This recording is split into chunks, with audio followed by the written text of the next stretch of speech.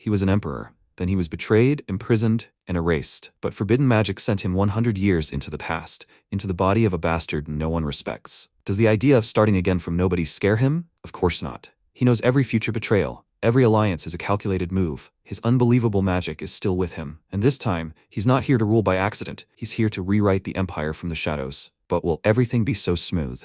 Let's go. Magic is such a great and sublime power that it is said to be a trace left by the gods themselves. Swordsmen are 1 in 1,000, and mages are 1 in 10,000. For the first time in the history of the Burial Empire, a man gifted with magical abilities became emperor at a young age. It seemed that this would mark the beginning of a new era of magicians, but everything turned out differently. Emperor Ian Veroshin was thrown into prison, and his nephew Crony contributed to this. He sat down in front of his prison cell and mockingly asked what was so special about this magic. Only lesser beings use it. He can't do anything with these magical shackles, can he? Ian, already quite exhausted from being here, barely rose and said that he hadn't changed at all. The man asked what he was hinting at, and he reminded him of something he had often said before. Mages are rare, but most of them come from peasant families. If people found out about this, he'd be thrown out of the mansion. Back then, he thought he was just warning him, but now it's all clear. He told him to keep it hidden, but it turns out he was just jealous of this lowly magic. MC hit the nail on the head, and Crony, realizing he was right, immediately punched him in the face in rage and ordered him to shut his mouth. So what?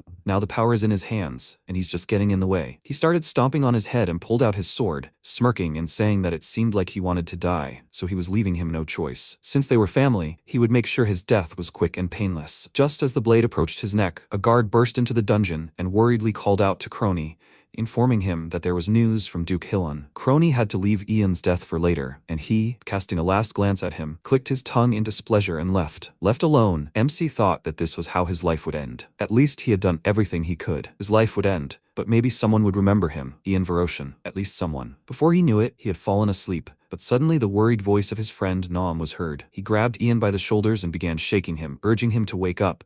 And when he opened his eyes, he asked in confusion how he had gotten here. He answered that there was no time to explain. They needed to run quickly. But MC no longer had the strength. He burst into tears and said that thanks to him, he had become a magician and an emperor, but now he would prefer to let go. Nom asked if he had really forgotten. A separate building for magicians near the Second Imperial Palace. He usually hid there and cried all the time. He was told that if he went to this building, he would get a second chance. He doesn't know why he ended up here, but he thinks he'll figure it out. Ian looked at him and remembered how he helped him as a child, and then suddenly flashes of golden magic appeared around them. He became worried and exclaimed, "What is he doing?" But Nom ignored him. It turns out he had been drawing a magic circle with his blood all this time. Realizing what he was about to do, MC became worried and told him to immediately cancel the spell, but he replied that it was too late. He had already given up his blood. He shouted that this magic is forbidden. And at that moment, the door to the prison cell swung open with a bang. Crony ran up to them and exclaimed that he knew they would do something crazy. Nom smiled and told the emperor to never forget. God doesn't send troubles they can't handle. Crony then raised his sword over his head and struck, creating a distinctive sound. Ian watched in shock as his friend's body fell, then looked at Crony, who, raising his sword over his head, told him to pray that he would never be reborn again. The spell activated,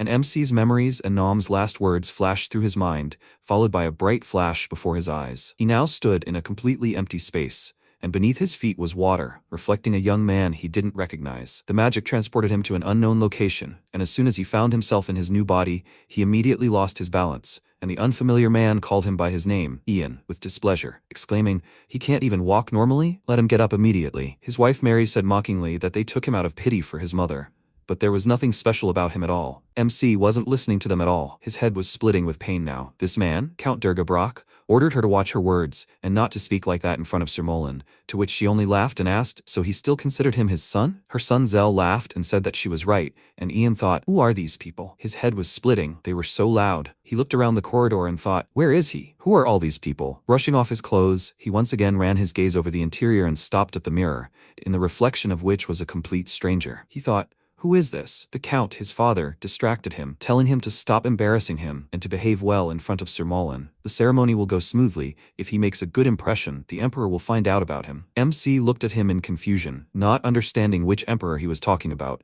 and the man irritably noted that he had that stupid expression on his face again. With a heavy sigh, He took out a document and showed it to him, saying that it was an imperial decree. He didn't show it to him because he was illiterate, but let him at least look at it. Ian stared at it in confusion and wondered what he was talking about. He didn't issue any decrees, but when he read the document, his eyes widened in surprise. The date was different. 98 years ago. Zell snatched the document from his hands and asked why he was staring at it. He couldn't read, after all. His father told Ian that he had to work hard to bring the central master of ceremonies for the ceremony, so he should behave himself. The maids behind his back began to whisper. One of them said that this was the first time Ian had encountered such a thing. She wondered if he would do something funny. Ignoring them, MC looked at his watch and thought that it was the year 1100, an emperor he knew nothing about, and an unfamiliar face in the reflection.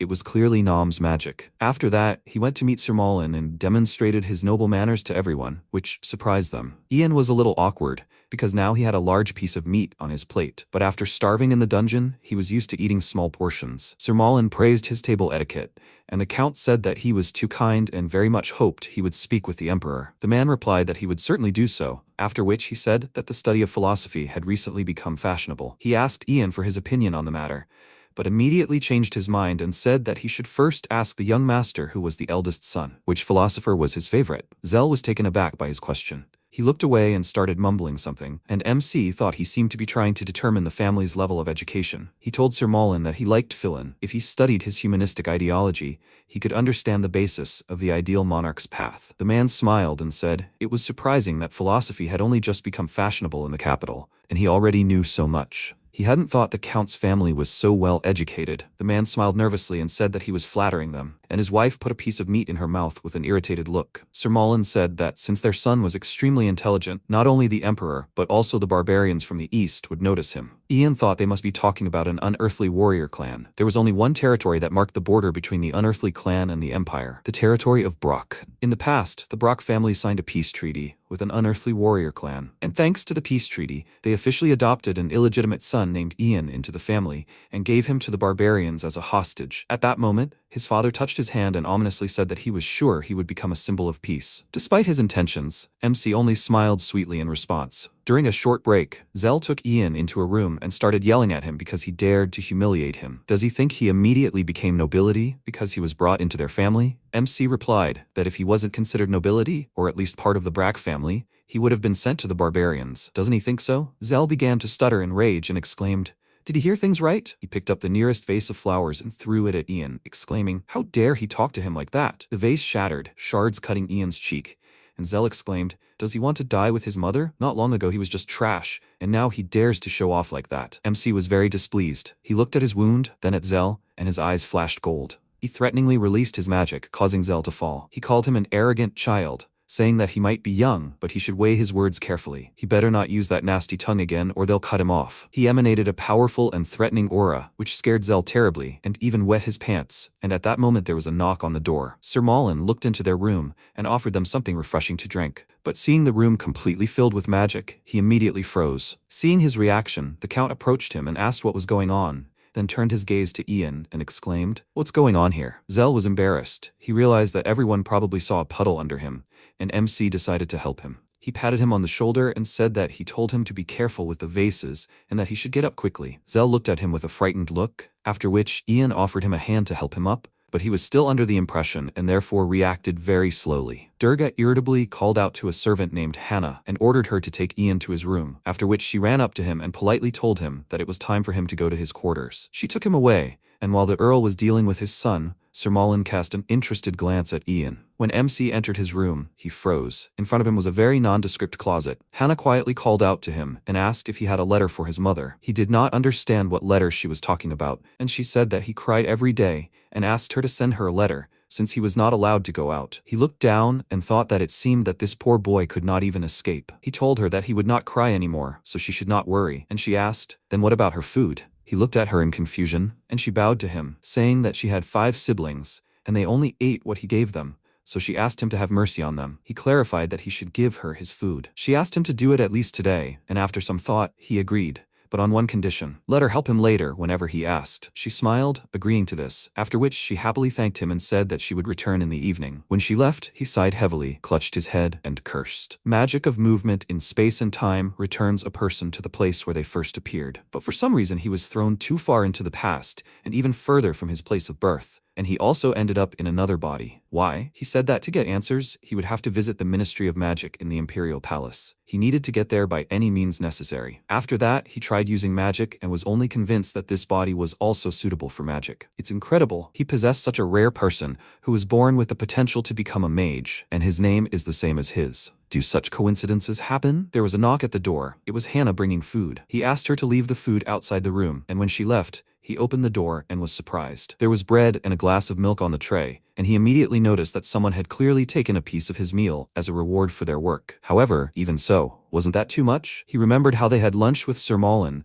and realized something. Even they didn't have gula on the table. It is a very nutritious fruit. It forms the basis of the diet of the inhabitants of the empire. Previously, it was considered a weed, and the seeds in the fruit's pits are poisonous. After the correct and safe method for eating gula was discovered, mortality from starvation decreased by 85%. But this discovery would only be made in 50 years. If he showed people how to eat gula now, perhaps no famine in the history of the empire would ever happen. After a while, he went to the Count's office, and the Count informed him that there would be a reception the day after tomorrow, and that advisors from the capital would arrive. Understanding what he was hinting at, Ian promised him to try not to disgrace their family, and he said that this was excellent. After that, there was a clicking sound, and he pulled a small bag out of a secret drawer of the desk and tossed it into Ian's hands, saying that it was a package from his mother, a couple of coins, and a letter. He could ask his teacher to read the letter to him, and if he behaved well, perhaps he would allow him to see his mother before sending him off to school. At that moment, a servant looked into the office and called the Count. After glancing at his son, Durga rose from the table and left the office, making MC think he was as cold as ice, showing no signs of emotion. He felt so sorry for that boy. His gaze fell on the documents on the table. Naturally, he became interested in the Count's affairs and picked up a couple of them. That's how he learned that the Count kept double-entry bookkeeping. Apparently, he was stealing from taxes that should go to the capital's treasury. It was quite brazen. That's probably why Sir Mullen had come all the way from the capital. At that moment, the office doors swung open, and he was momentarily confused, then quickly used magic to turn off the light. The Count entered the office and asked why it was so dark. His servant answered that they had recently changed the light bulbs. Something must have broken. He wanted to light the candles, but suddenly there was a crash. He tripped over a stack of papers and fell to the floor with a loud scream, scattering the documents. The Count asked him to quickly collect all the papers, and seeing a silhouette in the middle of the office, he froze for a second, in fear. After that, he quickly went to the window and opened the curtains, flooding the room with light, and saw his son standing in the same place, holding a bag in his hands. The Count quickly checked his desk. All the documents were in order, and then asked what he was doing there. He replied that he hadn't told him to leave, so he was still there. Durga sat down and said that an unearthly clan of warriors demanded a letter with his signature. These barbarians were a real headache. Let him correspond with them from time to time. He would warn his teacher he could take dictation. Now he could go. After this, Ian left his office and immediately took out his mother's letter, thinking that he couldn't read. Why was she writing to him on such expensive paper? And was it really her? In her letter, she asked how he was doing and told him about hers. She was doing well, thanks to Count Durga. She also asked him to be kinder to his brother Zell. He should be proud to have such a friend. And she had one request for him. If he was heading to the Great Desert, then, at this point, MC immediately understood everything. He chuckled and thought that it seemed like he had been right to suspect something was wrong. All he had to do was confirm it. The next day, the lords arrived, and Durga organized a social evening for them. They all immediately exchanged pleasantries with the Count and his wife, after which they finally began to eat. Sir Dagor told Ian that he looked more and more majestic every time. He replied that it was probably because he had been looking forward to this meeting. He was very interested in asking them about life in the capital. Sir Mac inquired what interested him so much, and, deciding to test how perceptive these capital officials were, he asked what people usually ate at court. Dagor replied that they didn't eat anything special in the capital, just like in the provinces. The rich eat more, and the less wealthy eat within their means. Sometimes he wanted more variety in food. MC asked, what if a food that had previously been considered unimportant appeared and became a new gourmet dish? What then? In nature, everything has its own way. There is no good or bad. It would be very good to help the starving. The lords fell silent, and after a short pause, Mac noted that he and the prince thought alike. Ian asked which prince they were talking about, and the man replied that it was the second prince, His Highness Gale. MC immediately remembered him.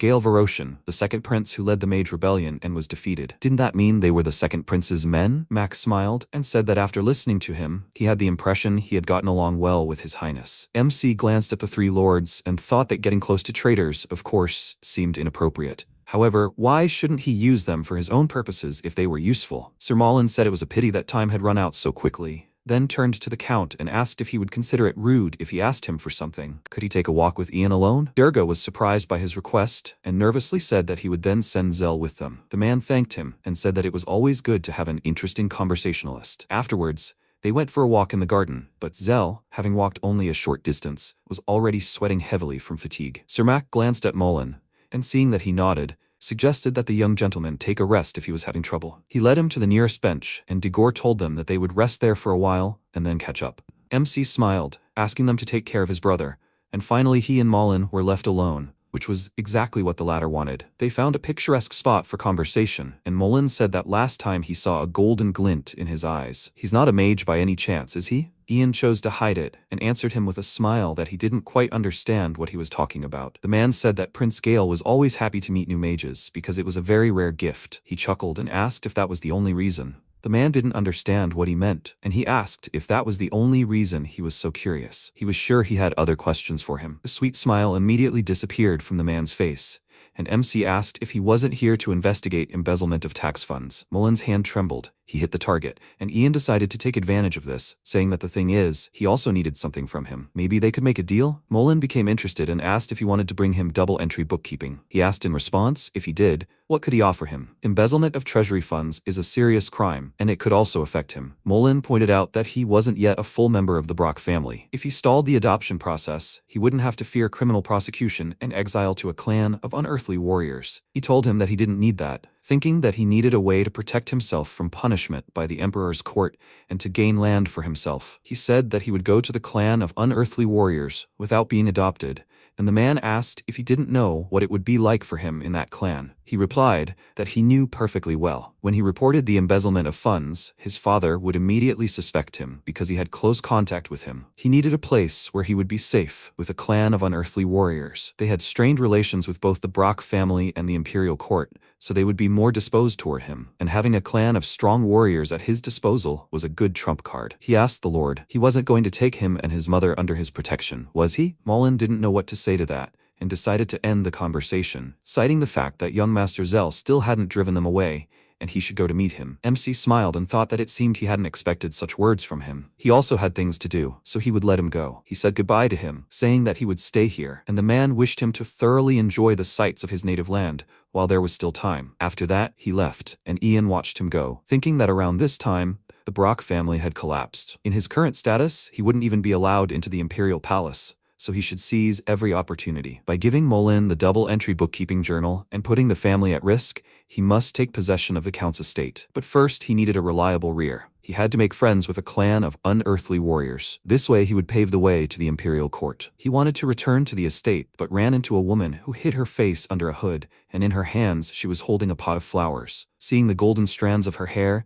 he immediately grabbed her by the shoulder and stopped her, then asked with a smile how she was doing. It was his mother. When she saw him, she burst into tears and asked how he was doing here. She was so glad to see him. Hannah told her that she should come here. She was always so nimble. She reached out to his face, stroking his cheek, and he answered her that he was fine. He received her parcel. He regretted that he wrote her letters so rarely. After that, he took a pouch from his pocket and showed it to her, asking if it was she who sent him these gold coins. She immediately denied it. Where would she have gotten so much gold? MC said that she should take the money then. Let her get ready for the journey. He would give her the exact departure date through Hannah. Her hands trembled with anxiety, and she asked, "Is something bad happening? If he wants to escape from the Count's house, then let him run." She sent him here with such pain. She felt that he would be ill. If it was really hard for him, then let him run from here. He covered her palms with his and told her not to worry. When she looked up at him, she was surprised. His eyes turned gold. She wanted to ask what was wrong with him, but he did not let her do this and said that he would not run away, but let her promise him that she would do everything he asked. She remained silent, and the voices of the lords were heard behind him. Since they had very little time left to talk, he told his mother that it was time for him to go. Let her collect more gula seeds. They would be very useful to him later. He walked away, telling her to take care, and she called out to him excitedly,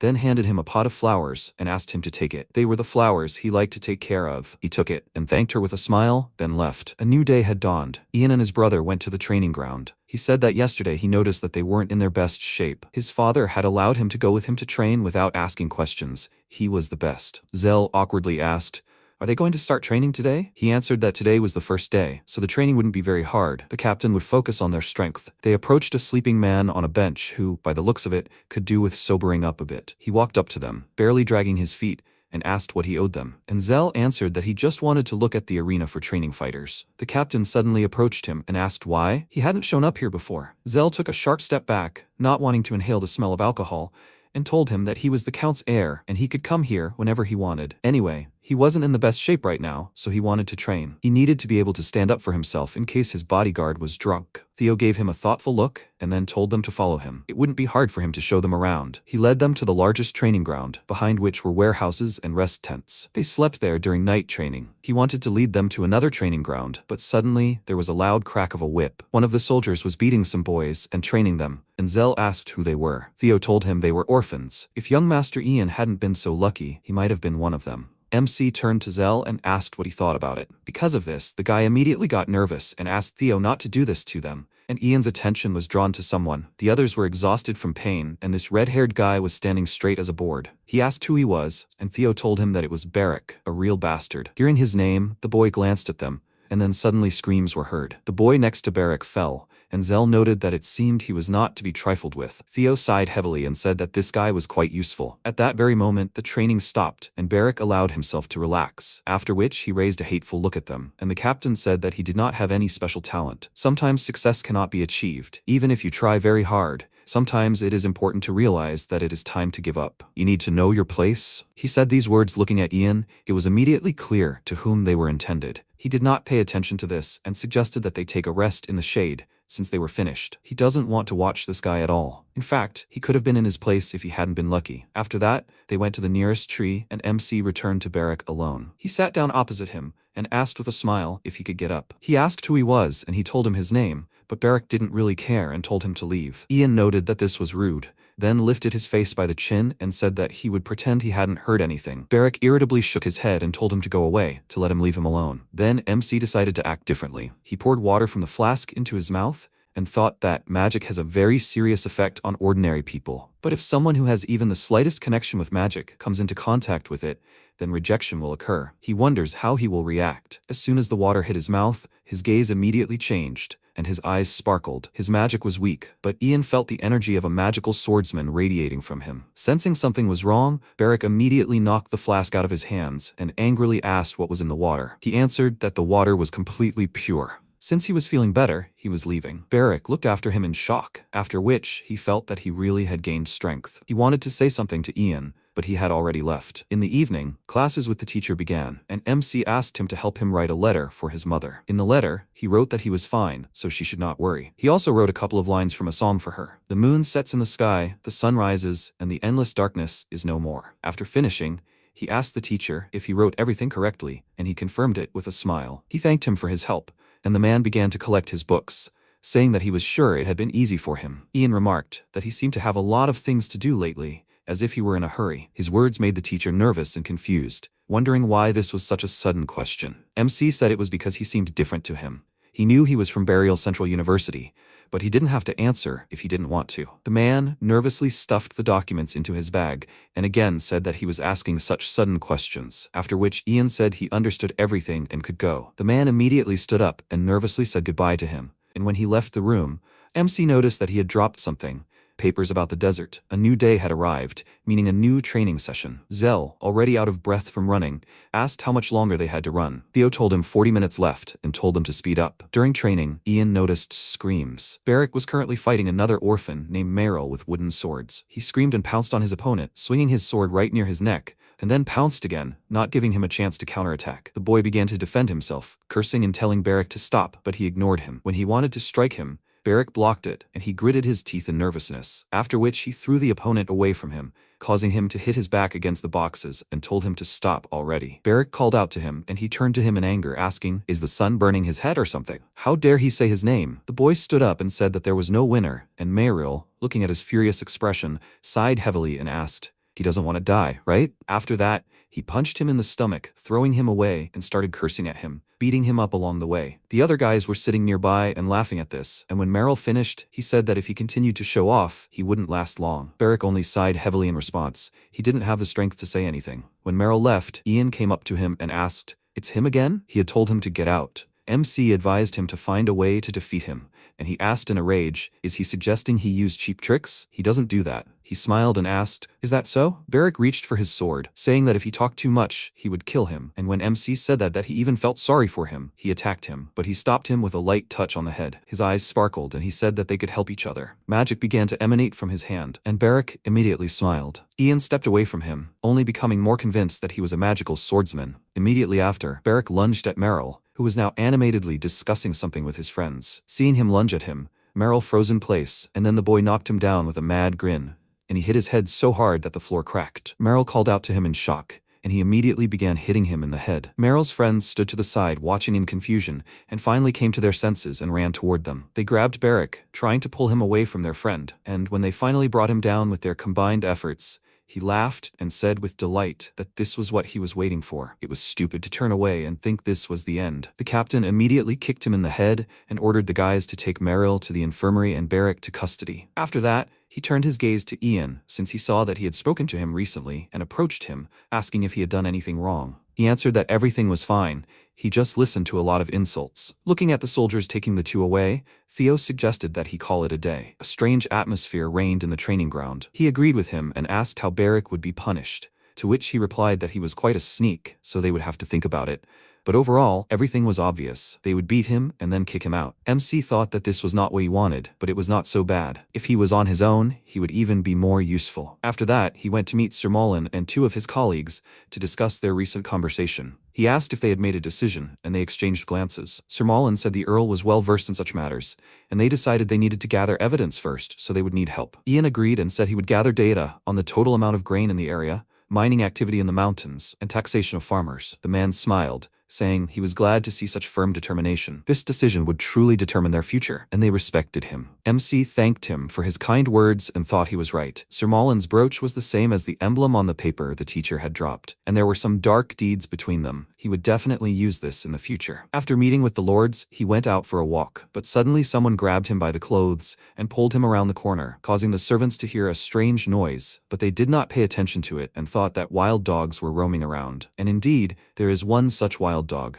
It was Barrack who pulled Ian around the corner and now pinned him against the wall so that he would not escape. MC calmly noted that this was a very unusual greeting. How did he end up here? Barrack told him that he had been arguing all night, and the head butler said that he could come here at any time. Ian thought that he was already staring at him. Count Brock was faster than ever. He wanted to ask why he really came to him, but he did not let him finish and angrily asked what he had given him to drink. Every time they met, he felt uneasy. He did not know what was going on, but it was better for him to tell him the truth. He did not use such cheap methods. MC laughed and said that he was brave, but not very smart. The water he gave him was not his, but simply from the reserves, and he hardly touched him. Barrack looked at him in confusion, not understanding what was going on, and he lowered his hand, saying that he could satisfy his curiosity, but he had to promise him something right away. He used magic and ordered him to keep quiet about his golden eyes, and also not to be rude to him. But Barrack didn't listen to him. He was so surprised that he shouted loudly about his golden eyes, and he asked, is he a complete idiot? He didn't finish, so let him hear him out. He must stay with him always and everywhere as a bodyguard. What he felt, the power hidden inside him, he will help him uncover it. He touched his chest and used magic, making him feel it.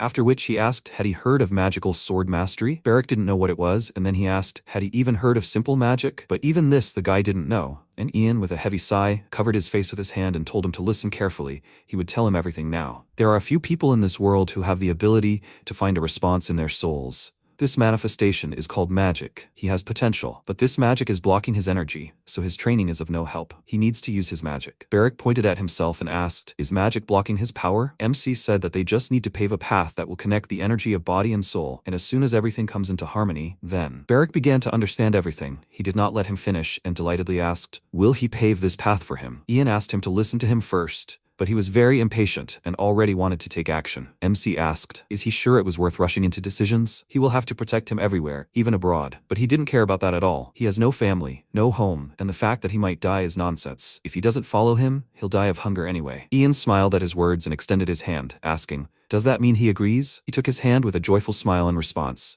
and he thought that he was so stubborn and carefree. Maybe that's what makes him so suitable for the role of a magic mechanic. They say the stronger the swordsman, the more unique he is. Such people do not admit defeat, do not miss a chance to strike, and are not afraid of death. A warrior who is not afraid of death has no equal. A golden glow began to emanate from the two of them, and Barrick, feeling something new within himself, smiled happily. After that, MC squeezed his hand tighter and offered to be friends. A new day had dawned. Ian was sitting at the table and dozing, and his father was talking to him about something. Suddenly, sunlight hit his eyes, and he immediately woke up. His father clicked his tongue in disapproval and remarked that he was drifting off again. MC noticed his ring, which was reflecting the light. He'd never noticed Durga's interest in jewelry, but he never took off this particular ring. Is it a wedding ring? It doesn't look like one. Gemstones are usually faceted, and the reflection of light in the facets is supposed to enhance the sparkle and beauty of the piece. However, the stone in his ring was cut in the most simple way. Perhaps this ring isn't just for beauty at all. By the way, he used this ring that time in his office, and then he heard some sound. He looked at the Count with confusion,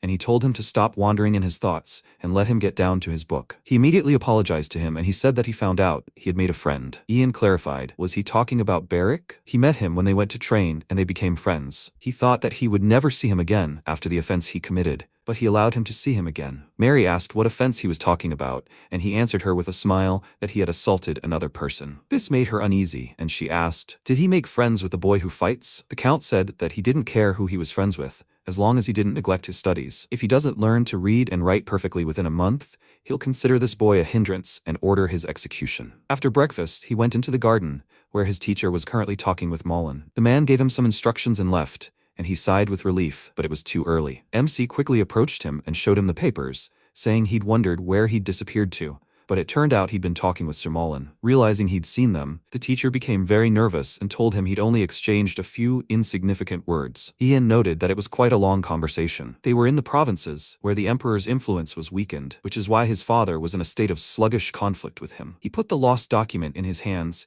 and asked what he thought his father would think if he found out that a capital official had been talking for a very long time with his son's personal tutor in a secluded place. However, he would probably be worried not about what he would think, but about what they would do to him. The teacher tried to assure him that this was indeed empty chatter. Was it that hard for him to pretend he hadn't seen anything? MC answered him that it was not difficult to do, but on one condition. He asked him to talk to his father tomorrow. It didn't matter about what. The main thing was to distract him with a conversation in the garden for at least half an hour. He asked nervously, is that all? Ian said that there was actually one more thing. The document he returned to him contained information about the climate of the Great Desert of the clan of unearthly warriors, and he said that he understood that he knew a lot about the desert. Could he get him a map? And he also needs information about the climate during the late spring. He is sure that he is an intelligent man and understands what he is getting at. The teacher bowed to him nervously, saying that he understood everything, after which they parted. MC returned to his room and immediately began to visualize that ring with the help of magic, taking into account the size of the Count's finger and everything like that. But now a problem arose. He did not know how to draw this ring. He decided to try,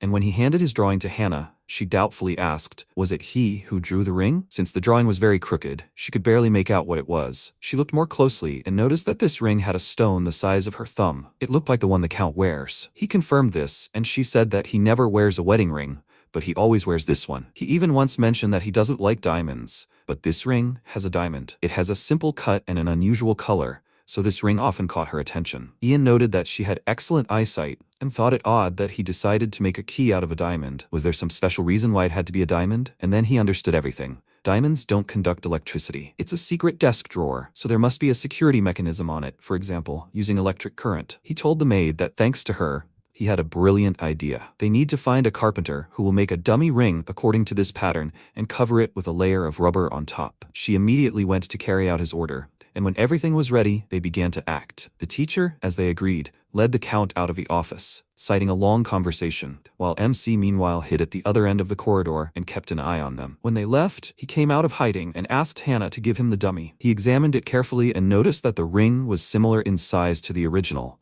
and the rubber layer was also present as he requested. The carpenter was quite skilled. He gave the girl a couple of coins and said that he hoped this would be enough to feed her brothers and sisters for a long time. She was very happy, because this much money would be enough for her for several weeks. He asked her to stay here on guard, went to the office and extended his hand to Barrick, asking if he was ready. With a heavy sigh, he extended his hand in return and asked why he had to do this. Through touch, Ian transferred some of the magic to him and said that he should not let anyone in here. He can handle this, right? He confirmed this with a confident smile and said that his role was very important. If he did not fulfill it, then everything would collapse. Now, he was so inspired, as if he really wanted someone to fall into his hands. Having said that, he would come soon. He entered the Count's office and immediately began to examine the table. He quickly found the button and the mechanism activated, the secret drawer opening with a click. MC was pleased to find it was a simpler device than he imagined. In the secret drawer, he found a letter from a clan of unearthly warriors, but since he didn't understand the language well, he couldn't make out what was written there and decided to simply copy it down. Writing the date and stamping it would give the document the appearance of authenticity. The treasury would check this document against the Count's tax records. Having finished, he began to arrange all the papers as they were.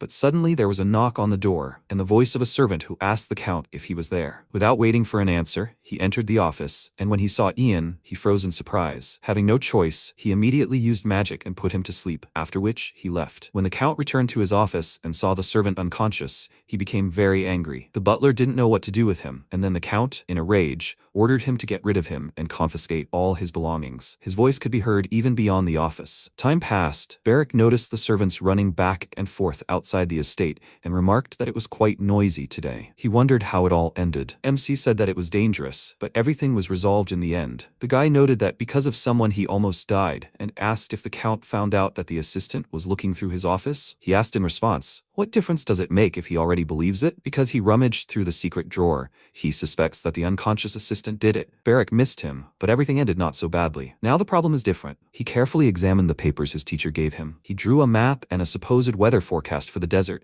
There was a possibility of a sandstorm. Besides this, he translated the contents of the letter that he had copied back then. Who would be the successor? He wondered if it was really so important as to put it in the safe. It seemed to be a letter to someone, and if it was about an unearthly warrior clan, then Beric distracted him from his thoughts. He looked at the letter and said that he understood everything. The black thing was text, and the white thing was paper. Ian immediately folded the letter and said that he was quite good at literacy, but they had better not chatter now. Does he remember what he told him? Beric told him that he had told him to get rid of the key, give the paper to Sir Mullen, and get the gold, and on the way back to send word to Phileas. He asked, what about words for his mother? Beric told him that he needed to tell her to go away and hide, and also to collect the gula seeds. MC approached the window and praised him for remembering everything well, and then he heard some sounds outside. Looking out the window, he saw the foreign guests who had just arrived, and with a smile asked the guy where he had asked him to leave from today. He answered him that he should leave through the main gate, and he said that plans had changed. Today he should go through the back door. He glanced at the people who dismounted from their camels and began to look around, and, meeting the gaze of one of them, said with a smile that he thought there would be noise at the gate today. Later in the evening, when the guests had settled in a little, the Count and Ian went to talk to them. A messenger from an unearthly clan of warriors, the younger brother of the head of Kakantir, Balami Sin Nursaran, came to see them. MC smiled and said that it was an honor to meet him, but what urgent matter brought them here? Nursaran said the deputy head's health was critical, and he wanted to continue discussions on the peace agreement. This topic requires preparation for further action. In an unearthly warrior clan, the death of the deputy head is more significant than the death of the clan head himself. Unlike the clan head, who won the struggle for the post, the deputy is worshipped as a spiritual mentor. Because of this, if he dies, according to custom, the entire clan will mourn for at least a year. Therefore, before that happens, they want to make peace. The Count noted that the situation is dire, but why would they listen to them? If it was about the head, then fine. But what about preparing for the funeral of the deputy? Nursaran said that the deputy head is an important person. She has guided them on the true path since ancient times and has earned unprecedented respect. Clan members must look each other in the eye, and young Master Ian must meet her gaze and gain her recognition. The Count became agitated and asked if he doubted the lineage. Didn't he say he would send documents along with the Emperor's decree? He asked. Is he talking about the piece of paper he never received? Young Master Ian is his second wife's son, so the decree isn't created by just anyone. He thinks documents are proof. He glanced at Ian and thought that with the righteous eye of the deputy head, they could verify his family tree. MC, meanwhile, thought it was strange that the administration had included him in the register of the Count's relatives. This was to avoid suspicion by using their power. If the deputy head died right now, he wouldn't even know what would happen to the peace agreement. He could provide a register stating that sudden changes had occurred, then cooperation would be beneficial. He glanced at the Count, wondering what he was thinking. Derga hugged him and said with a nervous smile that he understood the whole situation. If such changes occurred, his son would have to prepare himself mentally. It would be better for them to rest today and continue the conversation tomorrow. He squeezed his son's shoulder and said that the butler would escort him to his room, and Nursaran thanked him, saying that he hoped he would make the right decision for the sake of peace. That same evening, the Count ordered the carriage to be prepared. He was outraged that these barbarians had arrived so suddenly and started complaining about their problems. Before leaving, He told Ian that he thought he was on guard. After all, he was the brother of the clan head. He would take care of the paperwork, and he should arrange a proper reception for him while he was gone. He replied that he understood everything, after which the Count got into the carriage and quickly drove away. He watched him with a smile and thought that it looked like he was going to hurry with the paperwork. Finally, he left. He could talk with the clan representative alone. He ordered the table to be set and invited Nersaran and his entourage to dine and talk at the same time. Sue, his subordinate, immediately started drooling over her food, and he looked up at Ian with interest. He told him he wanted someone to accompany him. Nersaran immediately frowned and said that they were promised him specifically. The rest were just a burden. MC smiled and said he didn't think so, and he was referring to Beric, who was currently carrying out his errand. Ian told Nersaran that he was quite skilled in combat, and he chuckled,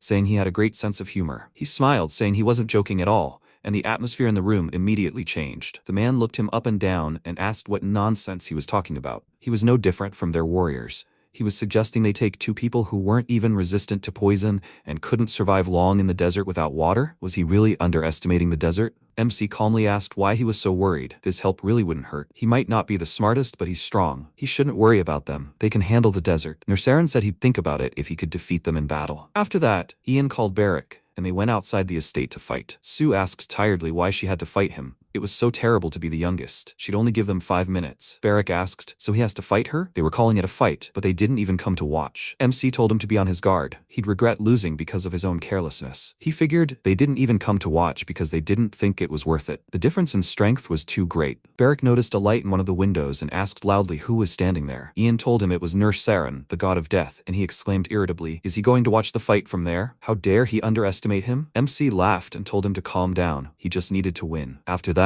he transferred magic to him and told him to listen carefully. He would tell him how to win. After that, he approached Sue, and she asked, is he ready? As she had already said, he had 5 minutes. She timed it and said with a smile that if he could knock her out in that time, then he had won. He pulled his hair back into a ponytail and said that 5 minutes would be enough. Just let her not whine, otherwise it would hurt. After these words, he immediately rushed into battle and clenched his fist tighter to punch her right in the face, but she quickly found herself behind him and said that he would be the only one whining here. He turned around in surprise, and when she approached him, he immediately punched her, and she, quickly moving to the side, asked, is he punching the air? She is already here. She placed her hands on the ground and kicked him in the lower jaw, causing him to cry out in pain and stagger, but managed to stay on his feet. He wiped the blood from his nose, and she asked, with such clumsy techniques, was he just going to suffer in pain for 5 minutes? He exclaimed irritably that she was the one who would suffer here. There was still plenty of time. After that, he returned to the fight with a smirk, and Ian, watching them, thought that this was expected. Beric was losing. Sue began to press him, not giving him a chance to strike back, and realizing this, she smiled. It was time for the finishing blow. She jumped up and swung her leg,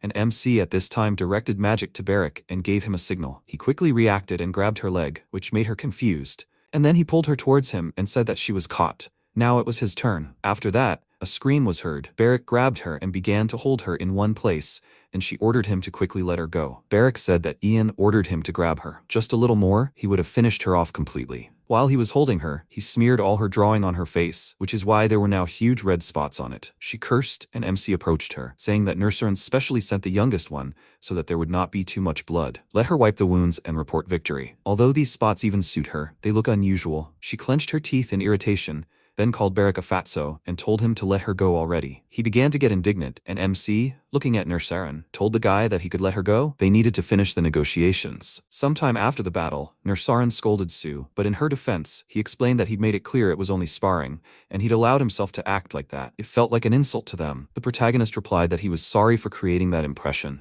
But wasn't it better than leaving such wounds on his face? Nersaran wondered if he was kidding. Yan asked again, does Ambassador Nersaran really think that? Let him look at Sue's face. It was incredibly red. And now let him imagine if he'd hit her with full force. They exchanged glances, and Nersaran began to laugh loudly. Then he clutched his head and declared that he was a man of character, calling him a young count. Fine, in that case he won. He asked again, so his name is Beric, right? They'll take him with them to the Great Desert. Yan bowed and thanked him for the gesture. Sue began screaming in frustration at the way he'd done her. Now let him give her something to heal that stain. She also turned to Beric and threatened to make his life a living hell once they reached the desert. Barak mockingly parsed her words in a comical manner, mangling her phrases in a squeaky voice. After some time, Count Durga informed him that he had heeded his request and would be ready to make peace within a week. They had little time, so they would gather and set out as soon as possible. Nersaran replied that he thanked him for his understanding on behalf of the clan of unearthly warriors. Let him convey words of support to their leader. They said goodbye and shook hands. A week later, Jan said goodbye to the servant Hana, who hugged him and asked him to return alive. Alan will be waiting for him very much. He'll cook him something delicious for his birthday. Please let him come back to her. She asks him to be careful, after which the protagonist looked her in the eye and asked her to listen carefully. He wants her to quit while he's gone. Hannah was dumbfounded by what he heard and asked again, what did he just say? But why does he think that? The protagonist replied that it would be difficult, but he promises that it will help her in the future and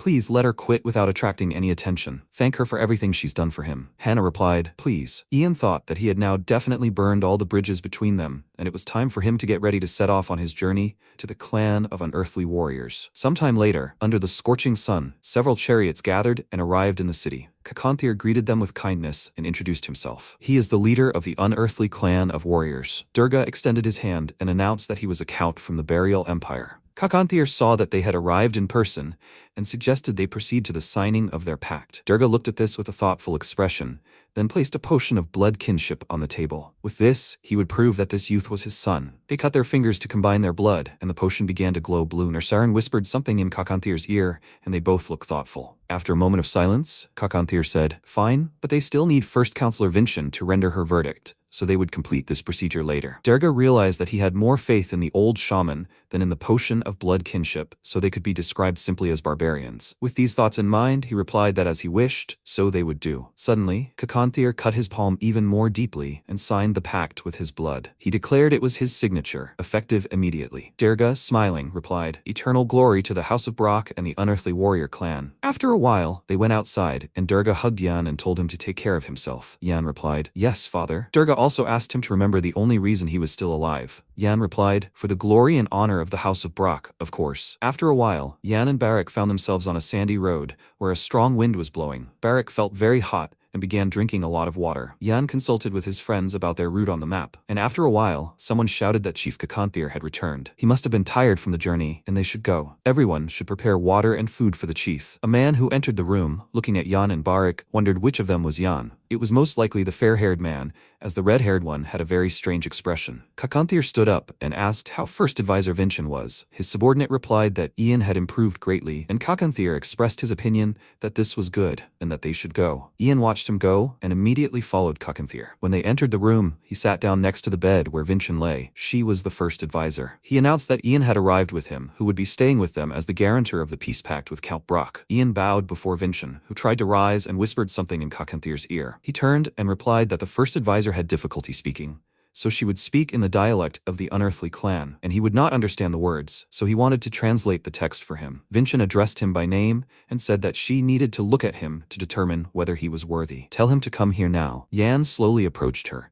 when Vincent suddenly grabbed his hand and looking into his eyes, asked, has he come by the will of the gods? Yan confidently answered, and she repeated, is he a descendant of Durga? Yan again answered affirmatively, and Vincent asked, does his presence signify peace? Yan swore that this was his only purpose, and an awkward silence ensued between them. Suddenly, Vincent let go of his hand and stared at the floor for a moment. Kakanthir addressed her by name again, but then decided that they would leave now and that she should rest. Meanwhile, Barak, standing outside, was surprised by their quick appearance. Kakanthir and Yan left the room, and Kakanthir announced that they were to accommodate Yan and his bodyguard at their estate. After this, Kakanthir addressed the protagonist by name and informed him that there would be a welcoming feast that night and that he should arrive promptly. Ian looked after him in bewilderment, when suddenly Barak ran up to him and asked what the chief had told him. He replied that there would be a celebration that night and they needed to be there on time. Barak was delighted by this news. When evening fell, the celebration began. Jan and Barak arrived in time and were in each other's company. Barak stuffed a multitude of foods into his mouth and tried to chew quickly. Suddenly, they noticed the chieftain appearing, who asked them if they had time to rest. Jan replied yes. They thanked him for his hospitality. He replied, excellent. Then they may sit down. The map of the great desert he had given them turned out to be excellent. Everything he gives them, he gives in the name of his house. Can they keep it for themselves? Ian replied, of course, they can use it. In this case, Kakanthir reported that Count Durga had managed to raise at least one son. The protagonist noticed that he was smoking. Could this really be a roll of garut leaves? He'd heard that unearthly warriors used dried garut leaves as a stimulant. For ordinary soldiers, this remedy would be far more effective. And Derga wanted to obtain this plant by cunning. One day, he reported that his mother had sent him a package. It was strange that a mother would write to her illiterate son. She said she'd heard that warriors of an unearthly clan smoked the leaves of a plant called gurut. Could he please bring it to her? But secretly? Besides, the handwriting was very neat for a commoner. His father wanted him to smuggle the leaves in, and if anything went wrong, he would say his mother had ordered it. Suddenly, Kakanthir addressed him by name and informed him that he was warning him in advance for his own safety. He was not even allowed to look at the gurut leaves. It was a type of tobacco intended only for warriors of the clan going into battle. He understood that he would still be inhaling smoke here,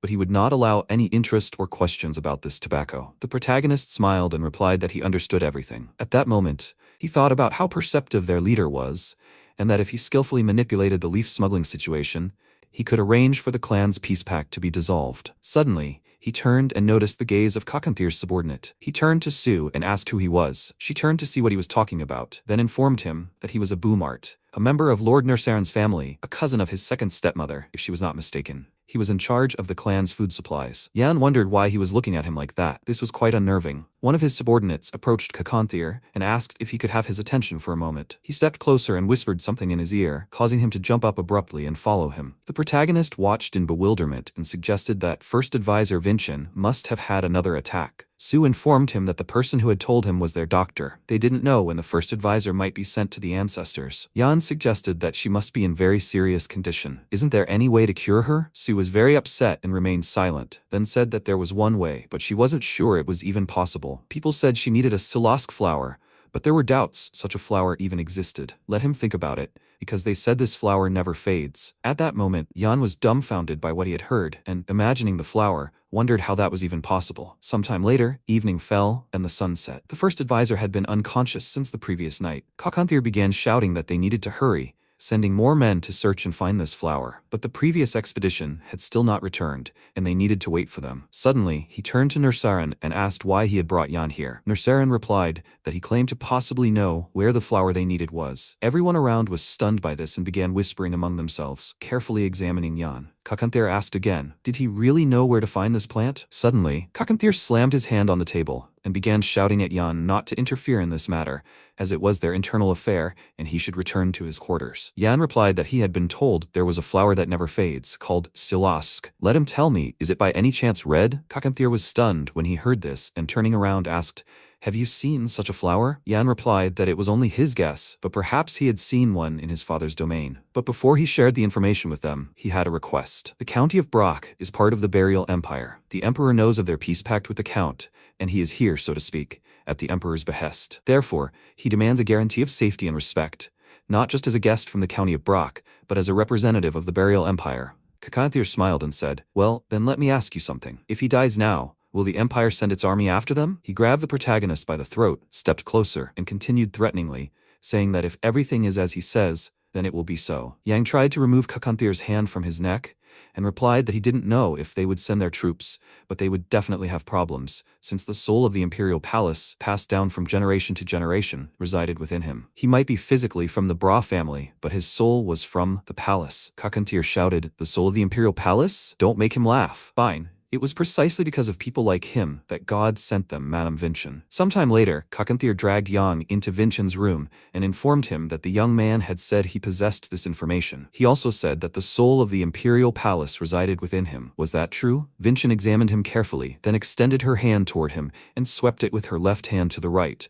Kakanthir was dumbfounded by what he saw, and Yan realized something. Vincent began coughing and seemed to be choking, causing everyone to panic, and suddenly she collapsed right in front of them. The assistants began to raise her from her seat and scream in fear, after which Yan turned to Kakanthir and informed him that the flower was in his room. Kakanthir shouted for everyone to enter his room and immediately find the red flower. Sometime later, when Yan left the room, he rudely asked him what was going on and why they were so angry. What should they do now? Yan replied that everything was fine. This was the first gift he would give them as a guest of the Burial Empire. Sometime later, when the flower was placed on Kakanthir's table, he addressed him by name and bowed, stating that as a representative of the clan, he wanted to express his sincere gratitude for his help. The protagonist replied that, judging by what he had heard, This was not enough. He would need a few more roots to create the medicine. Kakanthir replied that he had helped them after all. Could he find a few more? Yan replied that he couldn't guarantee it since the flower pot belonged to him, but he'd been growing it for a long time and barely remembered what it was like. He knew someone who could help, but he'd only be able to contact them a month after the full moon. Kakanthir asked again, asking, a month after the full moon? But why such a long time? After all, if they hurried,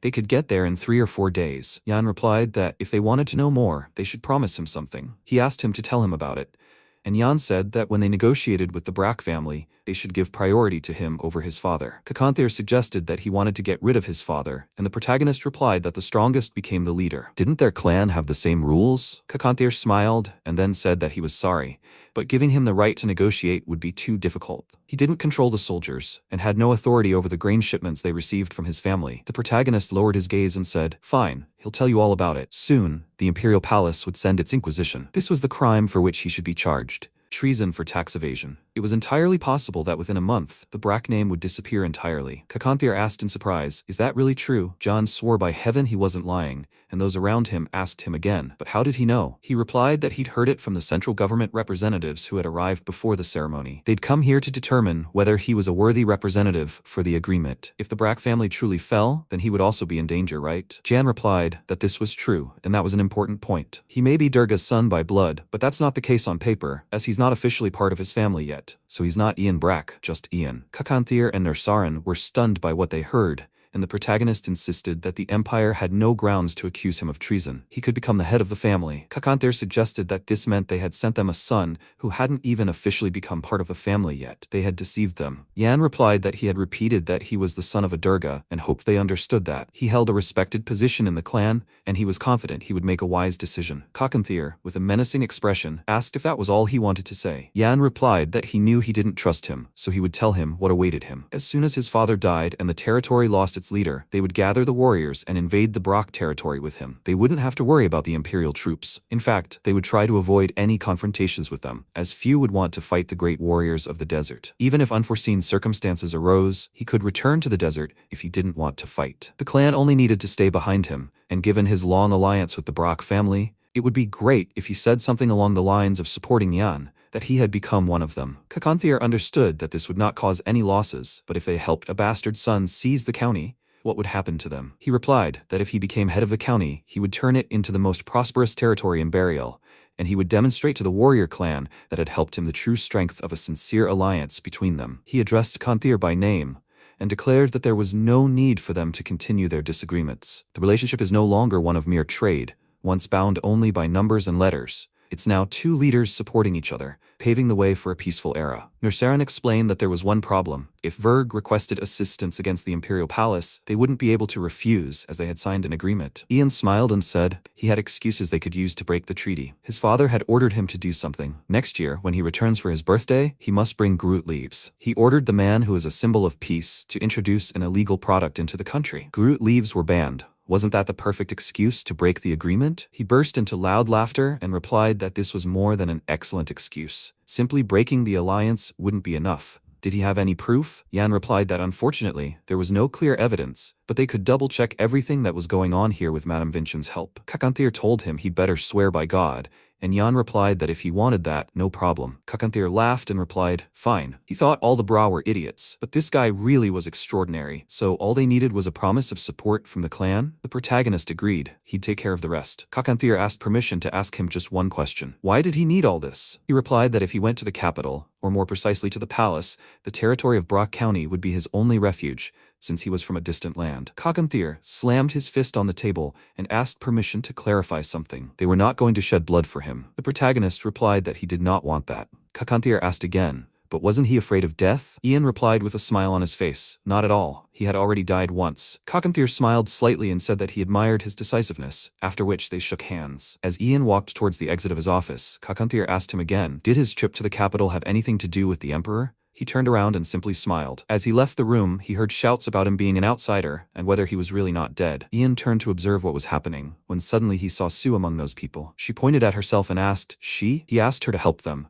and Sue asked again, but with what? Ian asked her to teach Barak how to fight. After a while, they started fighting, and Sue yelled at Barak for being too lazy. He yelled back at her to shut up. Sue continued to irritate him and asked, What is he saying? She couldn't hear anything because he was too slow. Barak yelled that she would regret everything she said as soon as he punched her in the face. At that moment, the protagonist turned to Barak and asked if he was feeling okay. He yelled back at Ian not to talk to him. He thought it looked very sweet. He had planned to slowly lure the unearthly warrior clan to his side, but everything had worked out naturally thanks to the flower. He hadn't relaxed like this in a long time. However, when he thinks about the past, everything doesn't seem so rosy anymore. Sometime later, he arrived in Vincian's room and assumed she wanted to see him. She looked much better, and he was very happy about that. Vincian answered him in her own language, when suddenly Kakanthir translated her words, saying that she had called him here to continue their conversation. Jan replied that this was good, and everything he had told Lord Kakanthir was true. He swears by heaven. He left out a few things, but they had nothing to do with the clan. Vincian reported that the god had told him to change everything regarding him. He was dumbfounded and frightened, asked again, what had she said? She continued to say that even if a person has to change his life, he thought about it and thought that this must be some kind of divine message. The unearthly warrior clan turned more to shamans than to the temple oracles. He closed his eyes and thought that the phrase,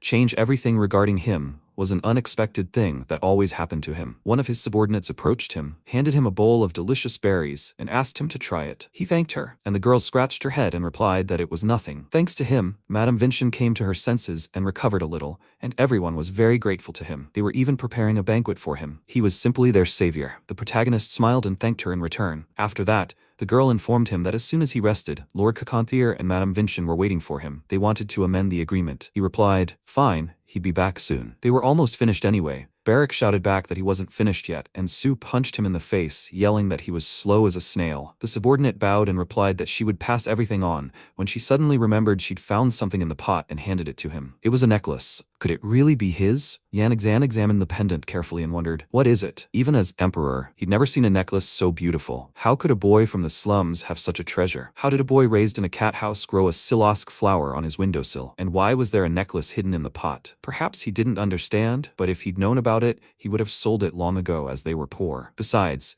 it was hidden in the flower pot, meaning whoever cared for the plant must have hidden it. Perhaps someone asked his mother to care for it? His information was sketchy and he had no one to ask, so he couldn't know. Jan rose from his seat and asked if he'd been hit by Sue. Barak angrily asked, did he? They were actually equally strong. The protagonist answered, yes, after which they decided to move on. He'll need to ask Barak about this, because he knows everything about the great warriors of the desert, since he wants to become the strongest in the world, but he's still a long way from that. Fortunately, everything is going according to plan now, and he can focus on the next step. Suddenly, loud shouts were heard, and a servant burst into Durga's office, shouting that something bad had happened. Durga shouted at him to be quiet, as he had asked him not to make noise while he was working. What had happened? The servant apologized for what had happened, but he'd better go down and see for himself, because the tax police had arrived from the capital. Durga was dumbfounded and shouted back, what did he just say? When he entered the palace, he saw a tax police captain named Erica. She looked ahead and asked, so he is a Count Durga? He descended hastily and told her it was him. She introduced herself to him and informed him that their team had been sent here by order of the emperor. They would be investigating embezzlement and treason,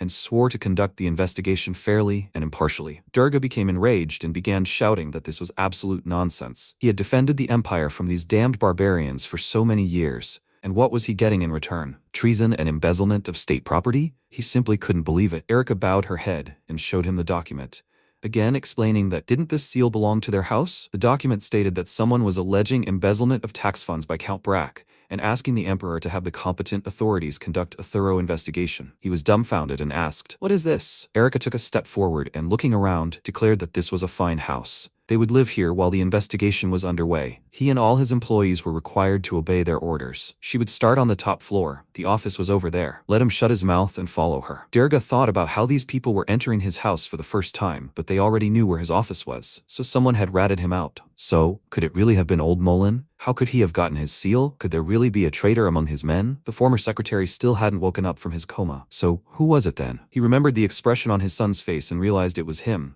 after which he began shouting with incredible anger at the entire palace. Sometime later, a message from the Brock arrived at the Kakanthir palace. Kakanthir asked again, was he asking for their help? The young man said that it was true.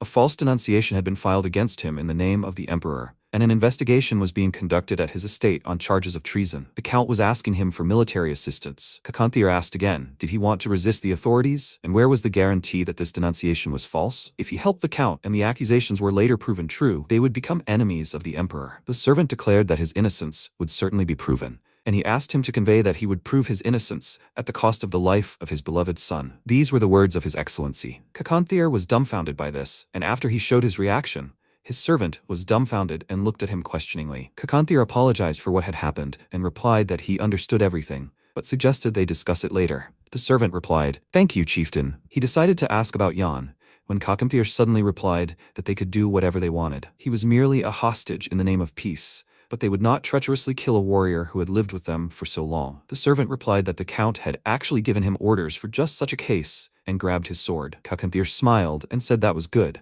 After a while, Yan entered the study and asked if he had called him. Kakanthir approached him menacingly and replied that yes, this knight had come to kill him. Yan replied with a smile that he had expected nothing less. After that, the knight turned around and asked why he was calling him sir. What was going on? He replied that he wanted to kill Sir Yan, so he had given him a place to do it. The knight realized something was wrong. He had accepted the idea of killing him so calmly, as if he had known all along that Yan would come asking for help. Besides, what was this antics? Why was he calling him sir? He was trying to figure out what these two were up to. And the knight suddenly realized that no matter what they were up to, he had his own task. At that moment, he drew his sword, when suddenly Barak appeared before her to shield his master. The knight exclaimed in surprise, realizing he was in danger. Yan explained that to kill him, he would first have to fight his bodyguard, Barak. Barak glared at him and parried the attack with trembling hands. Yan smiled calmly and said he would wait to see the outcome of their meeting. A fighter can train as much as he wants, but nothing replaces a real battle with the intent to kill an enemy. This is a real battle with bloodthirstiness and hatred against a superior enemy. The knight and Barak faced each other on the battlefield, surrounded by a crowd of screaming people. This was an opportunity for great advancement in martial arts for him. Kakanthir and the protagonist sat on chairs and watched the unfolding scene. The surrounding people began shouting at Barak, "Will he be able to do this? Yan might not die here today." Barak rejected any criticism and called these guys idiots. They shouted back that he was even snapping back, that he was completely out of his mind. Meanwhile, the knight Brak couldn't bear the idiotic shouts of the surrounding guys and thought that these damn barbarians were egging him on as if he were some kind of gladiator. At that moment, Barak smiled and asked if he should give him a head start. He really was going to fight at full strength. The knight grew angry and, gritting his teeth, declared that he was being insolent. Suddenly, the battlefield erupted in sparks and wind. Barak abruptly moved closer to his opponent and shouted that this was his defining characteristic. He pounced with incredible speed on the knight, who wondered why he was rushing at him like some kind of rabid dog. Barak asked again, was that really a compliment? Their struggle continued, and the knight was stunned by what he saw when he realized he was already right next to him. He plunged his sword into Barak's body, who began coughing up blood and fell to the ground. One of the onlookers remarked that it seemed he had actually hit him. People shouted for Barak to get up immediately. He tried to rise, his face showing incredible anger. Turning around, he threw sand into his eyes. The knight tried to dodge the blow, but suddenly froze, and Barak struck him square in the jaw,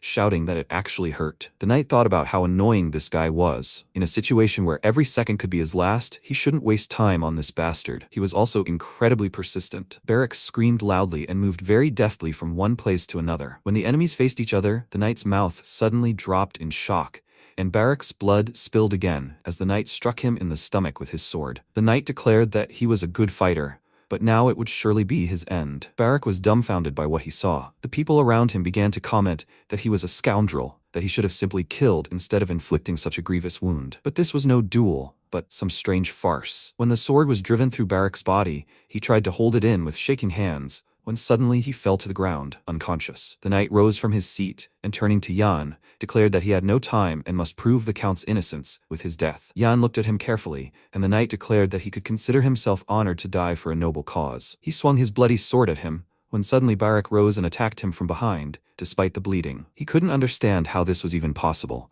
and looked closely at the wounded Barak. He grabbed the sword and, pulling it from his body, menacingly declared that he wasn't finished with him yet. The knight began to scream in fear that it was a curse, because this guy was incredibly persistent. Barak became extremely angry. Every day, a warrior lives with the thought of death. A bloody struggle began between them again. The battle must have some kind of climax. The enemies were facing each other, and to rise to a higher level, a person must fight with all his might. It was Barak who, with the last of his strength, leaped high and pounced on the knight, plunging his sword into his stomach. He protected Ian with his own life, and after piercing the knight, he tried to catch his breath. He began to lose consciousness and fell down next to him, declaring that he couldn't take it anymore. The people around him were surprised by this performance, and began shouting with joy that Barak was incredibly brave. People say that a battle should always be seen to the end, and this turned out to be true. One of them tried to help Beric and shouted for the others to help him carry him. Where was the doctor? At that moment, Kakanthir said that now he completely understood why Jan had taken him along. He had all the makings of a warrior. Jan smiled back at him, because there was no one in the world as rude and impudent as Beric. He was incredibly brave.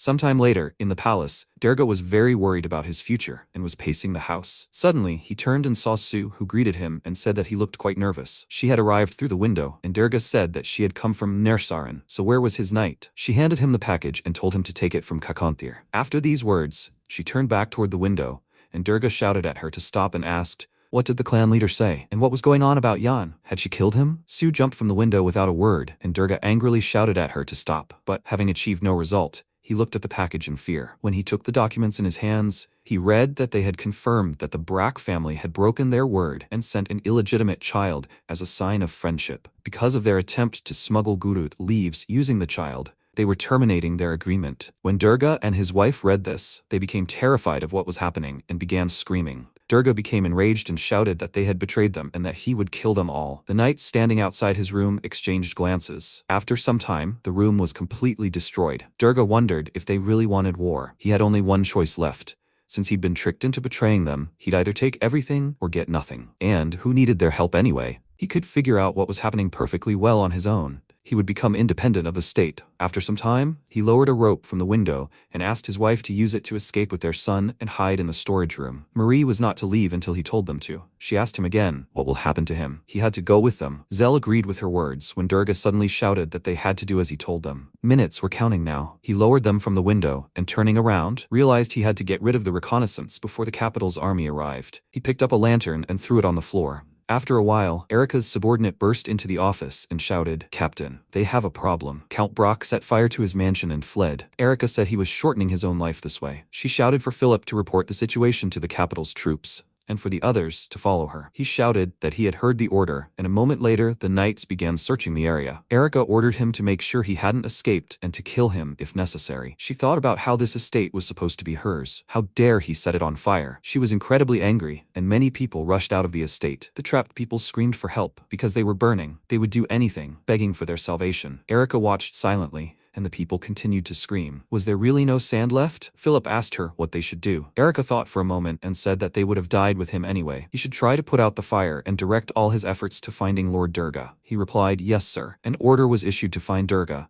some behind the mansion. The rest were to go forward. Following this order, Erica left the scene of the fire. Meanwhile, Durga rode horseback through the forest. Before his imprisonment, he sent letters through his butler. One was for the unearthly warrior clan, and the second for the first prince. But the last letter belonged to someone else. Suddenly, he stopped in a clearing and began shouting loudly, "Theo, has he really escaped?" He clutched his head and didn't know what to do, when suddenly he heard someone shouting, "My lord!" His servant Theo arrived and asked, "Is he all right? What about the unearthly clan?" Durga reported that they had betrayed them. They needed a little more time until he received an answer from the first prince. They must intercept the estate before the capital's army arrives. They are far from the capital, so they have plenty of time for now. They are fighting against intelligence, so they must use the terrain to their advantage, and their soldiers are the best. They are the most elite fighting force trained to repel the unearthly warrior clan. His knights shouted back, "Yes." Theo thought that if they won, he would definitely become commander. He was confident in his abilities, and Durga raised his sword and shouted, "Forward! They must restore their former order." Meanwhile, the estate continued to burn, with every room ablaze. After some time, Beric lay down in bed and began to receive treatment. A servant said she would bring some more medicine, and that Jan should monitor his condition. When the doctor left, Kakanthir turned to her and asked when he would get better. She replied that it would be 3 or 4 months. The injuries were so severe that a normal person would die,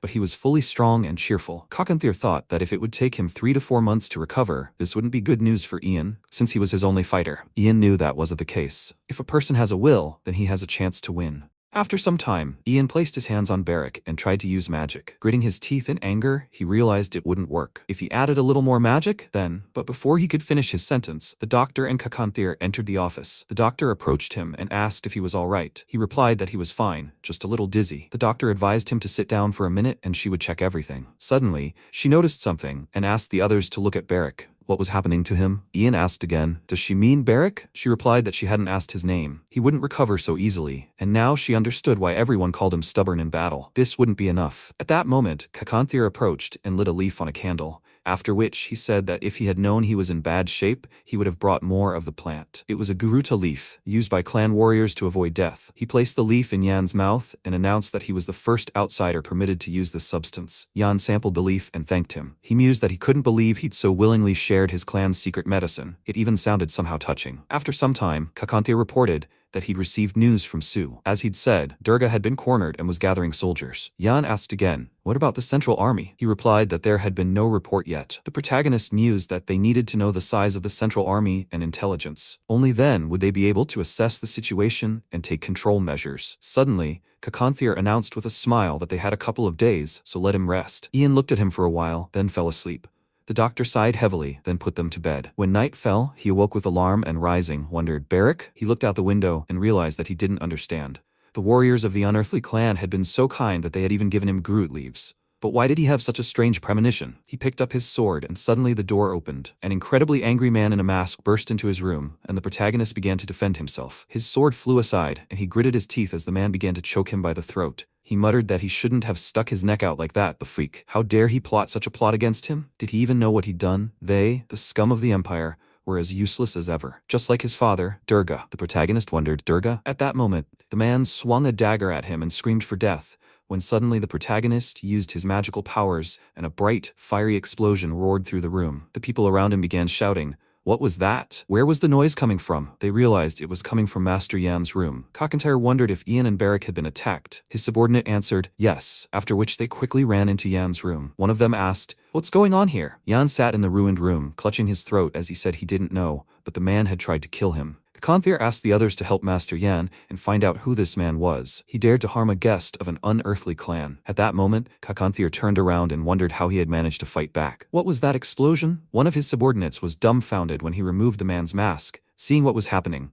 and declared that the man was Boomart. Kakanthir was stunned by what he saw and said they should send Boomart to the dungeon. He would personally interrogate him the following morning. Sometime later, Boomart awoke in the dungeon and looked around. He was asked if he had really come to his senses. He was chained and kneeling opposite Kakanthir. Boomart turned to Kakanthir and asked to be untied first. Kakanthir asked again, did he really attack Master Yang? Boomart didn't answer for a moment, and Kakanthir stared at him intently. Suddenly, he grew angry and said he would not make excuses. If he considered him family, then he should ask him no more questions. Just be careful around Yang, as he possessed terrible power. His eyes turned golden, and an unknown force erupted. He was a suspicious man. Yang thought he was avoiding questions and talking only about him. Even if he was trying to deceive, Madame Vincent would find out everything. Was he trying to hide his goal and survive long enough to come up with a new plan? He turned to Kakanthir and asked if he had something to say. He replied yes, after which the protagonist revealed that during the battle he had mentioned Lord Durga. At this point, Boomart was dumbfounded, and the protagonist continued to say that he had called his proposal a plot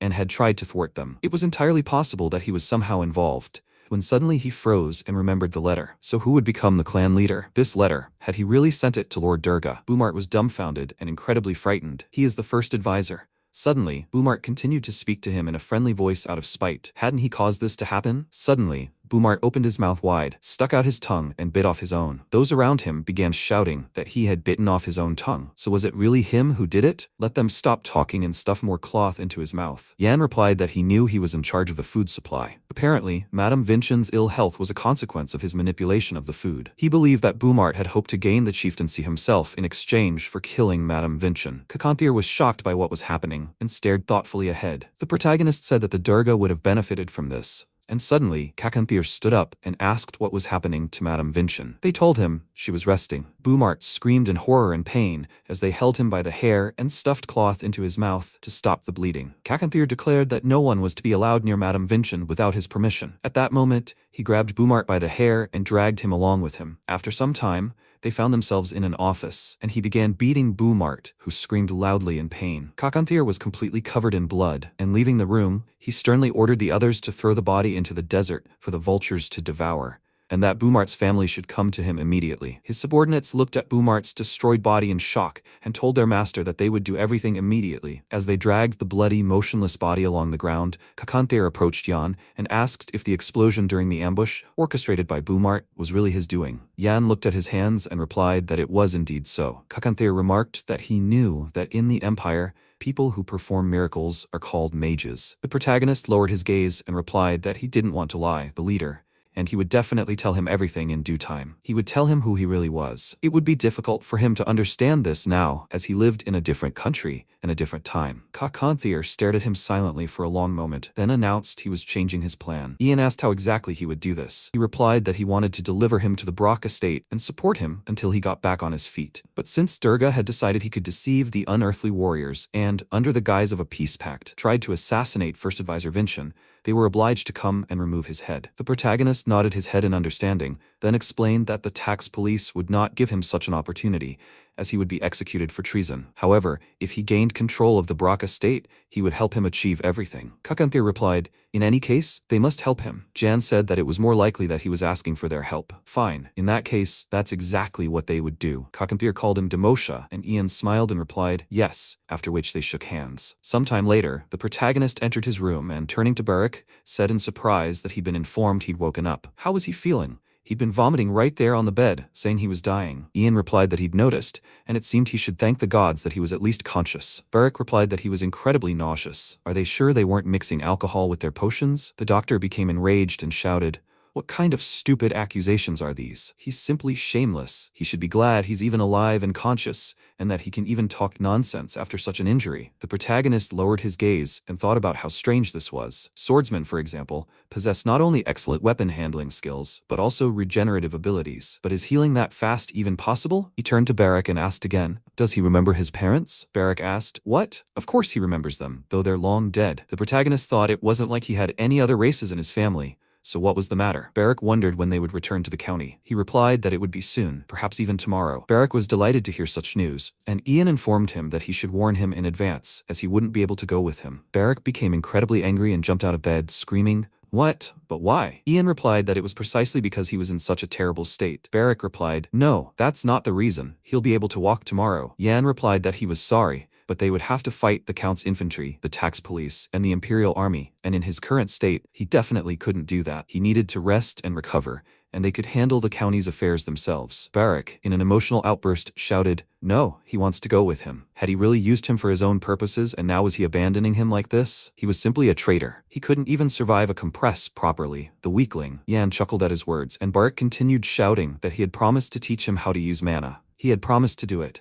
And how could he abandon his student in such need? Jan was already tired of this kind of speech and asked in despair, is that how a student speaks to his teacher? He was simply a weakling who couldn't even survive a compress properly. He should have some conscience. Besides, had he forgotten? He himself knew how to use mana. At that moment, Beric was stunned and asked him again, perplexed. Him? The protagonist replied, yes. At that moment, Nersarin entered their room and asked John to step outside for a minute. He had received a letter from the Bracken. It was just in time. The Derga had ordered soldiers to cordon off the estate, and it looked like a group of tax police were defending the premises and awaiting reinforcements. But there was a problem. Subjects of the county, people had gathered around the bank in the city center. Jan replied that it was because the bank was neutral territory. The Gaiman Bank was the central control center for all financial flows in the empire. Each region had at least one branch. If the bank suffered damage due to a rebellion or civil conflict, the bank ceased cooperation with all involved, so the tax police and the Durga would not be able to harm the townspeople on the bank's premises. Nersarin asked again, so it's some kind of holy place? The protagonist replied that one could say so, but they needed to hurry. People who couldn't find protection on the bank's premises would inevitably start to side with the Durga. This means they're leaving for burial tomorrow.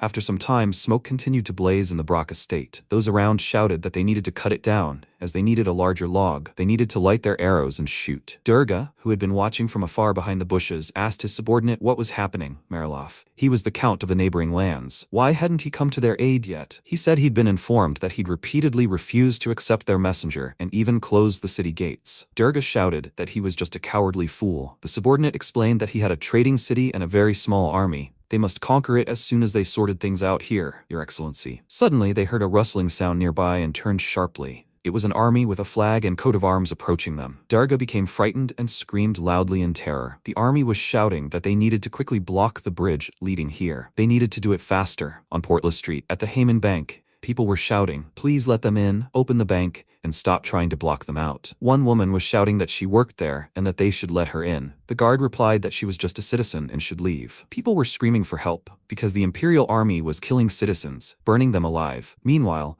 Hannah was holding her trembling brother in a locked room. He turned to her and asked her to look at the large bird visible in the window. She noticed it and realized that the bird reminded her of Yan. Sometime later, the protagonist and Kakanthir arrived in the city. The people around were panicked and screaming loudly in terror, while children sat on the ground, sobbing loudly in fear. Kakanthir looked around and reported that things were even worse here than he had imagined. Jan asked again, "Really?" He expected exactly that. Suddenly, one of the boys started shouting that barbarians had broken into the city. Why did this happen now? They should flee as quickly as possible. These were bloodthirsty barbarians who decided to attack just when things were already bad. A girl running nearby shouted that they shouldn't talk like that, otherwise they'd be heard. One of his subordinates turned to Kakanthir and said he was getting annoyed by these people shouting that they were barbarians. Kakanthir addressed him by the name Mugarun and told him not to get distracted. Many children fell and stumbled, seeing what was happening. They screamed in fear and panic and ran. Kakanthir saw this and said that there was a child on the road and they should drive carefully so as not to hit him. The child's mouth dropped open in shock, and suddenly Jan approached him, offering him his hand and telling him to get up because the ground was cold. The boy grabbed his hand when suddenly his father arrived to help, shouting, "Are you hurt?" Suddenly, he spotted Mr. Jan and asked if it was really him. Jan asked if they knew each other. He replied that his name was Jason the groom. He used to work at the count's estate. The main characters remembered him, but he hadn't seen him in a while. It was good he was alive. Jason wanted to ask him something and asked him directly, "What's going on?" A long, awkward silence passed between them, and the people around him also watched intently. One of them approached Jason and asked if he knew him. Jason replied, "It was Mr. Yan." Another townsman shouted, "Yan? Is this the son the Count sold to the clan of unearthly warriors?" What did he say? He replied that he thought he'd said an unearthly clan of warriors had come to their aid. After some time, they found themselves at the city's main building. Barrick, tied to a horse, arrived with them. He was glad they'd arrived, even though he was incredibly ill. Sue asked why he'd brought this sick man here. Yan replied, "What else could he do? Leaving him would only cause more trouble." One of the territory's defenders approached them, drew his sword to stand ready with a menacing glare, and asked who they were. Were they barbarians? How had they ended up here? Kakanthir also drew his sword,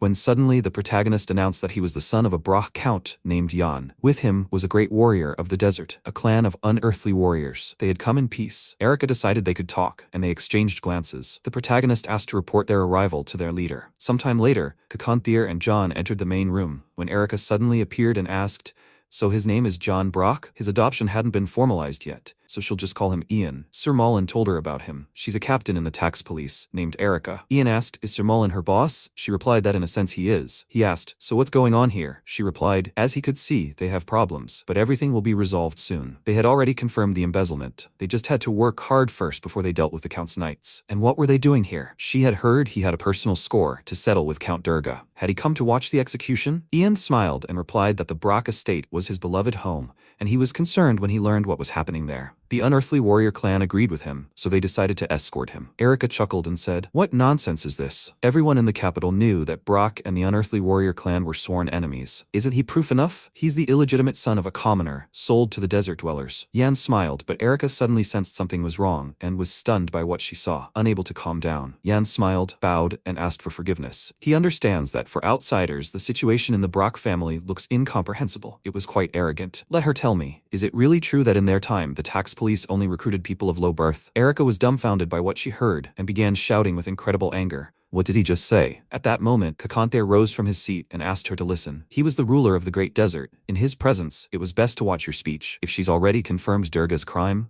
then let them quickly execute him and go home. He and Ian are here to decide the fate of these estates, and she and her employees are getting in their way. Erica slammed her hand on the table and shouted, "Has he completely lost his mind?" She turned her gaze to Kakanthir and shouted, "Where does he think he is, you barbarian scum? She is a representative of the Empire. His words are an insult to imperial authority." He looked down at her and said that he had already told her to watch her tongue, woman. She frowned angrily, and he added that she should think that she was alive only because he let her behavior slide, but only this once. Then she clenched her fist and turning to the protagonist said, "And he wants his head cut off along with his father's? Everyone knows he is the son of Durga. No one will blame whoever kills him, so he shouldn't think or presume. He needs to know his place, Durga bastard." He looked at her and replied that he knew his place perfectly well. As she had said, he was the son of Durga, but not quite a member of the Brock family. He was also the only citizen of the Empire to have earned the friendship and favor of the clan of unearthly warriors. She was a tax inspector. Her job was to investigate Durga's crime and carry out the sentence. But protecting this estate after his death, establishing order, that was not her job. Was a simple request to hurry up and fulfill her duties so repulsive to her? She cried out indignantly, "Oh, an arrogant provincial whelp. At that moment, Cockatier pulled a scroll from his inside pocket and throwing it on the table said, "Here is the peace pact." They had made peace with the county of Brock. Peaceful existence was above all else for them. Then Erica opened the scroll and, smirking, said, "What impudence?" He replied that according to this pact, they were obliged to assist Count Brock in emergency situations. But now he's a criminal. They're no longer bound by the pact and they can help her instead. Ian is her liaison, and the clan wants her to appoint him ruler of the county of Brock. She looked at him in surprise. He asked what she thought. She smiled nervously and asked what she'd just heard. They wanted a bastard to rule these lands? At that moment, the protagonist smiled. Then she chuckled again, and looking at the documents, said they were definitely crazy. She clenched her teeth in irritation and thought that the worst thing was that the boy had no other guilt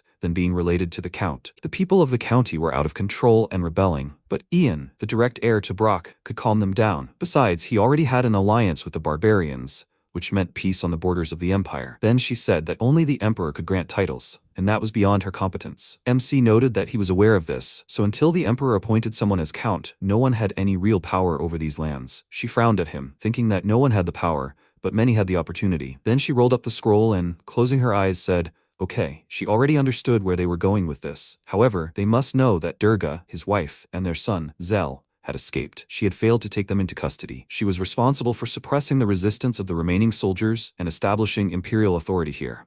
At that moment, the protagonist rose from the sofa and said okay. He would help her capture Durga. They would clean up after her, and she had better leave quickly once her task was accomplished. The tax police and the Imperial Army had really angered the population. They would seize control, and then everything would be settled. She clenched her teeth in irritation again and, looking at him, told him not to even think about deceiving her. If he was planning to defect to Durga, he replied, it seemed she knew nothing of their relationship. She shouldn't be afraid. He would drag Durga back with his own hands, and she would see that he had fulfilled everything he promised. They would see each other soon. After that, she left the room and, closing the door behind her, walked into the corridor. She clenched her fists in irritation and thought that she just had to wait for the imperial edict granting her authority over the county. As soon as she received the authority, she would send these two to the guillotine. Then she shouted, "Deputy, send her carrier pigeons here at once." After a while, Theo stopped, turned around, and said, "This way, Your Excellency." Durga looked at him and asked how much further down. He replied that Count Mariloff had closed the city gates, so they needed to reach the border with the kingdom of Havan. He frowned and thought about the situation he had gotten himself into. He held a bag of gold in his hands and thought that he would wait it out and return to the county of Brock. The next second, a falcon flew near them, and one of the warriors was wounded. Theo began to cover Durga with his hand and shouted, "Ambush! They must protect the count." At that moment, members of the unearthly warriors appeared from above the cliffs,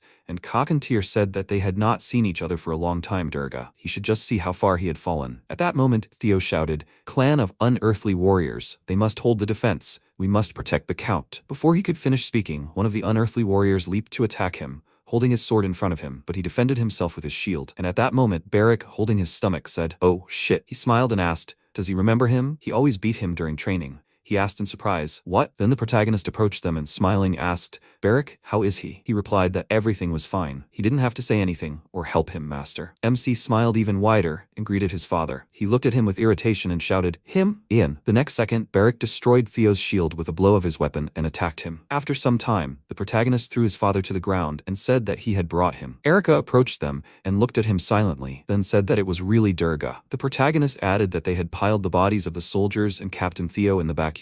Well, does she believe him now? She folded her arms across her chest and said, "It seems he's not so useless." He added that he had brought Durga and she should judge him, carry out the sentence, and then leave. She replied that he was asking for it, Ian. She wasn't finished here yet.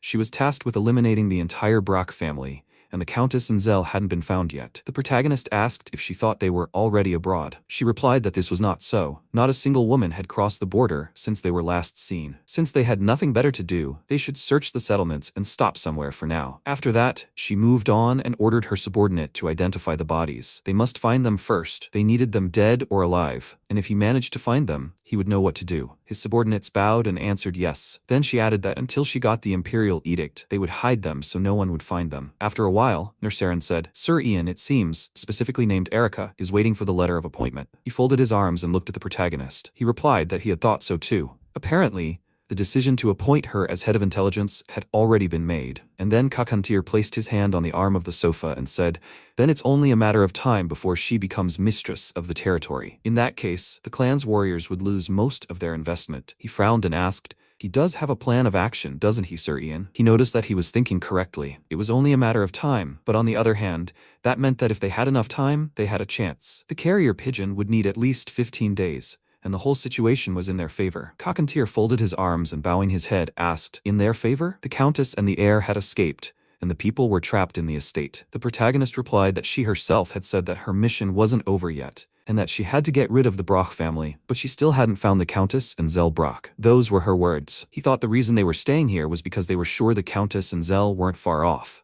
But if they learned of their escape, they would surely pursue them. Then he added that if they protected the Countess and her son, they could use them as bait. The next second, Cockatier thoughtfully said that he understood. Well, fine. But he would watch how everything unfolded. MC thanked him. He asked, what will he do next, Sir Ian? He rose from the sofa and said that he had a couple of things to do, so he would go. Beric was outside. He would go meet him. Lord Cockatier, please. He should rest with the warriors for now. He thought, those two must be in the mansion. As they say, the darkest place is always under the candles. The problem is that all the servants who could give a clue are dead. In times like these, it's best to take matters into your own hands. After some time, the protagonist was standing outside next to a horse and heard his name being called. He quickly looked to the side and, noticing Beric, said, oh, there he is. He replied that he'd completed the errand and checked the forest, and everything was fine. He came closer and, sighing, added that his mother was perfectly fine. She liked living alone, and she looked fine. The protagonist hissed at him, be careful. He replied, oh well, no one heard anything. Then he asked, but why are they here? These are the slums after all. MC walked forward and turning slightly, said that they would go look for Hannah. He should lead the way. Beric scratched his cheek and asked thoughtfully, Hannah? Okay.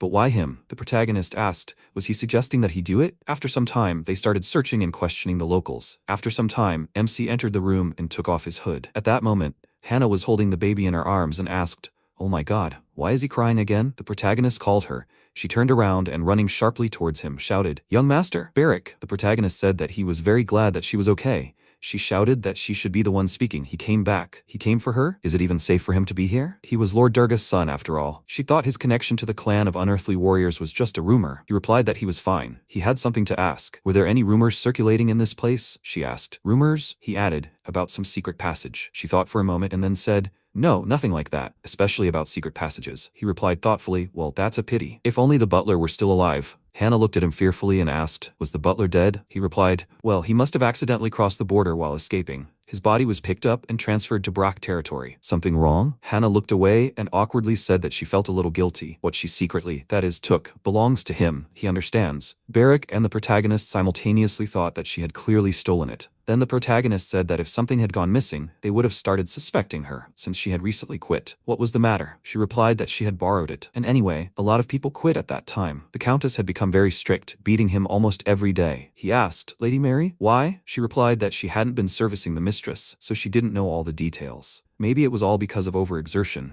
but strange spots had appeared on her body. Then she held out the box and said that she thought that if she left with the crowd, no one would notice her, so she took this. When she opened it, she saw that it only contained letters and drawings, and she felt terrible because it was as if she had stolen someone else's memories. Could they burn this along with his remains? At that moment, Beric took the box and MC told him not to open it so carelessly. He looked at it and asked why he couldn't open it. He replied that if everything fell apart, they wouldn't be able to pick it up again. The next second, the letters and scrolls scattered in all directions, and Beric let out a guilty yelp. After that, he crouched down and, holding out his hand to the protagonist, suggested they put everything back now. He unrolled the scroll and told him to wait. The estate plan looked a little odd. Hannah asked, what's wrong? Beric said thoughtfully, it's strange that there's nothing in the garden. The protagonist said that they usually remove natural objects from plans because drawing all the details is too difficult, and they're constantly changing. He asked, really? Then he pointed to the plan and said, but there's a tree here. The protagonist said, really? Meanwhile, in the basement, Zell was sitting on his bed, hugging his knees, and, looking at his mother, said he was hungry. She nervously shouted at him to eat meat. He asked, they only have jerky? How long would they live like this? She looked at the ring in her hand and told him to wait a little longer. They would get out soon. She thought maybe, but they would have to hide their whole lives. If they went home, they would be caught right away. So they should sit here for now and wait for the moment to escape. The next second, she jumped back in fear and took out her weapon. A gust of wind extinguished the candle, and she, cowering in fear, thought, Durga, is it him? Hurry. At that moment, MC said, Mom, Zell, there they are. The protagonist came closer, holding a lantern in his hands. Then Sue, holding a torch, smiled and said, wow, they dug an entire underground tunnel? She had heard that nobles made such escape routes. After all, they only know how to run. The next second, Mary grabbed her weapon and ran forward shouting, Ian! But Sue twisted her arms and pinned her against the wall. she screamed. It hurt. What unimaginable rudeness. Savages, scoundrels. At that moment, the protagonist looked at her and thought that he had heard that she had become more irritable. But it was much worse. After that, he ordered Sue to let her go. She must bring Lord Kakuntir. His subordinate answered, yes, sir. Then Mary said that he must die. It was all his fault. All this happened because of him. After that, MC put his hand to his head and said that she better stop. Reconnaissance was still in the estate. If they were found, he would have to give up her name. Zell asked, Ian, will he help them? And father? The protagonist noticed that he looked unwell. Father was already captured. Nothing can be done. Mother? Zell, they must prepare to leave. At dawn they will leave immediately. He came closer to Mary and said that he thought the only thing left for her to do was go to her family. Where are they? She answered, Fontrol. He said thoughtfully that it was north of here. He thought it would take about 2 weeks if they went around Marilof. She asked why they should go around. They needed to stop there and get clothes and food. But the protagonist said that Marilof had closed the gates. They killed the butler and locked themselves in. Mary asked in fear, how could that be? She didn't believe it. She couldn't do this to her. Then she grabbed the protagonist by the shoulders and shouted, Ian, they need to stop by the estate. After that, they'll go to Marilof. He asked, are you crazy? She replied that if Durga was alive, they just needed to wait for a response from the palace. They wouldn't dare kick them out. She'd borrow money and ask for help. Then, the protagonist threw her hand away and said, Mom, if she doesn't shut up, he'll shut her up himself. He walked on and turning slightly thought, doesn't she understand what's going on? What nonsense is she talking about? Meanwhile, Kakuntir stood outside under a willow tree. He extended his hand forward and asked, inside, yes? His subordinate, taking his hand, replied, yes, they'll head out as soon as the sun sets. He replied, okay, Shul, Naru, they're in charge. They replied, understood, Kakuntir. Then he walked closer and told them to make sure they chose a remote enough location. They should bury it deep enough so no one would find it. His subordinate nodded, and then they saddled their horses and set off. He thought, damn troops from the capital. They'll see how long they can wander the outskirts. After a while, the subordinate abruptly threw open the door, ran into the room and shouted, Captain, Madam and her son have been found. Erica turned sharply and approaching him shouted, what? Where? He opened the map on the table and said, at the northern gate. They passed the guards and ran away. There were 4 of them, he thought, and after the gate, they split into 2 groups. She said thoughtfully, north. Marilof was closed now, so they couldn't go there. The Count's wife was from Fontrol, right? He confirmed it, and she placed her hands on the map and told him to send a telegram there. He asked how many men to gather. She considered this. She needed to approach the matter sensibly. It could be a trap, or they had their own secret forces. If they gathered too many, those scoundrels would take over the estate. Then she said about 20, and they should try to keep them alive. If that didn't work, they should at least bring back their bodies, headless, she thought. An opportunity right before her. If she could just capture the Countess and Zell, no one would object to her becoming mistress. Then she could easily defeat Ian and those savages. After a while, her subordinates were attacked, and then she said in surprise, were all the fighters in the squad killed? Her subordinate, clutching his wounded arm, sank to one knee and, bowing his head, said he was the only one who had survived. They killed the captain in seconds, and then the slaughter simply began. They called themselves the Durga Knights. These fighters turned out to be very skilled. She clutched her head, sighing loudly, and then asked, does he remember where it was? He saw the mistress and Zell. He replied, yes, he remembers. He was sure the mistress and Zell were there. Then she said they would gather a second squad, and he could go. She waved her hand, and he replied, yes, sir. Then she clenched her teeth in frustration and, slamming her hand on the table, shouted, damn it, why hasn't there been a reply from the capital yet? Her subordinate closed his eyes and said he thought they had chosen the longer route. After all news passed under the emperor's seal with an ambassador in a golden carriage. She asked, does time even matter to them? What about Ian and those savages? He replied that they hadn't noticed any activity. They were busy rebuilding the village, and the people were listening to Ian. She said they were distracted by the chase, and Ian and those humans had gained the upper hand. Wait, she thought something was wrong. They hadn't seen the lady and Zell all this time. Now they suddenly showed up to escape on horseback? Could it be that idiot? Then she shouted, he must call the person in charge of the barns immediately. Her subordinate replied, yes, sir. She rose from her seat and thought irritably,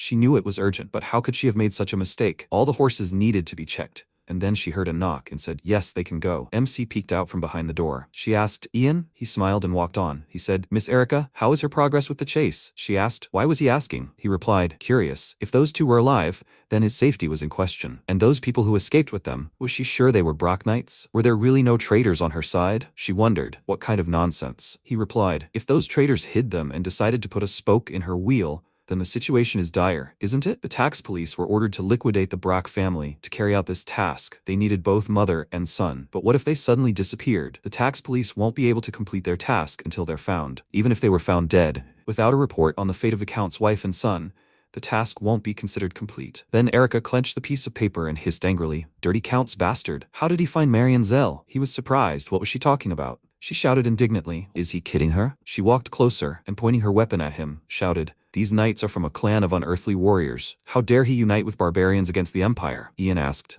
Her accusation was baseless. If she wanted, she could personally check the clan's army to see if several warriors were missing. She shouted irritably. He put his hand to her weapon and asked, "What? She doesn't want to check? Apparently the tax police don't work hard enough in their time." She shouted indignantly.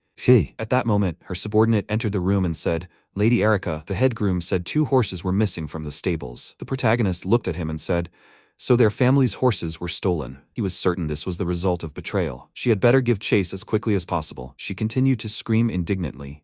Then she stepped forward and added, "She will kill him with her own hands." Did he understand her? With her own hands. He smiled and asked, "Why is she doing this?" She was frightening him. Then the door slammed, and Erica, stepping out into the corridor, shouted, "He must assemble a squad. We must leave a minimum force here and send the rest in pursuit." Her subordinate asked in surprise, "But what if they do that?" Before he could finish speaking, she said, "The knights who left the estate with them were most likely from a clan of unearthly warriors. They must be extremely careful. The boy won't confess. But they must catch these knights and expose this conspiracy. They must put someone on the barbarian leader's watch. Tell him to report immediately if he discovers anything suspicious." Her subordinate replied, "Yes." After a while, he shouted, "Everyone assemble." A little later, Nersarin said that the tax police had taken the next step, as he had expected. The falcon landed on his hand, and he, turning slightly to his brother, said that he must send the falcon with a letter so that they could get rid of Maria and Zell. Could he go to Zeno? Kakantir replied. It doesn't matter, but he must treat him to something sweet. He hadn't been himself lately. Then Nersarin tied the note to the bird's leg and said that they were probably already in the mountains. He didn't know how they were doing there. After all, they were accustomed to the desert heat. Kakantir bit into a fruit and asked if he didn't believe in his brothers. He replied, of course he did. Durga must be executed and order restored after the Imperial army left. They can't leave their home unprotected for long. After that,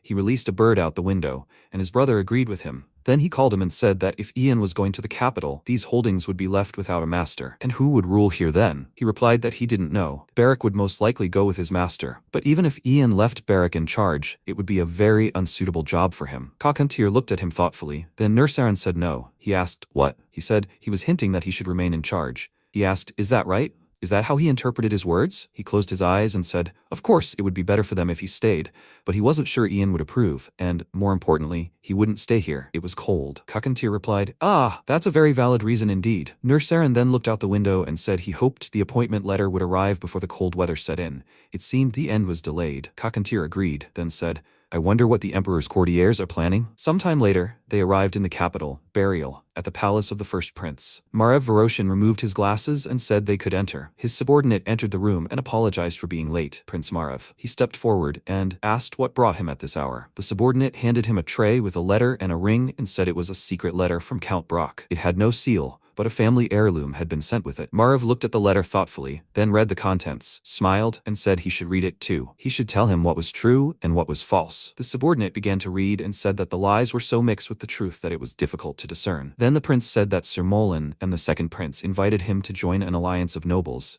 That seemed to be true. Such an alliance does indeed exist, and Mullen is Gale's man. However, he refused out of respect for him, His Highness the First Prince, but unfortunately, Sir Mullen and his son Ian conspired to write a false denunciation of him for embezzlement of the imperial treasury. That was a lie. They barely knew him, so it was unlikely that he would refuse Gale's offer out of respect. Then the subordinate handed him the letter and said that he thought so too, Prince, but that this part of the refusal was most likely genuine. The prince said that he probably didn't try to approach the second principal because he feared the discovery of his crimes, but he was reported, and an investigation was launched. Who was sent from the tax police? He replied, Baddie Erica, and she is connected with Mullen. Are the rumors that Prince Gale is planning a rebellion really more than just rumors, His Highness? He asked thoughtfully. Who would know? Then he held the letter to the candle and told him to first bring him all the recent information about Brock, especially Mullen's reports, and tomorrow, that is, in the morning, right? He must convey that he will be at the council. He thought, Gale, he hopes he won't do anything stupid. After a while, the man said they would begin the meeting. The first topic. Those present began to whisper among themselves. Why had Prince Marev suddenly decided to participate? He didn't know, but he, too, felt somehow uncomfortable in his presence. He hadn't even warned his subordinates in advance that he was coming. Perhaps they should invite Prince Gale? After a while, the man said the last topic was Count Brock's case of embezzlement of tax funds. He had managed to establish control over his estate and conduct an investigation,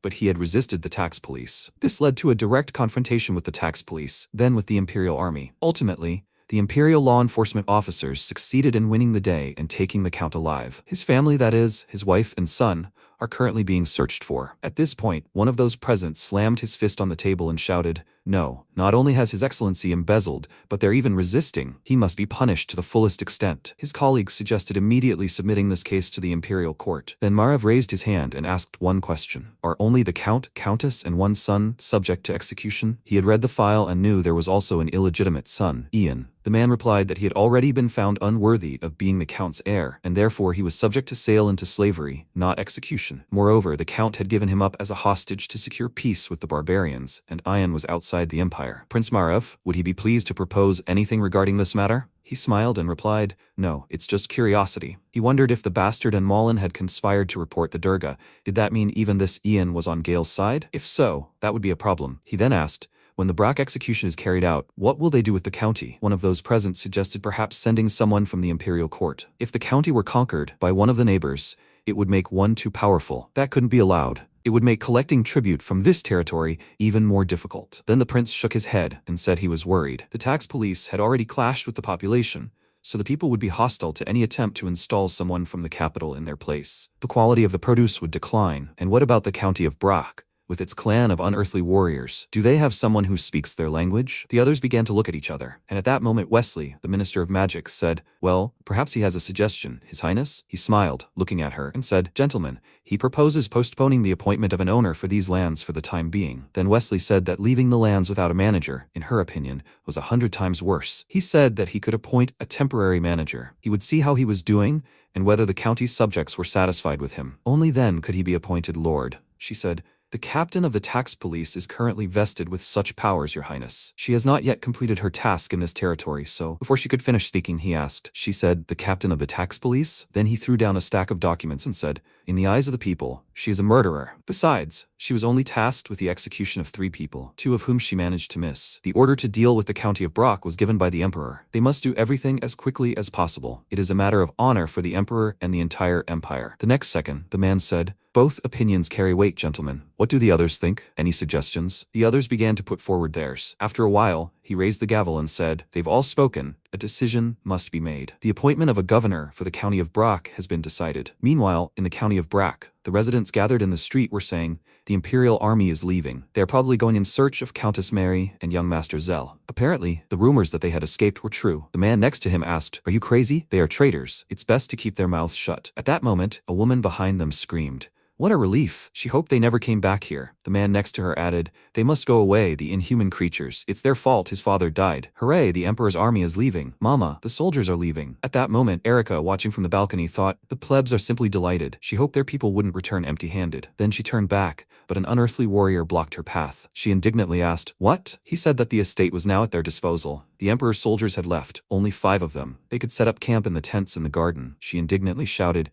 he's so insolent. A barbarian. Is he even busy? Who is he talking to? He said that she could forward any complaints to the leader. She shouted that she would. He must take her to him immediately. After some time, she abruptly opened the door, entered the room, and shouted, are they kidding? They're going to take over the estate. So she let them. These are their tents. They should live in them. Kakantir looked at her and said that if she wanted to live in the estate, there should be fewer of them than there were now. She asked, what? And he bowed his head and said that if she wanted, he would provide quarters. There was a storage room at the end of the corridor. But if she couldn't cope with the dwindling numbers, he would help. He needed to stain his sword with blood before it rusted. She looked at him in fear, then clenched her fist and muttered, damned savages. She thought about the letter appointing the overlord of these lands. If she had it, she would kick these idiots out of here right now. The next second, her subordinate entered the room and joyfully shouted, Captain, it's arrived. She turned around and asked, what's arrived? He shouted, a letter from the capital. She joyfully shouted, finally, they should be preparing their coffins, the scum. Her subordinate congratulated her. She added, finally, a letter from the capital. She'd be right down. He replied, no need, Captain. Here it is. It came via deep mail. With these words, he handed her the tray with the letter, and the others looked at her in surprise. She seemed frozen in horror. He asked, Captain, did he do something wrong? After some time, Kakantir said, so something as important as a document can't be sent via deep mail, right?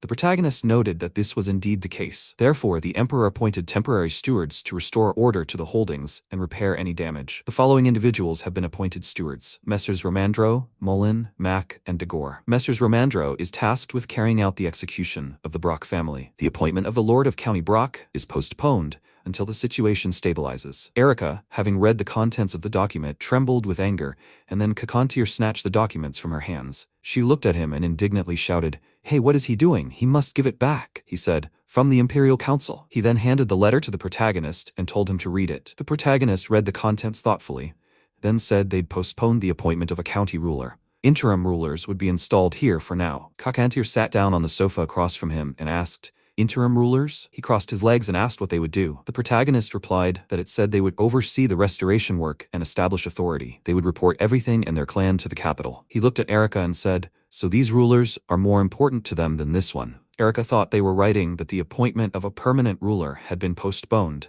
meaning she was stripped of her authority to execute Durga. She would simply follow the traitorous family like a dog while others were busy with important matters. She now had absolutely no chance of becoming ruler of these lands. How could this have happened? At that moment, MC approached her and asked if they could talk. He smiled and added that he didn't know about the rest, but he could help her retain her authority to execute Durga. She was surprised. What? And he said that the three of them should just pretend they hadn't received this letter yet. There were still 2 weeks until Romandro arrived. They had to execute Durga before he arrived. He wouldn't let Romandro see Durga, but he asked that the execution itself be left to the clan. After all, it didn't matter who did it. She turned around silently and then added that she would think about it. She left the office and thought, however, it seemed she had no other choice. Then Kakantir asked what she was doing here. Sue tried to explain something nervously, and then, holding the dead bird in her hand, asked if this was also a postman from the palace. Kakantir asked if she wouldn't last even a day without another prank, right? She apologized and said that the pigeon was knocking on the window. She got angry. And, before she could finish speaking, the protagonist untied the letter from the bird's leg. It read, "Erica, this is Mullen. Unforeseen circumstances arose, and Durga managed to slip a letter to the first prince. Because of this, the prince, who had previously shown no interest, unexpectedly visited the council, ruining all plans for appointing the county governor. He's heading to the county and will try to expedite the process, so she shouldn't be disheartened." MC said it was written here. He had a feeling everything was going too smoothly. Kakantir spoke, squabbling for power. "And when did Durga manage to send the letter?" The protagonist held the edge of the letter to the candle and said he didn't know, but he hadn't achieved his goal. The first prince had come and destroyed their hornet's nest. However, this plays into their hands. He must meet Romandro and make an impression. The first prince has probably already concluded that he and Mullen are in cahoots. He can't afford to be labeled the second prince's man. Kakantir asked if they would be a hindrance to Mullen, especially him. He replied that he needed to make his position clear. Becoming enemies of both sides was the death penalty. He asked if he wanted to side with the first prince. The protagonist looked up at him and said that he was not only smart, but also the rightful heir to the throne. And since the advisors had been appointed to the restoration work, their opinion would determine when they could safely return home. Kakantir remarked that this was precisely what he wanted to discuss. Their goal would be achieved as soon as Durga's head was off his back. He planned to send some of the brothers home before autumn. The protagonist said he had thought so. Kakantir added that whether he became a lord or not depended largely on him and his skill at intrigue. He hoped he understood that. The protagonist replied that he did, and that he needn't worry about that. A few days later, a falcon arrived early in the morning with news that Mary and Zell had been killed. Preparations for Durga's execution began. After a while, MC entered his father's dungeon and announced that today was the day of the execution. He leaned over and added that time was short, but he had managed to send a message to the palace. So, it was he who had informed the first prince of Margrave? He was grateful for that. Erica had not received a permanent appointment. Since he had been forced to leave Brock in such a hurry, his execution had to be postponed. Mary and Zell were already dead, so he was the last one to bear the Brock name. He then placed his foot on his head and added that he shouldn't be too sad about this. He had exploited a girl who had given birth to a bastard and separated them, tried to deceive an unearthly warrior clan, evaded taxes, disobeyed the government, and ignored the needs of the county's residents. Hadn't he gotten what he deserved for all this? At that moment, a subordinate called the protagonist and said, "It's time." He turned to him and remarked, "That's right, they should go." At that moment, his father tried to break free from the ropes, but the protagonist emotionlessly walked out of the dungeon. After a while, he looked out the manor window, where Erica was watching him. Then she closed the curtains and thought, how absurd. Why hadn't that damned old man Mullen contacted her? He must have known about the Imperial Council's decision, so his carrier pigeon should have flown by at the same time. After the execution, she would no longer be able to remain in Brock County. She gritted her teeth in irritation, and then a subordinate approached her and said, "Mistress Erica, everything is ready for the execution." She frowned at him, then said she understood. Then she took the scroll and told the subordinate to lead her. Sometime later, she stood near the gallows and said,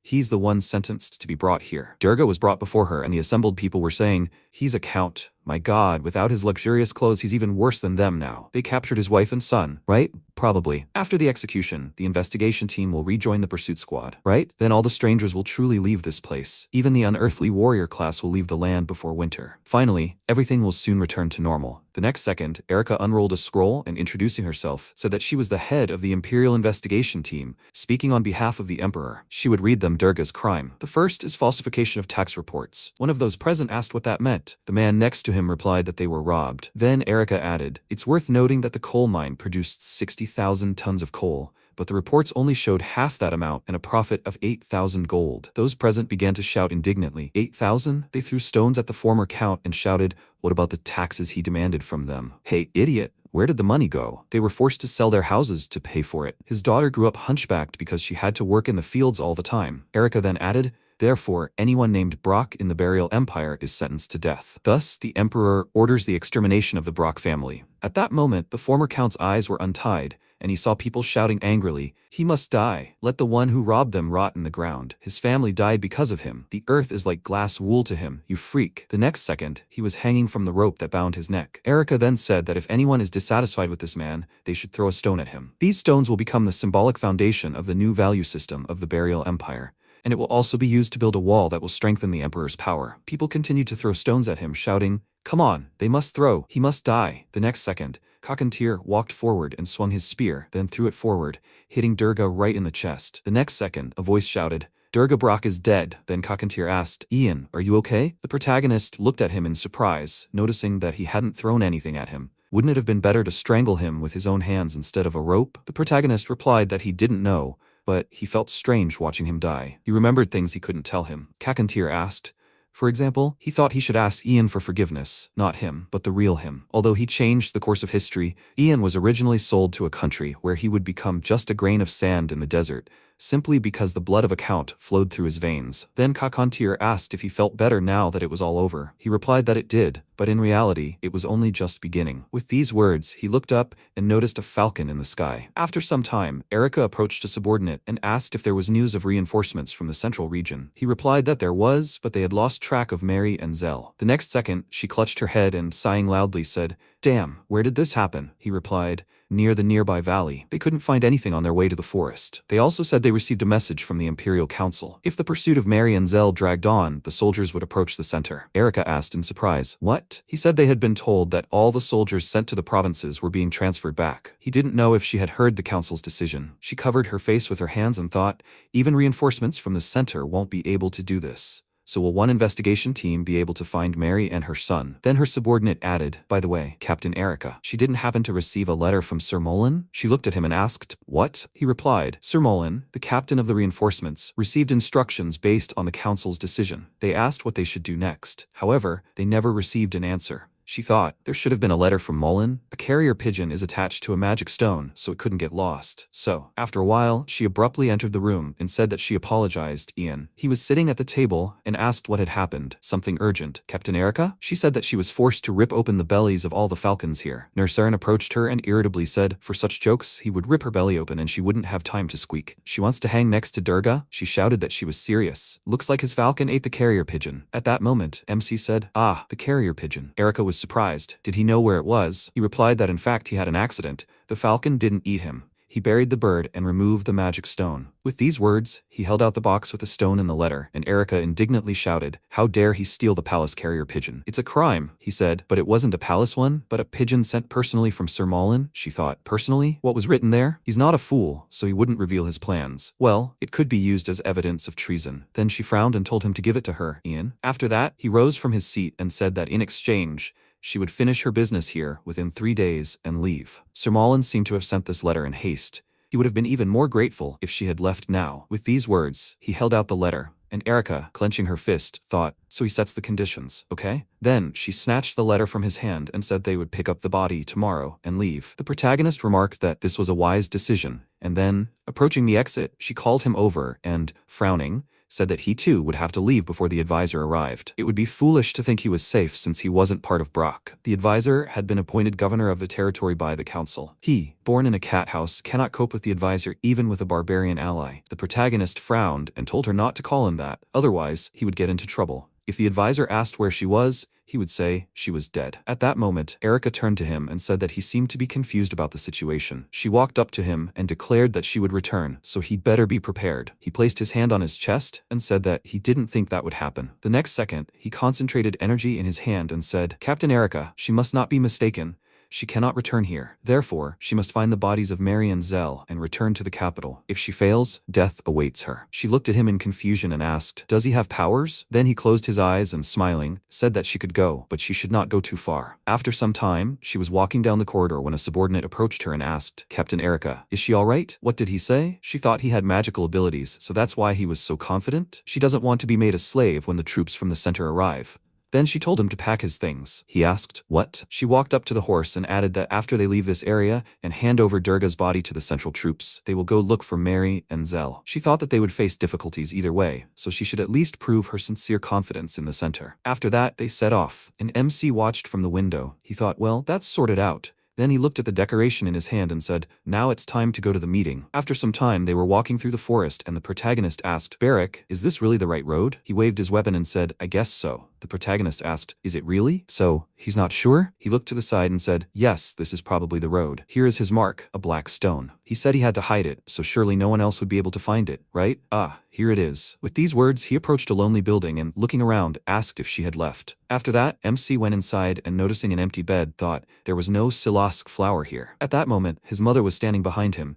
She dropped the basket of berries and asked in surprise, "Ian?" He smiled, looking at her, and asked how she was doing. She abruptly ran up to him and, hugging him, shouted, "Ian!" Tears streamed down her face and she screamed, "I'm grateful." Then she pulled away and, putting her hands to her face, asked, "How is he? Is he eating well? Why is he so thin?" At that moment, Barrack asked, "Hey, isn't this kind of physique considered good?" Then the protagonist said, "It's too long to explain." He suggested they sit down and talk calmly. After a while, they were sitting on a bench, holding hands, and he said that the Count's entire family were traitors, so he had something to say. She replied that she was listening. He said, "The Durga flag has been lowered, but there is still much to do. People from the center are heading here. It looks like he is going to go to the center with them. He doesn't know if he can stay with her anymore, Mom." Tears began to stream down her face. She said, "But he can still see her if he wants, right?" He looked down and then said he didn't know. After that, she hugged him sharply and said, "Well, so be it. This is enough for her." In fact, she didn't want to go to the village. It's much better here than living in the basements of the poor districts. She looked around and added with a smile, she liked waking up in the cool valley in the morning. The fact that he lives like a hero,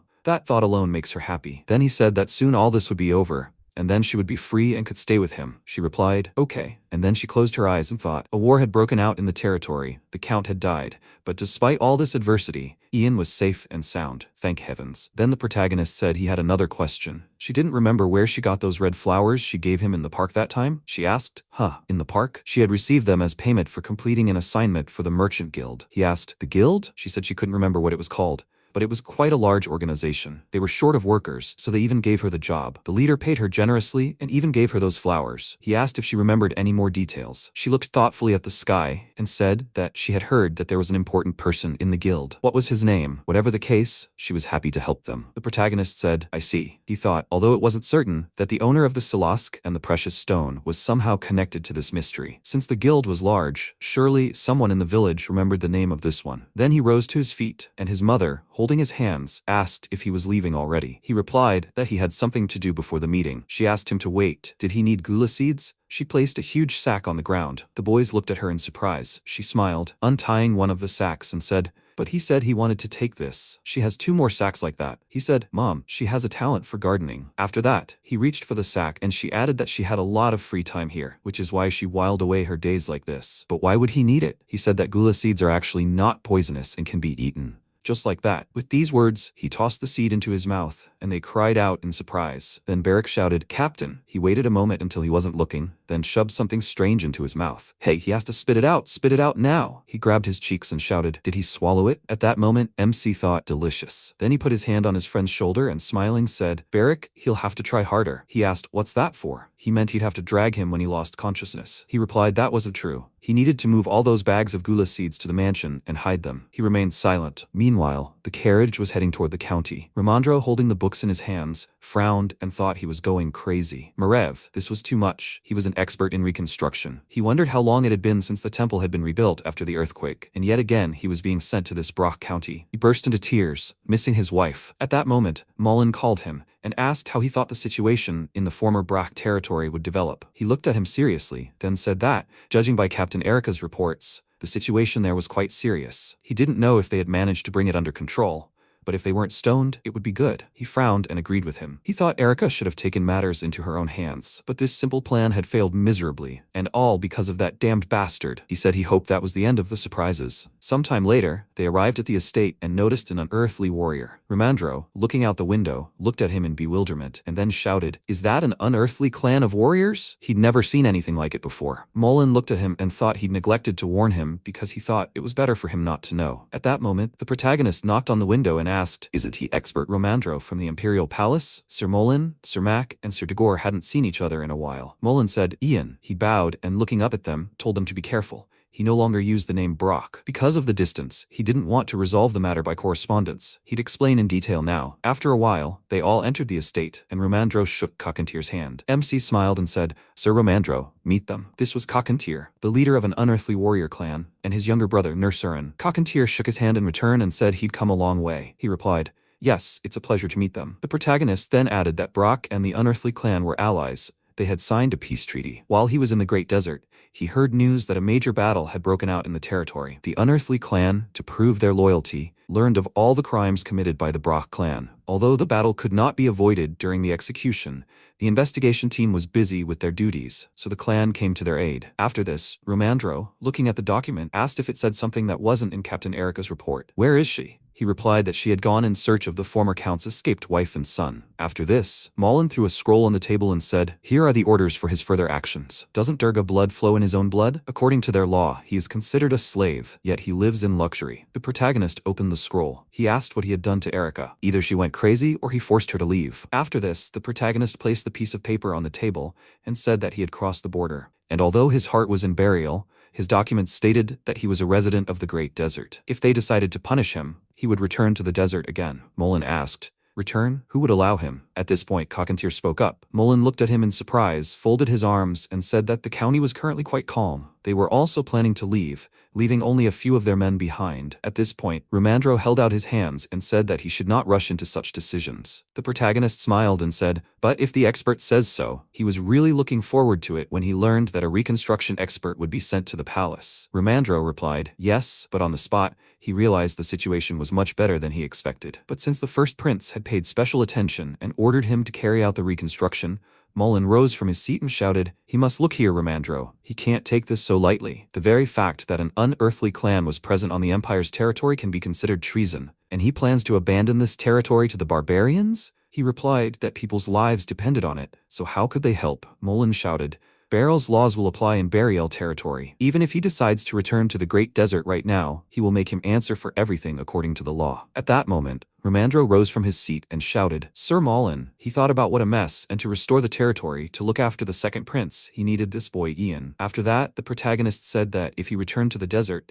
he would cause some problems. Mullen thought he was even more unusual than the last time they met. To get Erica back, they first need to get rid of him. He asked, "He says his name is Cockantier?" The unearthly clan's help had reached the palace. They both need to get out of here and not be fooled by this bastard's words. Besides, the expert said the reconstruction has progressed significantly, so there's no point in staying here. The next second, documents flew in all directions. The protagonist concentrated his energy around himself and said that he had already said that if he returned to the desert, there would be problems. Then Ramandro said in surprise, "So, he has magic?" He stood up from his seat and cried out in surprise, "Since when?" The MC replied that he didn't know. The powers had manifested naturally for quite some time. Ramandro put his hand on his head and joyfully cried out, "Oh my god, it's simply incredible." He couldn't even imagine that he would meet someone with such abilities outside the Ministry of Magic. Then he thought that for some reason he seemed unusual to him for his age. And now he found himself at the center of all the events that had taken place in Brock. Then he asked if he could shake his hand. He just understood that not everyone is lucky enough to meet someone with such abilities before they became a mage. The protagonist smiled and asked, "Yes?" Then he laughed and remarked that it was a great honor for him. Then Ramandro took his hands and smiling said, "No, it's a great honor for him." He was sure everything would be successful, of course. He then suggested they finish everything quickly and go home, His wife was waiting for him there, after all. At that moment, Mullen, frowning with irritation, thought, so he wasn't imagining things that day. He'd simply changed the subject, but he should have understood everything. His origins were irrelevant now. Does Ian really want to become the next Count of Brock? The protagonist then said, but Mr. Romandro, isn't he a candidate for Lord of this territory? He looked at him thoughtfully and said that wasn't true. He'd been sent to restore the territory and collect taxes for last year. It seemed like a difficult task, but it looked like there wouldn't be any problems after all. He smiled again and added, besides, now that they've met someone with such abilities, he's sure everything will be successful. In response, MC laughed and thought, the first prince was postponing the appointment of the territory's management, and the second prince sent Mullen here. Then he asked, was this the first prince's order? Romandro asked, how did he know? His Highness is very interested in this territory. The protagonist replied, that's how. It is a great honor for him. He will do everything possible to help him, Mr. Romandro. He said that he would be very happy about it.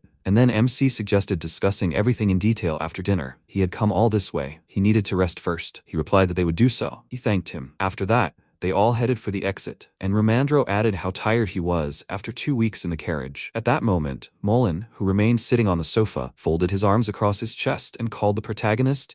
He said that he needed to talk to him. At that moment, the protagonist looked at Kakantir, and after a while, the two of them remained in the room. Mullen put his hand on his knee and asked why he was doing all this. Why was he making this so complicated? He wondered what exactly he was complicating. He'd given him a written denunciation, and in exchange, he'd given him his freedom, right? They hadn't had any agreement about what would happen after that. Then Mullen gritted his teeth in frustration and shouted, but then he'd said he knew nothing about people with magical abilities. It seemed he wanted to take over the Brock territory. If he'd been honest with him, all of this could have been avoided. The protagonist asked, but does he have to? His past actions were the best option in that situation. Now, whatever he said didn't matter to him. Then Mullen asked, what do you want? The MC came closer and said that was what he wanted to ask. He sat down opposite him and asked, what does he want? He replied, the manager of the Brock territory should give them power. If he gave up his position as manager, they'd try to find a compromise. The protagonist asked, how can you say something like that, sir? Only the emperor has the right to appoint other territorial lords. He replied, yes, but before he could finish, a voice came from behind the door.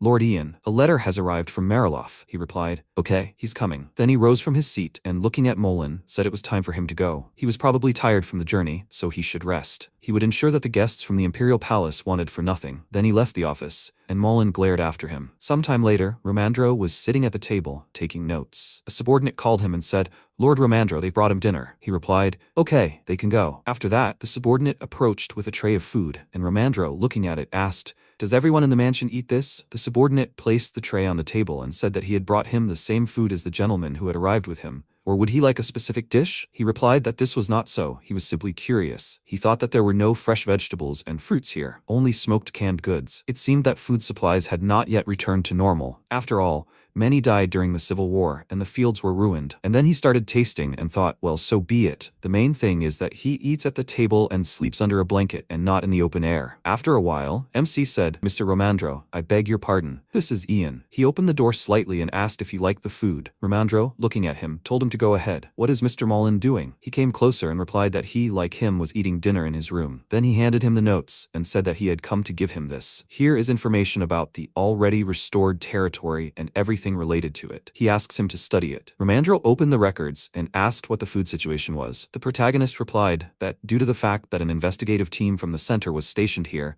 their supplies were depleted. They primarily used the mansion's reserves for food, but soon he won't hide it. These reserves will run out. Therefore, it would be better to take only a quarter of the harvest as a tax this winter. The residents claim that this year they have collected half as much as last year. Moreover, they need funds to restore their property. If the capital exempts them from taxes this year, they will be able to donate half the harvest next year. Romandro asked if he had calculated all this himself. He replied that he had. Romandro looked at him and thought that he had heard that he was a bastard from a lower class. But these calculations were done so meticulously that he could get to work immediately. Then he said, as he'd already heard, he had to get everything back to normal here. And he couldn't adjust things like that.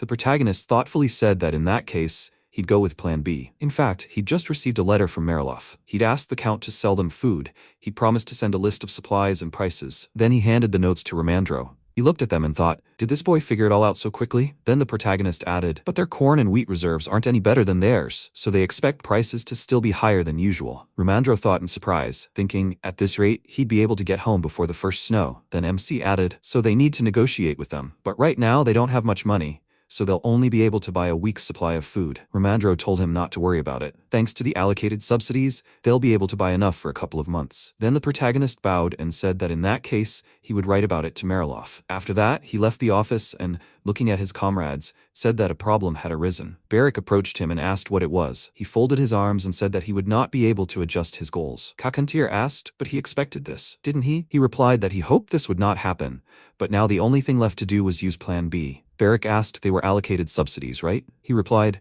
about 3,000 gold coins. He said, wow, wonderful. After that, the protagonist looked at Kakantir and said, apparently, they will contact Mariloff sooner than they thought. They need to be well prepared. He replied, I see. Then he added, by the way, about this expert Romandro. He seemed friendly. He thinks so too, right? He replied, that's right, Prince Margrave sent him here. He acts completely different from Prince Gale or Mullen. One might have thought he was on Prince Gale's side, since Durga was pushing him to cooperate with Mullen. But seeing the hostility, he realized it was all just a show, and if they could finally win Romandro over, everything would go as planned. Kakantir acknowledged this was true, but frankly, it surprised him greatly. He hadn't thought the Empire treated people with magical abilities so well, so leading this clan was entirely possible. They needed to drive a wedge between them. Nursarin, he should order Mullen and his companions to be watched. He replied that he obeyed, Kakantir. Then MC looked at Barrick and asked, he did what he asked, didn't he? He asked, was he talking about planting magic stones for surveillance? Ready, he said, okay, it's time for them to go. Meanwhile, in the office, Mac asked, sir, what's the best thing to do? He couldn't think of a single solution. Degor replied that he needed to calm down first. He continued to be nervous and said that he knew him. He couldn't control himself, like him, Degor. It didn't matter if it was Erica or someone else.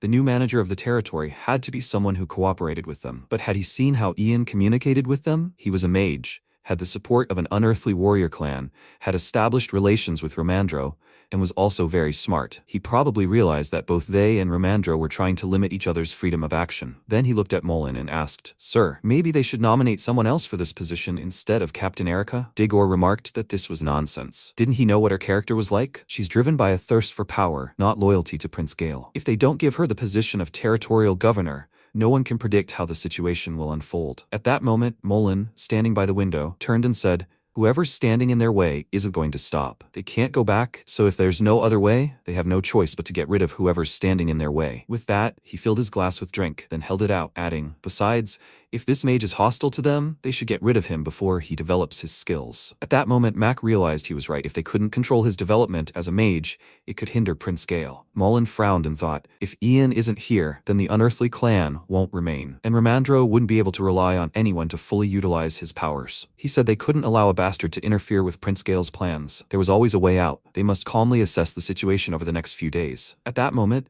the magic stone was under the table, recording everything necessary. In the present, Hannah adjusted the device in her ear. To the east of Brock's territory lies an unearthly warrior clan and a great desert. To the west, beyond the Mon Desert, lies the neighboring territory of Mariloff. Mariloff borders the kingdom of Havan, and trade flourishes there. Brack once worked very closely with Mariloff, and the two countesses were very close friends. At that moment, the guard called for a halt. Where were they going? The coachman raised his index finger and said that an imperial expert was coming from Brack's former territory. Then the guard ordered the gates opened. The next second, Romandro peered out of the carriage window and asked, so he's saying that relations between the territories were severed long ago? The protagonist confirmed this. After the unrest in Brock began, all contact ceased. Perhaps the Mariloff didn't want any unnecessary trouble. He thought, although they tried to stay informed of the situation, sending them messages. Perhaps, if the Imperial advisor hadn't arrived, the Mariloff might have taken advantage of the opportunity to seize the territory of Brock. After some time, Count Carlo Mariloff, the territory's governor, placed his hand on his chest and, greeting the guests, introduced himself. Romandro greeted him back and introduced himself as well. Then Carlo looked at the protagonist and Romandro introduced him. After that, the protagonist bowed slightly and said, greetings, Count. Carlo sighed and remarked that he didn't look like a Durga at all. In response, the MC thanked him for the compliment, and then Carlo invited everyone to sit down. Are they about food supplies? Romandro replied, that's right. Brock is experiencing a crop failure, and it's unknown when the situation will improve. They want to ask the Mariloff for help. Carlo folded his arms and said, it seems they have no other problems. Romandro held his hand out and said, everything is moving faster than he expected, and if they can solve all the problems in 2 months, the county will be almost completely restored. Carlo then turned to his subordinate and said, frankly speaking, their letter made him worried. As neighbors, they can't simply ignore their suffering. However, you can't help others by giving away the shirt off your back. He held out a document and said, here is a list of the goods and prices they offer. Romandro then studied it, and looking at the Count, said, but Count, can they discuss this privately? He then laughed loudly and looking at the protagonist, shouted, with this young man? The people in the center really don't have any prejudices. He then rose from his seat and, walking forward, said, "In that case, while they speak, he will arrange for dinner to be prepared for them. When they return, they won't be able to eat properly. It's better to satisfy their hunger here." At that moment, Ramandro indignantly exclaimed, "This is an aristocrat." Then the protagonist asked, "Master Ramandro, can he see the list?" He handed him the document and replied, "Of course." After that, the MC began studying the records and said, "There's no such thing as the most essential types of wheat, corn, or root vegetables, and other goods are 5 times more expensive than the entire empire combined." Ramandro put his hand to his head and said, "Exactly. This is simply unbelievable. Whatever losses they suffered due to the civil war, this is too much." Then the protagonist placed the list on the table and said, "Master, if you trust him, he can tell you how to spend the subsidies much more efficiently." He looked at him in surprise and said he didn't understand, and the protagonist reached out to him and whispered the necessary information. Ramandro was surprised. "Hire workers from here? But for what?" After some time, Carlo asked in surprise, "Have they simply decided to leave?" His subordinate confirmed this. They would pretend the negotiations had never taken place. He replied thoughtfully, as if their bellies were full after all. The cold would soon arrive, and the unearthly warrior clan, who couldn't stand it, would also leave, and then the starving people would have no other choice. The subordinate asked, was he going to see them off? He approached the window and replied, "Okay, enough of that." Looking down, he noticed the carriage and thought, Mariloff was far from the imperial palace, so it wasn't as susceptible to the emperor's influence. But if someone appointed by the palace became lord of the Brock territory, the palace's influence would grow, and restrictions would sooner or later tighten. He had to take Brock somehow. With these words, he clenched his teeth in irritation. Meanwhile, the protagonist looked away and said, "That's probably what he was thinking." Ramandro said thoughtfully, "There are also unearthly warriors in their territory, so the damage will be significant. He'll probably decide it's best to deal with the damage." Then MC turned and said, "Judging by the butler's lateness, the count won't be seeing them off, so shall we hit the road?" Ramandro agreed. As they approached the carriage, Rian Mariloff approached them and said, "Wow." The protagonist asked, "Isn't she Countess Mariloff?" She smiled and remarked that was correct, and he was Ian, right? He bowed and, kissing her hand, said it was a pleasure to meet her, madam. She laughed lightly and said the feeling was mutual. Then the protagonist looked up at her and thought he'd heard that he and Countess Brock were very close, so he assumed they were the same age, but Lady Mariloff turned out to be younger than he thought. She also looked like a true aristocrat. After that, Rian asked, "Is he an expert sent from the imperial palace?" "Nice to meet you. Her name is Rian Mariloff." Ramandro answered, "That's right, his name is Ramandro." With these words, he put his hand to his chest. She smiled and asked, "They just arrived but are already leaving?" He replied that they were offered dinner, but unfortunately they had a lot of things to do. Next time they would stay. She said, "Really, that's a pity." Then she looked away and after that, smiling slightly, said, "By the way, she was curious about something, Ian. He said that she should ask, madam." She leaned towards his ear and asked if he by any chance knew who was currently residing in Mary's quarters. He asked, "In Lady Brack's quarters?" She said that she lent her something but never got it back. "So what? Are her quarters all right?" At that moment, MC remembered Mary placing her hands on his shoulders and shouting that before leaving, she should return to her room, and then they would go to Mariloff. In the present tense, he looked at her and said, "Yes, no one goes there, so she can come and go there whenever the desire arises." She asked, "Is that true?" Then she thanked him. At that moment, Simon approached them and asked, "Madam, did she come out here?" She looked at him and said that her guests are already leaving. "Where is the count?" He bowed and said that he was very busy right now. He could not go out. He asked for understanding and said that as their neighbors, they could always turn to them for help if they needed it. Ramandro coughed into his fist and told him to convey their thanks to him. It was time for them to go. After that, they got into the carriage and set off. Then Ramandro looked at the protagonist and asked, "Really? Are all Margraves like this? And his wife is kind of strange." He looked back and said he himself hadn't realized she was so young. He thought she was the same age as Lady Mary. Ramandro moved closer to him and smiling said, "But that's not the most important thing." Now he had to tell him more about the pressing matter. There was an agricultural crop that yielded a harvest all year round, an incredible discovery. But where did they get it from? In the Great Desert? So a crop resistant to adverse conditions? What's it called? The protagonist smiled, looking at him, and noted that he knew it himself. Then Ramandro asked in surprise, "Gula?" He said desperately, "That's complete nonsense. They shouldn't have refused the count's offer." The protagonist replied, "But it's true. Gula seeds are edible. You can make a lot from it. It's very filling and full of nutrients. One day, it will be called God's grace." Ramandro asked him to say something more like the truth, and he added that he had actually been eating it lately. He would like it too, Mr. Ramandro. The growing season for Gula lasts about a month, so winter is no problem. Then the coachman turned to them and said, "Mr. Ian, they have arrived at the town square, as he requested." He replied, "Okay, he should wait for them a little. He should be here soon." After some time, Barrick opened the door and, sighing, said, "The task is complete." He sat down next to the protagonist, looked at him and said, "Barrick, he just got drunk and didn't do what he told him." In response, he laughed and said that it was not so. The pub owner just asked him to have a drink, so he didn't have much, but he completed the task. This is the most popular pub here. Dozens of people listened to him. He even put up an ad there. Romandro was surprised, and MC said that he had already told him that he was going to hire workers here. There was also an announcement in the center of Mariloff. He promised to pay a gold coin for every 3 bags of gula.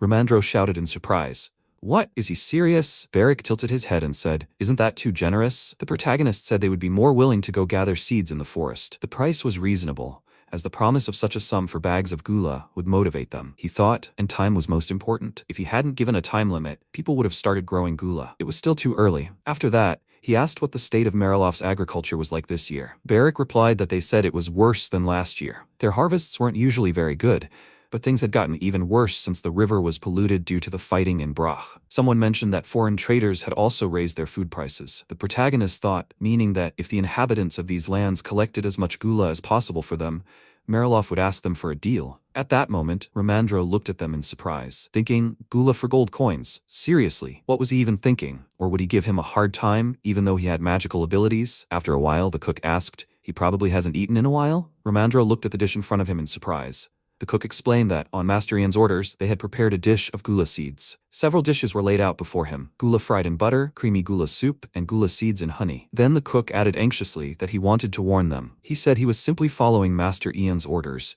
and if anything happened to him, it would be better to punish him and leave his daughters alone. At that moment, Romandro thought, for now, he can't assure him that everything is all right. Then, he looked at the protagonist and asked, there's a healer outside the door, right? He smiled, looked at him, and replied that it wasn't so. He was home at that hour. He shouted. He had asked him to wait. The MC laughed and said that he was joking. He should try it. He had nothing to worry about. After that, Romandro tried the dish. His body trembled, and the spoon fell from his hand. He put his hands to his face and thought, why is it so delicious? After that, the protagonist looked at his subordinates outside the door and told them to come in and eat too. One of the assistant cooks asked, what, did he tell them that? He replied, is that right? Don't you want to try it? They exchanged glances, and then Hannah approached them and asked if she could try the one with honey. The protagonist handed her the plate and confirmed it, and she thanked him in return and said that it was very interesting. After that, she tried the gula and remarked that it was delicious. The protagonist asked, is it really so? She replied, yes, the flavor is so rich. At that moment, the cooks entered the room and were surprised that it was actually edible. Should he try it too? MC replied, of course, they should all help themselves. After that, everyone tried the dishes, and the cooks began to chatter. Is this gula? No way, it really is delicious. Could they have been eating this all this time? They should let him try it too, him. The protagonist thought that his connections with the territory's inhabitants were an important component in spreading gula. One will tell two, two will tell four, everything starts small. Then, Romandro added, it's really amazing. How did he make such a discovery? He replied that he was just lucky. They need to build a greenhouse for gula immediately. It grows in any soil, but doesn't tolerate cold well. Then this winter, they will be able to feed on its harvest. He thought that while they were preparing for winter by planting gula, they should also collect all the fruits of this plant in the Brach and Mariloff territories. Then Romandro said that if everything was fine with them after a few days, could he write about it in a report for the Imperial Palace? MC smiled and replied, well, of course, he must definitely report it there, and describe the circumstances under which everything happened. He licked his spoon, and said that he would tell everything as it happened, and would not forget anything. He had to believe it. By the way, can he have more? The protagonist apologized, and said that their supplies were not that rich yet. After that, he looked at the workers and told them to strictly control their gula consumption until they replenished the food warehouses. They replied, okay, Mr. Ian. After a while, Margrave approached the bed, smiled and asked, did he call father? Clay Veroshin, the current emperor of Burial, looked at him and replied, yes, Margrave. He hadn't seen him for a long time. He was very busy lately. He came closer and noticed that he was always busy. Then he asked, has something happened? In response, he asked, have you heard anything about Gale? He replied, no, nothing.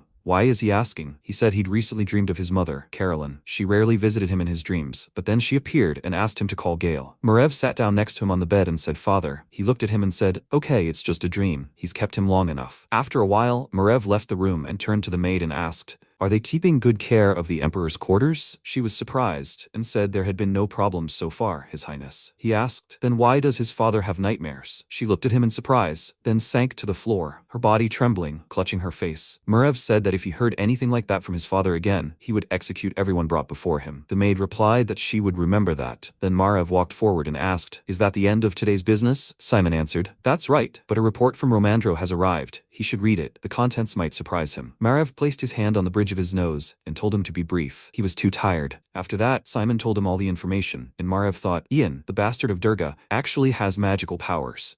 He has taken control of the Brack territory and, together with an unearthly clan of warriors, is restoring it, and Captain has been exiled. He tied his hair in a ponytail and noted that this was outrageous. He turned around and said that they should go to the office and discuss this. His subordinate agreed with him. The next morning, Mariloff, the residents were chatting among themselves. What? Brack is exchanging gula for money? Is that true? What is this weed for? The man replied, how does he know? But it won't last long. A month, I think. The nearby forest has already been cleared. They'll have to go far to get gula. The guy asked, so how much are they giving for this? He says. After some time, Brack territory. The guy hit the wood with a hammer and shouted, but a gold coin for 3 bags? What? Does he have money to spend? His friend asked. How should he know? He said, no way, he didn't know people would pay money for weeds. His friend asked, does he know what? This is good work for them. After a while, the MC looked at the bags and asked, how many bags today? His subordinate replied, 49. He said it had grown that much faster than he thought. At that moment, the subordinate looked at the sprouts and said that the growth rate depends on how much water they give them. They'll have to try different soil. Hannah looked at him and thoughtfully asked,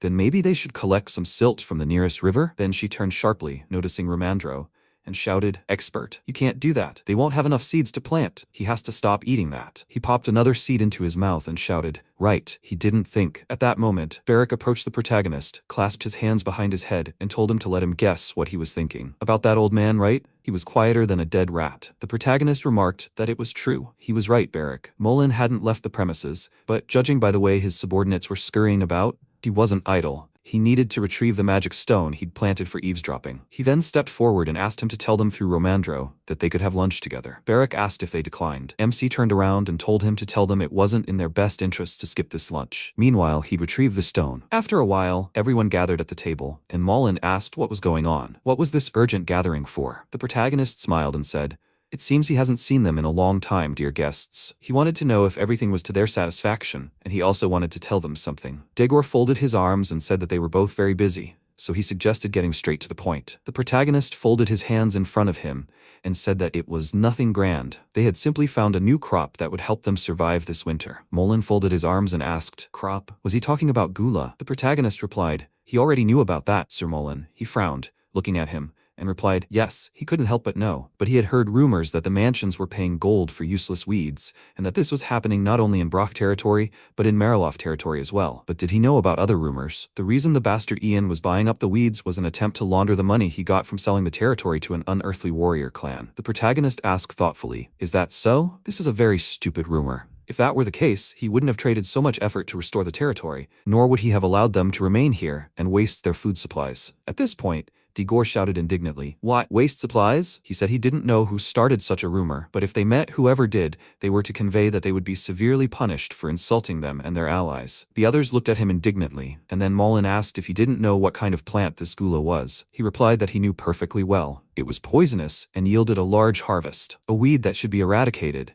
but its seeds were delicious and rich in nutrients, and the fruit deserved to be called God's grace. Sir Mullen, hadn't he said this before? What nature provides knows no distinction between rich and poor. If it can satisfy hunger, they should be grateful. He was sure he said the second prince had said the same thing, or was he mistaken? Mullen looked at him with irritation, and then said, okay, they'll pretend he's right, but people are unlikely to accept it. If he can't convince them that gula isn't poisonous, no one will even look at it, much less accept food from him. MC smiled and said he had an idea for that. Here's what he'd come up with. After he explained his plan, Mullen grew angry and shouted, no way, he was making fun of the imperial family. If his plan ran into trouble, the imperial family's reputation would be tarnished. He replied that there wouldn't be any problems since gula seeds were edible. Besides, didn't he say that the territorial governor should solve the famine problem? He didn't think they'd protest over such nonsense. Mullen slammed his hand on the table and shouted, nonsense. We're talking about the ruler's family. The protagonist shouted, exactly. When it comes to death, it's a mere trifle. Or are they about to discuss the importance of the imperial family's reputation in front of people dying of starvation? And Sir Mullen, he misunderstood him. He's not asking his permission now. If they think they can interfere with him, they must leave the territory immediately. He'll order the warriors to escort them without their consent. They looked at him in bewilderment, and Mac frowned and shouted, how rude. The protagonist replied that they shouldn't dismiss it as rudeness. They should look at the situation rationally. What were the three of them doing while he was thinking about how to help people? Were they involved in his plan? Or maybe they were doing something separately. Then Romandro held his hand out in front of him and said, okay, they need to calm down. When he tried the gula, the taste was pleasant. There are many recipes with it, by the way. At that moment, MC glanced at Barrick, who made a sign with his fingers. After that, the protagonist stood up and said that he had already told them everything he wanted,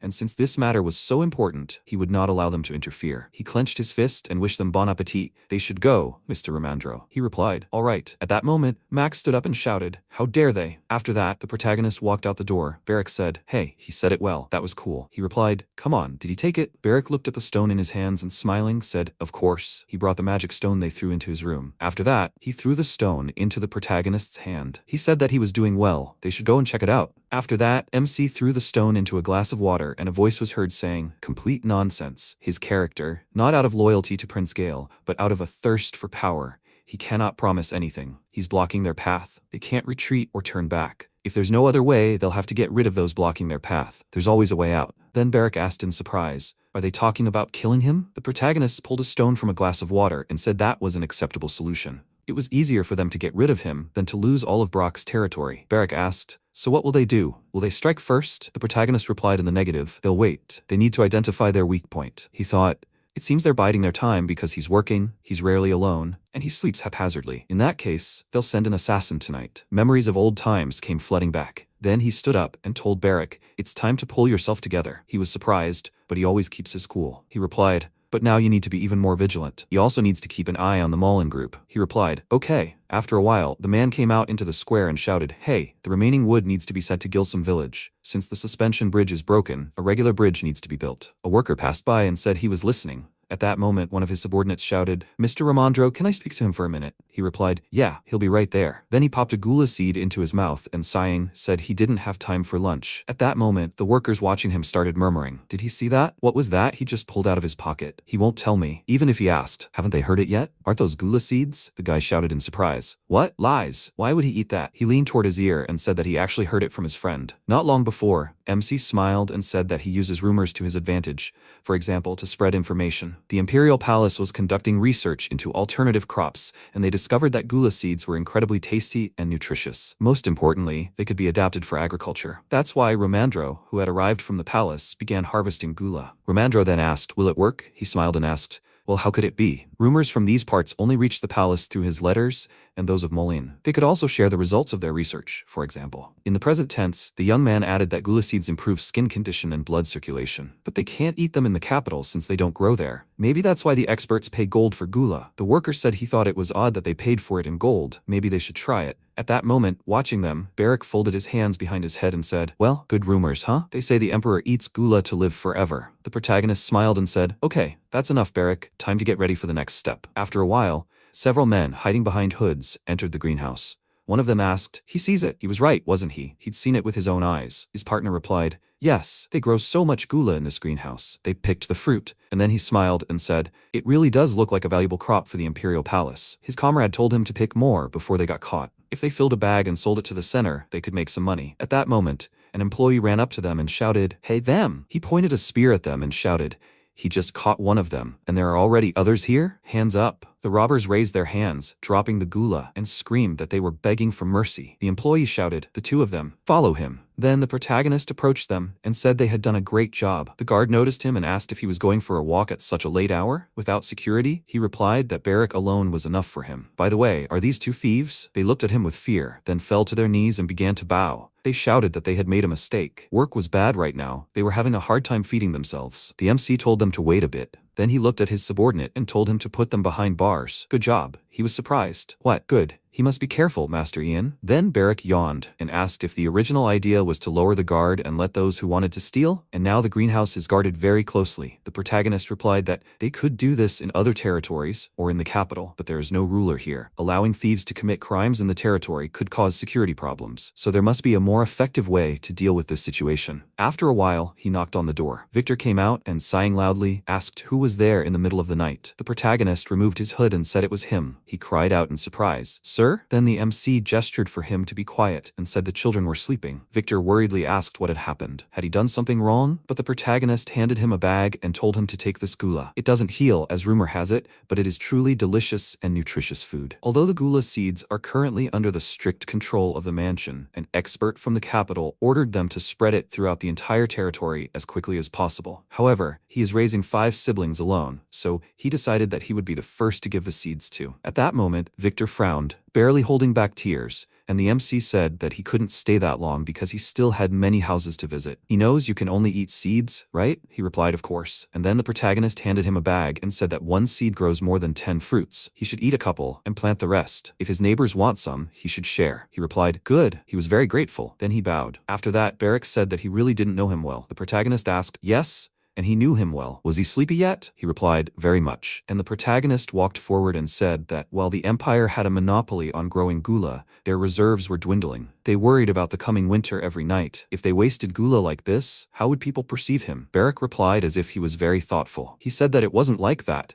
They would see him as a kind and good person. They should hurry. They needed to visit a couple of other children. After a while, they approached Sophia. An MC handed her the bag. He also handed it to some other villagers. A second later, Barrack turned around, and at that moment, the man hiding behind the hood was watching him. Then he entered the room, and Mac, looking at him, asked, have you come? He must tell Dagor what he saw. A second later, he walked further, took off his cloak, and said he had gone out in the middle of the night to distribute gula to the people. Mac was surprised. What? He chuckled. The boy really is strange, sir. At that moment, he thought, the opening of the gula would undoubtedly be prescribed by Ramandro, thus ensuring the trust of the people at the imperial palace. However, if they left at dawn, this could be the perfect opportunity to get rid of him. After a while, Ramandro said, yes, the restoration of Gilsum village has been successfully completed. And the gula liveries? The protagonist, sitting on the nearby sofa, said he thought he could gradually improve that. They say it's selling quickly thanks to the people he's given it to before. Then, Ramandro put his hand on the table and asked, by the way, will he still be doing charity work today? MC replied that he plans to do it for another 3 days. Ramandro said he's busy day and night.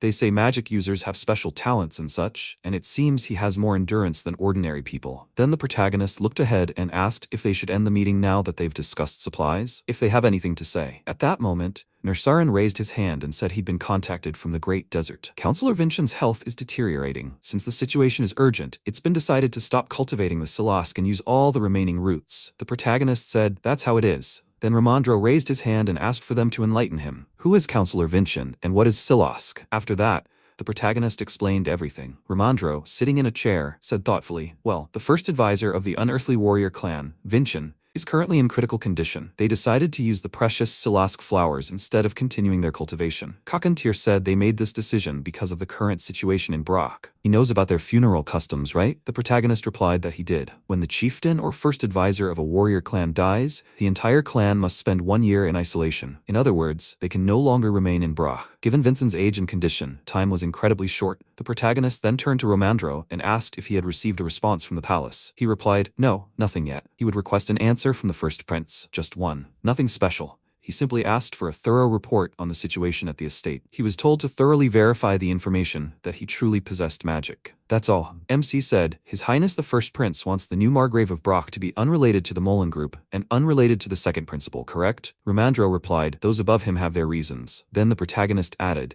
he must have already guessed, but he shared this opinion. He is also at odds with Mullen. He placed his hand on his chest and added, he must recommend him as Margrave. Ramandro looked at him in surprise. He said that if he does not become Margrave, he will have to return to the Great Desert. The new Margrave won't leave him alone because of his relatives. The palace will exploit his abilities and turn him into a slave. Becoming a new Margrave is the only way to ensure his and Brock's safety, right? He also wants a new Margrave elected so he can return quickly. There's no one better suited to the people's desires. At that moment, Ramandro thought, that's right. He was in the middle of the reconstruction. And besides, this man had acquired a gula, although occupying the position of lord of such a small land isn't enough. Then the protagonist extended his hand, and Ramandro said, okay, let's be honest. Prince Margrave doesn't understand his connection to Mullen. He reported his father through Lord Mullen, giving him an excellent opportunity to make his man Margrave. Moreover, since he's a mage, he expects him to join the Ministry of Magic and side with him in the fight against the conspirators. MC said that if that's the reason, he can explain everything. Ramandro asked how. He replied that he would personally share all the details when he met with the first prince. He explained that no matter how detailed his story,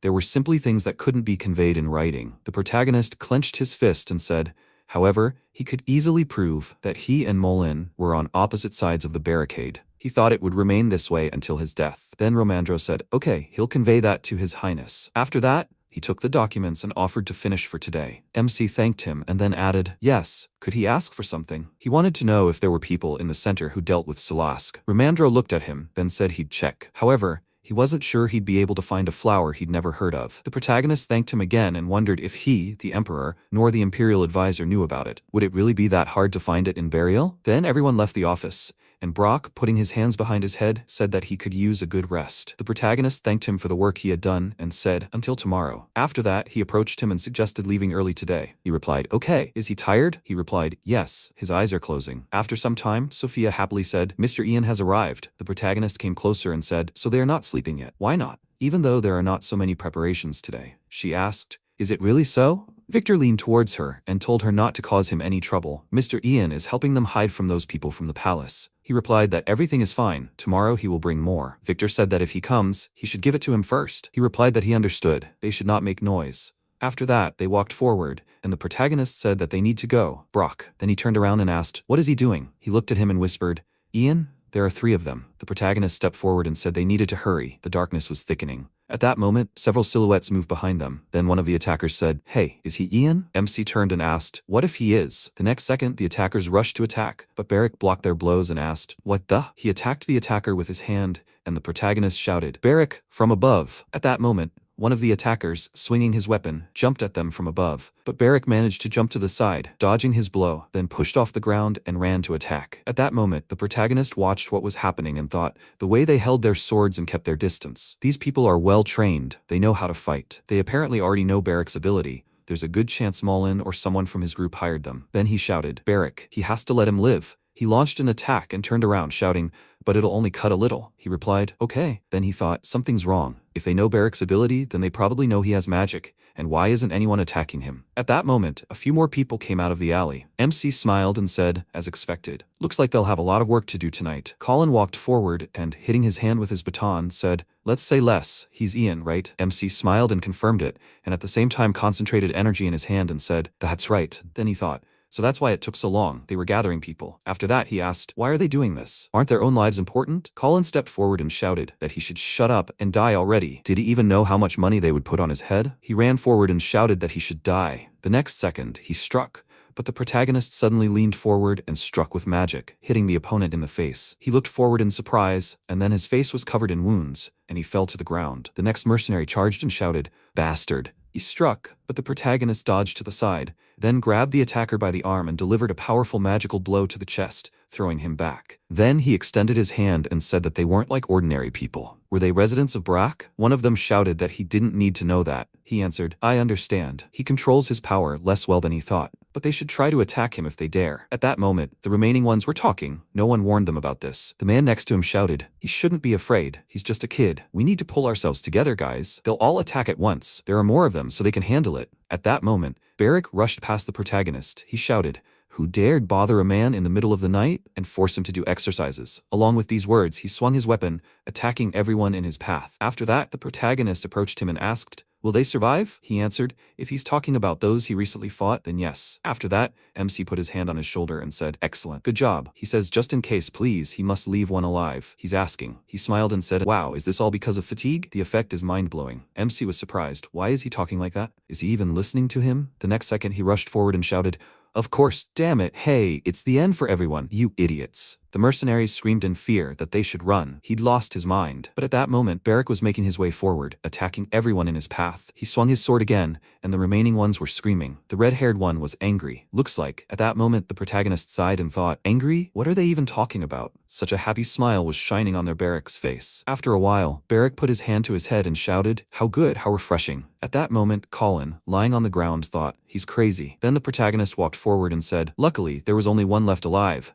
He reached out to the man and grabbed him by the clothes. He looked more closely and said that he had a feeling he had seen him somewhere. Barrick asked, "Huh?" He had to show me. Then the protagonist turned to him and told him to take a closer look. Did his face look familiar? He said thoughtfully that he wasn't sure, but he looked ugly. Oh, he hid his face when he said that. At that moment, the mercenary put his hand with the ring to his face, and the protagonist turned around abruptly. And the next second, the man's face seemed to melt. Barrick said that his face looked like it had turned to mush. He didn't recognize him at all, and the protagonist thought that his skin had completely melted, like the poison that assassins use to avoid identification. Then he told him to bring someone. They need to take him and that boy to the mansion. The guards haven't made a fuss in a while. Meanwhile, Mac asked worriedly, did they get rid of him? What if everything went wrong? Dagor said that he was a former member of the Imperial Guard, so there was nothing to worry about. He worries too much, Mac, he responded angrily. He's too optimistic, Dagor. They need a plan in case Patrio fails. At that moment, Mullen said, "Quiet, Mac. The servants might hear." He apologized, adding, Petrio possesses superior abilities. Although he is old, he was vice-captain of His Majesty's Guard. Moreover, he is a man of faith and will not make mistakes. Petrio, accompanied by 10 men, attacked these 2 boys, so there should be no problem. They just need to wait. The next second, they heard a knock on the door.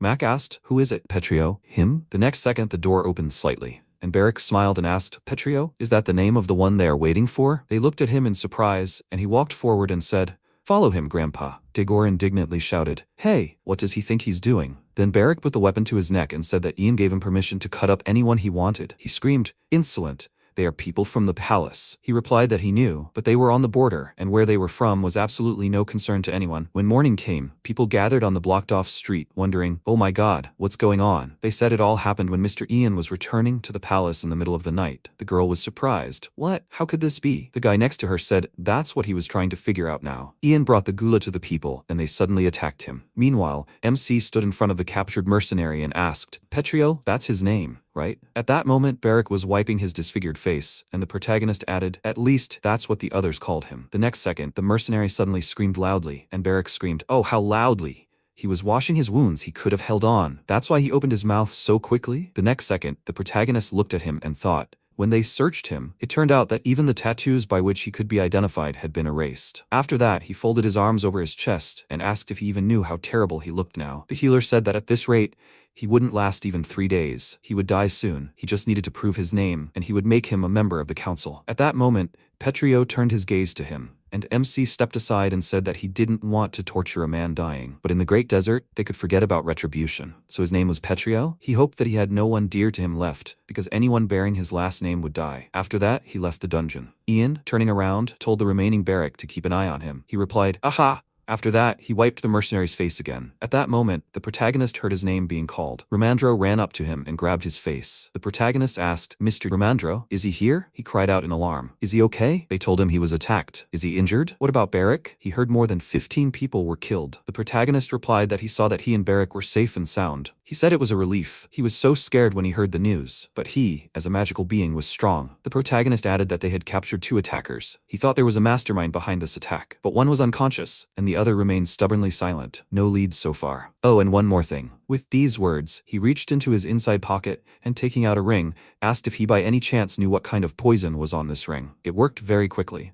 As soon as the guy pricked his face with it, it seemed to melt. Romandro looked at the ring thoughtfully and said that he should take a look. If that ring made his face drool, it might be a tibarfin. Mercenaries and slave traders mostly use it to hide their identities. MC asked, so that's what it is. Then Romandro handed him the ring and asked, what about the Mullen group? He replied that they continued to insist they knew nothing. Romandro asked, is he going to kill them? He replied that he wasn't. Otherwise, the palace would send another squad to investigate, and he didn't think he had the right to decide who to kill. Romandro looked at him in surprise, smiled, and said, didn't he say he'd prove it? So, he must tell His Highness Margrave that he will follow his will. Sometime later, in the dungeon, Digor threw a plate of food at him and shouted, Ian, you idiot! The protagonist, ignoring him, asked if the 3 of them had managed to get any sleep. Max shouted, they came here by order of the Imperial Palace. Digor added indignantly, insulting the Emperor by treating them like this, and an unearthly clan of warriors. He should do the right thing too. As Ian said, he is now a citizen of the Great Desert. Don't they know what will happen if their man treats the people from the palace like this? Then the protagonist asked, isn't that why they are still alive? If they weren't people from the palace, they would be in the same situation as Petrio. The next second, Max shouted in surprise, Petrio? What is he talking about? Then MC took out a magic stone and dropped it into a flask of water. A voice was heard saying that if someone blocking the path refuses to give way, and there is no bypass, there is no choice but to remove the obstacles. As expected, Petrio. The next second, Digor stretched out his hand and shouted, was he eavesdropping on them?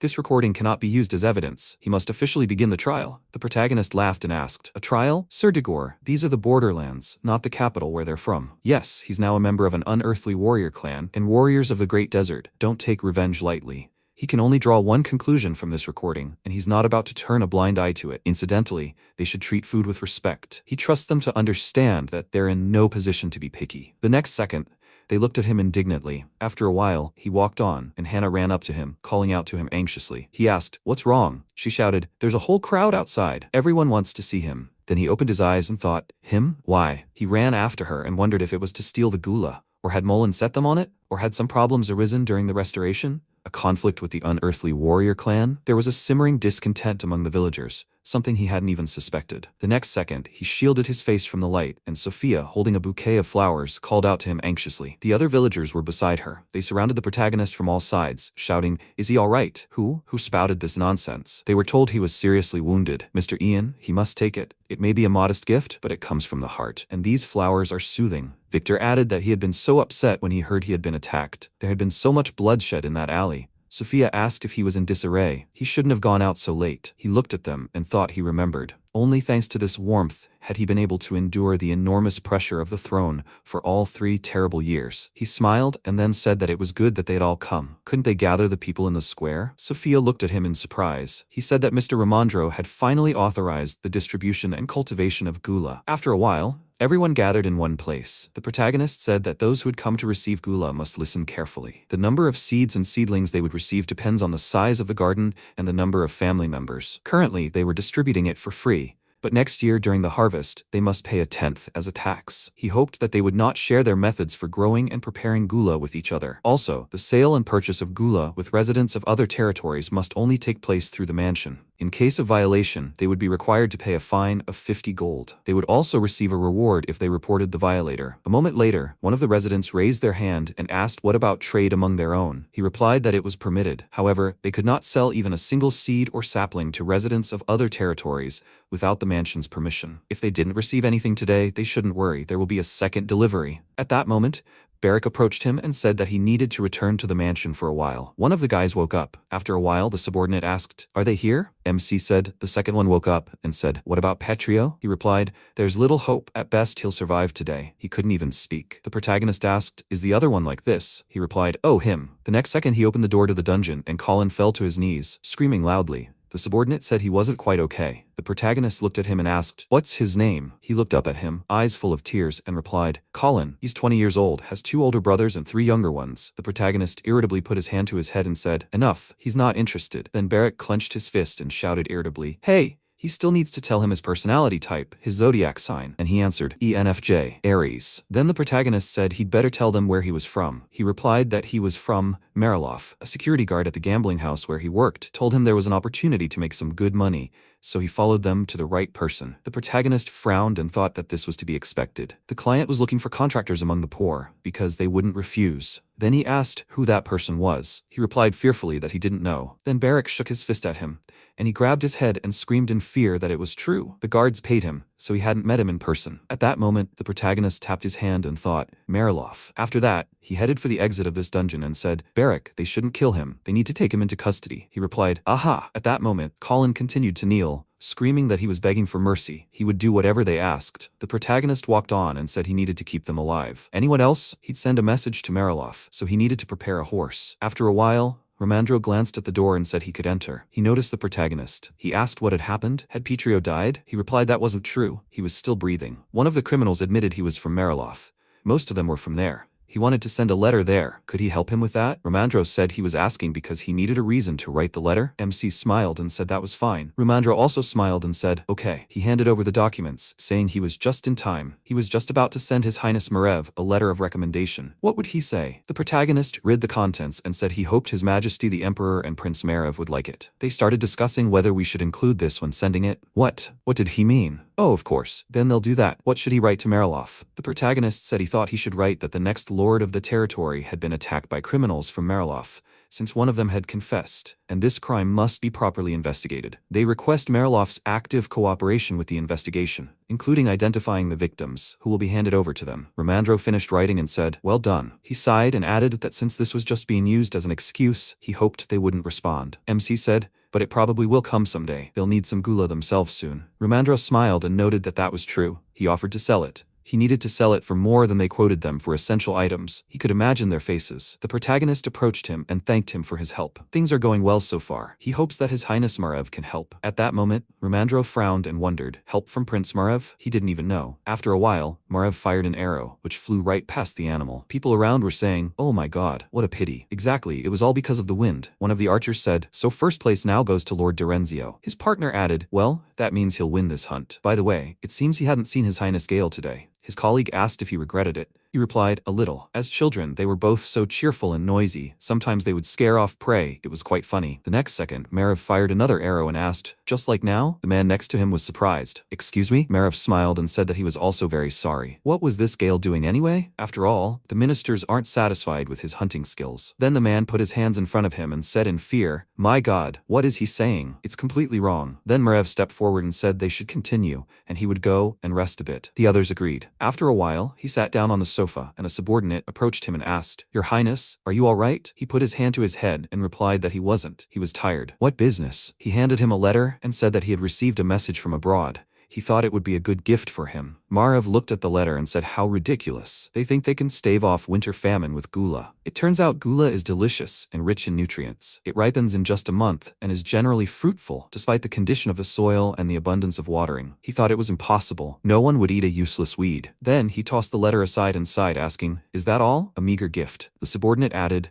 oh, and the letter of recommendation names Ian as the next lord of the territory. He also had Sir Mullen's ring enclosed. He looked at it, and the subordinate placed the ring on the table and said, the report says Mullen tried to kill Ian. His man, Petrio, led the attack but failed. According to the letter, he's currently in custody. They want to hand people over to him. Margrave then took the ring in his hand and smiled. He thought he'd assumed this would happen ever since he'd been informed that Ian had brought an unearthly clan of warriors into the territory. But the guy had proven quite useful. Did he really think that, because he had no connection to Gale, that he would make him a lord? Then he rose from his seat and ordered his subordinate to write a reply letter. Even if someone with magical abilities became a lord, he had to come to the capital. So what was he going to do now? He thought how wonderful everything was going. Ian would be useful to him at the Ministry of Magic. After a while, he returned to the field and asked if they had caught anything. The men turned to him, and one of them said there were a lot of deer here today. He should shoot too. Margrave smiled. The next second, an arrow flew past his head and pierced the animal's neck. The others looked back in surprise, and Margrave said, he's still careless, Gale. At that moment, he smiled,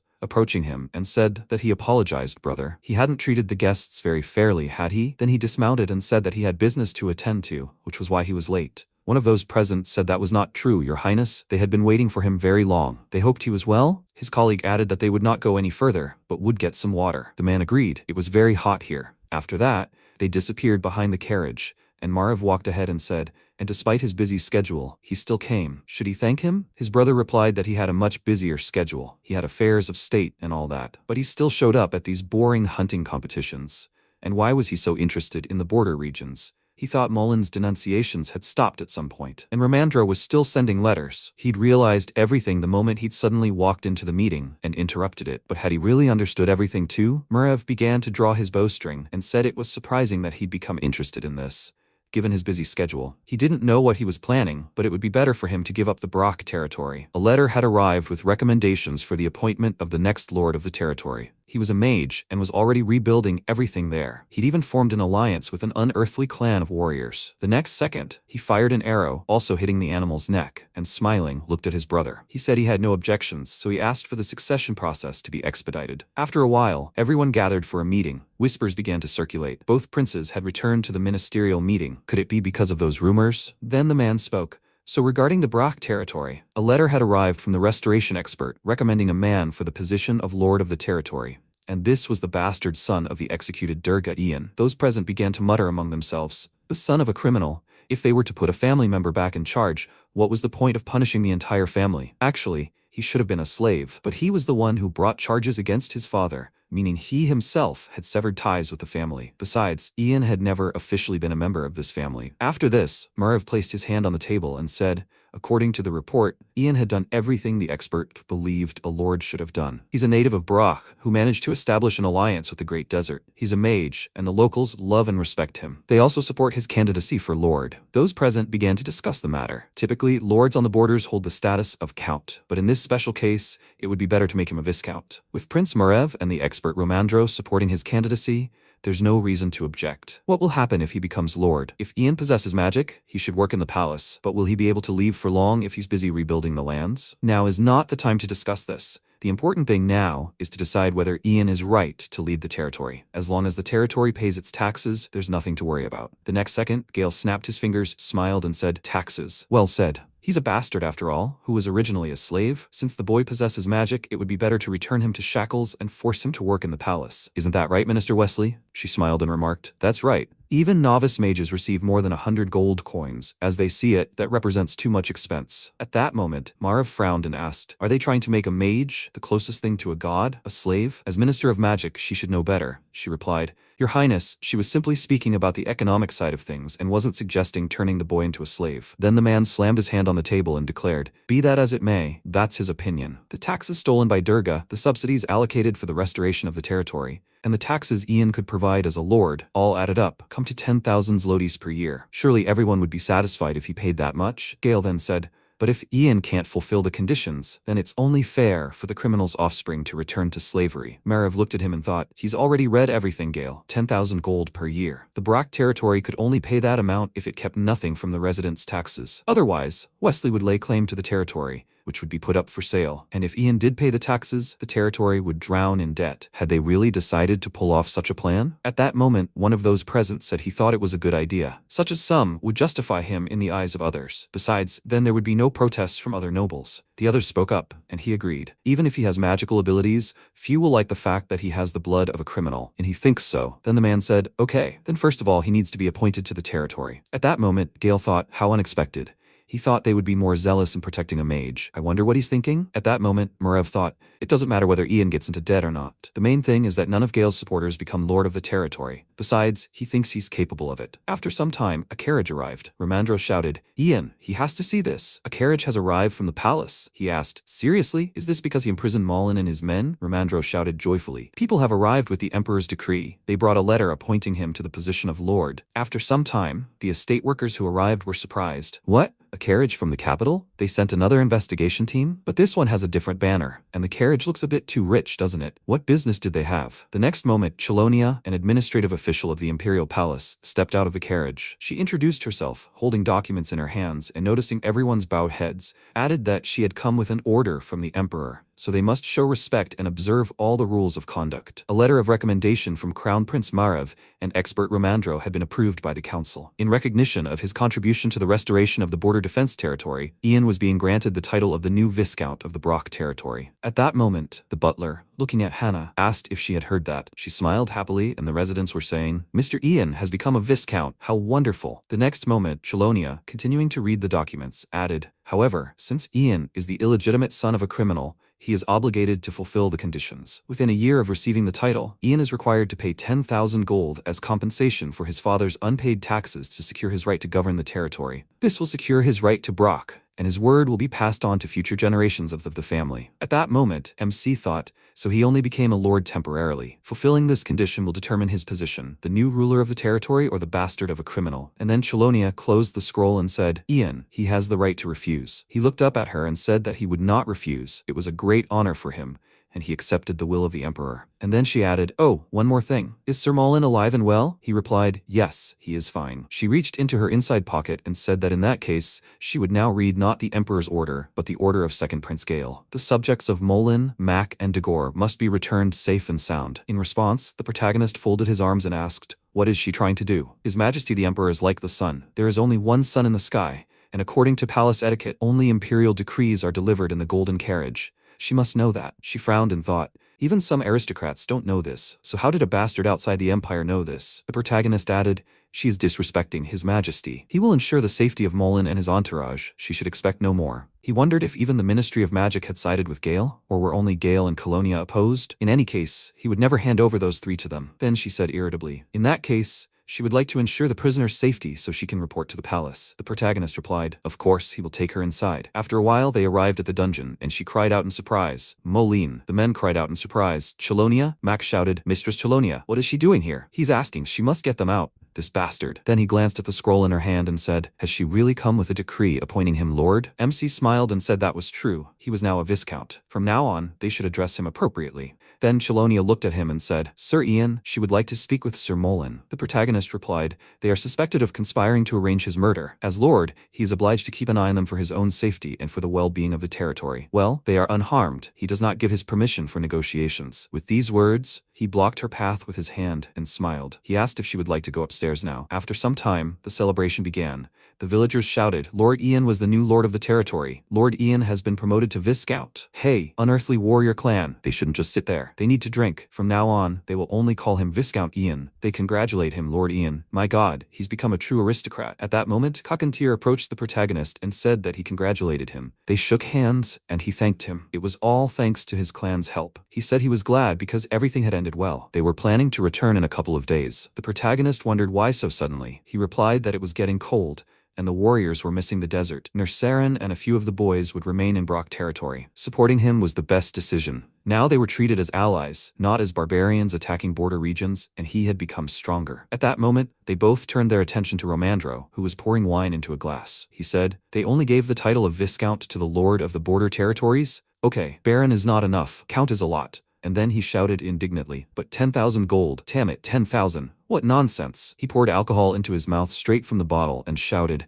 have they seen the tax report for the Brock territory? There can't be that much. MC thought, obviously. They deliberately named an amount that would be difficult to pay. Gale did that. Then Romandro said, how is that possible? They will never collect that much money. And what about the locals who still haven't recovered from the Civil War? How can they not understand what the people went through? Then he looked at the protagonist and added, but now they've seen the title of Viscount, so the protagonist held the scroll in his hand, smiled, and said that it hadn't happened officially yet, so he should address him as before. Romandro, flushed from the alcohol, asked sheepishly, is that so? He'd been rereading the imperial decree for a while now. Was there something wrong with it? He replied, no, it's fine. Something was just bothering him. He thought Clay was currently ruling the empire. He couldn't remember anything special about him. Just one of the emperors whose reign coincided with an era of turmoil. However, this seal was different from the one he knew. He'd definitely been leaving this seal on every day for 3 years, so he couldn't have simply gotten it mixed up. If he'd suddenly changed it, he'd definitely have known. Why would the emperor's seal, which hadn't changed since its founding,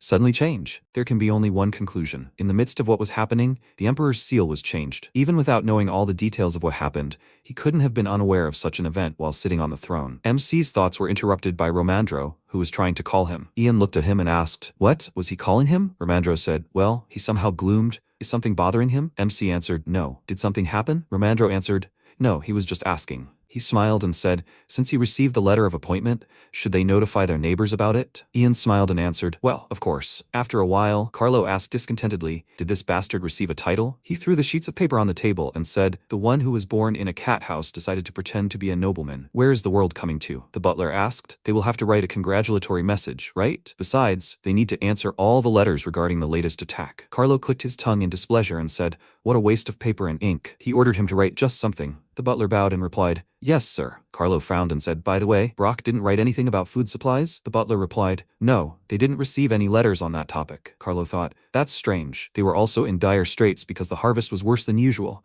So what will Ian do with Brack's devastated territory? He'll probably start feeding on carrion and weeds. He waved his hand and told the butler he could go. The man replied, yes, sir. He walked out the door when he suddenly heard a voice. The butler. He looked away in surprise and seeing Rian asked, madam, has something happened? She asked, has there been news from Brack? The butler replied, they were informed that Ian had received the title of Viscount. Rian was surprised and asked what the count said. Let him say. The butler's eyes widened in fear and he couldn't answer anything coherent, and Rian said, I understand. They are their neighbors after all, so they should send them an answer. She will write and send the letter herself. If the count starts to scold him, he can say that she ordered him to do so. The butler replied, okay, mistress. Rian closed her fan and added, and one more thing. She is thinking of sending some kind of gift to Brock. She told the butler to leave the treasury open. She will ask the count's permission. The butler said, madam, she doesn't have to do that. She turned around and answered sharply, no, that is exactly what she must do. In the morning, Romandro was sitting at the table when MC entered the room. He asked, Ian, did he sleep well? MC answered, yes, quite well. He looked at Hannah and ordered her to pour him some cold water. She answered, yes, lord. He thought,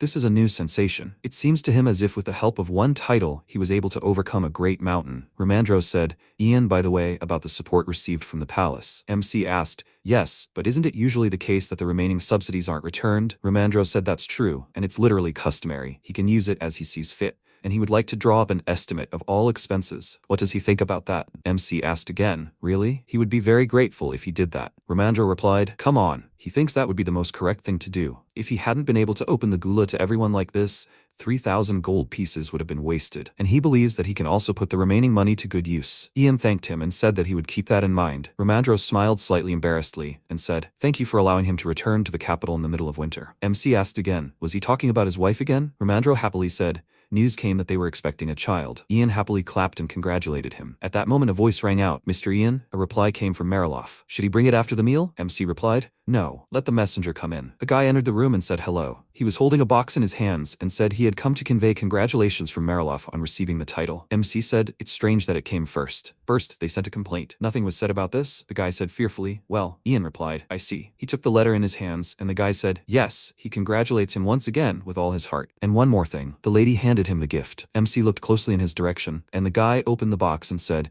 it was made in another country. Ramandro asked again, was it brought from abroad? What is it used for? The messenger replied, frankly, he doesn't know, but he knows the name. Ian interrupted him and said, a dripper. Ramandro asked, Sir Ian, so he knows? The guy said, and there really wasn't anything he didn't know. MC looked up and asked, he says this is a gift from the Countess? The guy replied, that's right. She said this device would definitely help him, and although it was expensive, he shouldn't feel indebted. MC looked at it and thought, what? Didn't she send this little thing on purpose? A very unusual reaction. Ian thought for a moment, then chuckled, and the guy wondered, or is it really that simple? Maybe this really was nonsense? Ramandro wondered if they'd sent such a trifle as a gift. The Countess has specific tastes. Mariloff would soon start pressuring them about the gula, but he certainly didn't expect such a provocation. How would Ian react to this? MC asked him to wait a little while. He would write a reply to the Countess. Ramandro asked what he was going to write. MC replied that he liked the gift, and as she said, it would be very useful to him, and also that he would like to meet her sometime. The dripper is one of the recording devices. It automatically makes a hole every time the handle is pressed. Many think that the device is useless and generally nonsense, but the dripper became the basis for all the machines of the future. Automated mechanisms are the future of the technological revolution. These are the most advanced inventions, and before he died, their development became one of the national projects. Was it an insult, or does she also realize the value of the dripper? He needs to check it. After a while, MC asked if they were all ready for departure. Kakantir answered, yes, Nursaran is finishing the preparations. Was there something he wanted to tell him before leaving? Ian answered, rather, he wanted to ask him to do something regarding Mariloff. It's just between them. In winter, Mariloff relies on food brought by ships from Huan. He thinks if he takes care of that, it will simplify everything. Kakantir said it could be done, but they might gain an advantage in the mountains in winter. MC said no, they didn't need fighting. If they found out they'd interfered, he thought, he understood, they'd use it against them. Kakantir asked, is there another idea? Ian smiled and answered, of course. After a while, people were talking in the hall. They'll see each other again, right? Thank you for everything. There's water and dried meat here. Have a good trip. Kakantir, where should we load these things? The guy squeezed the girl's hands and said with tears in his eyes, he'll definitely come again. She asked him to be careful. MC looked around and said they'd been loved here more than he'd expected. Ramandro replied, even in such a short time, true love can blossom, but isn't an unearthly warrior clan a nomadic people? Ian thought, that's not so bad. Marriage best strengthens the alliance between two nations and ensures cultural exchange. A while ago a voice rang out in the office. Mr. Ian, his choice could change someone's life.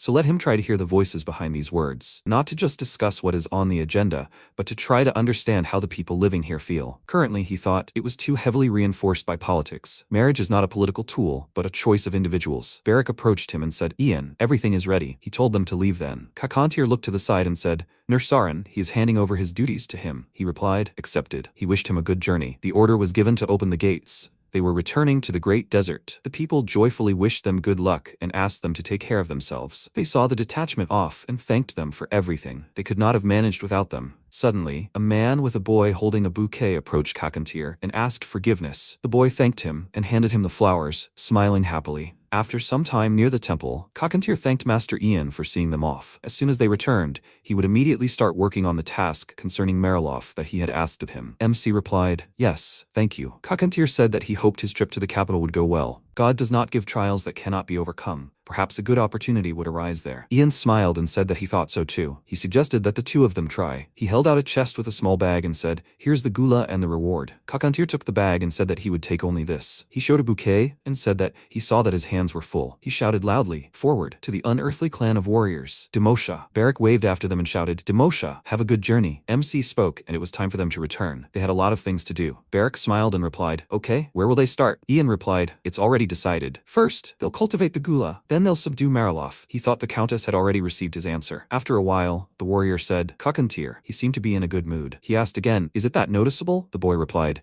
yes. Strangely, he was in a good mood himself. He would never have thought that in the Betrayal Empire there would be someone who would earn his respect, because he was different from the other idiots from this empire. He doesn't know if the legends are true that mages are messengers of the gods, but his wisdom has given them much. Silask, information about the traitor, an ally on the border, and finally, a map of the Great Desert. Then they returned to the Great Desert after the peace ceremony. Kakantir was asked to stop for a minute. He looked to the side and asked, what's the matter? The woman answered, the wind has changed direction. It looks like the sandstorm will come faster than they expected. He asked, from which direction? The woman answered, the guide branch was damaged and its energy was exhausted, but judging by the wind's energy, it will come from the north. Kakantir spoke up, at this rate, they will have to turn around soon. Okay, they will get around the sandstorm. He ordered everyone to turn east. MC asked again, east, not south? The guys turned around and asked, what is he talking about? Doesn't he know that they need to go north? What can you expect from an aristocrat? He is now a nobleman, Burial. The guy laughed loudly and shouted, exactly. He was probably setting foot on the sand of the Great Desert for the first time. He ordered MC to listen carefully. The guides had been passed down knowledge of the desert from generation to generation so that they would protect them. Who was he to interrupt them? Kakantir looked at him carefully and asked, is that the map he holds? Ian replied, yes. It was compiled by an explorer of the Great Desert from the Betrayal Empire. Judging by this, the sandstorm will come from the northeast. If they go east, they risk ending up almost in the epicenter, and they can't go along the current route, so it's best to go south. Kakantir took the map from him and ordered him to give it to him. He looked at it and said,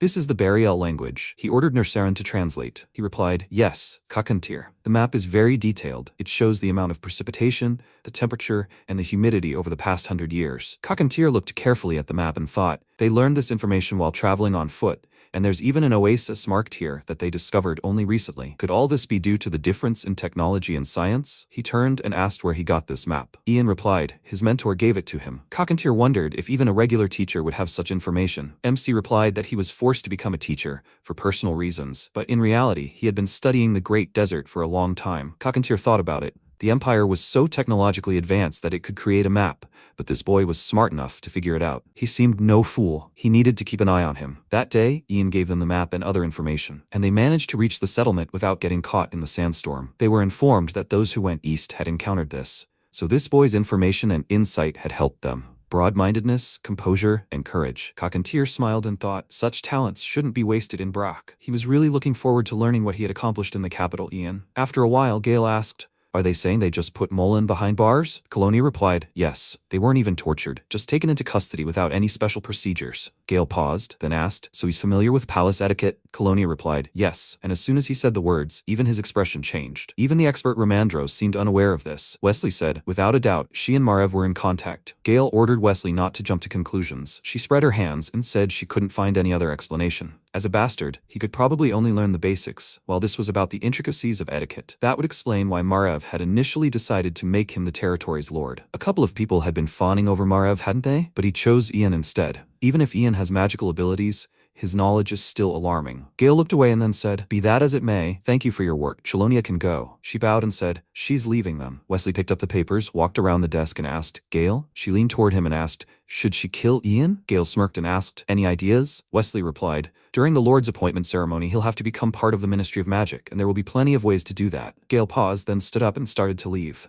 Wesley asked, where is he going? He replied to his brother, Ian. Why do you think he didn't kill Mullen? Wesley replied, well, old man, he's an envoy from the Imperial Palace, and if anything happened, Ian would have to face the investigators again, which would have been difficult. After all, Captain Erica had visited him not long ago. Gale said thoughtfully, yes, maybe so. Wesley asked, why else? Gale smoothed her hair and, leaning close to her ear, asked, why? He asked, because he didn't know himself, as he thought she is not suitable for the role of Minister of Magic. Wesley thought he meant by this that she is suitable to be by his side, and not as a minister? That's what he meant, right, Gale? After a while, he was riding inside the carriage and looking out the window. He thought Wesley was ideal as a lover, but for a colleague who should help him govern the state, she acts too hesitantly and aggressively. The investigation team could be one of the reasons why Ian spared Mullen, but it was definitely because of Margrave. If Mullen had died while the clan of unearthly warriors was involved in the situation would have worsened so much that not the investigation team, but the army would have come to the territory. Therefore, the decision was left to Margrave. Ian clearly understands the difference in position between himself and Margrave,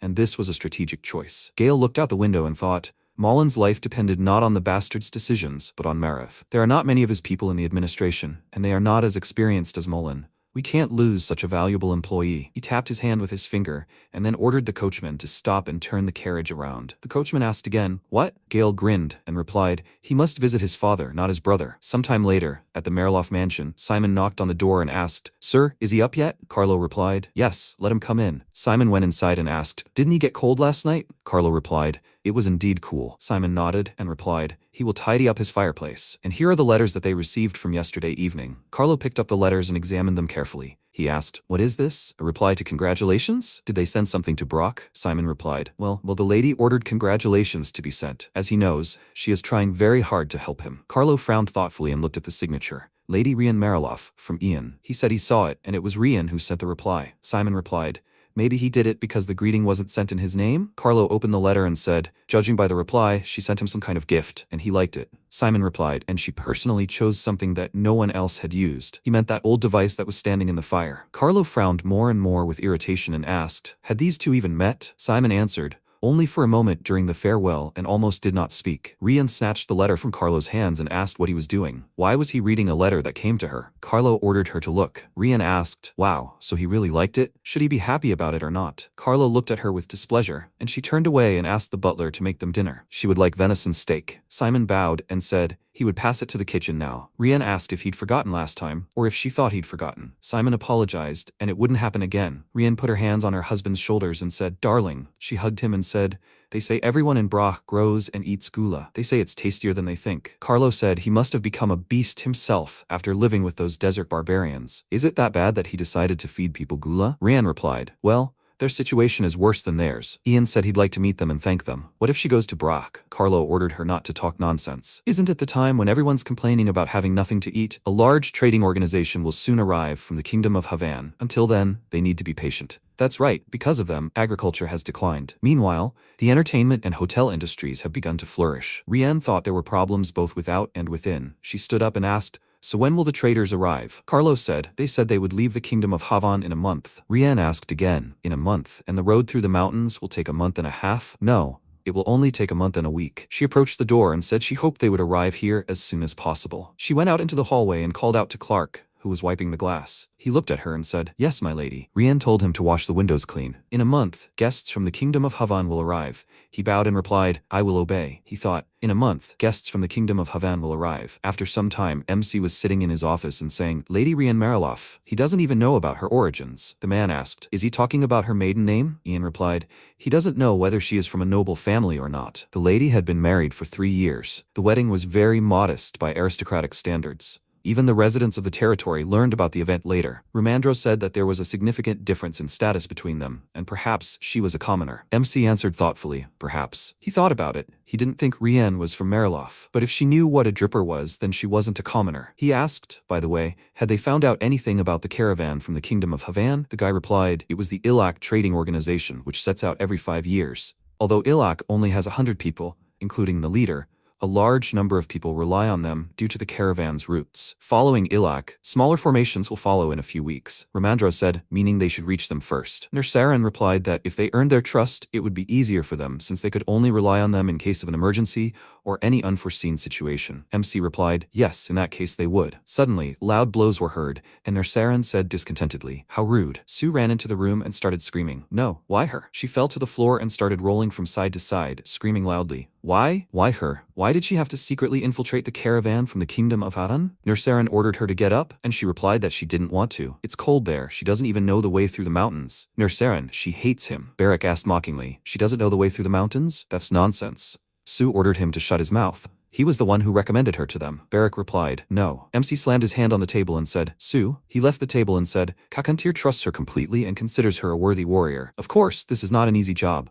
But with her responsibility and endurance, she can definitely handle it. And what's more important, isn't she the fastest in the clan of unearthly warriors? This is a one-person task, and if suddenly they have to retreat quickly. No matter how much he thought about it, he couldn't find a more suitable person for this than her. Sue blushed with embarrassment and looked away. She said, well, then nothing can be done. Ian smiled and said, okay. He thinks she has heard about it anyway, but she will tell everything in detail. Sue, she will have to. After a while, a loud order to stop was heard in the clearing. Today they will make camp here, so let them settle in and have dinner. They need a good rest. They are leaving in the morning. The guys spoke tiredly, their whole bodies aching. How much longer do they have to go? Sue shouted. So, let them get in line. Don't cut in front of someone. The old woman smiled and said, young lady, she works hard. Thank you for helping with the cooking. Sue fixed her hair and replied, you're welcome. An order was given to pour them soup. Someone ordered them to wait. He was completely out of his mind. Sue remembered MC's words, that she needed to join the caravan from Havan and add some gula powder and yellow scorpion venom to their food. And she needed to try to delay them in the gorge as long as possible. Meanwhile, in Marilof, a little boy said, Mom, he's hungry. She asked him to be patient. On the other side of town, a man said, damn it, he's never seen anything like it. A villager asked, it's harder this year, right? It's all because of Brock and the blood pollution in the river. Shouldn't Brock pay them compensation for this? Hadn't he heard that someone from Marilof tried to kill their new lord?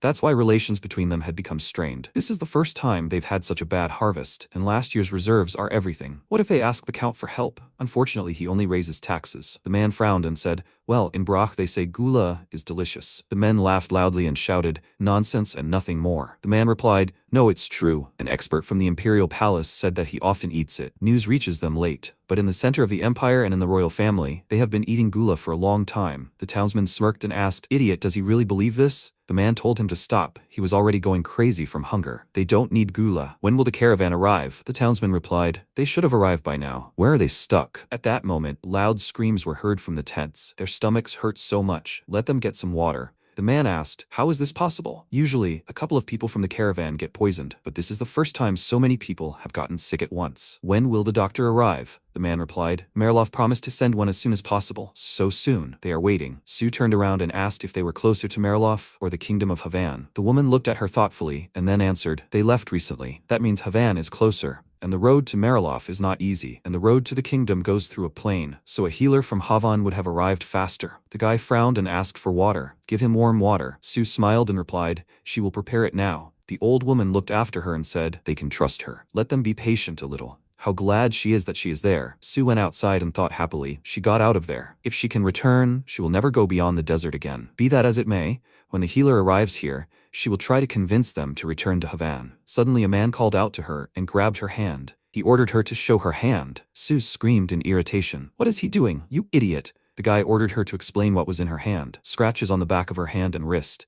This is what the hands of those who often use their fists look like. So what is she doing here, little cook? He ordered her nicely to get what she put in her pocket. Sue smirked and asked, does he have nothing better to do if he is spying on her? The guy frowned and asked, what? Sue pulled her hand away and punched him in the stomach. The guy fell to the ground and the others screamed. What was that sound? Was there a fight here? The guy heard a scream. Sue frowned and thought, trouble. It will be difficult for her to deal with them alone. Suddenly a man appeared from the bushes and asked, nightmare, what kind of place is this? Sue pointed her finger at the fighters in fear and screamed, robbers. The men asked in fear, robbers? Horror. We need to grab our weapons. Erica screamed, what? Stop. Let them wait. What thieves? She is the captain of the Imperial Army. Everyone started fighting and screaming, it's terrible, they can't see anything in front of them. They need to light a fire. Let the thieves die. But they are not thieves. Sue jumped onto a tree and thought, because of the darkness, no one can distinguish between friend and foe. Half will die, half will escape. So she will be able to deal with the caravan before the healer arrives? Kakantir, she will be back soon. After some time, a cart pulled into the city, and Carlo clenched his fists and asked, no, 3 people arrived here in an empty cart? Simon replied, it looks like they were attacked by bandits. Carlos slammed his fist on the table and screamed, what nonsense? Simon replied, he went there with a guide. Most of the people are wounded or unconscious. The leader of the caravan was hurt the worst. They say he returned to the kingdom of Havan. Only the survivors were asked to come here. Before he could finish speaking,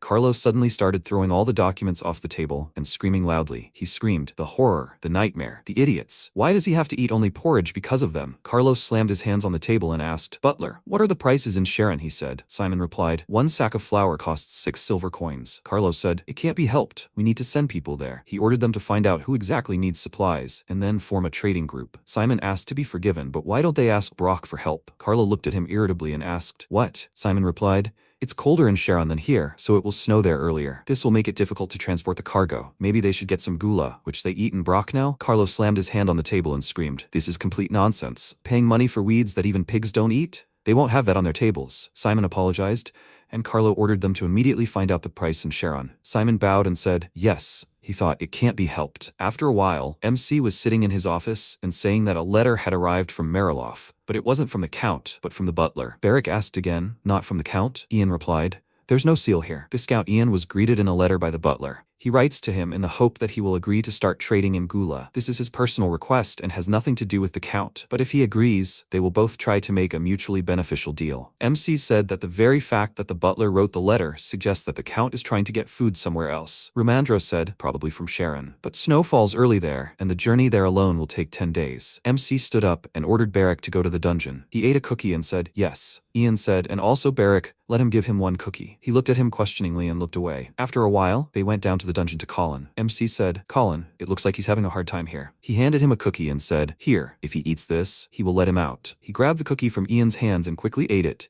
and MC said, okay. Now let him listen to it carefully. Don't tell anyone about this. He will send him back to Mariloff, where upon his return, he will join a group of traitors that will go to Sharon. Colin asked again. To Sharon? Ian said, and he must ruin the deal at all costs. It doesn't matter if he burns the cart, ties up all the members of the group, or breaks something, but the group must not return for 2 weeks. Colin looked at him in fear and asked, how can he do this? MC lifted his head and said, if he doesn't do this, he will die. If something goes wrong, he will immediately release this energy and the poison that was in this cookie will begin to act. Colin grabbed his mouth and recoiled in fear. Ian said, his blood will turn acid and his body will melt. Then it will seep into the ground. Colin tried to spit out the cookie and MC said, but if all goes well, he would break the spell and he would be free. Well, how is he going to cope? Colin sat on the floor with tears in his eyes and looked at him. After a while, a voice was heard in the Mariloff mansion. Let those who are going with the trading group to Sharon come here. They must write their names on this list. If he doesn't know how to write, there is no need to disturb the others. Colin wrote himself down on the list and put his fingerprint, and Simon said, frankly, he doesn't fit since he has a criminal record, but they will take him for his enthusiasm. Let him gather his strength and try, okay? Colin answered,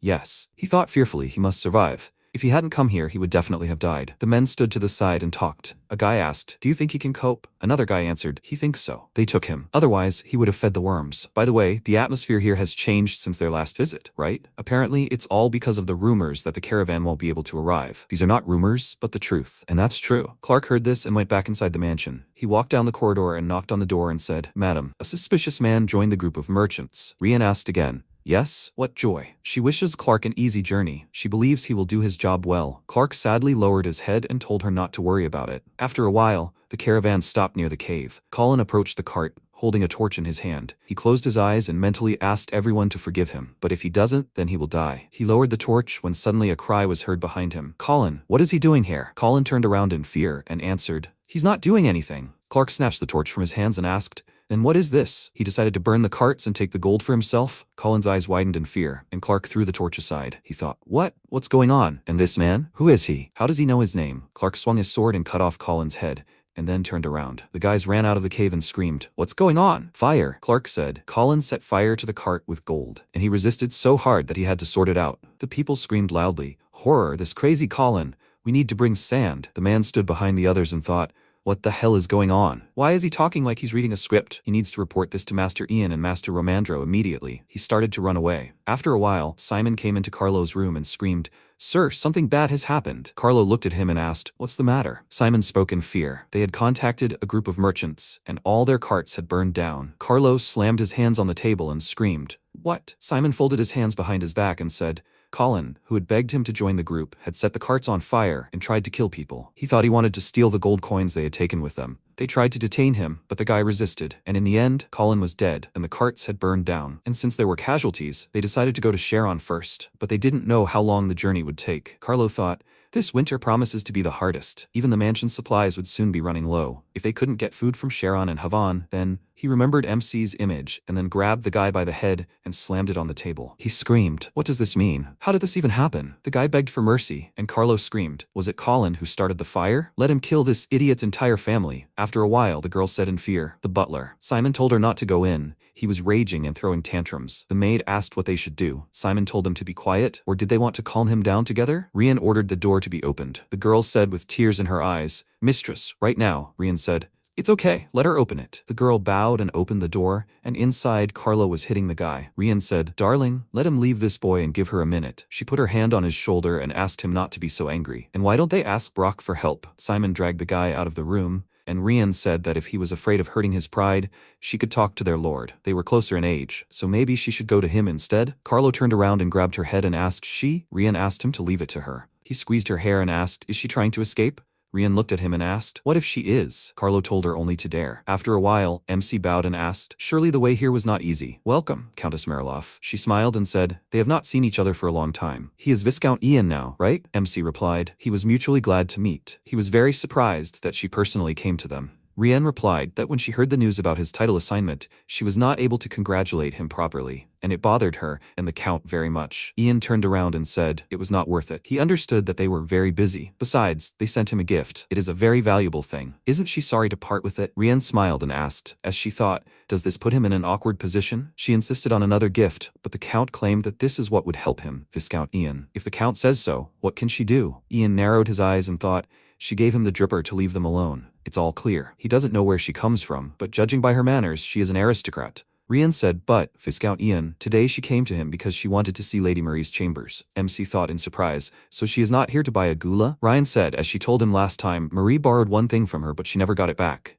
Ian told her to do as she sees fit. He did not touch her chambers, so if she was in them, it is still there. He will show her. Rian said that he can tell her where her room is, so he doesn't have to waste time. She will find it herself, MC said, and yet he will show her. After a while they entered the room and he asked, which one is she looking for? If she says, he can help her. Rian replied, no, it cannot be touched. She apologizes, Viscount Ian, but could he please step out for a moment? These are the ladies' quarters after all. She will let him know when she is finished. MC turned away and said, okay. He whispered to the butler to keep an eye on her. He replied, he is obeying. He entered the room and apologized. He asked, madam, can I help her with anything? Rian replied, hadn't he heard what she said to the Viscount? Let him open the drawer and leave. She looked in the broken mirror and said she would find this thing herself. Everything in the room was scattered in different directions, and Romandro entered Ian's room and said, he heard that Countess Mariloff had arrived. Where is she? MC replied, she is in the previous countess's chambers.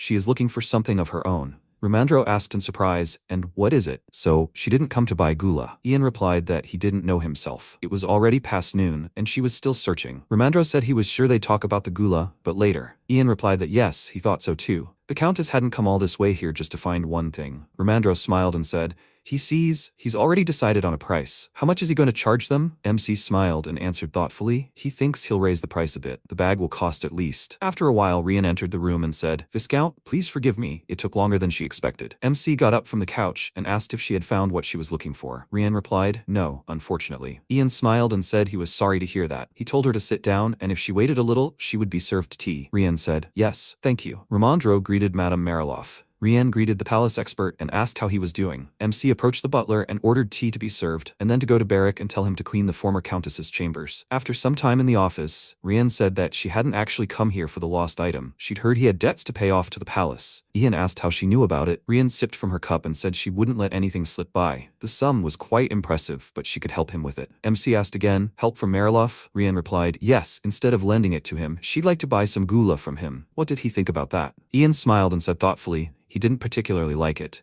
Romandro spat out his tea in surprise, and MC said, thank her for her offer, but they'd already figured out how to raise the necessary amount. They'd pay the debt themselves. Rian asked again, would he pay it off himself? Really? MC replied, of course. Besides, gula costs over 5,000.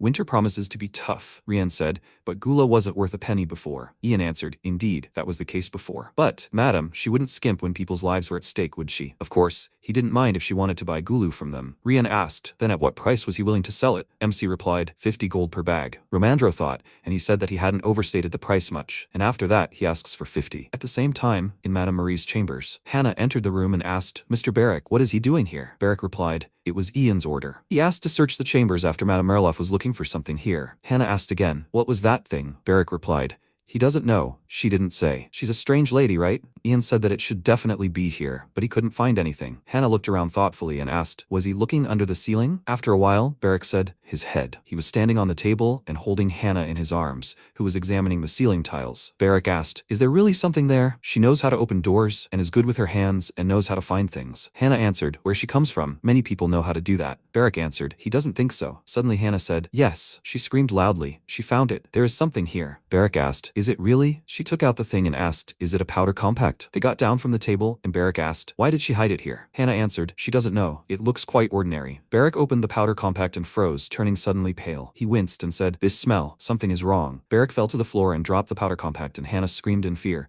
Mr. Barrick, let him come to his senses. Wake up, Mr. Barrick. At the same time in the living room, Rian said thoughtfully, 50 gold. That's a considerable sum, especially considering the yield of gula. MC replied that in 2 months she could help everyone in Marilof survive. He was sure she understood the importance of maintaining the territory's population without him, so it was a very fair price. Rian answered thoughtfully, true. MC thought she was only thinking about that borrowed thing. She wasn't at all interested in buying gula. Ian said that they, like the Count, set the price based on the interests of the inhabitants of their territory. At what price did they want to sell them the grain then? Ramandro said that the list of goods didn't include either wheat or corn, and she was asking twice as much as usual. Even a crate of the most common potatoes costs half a gold coin. Rian said thoughtfully it was the Count's decision, so she didn't think her opinion mattered. She understood that he wanted to make money by asking 50 gold per sack. Thank you for your understanding, in that case. She didn't have time to finish speaking when suddenly a loud stomping sounded in the corridor, and Hannah burst into the room. She screamed, Master Ian, something bad happened. He asked, Hannah, what happened? She answered,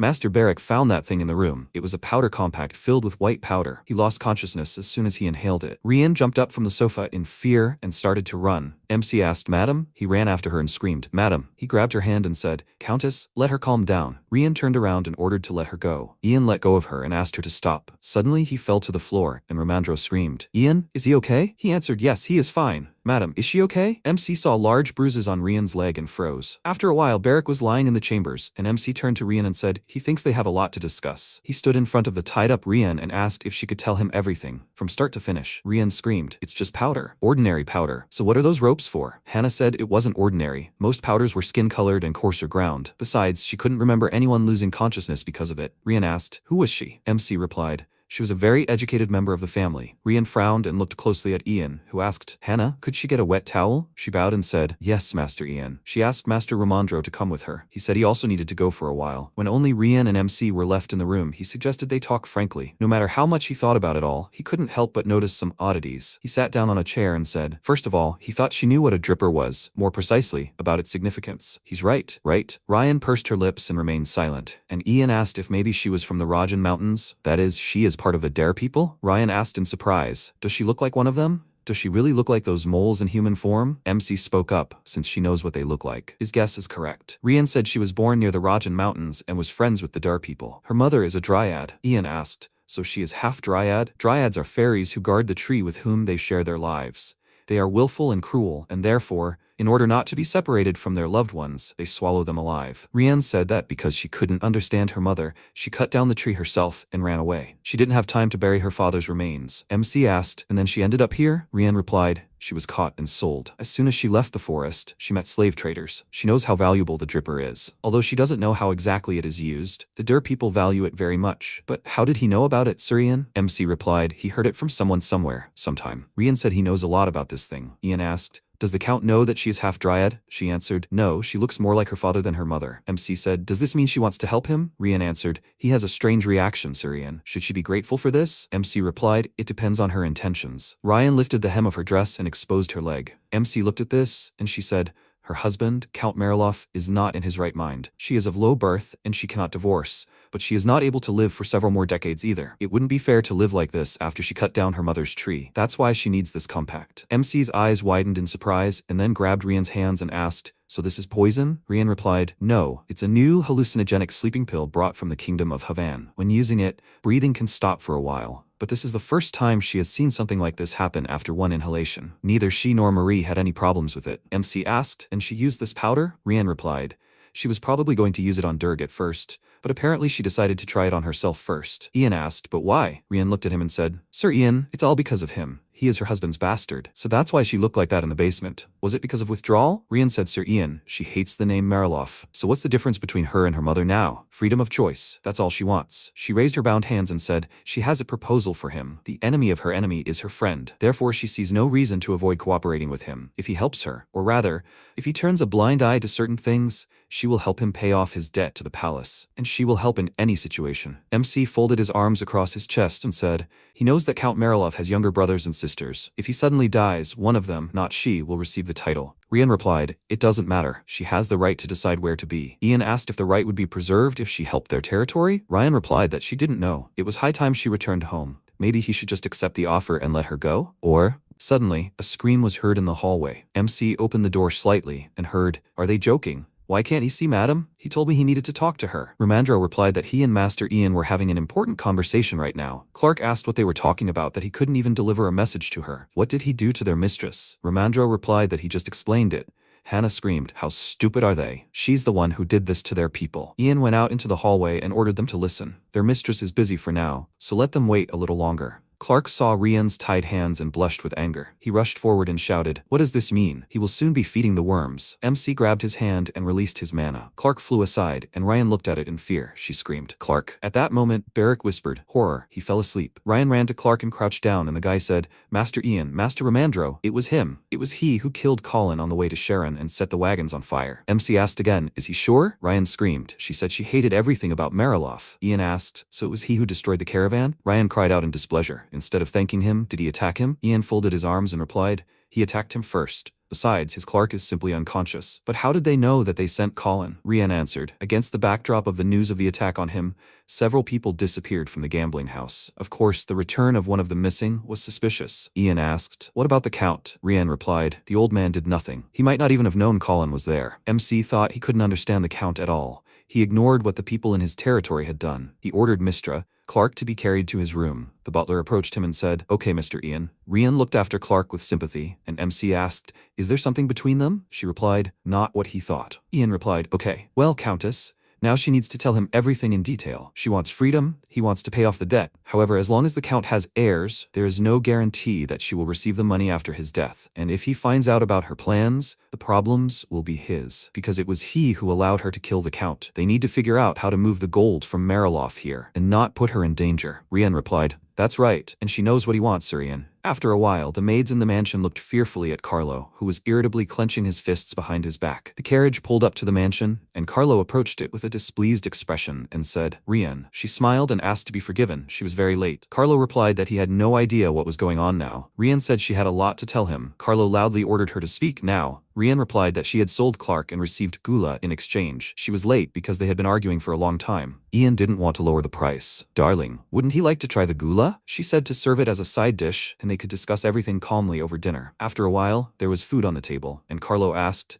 since she had exchanged Clark for this, "Does that mean the gula is worth 15 gold pieces?" Rian sat down next to him and said, Ian asked 50 gold pieces for the bag and wouldn't agree to less. However, he agreed to such an exchange in the form of humanitarian aid. Carlo replied, "Well, that's nonsense. But as a side dish, the gula looks decent." He tried it, and his eyes widened in admiration. He said it was even good. Rian asked, "Isn't it?" It seemed true that they like to eat it in the capital. She was told that the seed germinates a month after planting. She can't wait. Carlo asked, "What did she talk about with the Viscount in Brock?" Rian said, "Well, as he sees it. She tried to improve their affairs with his help." Rian said a while ago that she understood everything. He wants her to persuade him to buy the gula, right? Ian smiled and said he was asking her to do something more. First, he wants to get as much profit from this as possible. Frankly, Mariloff has no other choice now. The roads to Havon and Sharon are closed, and the county is facing famine. Rian replied, "That's not a bad plan." In exchange, she asked him to keep an eye on Clark, and she would take care of the Count. And she asked for her compact to be returned. She poured wine into a glass and said that after they made the deal, she checked Marie's quarters but didn't find it there. Apparently, she lost the compact during the Civil War. Carlo asked what she was going to do with a dead traitors thing. Rian replied that it had originally belonged to her. Simon apologized and said he would take the dishes. Carlo skipped irritably and said not to disturb them until they went to bed. And for breakfast, let him serve more ghouls. At that moment, Rian added powder to his wine, and Simon replied, "Yes." Carlo said, "Rian." She replied that she was listening to him. He said discontentedly, "There won't be a second time. If she came home after sunset again, he would break her legs." Rian thought that he definitely wouldn't see her a second time, because he would soon be feeding the worms. She replied, "Yes." He didn't need to worry about that. After a while, an order to open the door was heard in MC's estate. What is he going to do with the lady? Ian approached the door and asked, "His name is Clark, right?" He asked, puzzled. "Sir Ian?" He asked him to spare her. He begged him not to harm Lady Rian. It was hard enough to protect her in the Mariloff mansion. Thanks to the lady, many people were able to escape the Count's wrath. MC asked again, "Did she help people?" Clark was kneeling and knocking on the door. Ian said, "Okay, his lady just went back to the mansion." He asked again, "Really?" MC replied, "He is. This is a pledge guaranteeing the protection of their interests before Mariloff. So he asks him to just wait. If he makes noise, he will only disturb his lady." Clark calmed down and looked down,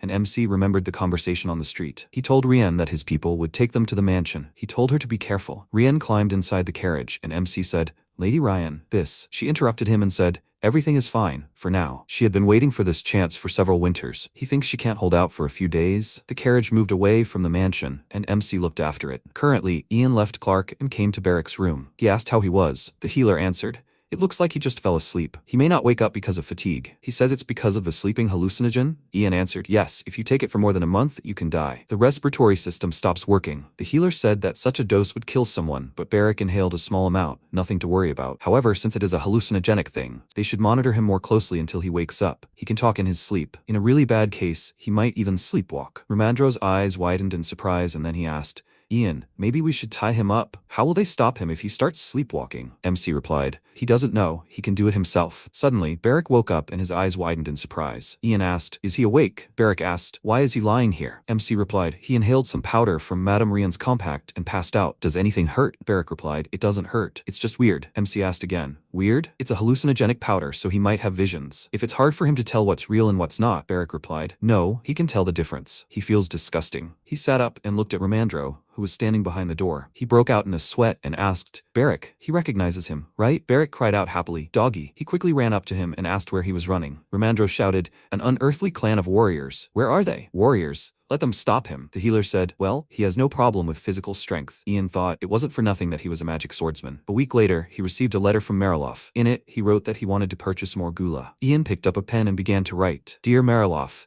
He thanked him for his agreement regarding the deal to purchase gula. After an expert assessed the situation in Mariloff, they concluded that 100 bags of gula would be enough. However, they refused to sell it for less than 50 gold pieces per bag. In exchange, they will forget all past grievances. If he wants to make changes to the terms of the deal, he can contact them anytime. Ian. After a while, MC looked out the window and asked if the Mariloff couple had arrived. They seemed to be in a hurry. Ramandro said, "So everything will be decided today." "Okay." Then he'll distract them. MC said he'd be grateful, Mr. Ramandro. After a while, he greeted the Count and Countess. He thanked them for their personal visit. Carlo coughed and said he didn't know if they distracted him from his business. MC smiled and said, "But his business must be important, right? Since they came. So why are they here?" "They came to buy the gula." Did he guess right? Carlo tapped his fingers on the armrest and said he'd calculated the exact amount of gula needed. If they planned to eat and cultivate it at the same time, he'd need 100 sacks. That's a large purchase. That's why they'd come to find out why the price was so high. Ramandro replied that they couldn't lower the price despite the large purchase, because gula is a long-lasting product. Since it doesn't spoil,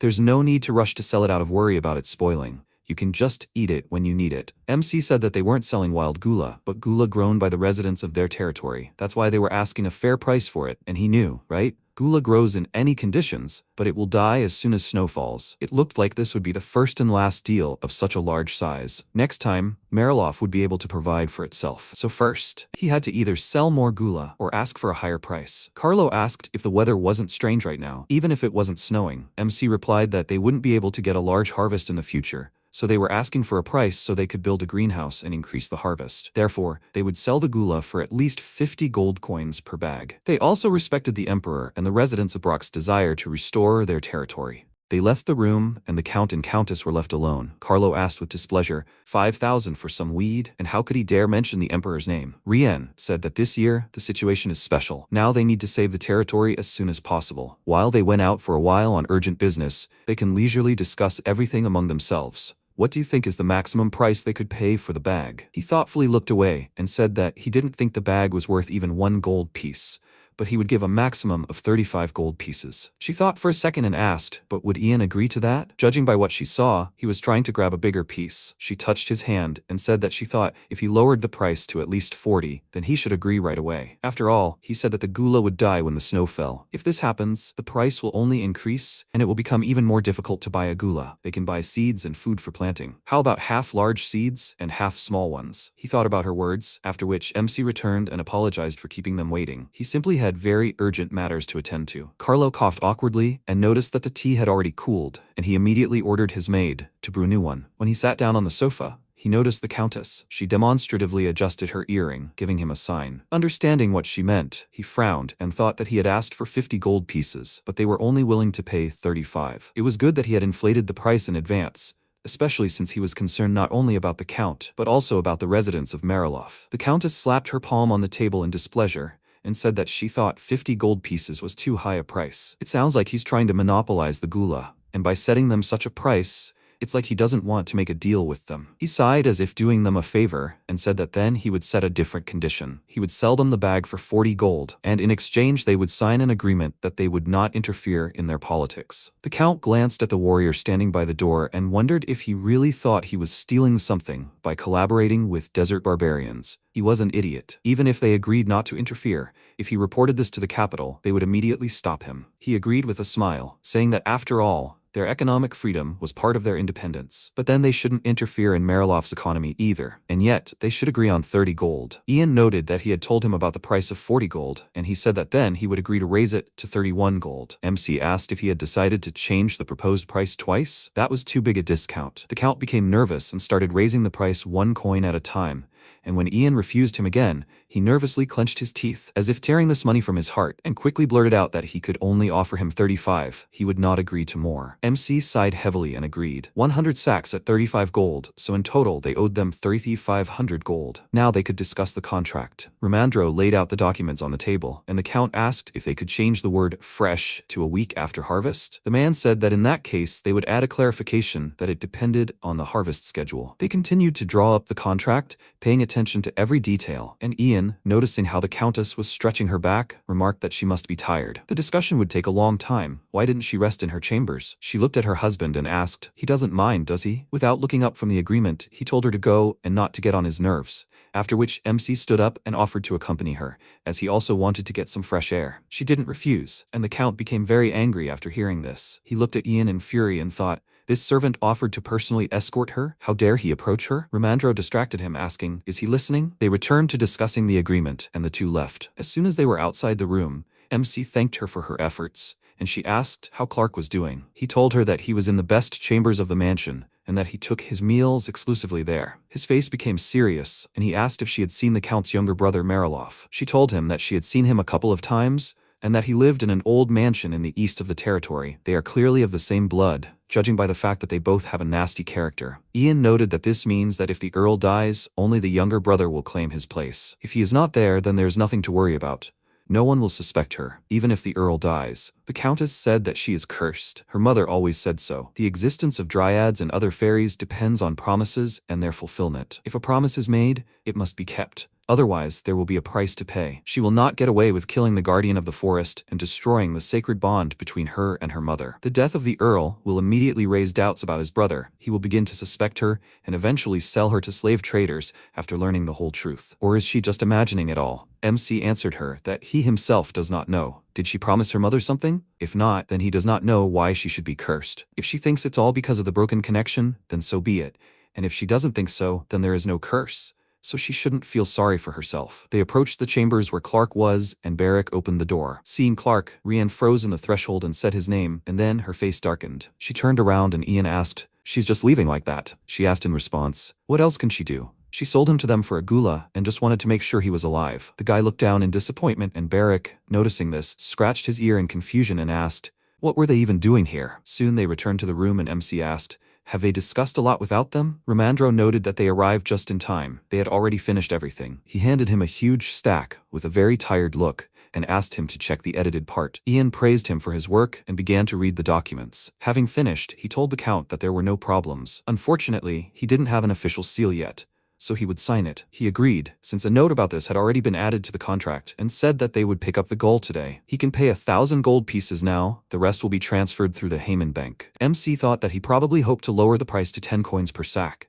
after which they shook hands to sign the deal, and the Count said that his men would begin loading the gold. In the meantime, why don't they go to the bank? Ian agreed, after which they left the meeting room, and while the Count was giving orders to the servants, he asked Barrick to order his men to help them. Let him tell them that they can put as much gall as they want in the sacks, so they shouldn't bother themselves too much. He nodded and asked him to also order them to prepare the carriage. As soon as they checked the authenticity of the gold, it would be sent to the bank. Barrick asked which bank he was talking about, and he responded by asking if there were many banks to choose from in Burial. Of course, they would go to Cayman. When they arrived there, they were immediately met by a banker. She greeted Ian with a smile and said that she had heard about the deal with Count Marilov, and, looking at the chest of gold, asked, "Was this all the gold received?" He told her that there were 1,000 gold pieces, and she asked in confusion, "So the Count didn't even write him a check?" Ramandro confirmed this, and hitting Barrick, who reached out his hands for the gold, said that this is how rich people handle money. The armored warrior closed the chest and picked it up, asking the woman if he could take it. She gave him her permission, and Beric, struck by the sight of this man, looked up at Romandro and asked, "Who is this?" He asked, "Is this the first time he sees him?" His armor was made of magical stones, and his strength was enough to crush a person's head. The armor is impervious to fire, swords, or even simple spells. A shudder ran through him, making him uneasy, and Beric noted that thieves wouldn't even look at the bank with him. MC said that if a robbery were attempted, he would kill the thief before they could act. The banker said that the Kaiman Bank is a kind of shrine, like the Temple of Burial. Therefore, even during the Civil War, neither the investigation team nor the Count's men attacked the place. Moreover, people seeking refuge here had gathered at the gates.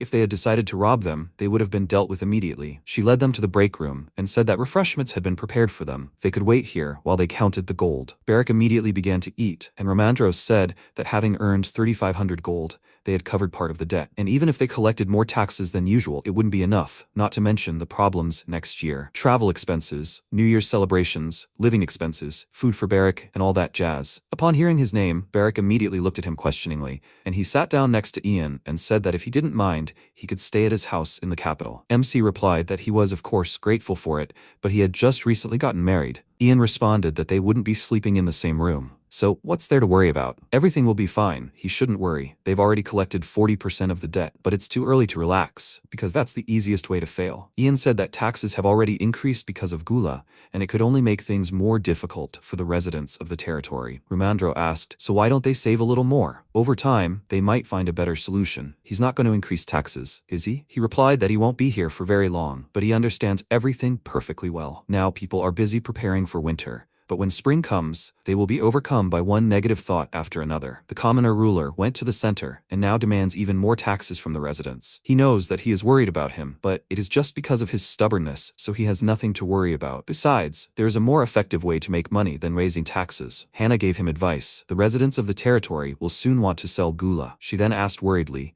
isn't he afraid that Mariloff will start growing his own Gula and selling it? What if they are only allowed to fry Gula? MC said that they were going to give them permission to do this after the deal was made, because it will take them another month to grow Gula. Depending on the season, it is better to sell raw Gula. Romandro was delighted. He grabbed Ian by the shoulders and exclaimed that he knew this would happen, which is why he mentioned the sales rights in the contract. At that moment, the banker entered the room and informed Ian that they were almost finished checking. He just needed to sign. He asked if there were any problems, to which she replied that everything was fine. There were exactly 1,000 coins. She hadn't seen such sums in a long time. The vault would be full by the time the experts arrived. MC signed and handed her the document, saying that Count Mariloff would hand over another 2,500 coins in the coming days. He hoped they would be able to check them in advance as well. The woman thanked him and thought that she had heard that he was a commoner, but he was well versed in financial documentation. The palace expert must have taught him this. After that, they left the bank, and Ian told Beric that he had heard that Count Mariloff's younger brother lived alone in an old mansion,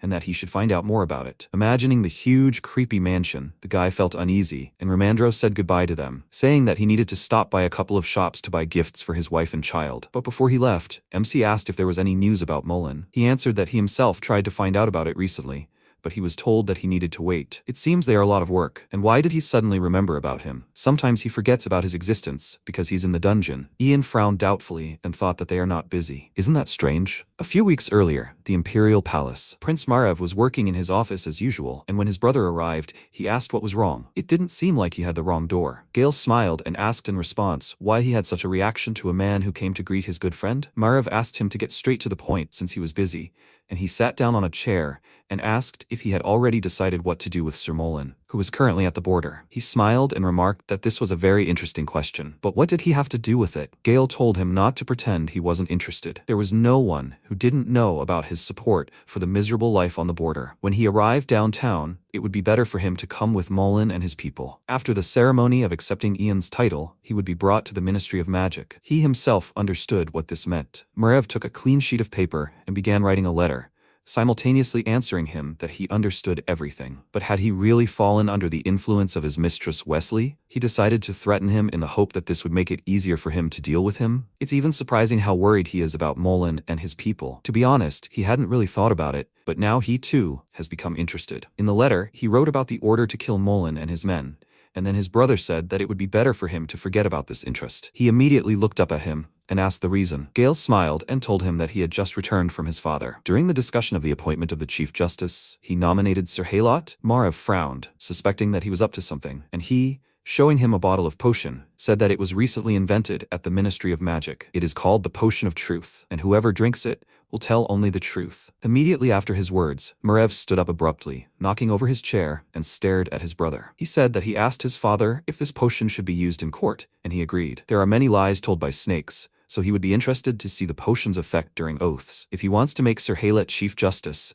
he thinks they should invite Mullen and his men to the New Year's celebration. Margrave clenched his fists nervously. Distinguishing lies from truth is not a problem. The problem is that the potion is made by the Ministry of Magic, so there is a risk of hearing not the truth but what the maker put into it. That is, the potion can suppress the will, rather than force one to tell the truth. What if the ministry wants to subjugate the judicial power, which he has long relied on, with the help of magic? Gale is truly ready to do anything. He asked if he thought he could do it. He answered that perhaps some ministers would protest, because truth potions are as useful as they are dangerous. It is like a fire in human civilization. At first, chaos will reign, but with time, everyone will understand the value of this potion, and Sir Haylot will be at the forefront of this chaos. Margrave nervously pursed his lips, and his brother rose from his chair, saying that he hoped he would think it over carefully. The prince ordered him to stop pretending that he was giving him a choice: kill Mullen or leave them alive, and he would give Sir Haylot this suspicious potion either way. He clutched the letter he had just written and thought that if this happened, he would kill Mullen and abandon Haylot. He had no time at all with this potion, so he needed to find the best way out. Noticing his reaction, Gale smiled and said that this was why he didn't like the way he thought. If he had chosen a man with such a good reputation and achievements as Haylot,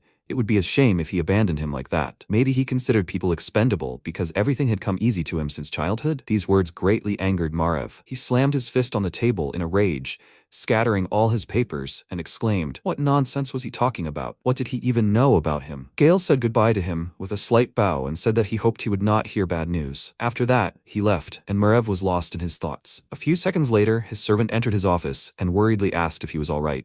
He told him to ignore him, then glanced at the letter under his hand and immediately tore it into pieces and ordered the servant to immediately call a meeting. Instead of that letter, he wrote a new one, in which he asked Ian to refrain from executing Mullen. By now, night had fallen. MC was riding back and thinking about this situation. Margrave asked him to hold off on the execution, obviously because Gale intervened. He did not expect that he would decide to save him. Does he really need him so much? No matter how loyal Mullen is, he is just an old courtier. Either Gale loves his people very much, or Mullen is valuable for some reason. Or is there something in Brock? Amid so many changes, the reason must hide here? The carriage stopped at the estate. He got out and turned to the Count, asking if he had finished his business. Carlo said that they wanted to check everything thoroughly, and Ian immediately noticed a huge mark from a blow on the Countess's face. He frowned and thought that he couldn't wait to get everything back into his own hands. How mean it was. The Count handed him a letter and asked him to look at it. It had been sent by the Heyman Bank. The letter said that the territories of Karen, Longinus, and Zyklov were being raided by bandits, who were making it difficult for caravans to move through the towns. This could cause inconveniences, for example, a paper shortage and the like. The Count said that, of course, their bank had also run out of paper,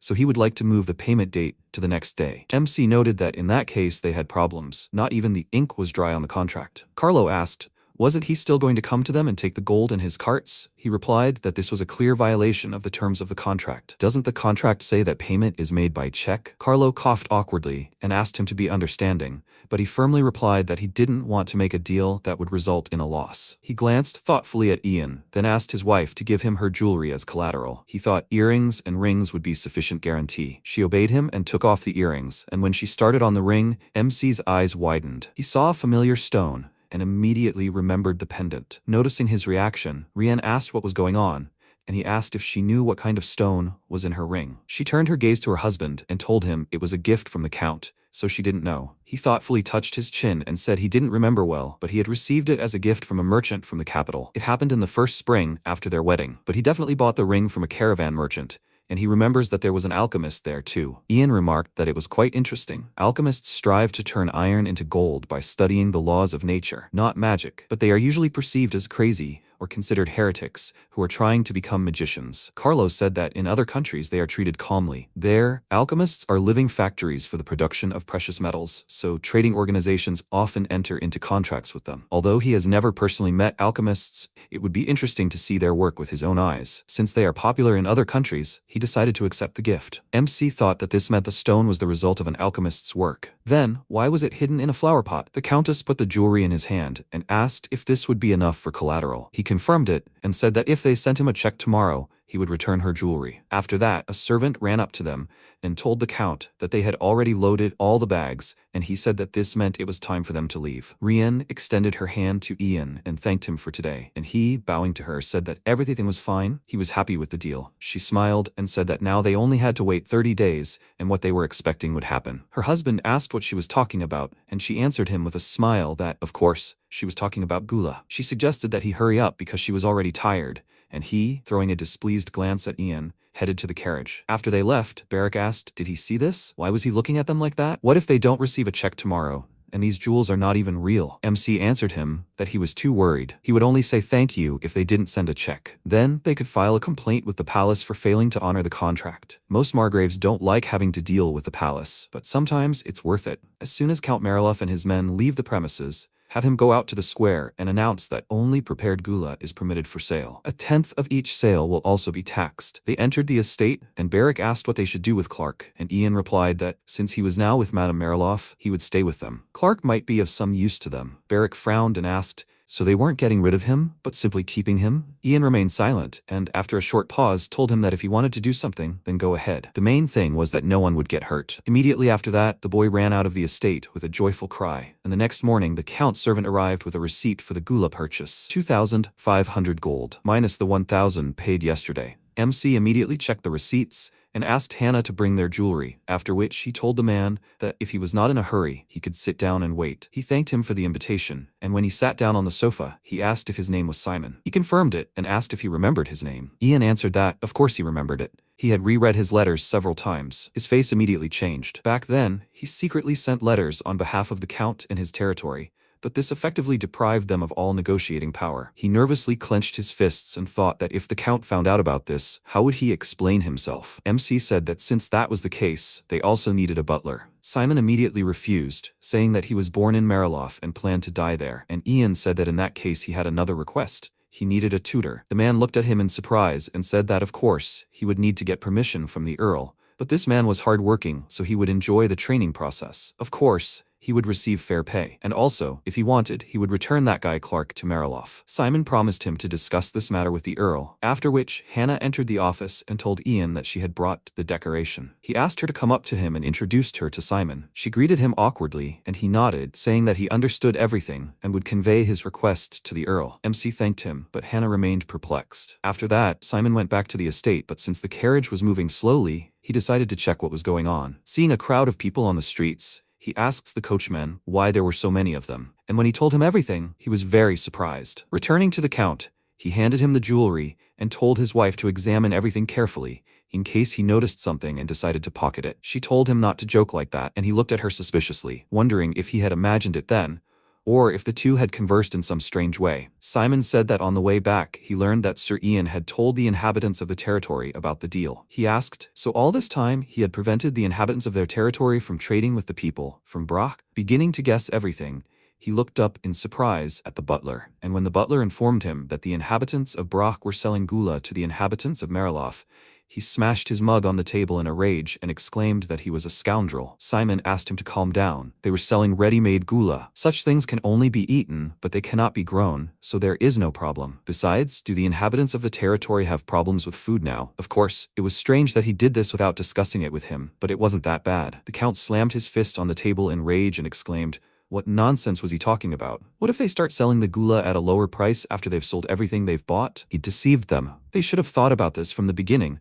when they discussed economic ties. Having finished with the decorations, the Countess sat closer to her husband and told him to think about it differently. They still had plenty of time. They didn't know what exactly Sir Ian wanted. Simon awkwardly said that he also asked for his help in training his butler. He promised to pay him, and if he wanted, he could bring Clark back. But he refused, saying that he needed to ask his permission. Rianne immediately realized that this was an appeal to her. Was he going to bring Clark back if they sent him their butler, or when everything was over? She couldn't understand him. Carlo ordered the butler to send Ian a new message, or rather, to issue a dinner invitation as thanks for selling the gula. Then, he would arrive. It was highly unusual for him to use the center. He would give him a warning. Some time passed, and MC summoned Barrick, and when he showed him the chest of gold coins, he delightedly asked if they had earned all that money in one day. Ian noted that everyone had been more resourceful than he had imagined. It was surprising that they had managed to earn so much through trading with the residents of Mariloff. Barrick said that now he understood why everyone praised passive income. What a huge sum there was. MC smiled and said that he, too, was curious how much there was, so he should count it all. They also needed to sort the coins by value and put them in different storage areas. If he couldn't handle it himself, he should ask someone to help.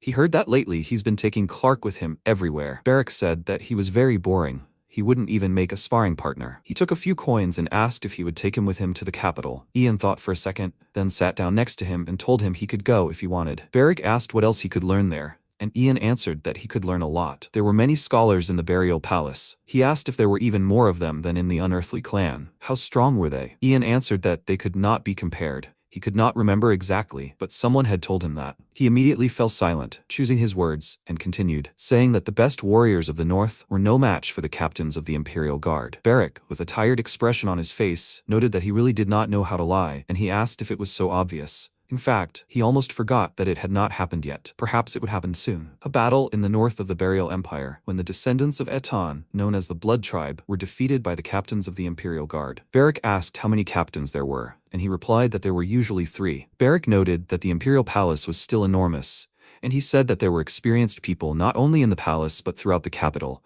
and the border wasn't called a border for nothing. After some thought, Barrick said that he would go too. If he visited the capital, he thought he could rise to a higher level. He was right? He smiled and confirmed this, thinking that it would be nice if he joined the Central Army. He didn't know about the others, but he was confident in his abilities. The Empire couldn't miss out on a man with the talent of a magical swordsman. Hannah entered the room, telling Ian that a message had arrived from Mariloff. Barrick asked with displeasure. Again? It seemed he had a lot of time to write letters. MC said that it probably had to do with the Gula trade permit and their entire deal. This is surprising. He thought he would personally decide to attack him. He read the letter and told Barrick that they were inviting them to dinner. When he finished counting the money, he should join them too. He was delighted and was already starting to drool over the food, but Hannah threw him a bag of coins and told him to count it too. After that, she turned to Ian and asked if she should prepare his clothes for dinner. He agreed and was about to leave the office, but she stopped him and asked if he would wear this pendant to dinner. He confirmed it, and she said that then she would find something to cover it up with. He said that Count Mariloff was suspicious. What if he says something about him and Madame Rian wearing the same jewelry? He refused, but she insisted, saying that he should not be underestimated. Psychos are always stronger than you expect. She was able to persuade him, and he thought for a second, after which he asked her to prepare Clark. He would go with them. He is Madame Rian's only friend in the mansion. Therefore, he thinks that for her safety, he should be brought back. At that moment, Barrick joyfully and loudly shouted that he was finished, and MC thought that he would take him with him and feed him to his heart's content. There were 11 hours left before the death of Count Mariloff. When they arrived at his place for dinner, he noticed a guy who was devouring food without any manners and asked Ian why he took him along. He smiled and said that it was Barrick. He trusted him more than anyone. Since he invited him, he wanted to introduce them. Carlo frowned with displeasure. He had told him to come alone. MC said that, as he saw, he liked gula. He was very happy. The Count admitted to him that it was his favorite food, after which he looked at him displeasedly and said that he heard that he allowed the villagers to trade in gula. Does this mean that this taste will soon become known to commoners? He replied that good things should be shared. He would also like to thank him. Thanks to him, he collected part of the taxes he had to pay. Since he invited him to dinner, he also prepared a gift for him. He would like to return the servant named Clark, whom they gave them. Rian flinched, and Ian said that if he knew how important he was to them, he would never have accepted him. But since this agreement was not documented, he would return him to them. The Count did not refuse, after which he slammed his hand on the table in displeasure and asked how he could single-handedly decide to allow the gula trade immediately after making a deal with them. Whether he likes it or not, they will always remain neighbors. If he does not do this, there will be no problems between them. MC said that he did not understand him. They did not intend to specifically attract buyers from Mariloff. But if their residents want to buy gula, then how can he refuse them? And since they made a deal, he was able to grant permission. He thought this deal had established peace between their territories. Or was he wrong? The muscles on the Count's face twitched. He coughed nervously and said that he agreed with that. However, he gave permission as soon as the deal was made. He doesn't think this can be misunderstood. He answered that this is exactly why he agreed to come to dinner. He would recommend encouraging the inhabitants of his territory to consume gula, but prohibiting them from trading the seeds. They could do it themselves, but they don't have enough workers. Since supply directly depends on demand, both sides of the deal must be careful. He nervously pursed his lips, then drank the entire glass of wine in one gulp, and Rian asked him not to get so drunk. He slammed the glass on the table and said that then he would declare the trade in raw gula seeds prohibited in the territory, and he hoped to do the same in his own. Ian agreed, after which the Count rose from the table and said that he needed to go. He had a lot to do. After asking his wife to entertain Ian for a while, he left, slamming the door loudly. She calmly continued eating, and MC asked if she was okay. She told him that the gula was very tasty, and he asked if she used the cosmetics she took last time. She confirmed it and added that she used it even today. She looks good, right? Besides, he took Clark with him. He is outside and his value is greater than gold. She thanked him and said that she didn't think it was right to accept it without paying for it. During their last meeting, she had thought that her ring had aroused great interest in him. If he did not mind, she would like to give it to him as a token of her gratitude. But could he tell her why he was so interested in the artificial stone, which was the result of an alchemist's mistake? He took a pendant from under his clothes and told her that he actually had something similar. She leaned forward with interest and asked if she could take a closer look at it. He agreed, and she reached across the table to examine it, and he said that he had had this pendant since childhood, and it raised many questions. She examined it and noted with puzzlement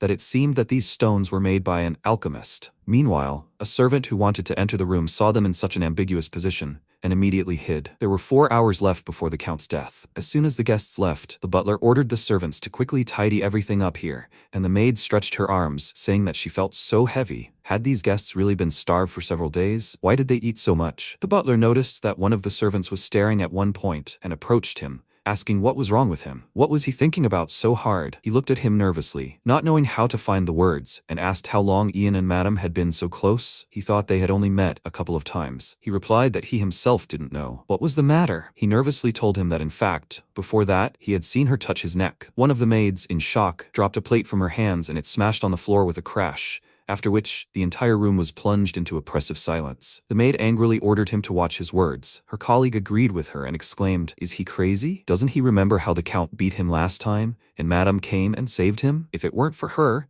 he would have definitely broken something and then thrown out of here." The maid exclaimed in rage that it was only thanks to her that he worked there in peace, and the butler loudly ordered them to stop. He tiredly grabbed his head and asked them to remain silent for now. If they were not careful, both they and Madame would be in trouble. The Count must not find out about this, but it was too late. The Count heard their conversation and asked what he shouldn't know. The servants turned to him with frightened faces, and the Count approached the butler, ordering him to speak. Why should they remain silent? There were 2 hours left before the death of the Count of Mariloff. The Countess was walking along the corridor, thinking about her own things, and then the butler appeared in her way. He told her that the Count asked her to come up to him. Noticing the bruise on his face, she immediately tensed up and asked what was the matter. He awkwardly lowered his gaze and told her that her relationship with Sir Ian aroused his suspicions. What she heard made her very nervous and quietly asked how he found out about this. Simon asked in surprise, "So it's true? But why did she do it?" She grabbed her head and staggered, saying that it was not true at all. What nonsense was he talking about? He asked how she could make such a mistake, knowing what kind of person he was. She exclaimed irritably that she knew it, but it was simply unbearable. She grabbed her head and nervously wondered what she should do. She would be stuck in this disgusting mansion for the rest of her days. This realization made her panic. She rushed to the stairs, went down to the first floor, and ordered the servants to prepare the horse. The butler stopped her, saying that this was impossible, and she hysterically ordered him to get out of the way and shut up already. They want her to die? Well, let them die here themselves. She rushed to the exit, but a knight named Pulu grabbed her by the arms and told her that she better not resist. She looked up at him in shock, and in a trembling voice asked who he was to grab her like that. She began to break free and ordered him to let her go. How dare he touch her? Suddenly, the Count's voice rang out. He clapped his hands and ordered everyone to disperse. No one would leave here until he gave permission. His voice sounded like thunder to her, and she froze in horror, realizing what awaited her. After that, loud screams were heard, and Clark, who heard it even from outside, became very worried. The room where the Count had taken Rien was now in complete devastation. After that, Clark immediately ran into the estate and headed for the room. A knight and a butler were standing outside. Seeing him, Simon immediately ordered him to leave, and he worriedly said that Madame was there too. At that moment, a loud scream and crash were heard, They both looked there, and Clark rushed to the door, calling for Rian. The knight grabbed him and ordered him to leave, and at that moment, the doors to the room swung open and Clark, seeing the Count and the beaten Rian, whom he was dragging by the hair across the room, froze in shock. Rian looked up at him in surprise, clearly not expecting to see him here, and the Count asked how many more lovers she had. Ian and Clark. Why these two? She said in fear that she had said that all this was not true, and he, pulling her hair, asked in a rage, then why did she call Clark? She screamed in pain, and the Count asked him to come in. If so, he would end it all today. Rian burst into tears, and the mere sight of her filled Clark with horror. An inner voice told him to run, but he gathered his strength and stepped into the room, after which the doors closed. The next morning, Ian received a letter from Mariloff. This time it was an announcement of death, which he certainly did not expect. That night, Clark and Rian ended this horror with their own hands. When MC arrived at their estate, he was shocked. A trail of blood led into the room, and inside was complete devastation. Rian, whose clothes were spattered with blood, sat on a chair surrounded by knights, looking tired. Upon learning that Ian had arrived, she smiled weakly and greeted him, and he immediately entered the room, inquiring about what had happened. She glanced around the room and told him that, as he could see, there was a mess. He asked if the Count was really dead. She told him that a doctor was examining his body in the chambers. Clark used her hairpin and stabbed him in the throat while he was beating him. MC thought it was simply unbelievable. They used poison to avoid criminal liability, but he could not even imagine that everything would turn out like this. Pulu decided to introduce himself, bowed his head, and told him his name, and he asked if he had sent the message. He confirmed it and said he needed to check something. He asked if he really decided to check it. The knight cast a displeased glance at the Countess and said that he had sworn allegiance to Count Mariloff. His duty was to investigate his death. Anyone involved in his death would be punished.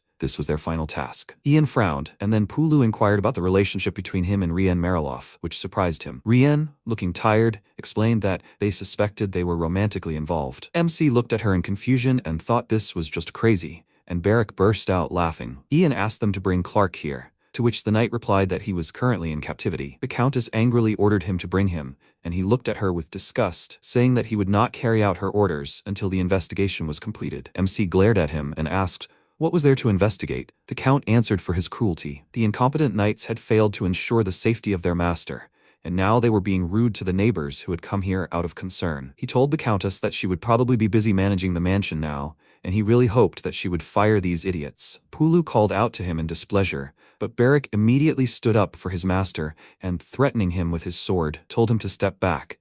It was getting too crowded in here. Ian looked at the three knights and thought that it would be a lot of trouble if they forced the madam out of here and put the Count's younger brother in her place. He told Barrack that the place needed cleaning, and he asked if he should get rid of them. MC told him not to talk nonsense. Let him bring Romandro here. Barrack awkwardly scratched the back of his head and went to carry out his order, and the Countess told the knights to leave too. Let them help him bring Romandro, and not stand here and get on her nerves. The three of them looked at each other and nodded to each other, and she asked the butler to bring tea. They had guests, so they needed to receive them properly. After that, they all finally left, and there were only the three of them left. The Countess grabbed her head and said that she was going crazy. Ian advised her to pull herself together. Don't the knights have a captain? Before taking any action, she needed to make sure that she had the right to own this territory. Was the Count's younger brother notified of his death? She told him that this had not happened yet, and he said that in that case, she should keep the Count's seal with her until Romandro arrived, because the owner of the seal is the owner of the mansion, and let her just go about her business as usual. If the knights betray her, he will provide her with troops. She narrowed her eyes and asked what in return. He answered that he did not know yet.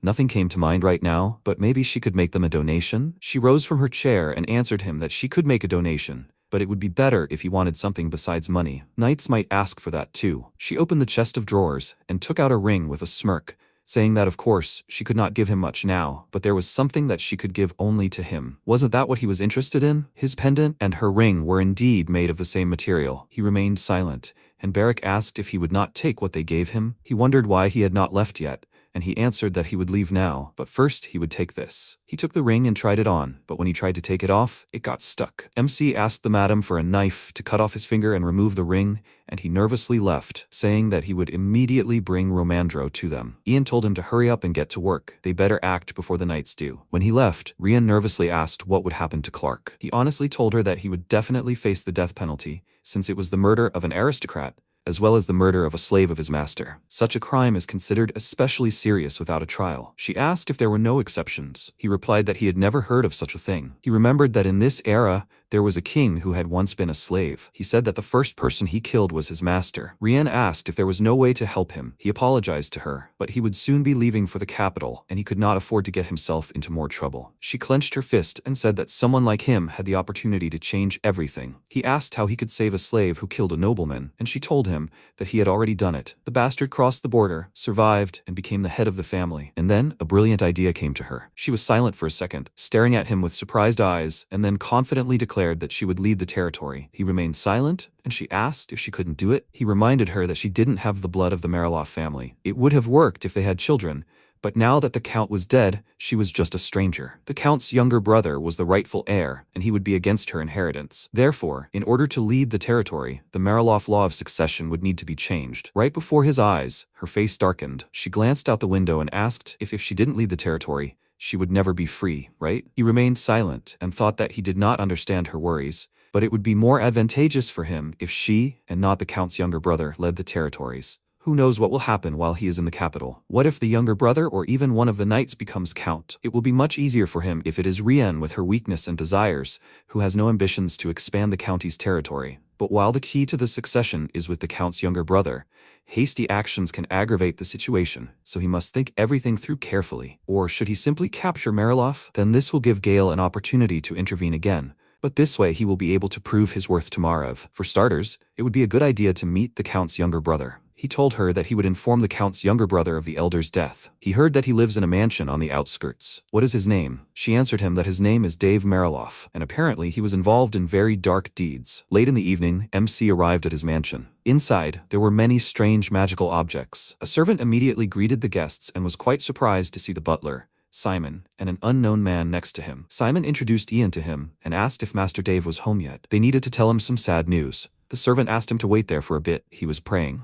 His words alarmed MC. While they were waiting for him, he asked the butler what kind of person Dave was, and he answered that he had actually only seen him a few times. But he had heard from the Count that he had a great thirst for knowledge. He considered it a blessing, but later called it a curse. Ian looked at these magical things hanging all over the estate and asked why it was a curse. He answered that he had read a forbidden foreign book, and when he asked which one, he became nervous and told him that they said it was about the god of the underworld. Hearing this, MC was surprised, and at that very moment, Master Dave appeared on the second floor, saying that he had received an answer from the god of the underworld. He went down to them, and the butler told him that they had sad news. Dave did not let him finish and said that someone had died. Simon was very surprised because he hit the nail on the head, and Ian mentally noted that this is exactly what sad news meant. Simon told him that an accident had befallen the Count last night. Dave sighed heavily, again not letting him speak, and then began to pray quietly. Having finished, he turned his attention to Ian and asked who he was. He told him his name and said that he did not have a surname yet, so he could address him simply as Viscount. Dave recognized him and asked if he was from Brock. The butler said that among his people there was currently an imperial expert, and Countess Mariloff also asked for his help. She wanted to meet with him and discuss the affairs of the mansion. She badly needed his help, as she was in a very anxious state. Dave looked away and asked displeasedly why his daughter-in-law had distanced herself from the family members and invited a stranger. He headed back to the second floor and said that he would go to the mansion. He would get ready right away. MC frowned, thinking that it was such a mess. It was unclear how he even worked there. When they arrived back at the estate, they ran into Romandro, and Ian introduced him to the late Count's younger brother. They shook hands and introduced themselves, after which Dave said that since it was a family matter, he would go first, and they could take their time. He went into the carriage, and Romandro noted that he was already acting as if he had become an earl. He had already been told some things. So it was that slave Clark who killed the earl? MC confirmed this and said that the knights of the mansion were also bothering him. They wanted to take the chance and take control of the mansion themselves. Besides, Dave believed in the god of the underworld. This greatly surprised Romandro and exclaimed, "What kind of day is this today? This mess is getting worse." Barrick asked what god they were talking about, and Ian explained that it was a new religion that arose among the common people abroad. At that time, it was considered another heresy, but over time, the sect grew and became much more influential. It even led to a religious war beyond the border of Burial. Romandro asked, "Isn't this the most aggressive and repulsive sect? This only complicates everything." MC said that he thought about it too. He thinks it would be better for Madame Rien to become the new lord of the territory. If such a heretic is given power, who knows what the future holds? It would be better if the lord is someone who is willing to negotiate with them. Romandro agreed with him. The knights are too determined, and now the god of the underworld too. He tiredly rubbed his neck and sighed, so much had happened at once. Ian said that in that case they need to intervene, and he asked if he had a good way to do it. He answered that there were many ways, but they need to go to the capital soon. They can't waste too much time on this. And then Varric had a great idea. They could just kill everyone. MC remarked that he was good at finding solutions, but they couldn't get rid of them so quickly. They had no authority to do this, and Madame Rien had to be in charge. Although it would be difficult, they had to do it quickly. After that, Romandro headed to Rien. She was sitting alone in the room, listening to the sobs of the Count's younger brother. Seeing him, she asked where Ian was, to which he replied that he would be back soon, as he had some business to attend to. He leaned toward her and quietly asked if Master Dave was already inside. She confirmed this and said that he was pretending to cry from grief. Romandro whispered that Sir Ian had asked him to convey something to her. As soon as she obtained the seal, she should keep it. Then Mariloff will definitely become hers. She nervously clutched the seal in her fist,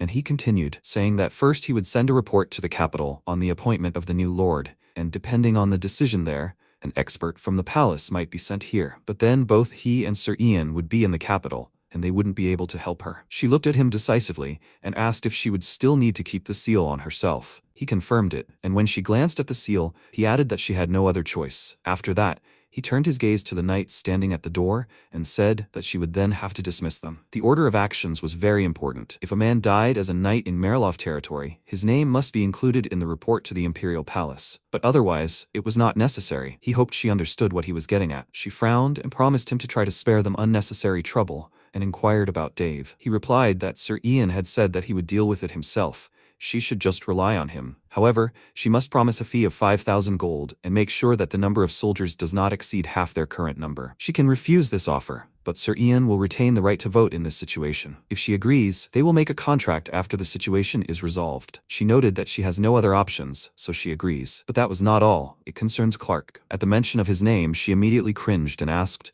was there really nothing that could be done? He answered her that some things could be done, but at that moment, Dave entered the room. He did not let them finish and, wiping away tears, told his sister-in-law that he was very sorry that everything happened this way. She looked at him with displeasure and said that he ignored her all day, but now he finally noticed. Is it because the palace expert is next to her? He answered her that this was not true at all. He was so shaken by his brother's death that he went straight to his chambers. Romandro asked everyone to calm down and sit down. A lot needed to be put in order. Dave agreed with him. Although the situation was sad, it needed to be dealt with. They say the slave who committed this crime is still breathing peacefully in the dungeon. Rien immediately frowned, and he asked Romandro to describe the incident in detail in a report he would send to the capital. He also wanted to raise the issue of the title succession. Romandro said there was a catch. Judging by what he had heard, he believed in the god of the underworld. Dave immediately became agitated and pretended to be indignant, asking who had told him that. He quickly calmed down and said that he didn't believe in him at all. In the Burial Empire, such a thing was considered heresy. Nevertheless, the situation was unpleasant. Therefore, they needed to arrange a simplified title succession ceremony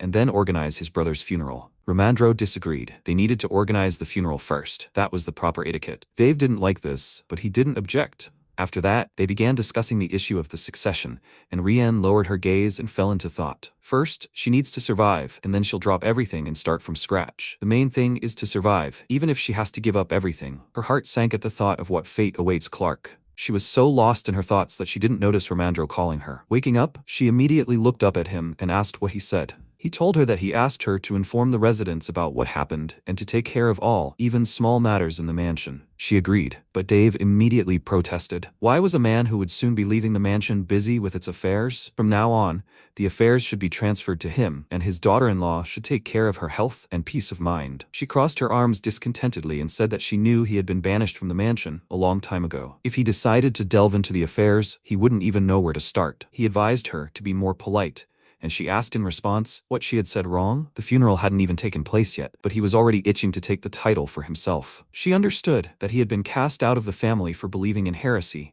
but there was such a thing as morality. Her words angered him greatly. He jumped up from his seat and attacked her, but Romandro stopped him and said that he couldn't behave like that. Rien said that even though he had been exiled, the fact that he was raising his hand to her made it immediately obvious that he was a member of the Mariloff clan. He furiously called her a commoner who didn't even know what kind of nonsense she was talking, and then she also stood up and hissed through her teeth in his face. Then, what will he say about his brother, who married her? That he is just as crazy because they both share the same blood? He wanted to tell her something, and then she turned to the knight and asked, since they serve the Count, shouldn't they protect her? The knight replied that until the truth about how the Count died was revealed, they could not protect her. She examined the seal in her hand and said that since they continued to talk this nonsense, she had no choice. Sir Romandro confirmed that she was responsible for the mansion until the funeral, so she was releasing all 3 knights of Mariloff from service. The knight chuckled and asked, what did that mean? At that moment, a roar was heard in the main hall. He immediately left the room to check what was going on and saw Barrack and Mustang. Seeing the clan warrior, Dave immediately turned to Romandro, demanding an explanation, and he said that there was nothing unusual about it. Help had simply arrived with the security of Madame Rien. Is that what worries him? He hesitated, and the knight, seeing that they had beaten his friend Kerr, became very worried, and Barrack said that he was blocking their path and said that they could proceed only after his death, and that's how it happened. MC approached them and said that as he saw, nothing special had happened here, and he was very glad about that. At the sight of him, the knight became nervous and thought that this idiot Pulu had said that Ian would not interfere. Dave screamed in fear when he saw the dead knight and asked Ian what it all meant. He answered him that, in fact, these knights had insulted him. He rushed here after learning of the Count's death, and they tried to accuse him of indecent relations with Madame Rien. For the first time in his life, someone had insulted him like that, but they paid for it with blood. Dave asked if people usually prove their innocence at the cost of their own lives. Ian answered that he certainly didn't do that. To prove your innocence, you need to survive. Offensive thoughts disappear only when the owner of these thoughts dies. They both became nervous,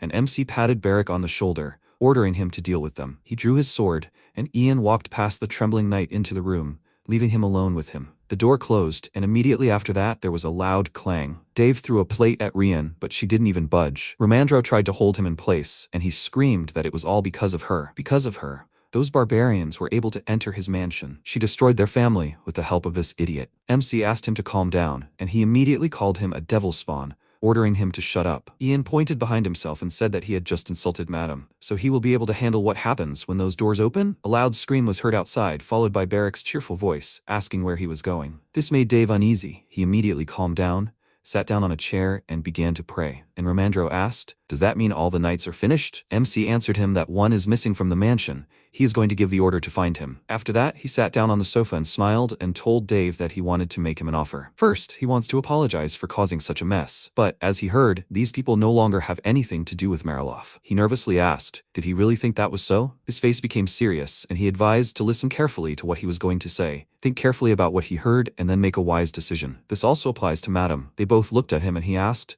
the two of them don't want to coexist next to each other, right? They both confirmed this, and he said that in that case, someone would give up Mariloff in favor of another. To be more precise, it would be even better for that person to leave burial. Personally, he hoped that Sir Dave would do it. He immediately stood up from his chair and exclaimed indignantly, what kind of manipulation is this? Is there really no one behind these doors? No one answered. Then the door creaked open and a bloody Mustang looked into the room, asking Ian if he had called him. He asked him to clean up after himself, and Dave's face turned pale at the sight of blood. When the doors closed again, MC said that in fact, it would be wonderful if there was no one left with the surname Mariloff. But because of this, Madame Rien could face difficulties.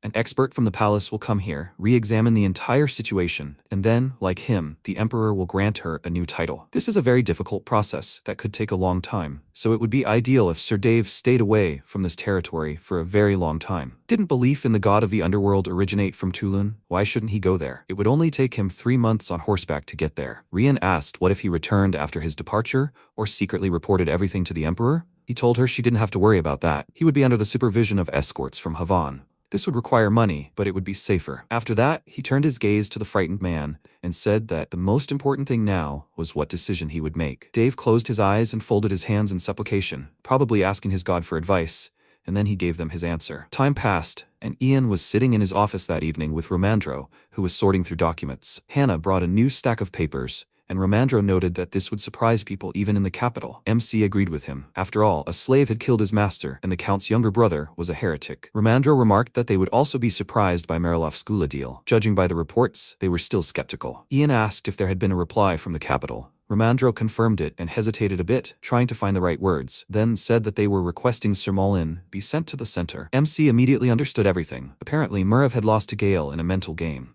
He noted that it was annoying but not difficult. He would have the carriage prepared. Ramandro asked if he was okay with it. They would meet again in the capital. He responded by asking what else he could do. He didn't care anyway. Ramandro said that Madame Rien wanted to share the gula grown in Marilof with the territory's inhabitants. Ian suggested that they, too, should allow free trade in gula, so that not only cooked but also raw gula could be sold. Ramandro noted that if everything went smoothly, they would be able to pay the capital before summer, and by then, they would definitely take him into account. He replied that this was already enough. He was also grateful for his help with the work. Ramandro said that once they more or less sorted out Marilof, they could head to the capital. The journey would take about 2 weeks. MC agreed with him. He didn't have much luggage anyway, and Beric was the only family member accompanying him. Then Ramandro awkwardly asked what he was going to do with his mother, and he replied that he had asked her to come to the city, but she preferred living in the forest, in nature. She promised to come when it got colder, but he would ask the foresters to check on her. Ramandro noted that they would still be leaving for the capital and wouldn't be able to see each other for a long time, to which he replied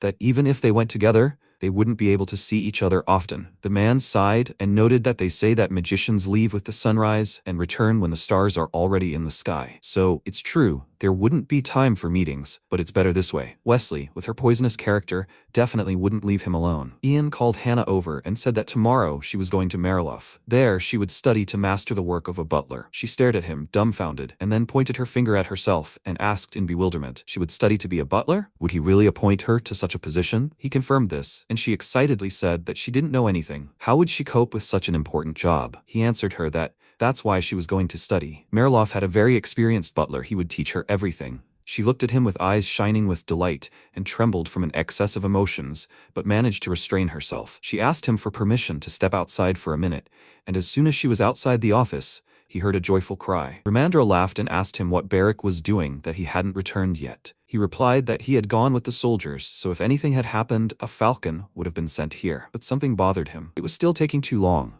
Meanwhile, Beric was wandering through the mines and came across something strange that even made him sweat. Ramandro smiled and remarked that Hannah was very restless. Could she handle it? The protagonist replied that she could be trusted. She might be inexperienced, but there were plenty of people who could help her. Nersarin was here too, and the 2 assistants who came with him would stay. The expert remarked that he had intended to leave only one here, but Marilof was in an unstable condition. Instructions would obviously come from the palace, so he ordered him to stay. The protagonist said that he heard that he left only unmarried people here. Ramandro smiled and replied that such was their fate. Why don't they find wives? It would be a sin not to have a submissive wife. Suddenly, a falcon began tapping on the window with its beak. The MC remarked that something seemed amiss. The expert anxiously asked, "Isn't this a falcon from an unearthly warrior clan?" What did the letter say? He took the paper from the falcon, unfolded it, and read, Beric, Knight, Monet, Pursuit, Forever. The protagonist said that, apparently, the warriors who went with Beric didn't know the burial language well. He wondered if it was about Monet, this was the mine. After some time, the protagonist came to the mine itself. Reuben met him and noted his arrival. He asked what had happened to Beric. The guy explained that he had been beating someone inside with all his might. Confused, the MC asked who he had been beating. He replied that he himself didn't know how to explain it. He would understand when he saw it. After that, they descended into the mine. Meanwhile, Beric tried with all his might to break the magic crystal, but his attempts were futile. After another failure, he furiously shouted, "What the hell is this?" Reuben stopped him and pointed out that he had told him to get out. He was losing a lot of strength and there was no result. The protagonist looked at it and wondered, surprised,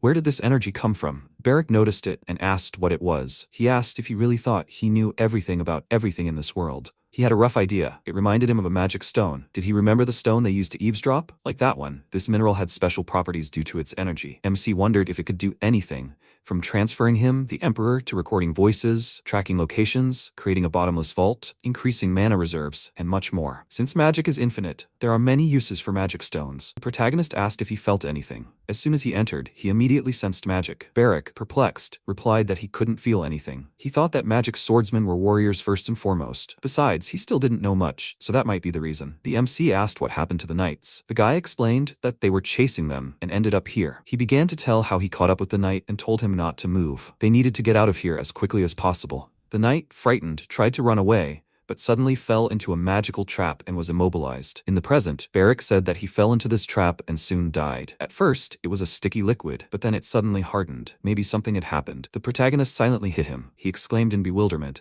Why did he hit him? He replied, don't let him get mad. What would he do if what happened to that guy happened to him? What if the liquid appears again and he ends up in it? Imbecility and courage, that's what they're all about. The protagonist turned to Reuben and Mustang and told them to report this to Nursaran. He replied that they offered to return, but Barrick categorically refused. The guy himself wondered if it was a magic stone, then it must be worth a lot. MC replied that it could be priceless. They needed to study it further. Suddenly, he thought about it and said yes, it was possible. They should quickly return to the mansion, seal off access to the mine, and keep no one out. Barrick asked what they should do with the body. The protagonist replied that nothing could be done about it now, so they should leave. After that, he headed for the exit of the mine and thought about how to study the magic stone deposits.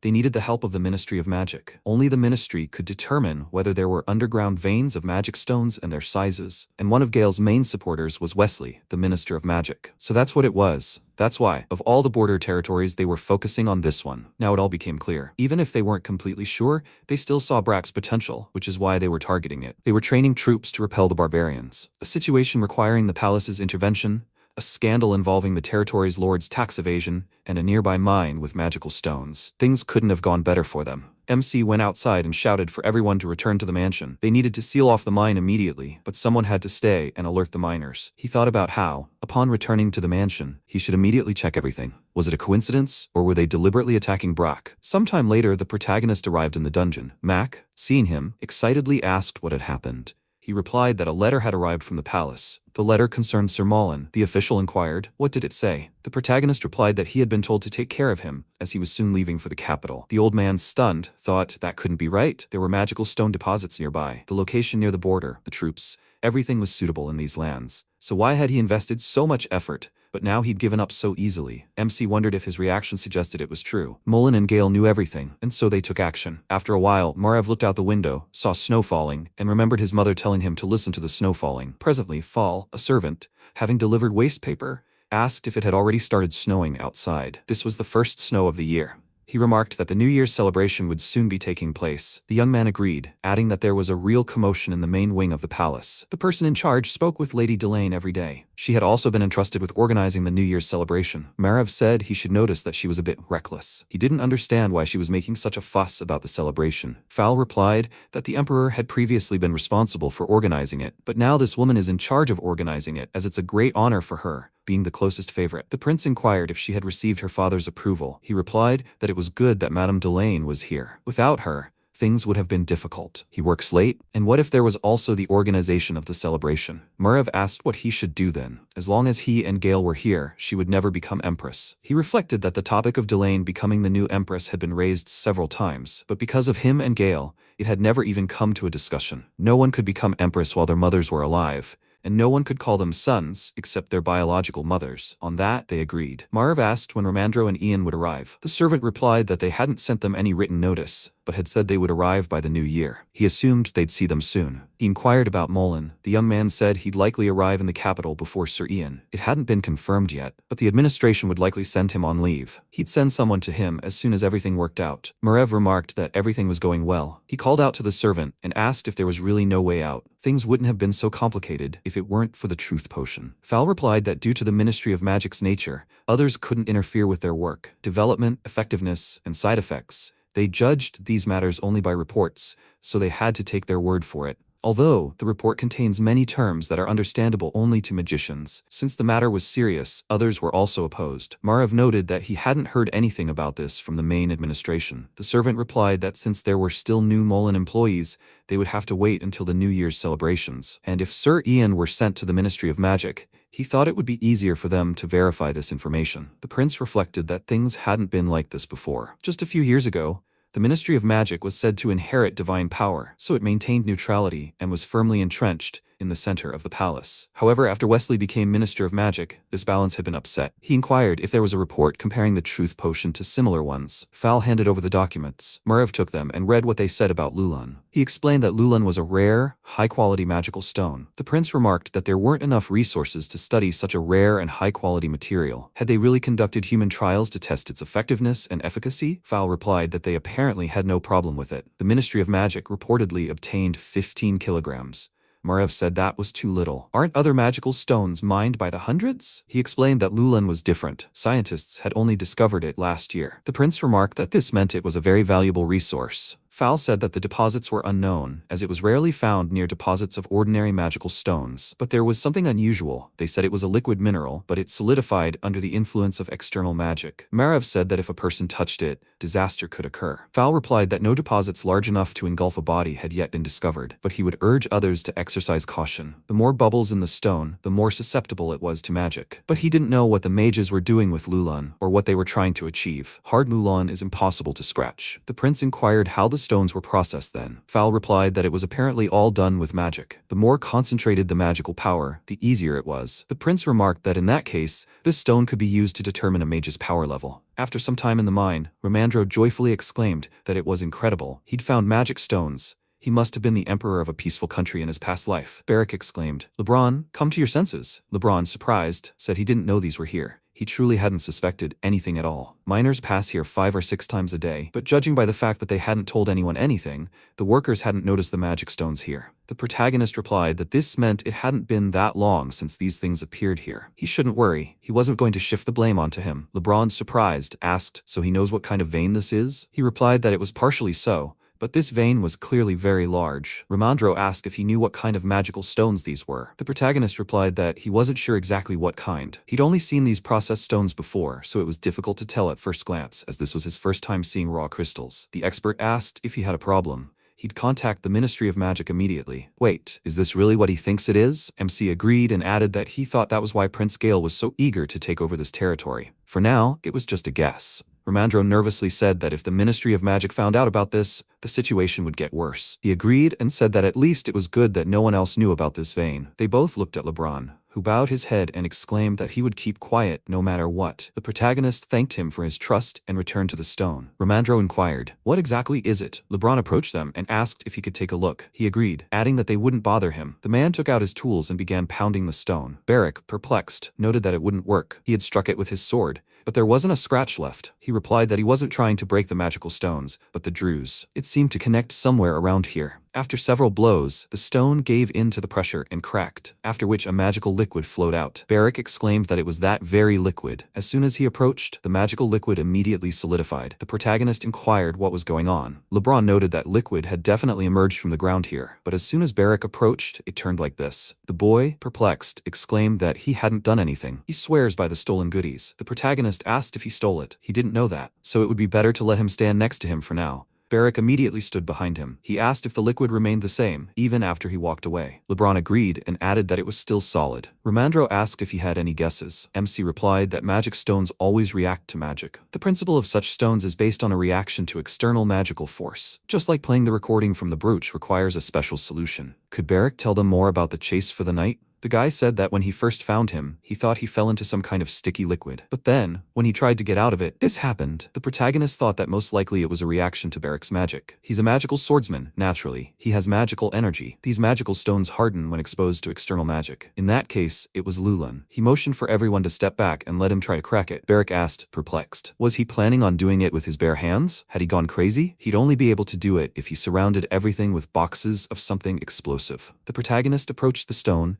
placed his hand on it, and applied a tiny bit of magical power, when suddenly a powerful explosion occurred and the stone shattered. Barrack worriedly asked if he was okay. He agreed and wondered if he'd gotten that close. It seemed he'd hit the magical barrier without realizing it. The guy exclaimed that he'd scared him. If he was going to blow himself up, he should have warned him beforehand. MC, perplexed, thought this was odd. He slowly channeled a very weak stream of magic, just to see what would happen, but the reaction was too strong. He couldn't figure out if the stones had really become so susceptible to magic. Barrack noticed that no matter how hard he tried, there was no reaction whatsoever. Apparently the magic had worked well. Meanwhile, Ramandro began crawling along the ground, picking up small stone fragments. The boy noticed this and, perplexed, asked what he was doing. If he decided to take the stones for himself, should he just grab the big ones first? He replied that he wouldn't waste his time. Even a stone the size of a bean would be worth 1 gold coin. Barrack immediately jumped up, walked to the mine's exit, and shouted, "Does anyone have a broom?" The protagonist turned to LeBron and pointed out that he knew he'd be leaving the mansion soon. LeBron agreed and replied that he'd go to the title ceremony, and while he was gone, he'd do everything he could to keep the mine running. The protagonist thanked him and said that, speaking of which, the mine would have to be closed for now. He'll pay him the same salary as now,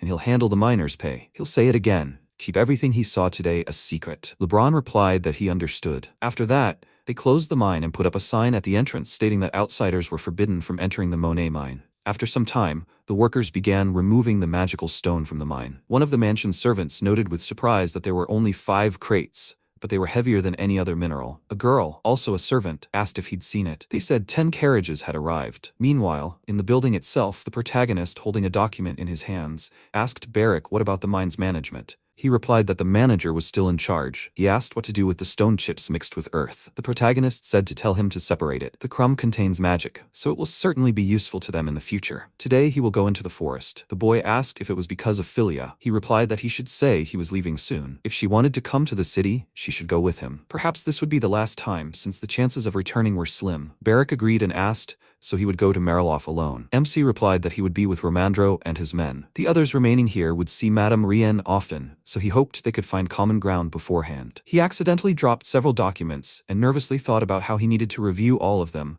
so that everything would run smoothly even in his absence. At that moment, a maid knocked on the door, noting that the carriage had arrived and Romandro was waiting for him downstairs. Barrick approached her and asked if she was also leaving for Mariloff. Hannah agreed and added that she'd be back late today after completing her butler training. "What's wrong?" He replied that it was nothing special. Ian looked a bit tired. The girl agreed and added that he wasn't finishing his meal. Suddenly, she became horrified and said that a butler's primary responsibility was to ensure the master's health and comfort. She'd completely forgotten that. She had to immediately prepare something delicious for dinner tonight. She would strive with all her might to become the perfect butler. After that, Hannah ran into the kitchen in a panic. Barrick sighed and remarked that she was so busy that she'd soon lose her mind. After a while, the girl ran to Chef Meadow and screamed loudly. He panicked and exclaimed, "Isn't she leaving for Mariloff?" She agreed, adding that she had to go already, starting tomorrow, without interruption, until Lord Ian leaves for the capital. Let him prepare nutritious meals for him. Pork, duck, and beef, did he understand? The Lord looks very tired, as if he's completely exhausted. Let him feed him everything that's healthy. After that, Hannah left. One of the cooks asked what was wrong with her. Mito replied, "Let her bring meat from the village for Lord Ian." She excitedly exclaimed, "What's wrong with him?" A villager overheard this, and he also exclaimed,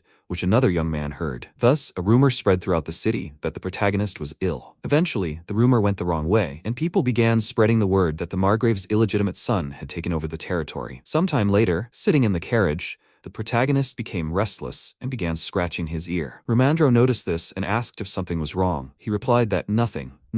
MC wondered if Barrick was scolding him behind his back. The expert noted that he had sorted out other questions via correspondence, but he hadn't received an answer regarding how to organize the Count's funeral. The protagonist said that they were apparently trying to keep it a secret, just as no one knew about his marriage to Madame Rien. They hadn't decided to wait until winter, had they? After a while, one of the companions said that this was the first time he'd heard of a slave killing his master. What could have happened? He'd heard that the Count had beaten his wife, and the slave had killed him trying to stop him. The man replied that he'd heard that the Count had beaten his wife, and the slave had killed him trying to stop him. He exclaimed in surprise, "Is that true? So that's why no one knew what was going on between those two. So, the Count beat his wife? Didn't he spoil her?" Another young man asked what had happened to the slave. Had he been executed? The young man replied that he had been sentenced without a trial. After all, the slave had killed a man, and his own master at that. He had heard that there had been something between the Count's wife and this slave. They laughed and said it was funny. He exclaimed that it was true. He had learned this from a friend of a friend who worked at the estate. The young man wondered who this friend was. Sometime later, in the mansion, Rien was lying on her bed in a depressed mood. The butler approached her and asked if he should bring her some food. She replied that she didn't need it. He noted that she hadn't eaten dinner the night before either. The girl asked if he found that strange. The butler replied that it wasn't strange, but she looked unhappy. Yes, it was indeed strange. Rien was overcome with the thought that her husband, who beat her every day, was dead, and she wasn't feeling well. Just like when she'd cut down her mother's tree and run away. She wondered when, and with which caravan, Dave would be sent to Toulon. The butler replied that it would be soon with the United Trade Organization. They were ready. If Dave were handed over to them, they would leave immediately. It would cost 200 gold, including the advance payment. Rien remarked that this wasn't as bad as she thought. He shouldn't abandon the matter. He needed to convey her request quickly. Master Ian would arrive soon, and let him explain the details. Besides Dave, one more person would be traveling with the caravan. Sometime later, Rien came to the dungeon where Clark was imprisoned and noted that in a few days he would leave for Toulon with Dave and a trade caravan through the kingdom of Havan. Did he know where that was? He agreed, saying it was very far away. The girls said that if the Imperial Palace decided to investigate in the future, they would need proof that Dave had arrived safely, so let him accompany him to Toulon and return. Clark smiled and pressed his hand to hers. After a while, she met the protagonist. He bowed his head and remarked that they hadn't seen each other for a long time. Had she been doing well? The girl agreed, adding that it was all thanks to him. Let him sit down. "How is Mr. Romandro?" He replied with a smile that everything was fine. Rian handed over the folder and said it was the certificate for 5,000 gold they had agreed upon. Their army had also been halved, and they would continue to fulfill other agreements. The protagonist asked if he could see the estimate. She agreed, pointing out that it was on the back. He looked at the information he needed and asked if her assistants had told her anything. Rian asked if he was afraid of being criticized for selling the territory. He shouldn't worry. There won't be any problems managing the territory, but if he feels uncomfortable about it, let him assume she's paying with her own money. The protagonist noted with a smile that he hadn't said that. He was simply curious. In any case, it was a favor for a favor. Romandro handed her the item and said he would show this report to the palace. Let her check it out. The girl began reading the contents and noted that there were no lies and no things that needed to be hidden. She liked that. Let him send this particular report. Experts won't be coming from the palace, right? MC replied that if no serious problems arose, Rian said she would put her seal on it. It's that simple. So why did her husband spend all day on the paperwork? What a mean and ineffective old man he was, and what good neighbors she had. Thanks also to the residents of the Marilof territory. They received a lot of food from them, including gulu. The protagonist remarked that this was a relief. Winter is cold and harsh, so this is very welcome. What about Mr. Dave? Ryan replied that he was in the annex. It seemed it was time for him to leave. He inquired about the caravan. She explained that it was the best trading organization. They had reasonable prices, and they were reliable and honest people. The caravan would include 5 workers and 2 representatives. She was also planning to send Clark with them. Everyone else, except him, would return after they were sure Dave had entered the Havan. Romandro said that he trusted her, but she needed to make sure there would be no problems. Frankly, they were taking a risk too. Rian, smiling, said that they needn't worry about that. All these people were very talented, and she made it clear that they were to strictly guard Dave, as Sir Ian had said. The protagonist, smiling, said that this pilgrimage was just right for a believer. The girl asked if they should visit him then. After a while, the caravan itself arrived, and Dave was grabbed and dragged into the carriage. He screamed in horror, asking them to let him go. May the heavens punish them all. Do they think they can get away with this? Rian gave him the finger and agreed with a smile, then added that she was indeed one and would live a better life than he did. She hoped they would never see each other again. The guy shouted that she was just a crazy scoundrel and that God would punish her. How dare Ian do such a thing? MC ignored him and asked if anything was missing, right? They should beware of bandits when crossing the mountains. At that moment, Clark came out to Rian. She asked if everything was ready. He agreed with a disappointed look. The girl turned away and noted that in that case, they should go. After that, everyone got into the carriages and set off. Rian asked if they wanted to go get something to eat. Today was a happy day, so she asked for some good wine. She turned to her servants and asked if the 2 of them wouldn't be visiting Marilof often. One of them replied that that would be great. The girl remarked that she would need their help. MC wondered if his real body had perished. Would something similar have happened all over Burial? Of course not, because he was an escaped traitor emperor. Rian asked if he wouldn't go inside. It was cold in here. He replied that he would. By the way, what about the Count's funeral? She said that he knew. After some time, they drank some alcohol and got into the carriage. Romandro asked if he was okay. The protagonist noticed that his face had become even redder. The guy chuckled and said that, frankly, he was seeing double. He said that this was the 3rd time he had said this. Romandro smiled and said that he must be drunk, but still, he had 2 faces now. After some time, they arrived at the right place. The driver stopped the carriage and informed them. MC got out of the carriage and said that he had done a good job and should now rest. Suddenly, the cooks grabbed him and started telling him that he couldn't even walk. Was he okay? He seemed to have a fever because his whole face was red. It's cold here. He needs to go inside quickly. He's not in the best shape as it is. Confused, he asked why they were all acting like this. When they carried him into the mansion, the maid exclaimed that he was back. Ian noticed a pile of gifts and, confused, asked what they were. The girl replied that the residents of the territory learned that he was dying, or rather sick, and sent gifts. Confused, MC said that he thought nothing would happen since it was winter. But apparently they managed to find something. Let them collect it all and move it to the bedroom, and let them tell the people he's well. The maid agreed,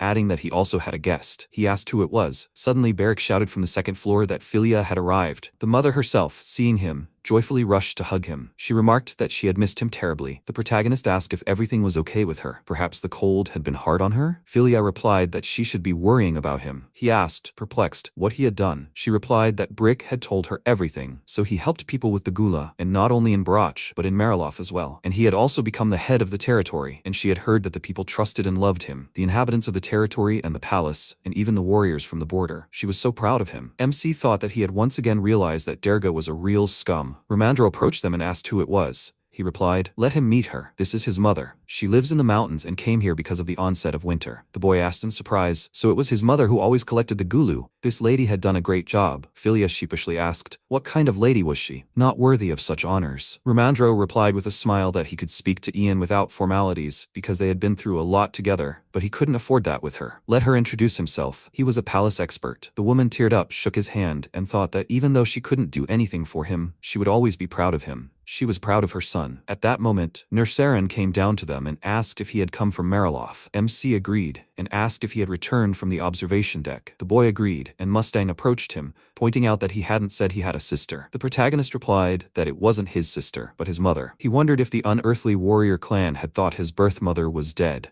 He wondered how they would react to learning his mother was from the lower classes, and still alive. Ian said he had a reason for hiding her existence. If he didn't mind, he'd like to explain everything in more detail. His mother was worried that this could all turn out badly for him, so she stepped forward and declared that she was the one who asked him not to say anything, so they shouldn't blame her son. He had nothing to do with it.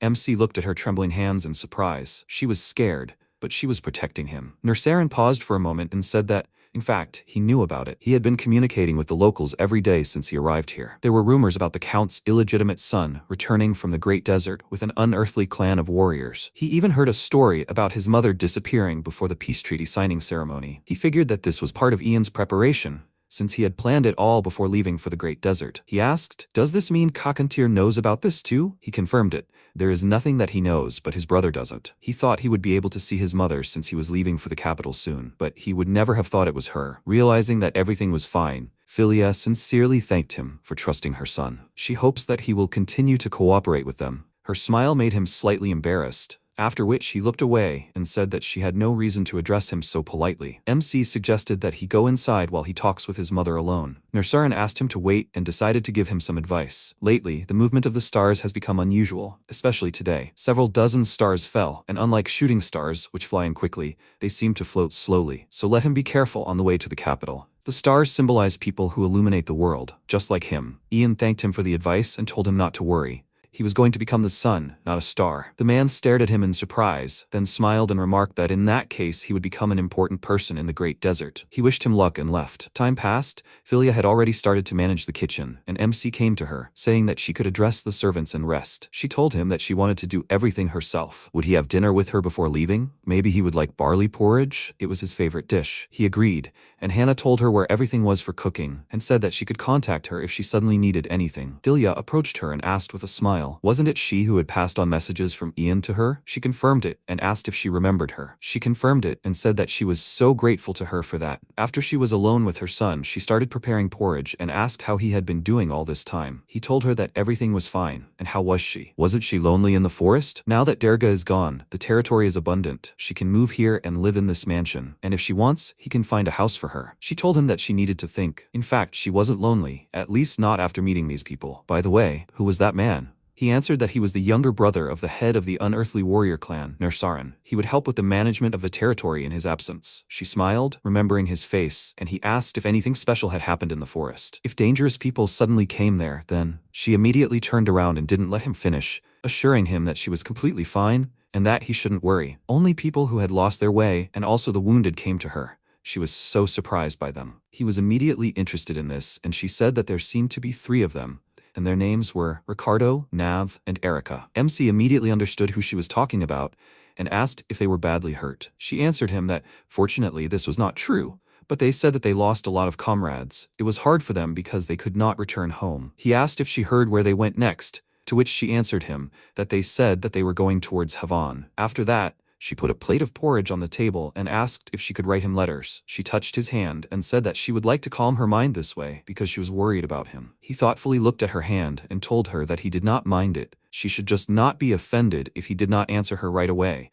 because he would be very busy. She smiled and hugged him tightly, saying that she would always be waiting for him here, and she hoped his path would be easy. A new day dawned. Everyone began to prepare for departure, and Hannah gave Ian the brooch made of a magic stone, which he asked her to make. He thanked her for her help and told all the servants to return to the mansion. He hoped they would have a good winter under the command of Hannah the butler. The girl promised him that she would look after the mansion well. She would shed blood, sweat and tears to complete the task given to them. She almost burst into tears, and he told her not to overwork herself. After which, Ramandro approached him and asked him to check if they had forgotten anything. They would leave as soon as he confirmed this one last time. MC said that he was fine, as was Barrick. He approached Nersaran to say goodbye, and when they shook hands, the man told him to be careful and wished him luck. It was time to set off. They got into the carriage, and Ian, looking at his mother, mentally told her to live freely, wherever she wanted. As soon as they left the estate, all the townspeople came out to see him off. They waved at him, congratulated him on his departure to the capital, and asked him to take care of himself. Watching this, everyone couldn't help but smile, and Barrick looked out the carriage window, waving goodbye to them all. But no one shouted anything goodbye to him, which made him a little upset. Time passed. They drove into the snow-capped mountains, and Barrick, shamelessly lying on Ian's lap, said that he was so bored that he thought he was going crazy. He was already in pain. Ramandro irritably advised him to switch places with the coachman. He wouldn't have time to get bored, and his mind would immediately clear. Barrick continued whining and asked how much longer they had to go. There was nothing but forest everywhere. Ramandro said they'd been traveling for 4 days already, which meant there were still 10 more. MC asked Barrick to be patient. They would be stopping in a village tonight. He immediately perked up and asked how big the village was. He answered that there wouldn't be any mansions or luxurious inns there. The village was pretty big, but he shouldn't expect too much. He was immediately disappointed, and Ramandro, checking the map, said they should soon arrive in Karena. Barrick remarked that he'd never heard of the place before, and he told him it was a perfectly ordinary small town. The only problem was the plains west of Karena, where there were 2 more towns, Longlan and Zalkov. As Count Marilov had said, an official document was issued stating that bandits had appeared in these lands, making it difficult for trade caravans to pass through the mountainous regions. This resulted in a paper shortage. Barrick was even surprised, as he thought the Count was lying, and Ian said that official documents were usually not easy to forge. Then a thought occurred to the young man, and he excitedly asked, in that case, bandits might attack them? This was a first for him, and he even got goosebumps. MC asked, haven't he ever seen bandits? Barrick, with a wide smile on his face, asked, are these regions nearby? This meant they would run into them if they went to Karena. He remained silent and thought that he wanted to answer that this was not so, but he was right. He said that they had a lot of baggage, no knights, so it was best for them to move as quietly and quickly as possible. Barrick smiled and told him that he thought so too, but judging by his expression, it wasn't true at all. At that moment, the horses stopped. The coachman called out to Ian and asked if there was by any chance another village on the way. He looked out the window and told him that he would take a look, then returned to the carriage and asked Ramandro to look at the map. Barrick, meanwhile, looked out the window and, seeing a bunch of houses, told him to look. They had already arrived. They got out of the carriage, and Ramandro, carefully examining the map, said that this was strange. There should be no villages nearby. MC asked when this map was compiled, and he answered that it was last year. He used this map when he was traveling to him, so he had no doubt about its accuracy. Barrick turned to them in anticipation and asked. It made no difference to them where to spend the night, in Karena or here. They could go and look around for now. Ian asked him not to act so recklessly. If this village is not on the palace map, then the Empire does not know about the settlement's existence. Besides, hadn't he been told that bandits had appeared in these parts? This place was probably their lair. They immediately turned around and left here. He gave the order to the coachman, who relayed it to his colleagues. They tried to turn the carts around, but it didn't work, and the coachman told him there wasn't enough room. They'd have to unharness the horses and turn the carts separately. MC said that if it didn't take too long, they had no choice. They should be careful so no one got hurt. Meanwhile, Barrick stretched and thought that while they were stuck here, he should take advantage of the opportunity. He walked away from the carts and headed toward the village, but suddenly he heard a rustling sound coming from the bushes. He immediately stopped and gripped his sword tighter, then ordered the stranger to come out and not hide. The sounds immediately died down. Then another rustling sound was heard, and someone jumped out. Barrick immediately assumed a fighting stance, preparing to repel the attack, but when he saw that it was just a puppy, he was even surprised. The dog froze in place, staring at him, and he patted its head and asked, so, he probably ran from the village? Suddenly the dog spoke, and Barrick immediately pulled his hand away and stared at it in surprise. Thinking that he was imagining it, he smiled nervously and said that it couldn't be, but the dog said that he was saying this specifically to him. He was a rude person who decided to pat him on the head, and then Barrick realized that he wasn't imagining it, and he jumped back from the dog in fear. Meanwhile, the coachman dealt with the problem and told Ian that they were ready to leave. The roads were very slippery because of the snow. Why not check the wheels before leaving? He replied that it wasn't a long drive anyway, and the people and horses needed to rest, so they would go slowly. Suddenly, loud screams were heard behind him. Barrick was chasing someone, shouting curses. MC got angry and turned to him, irritably saying his name, and the guy immediately ran up to him, telling him to look at what he found. He handed him the poor puppy, trembling with fear, and he excitedly told him to look at it. It was talking. Ian stared at him in shock, not knowing what to say to this, and Ramandro advised him to ignore him.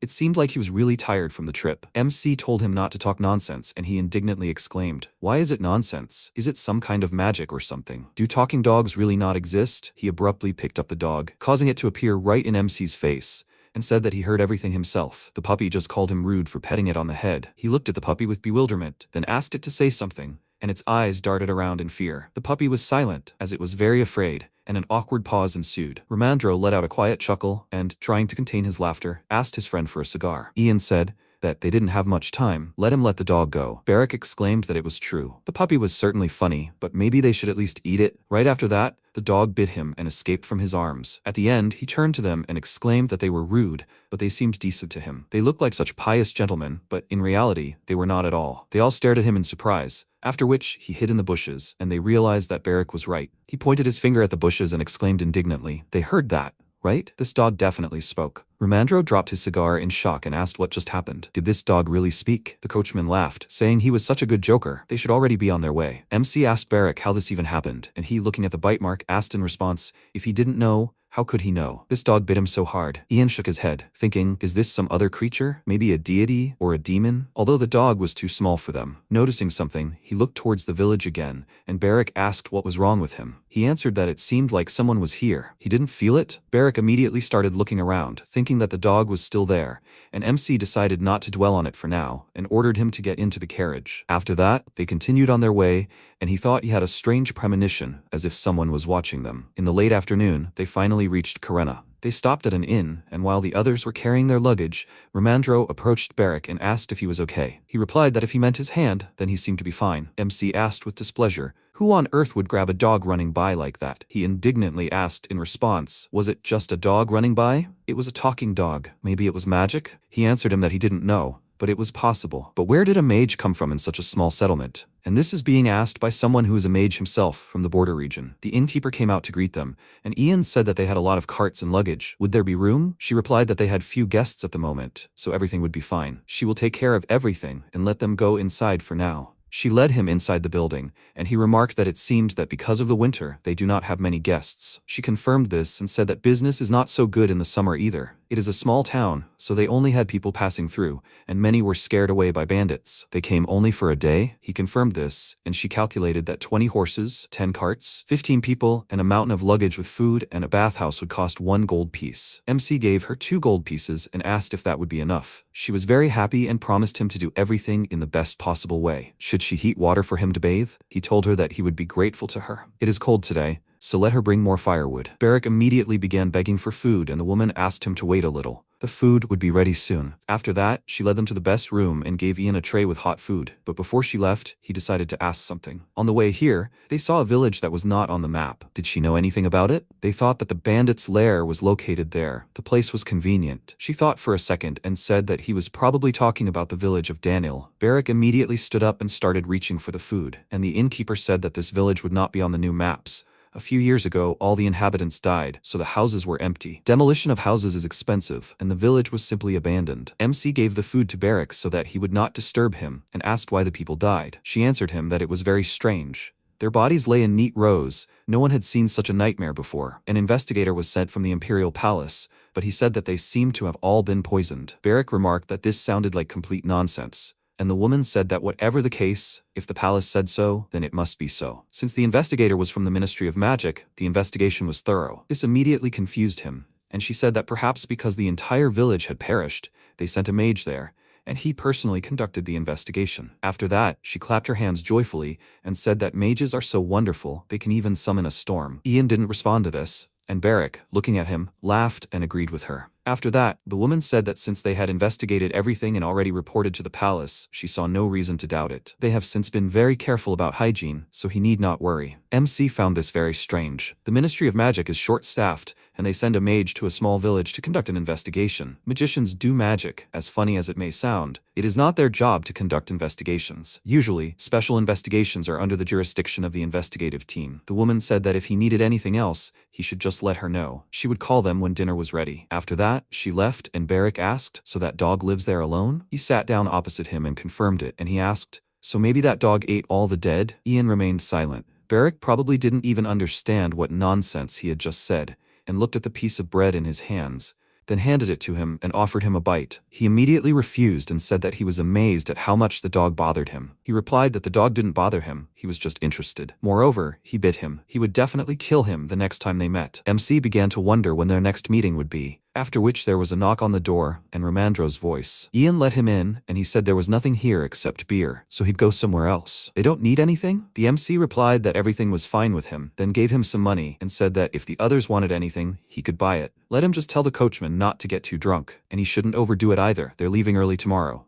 Ramandro waved goodbye with a smile and left. Having finished dinner, Barrick collapsed onto the bed and sighed blissfully, saying that it was so nice here. He had eaten his fill and warmed up. He didn't even need to go to the palace. After that, he fell silent, and his breathing became even, and Ian called out to him. But instead of an answer, he heard snoring. He asked if he was going to sleep here. How should he lie down? In the end, he didn't bother waking him up and simply lay down next to him. But when it was deep into the night, he was awakened by some noise from below. He tried to fall asleep, but suddenly he heard a scream. He immediately opened his eyes and jumped out of bed, then shook Barrick by the shoulder and told him to wake up. He didn't want to get up, but as soon as he heard these sounds, he stood up and grabbed the sword, then carefully approached the exit of the room and began to wait. Footsteps were heard outside. They both froze in place so as not to make unnecessary sounds, and then the door suddenly swung open with a bang, and the floorboards creaked. Seeing the silhouette entering the room, Barrick immediately attacked the stranger and swung his sword, dealing him a fatal blow. But seeing that this guy was still on his feet, he was confused. Despite the blade in his neck, he even managed to make a couple of sounds, and MC stared at him in shock,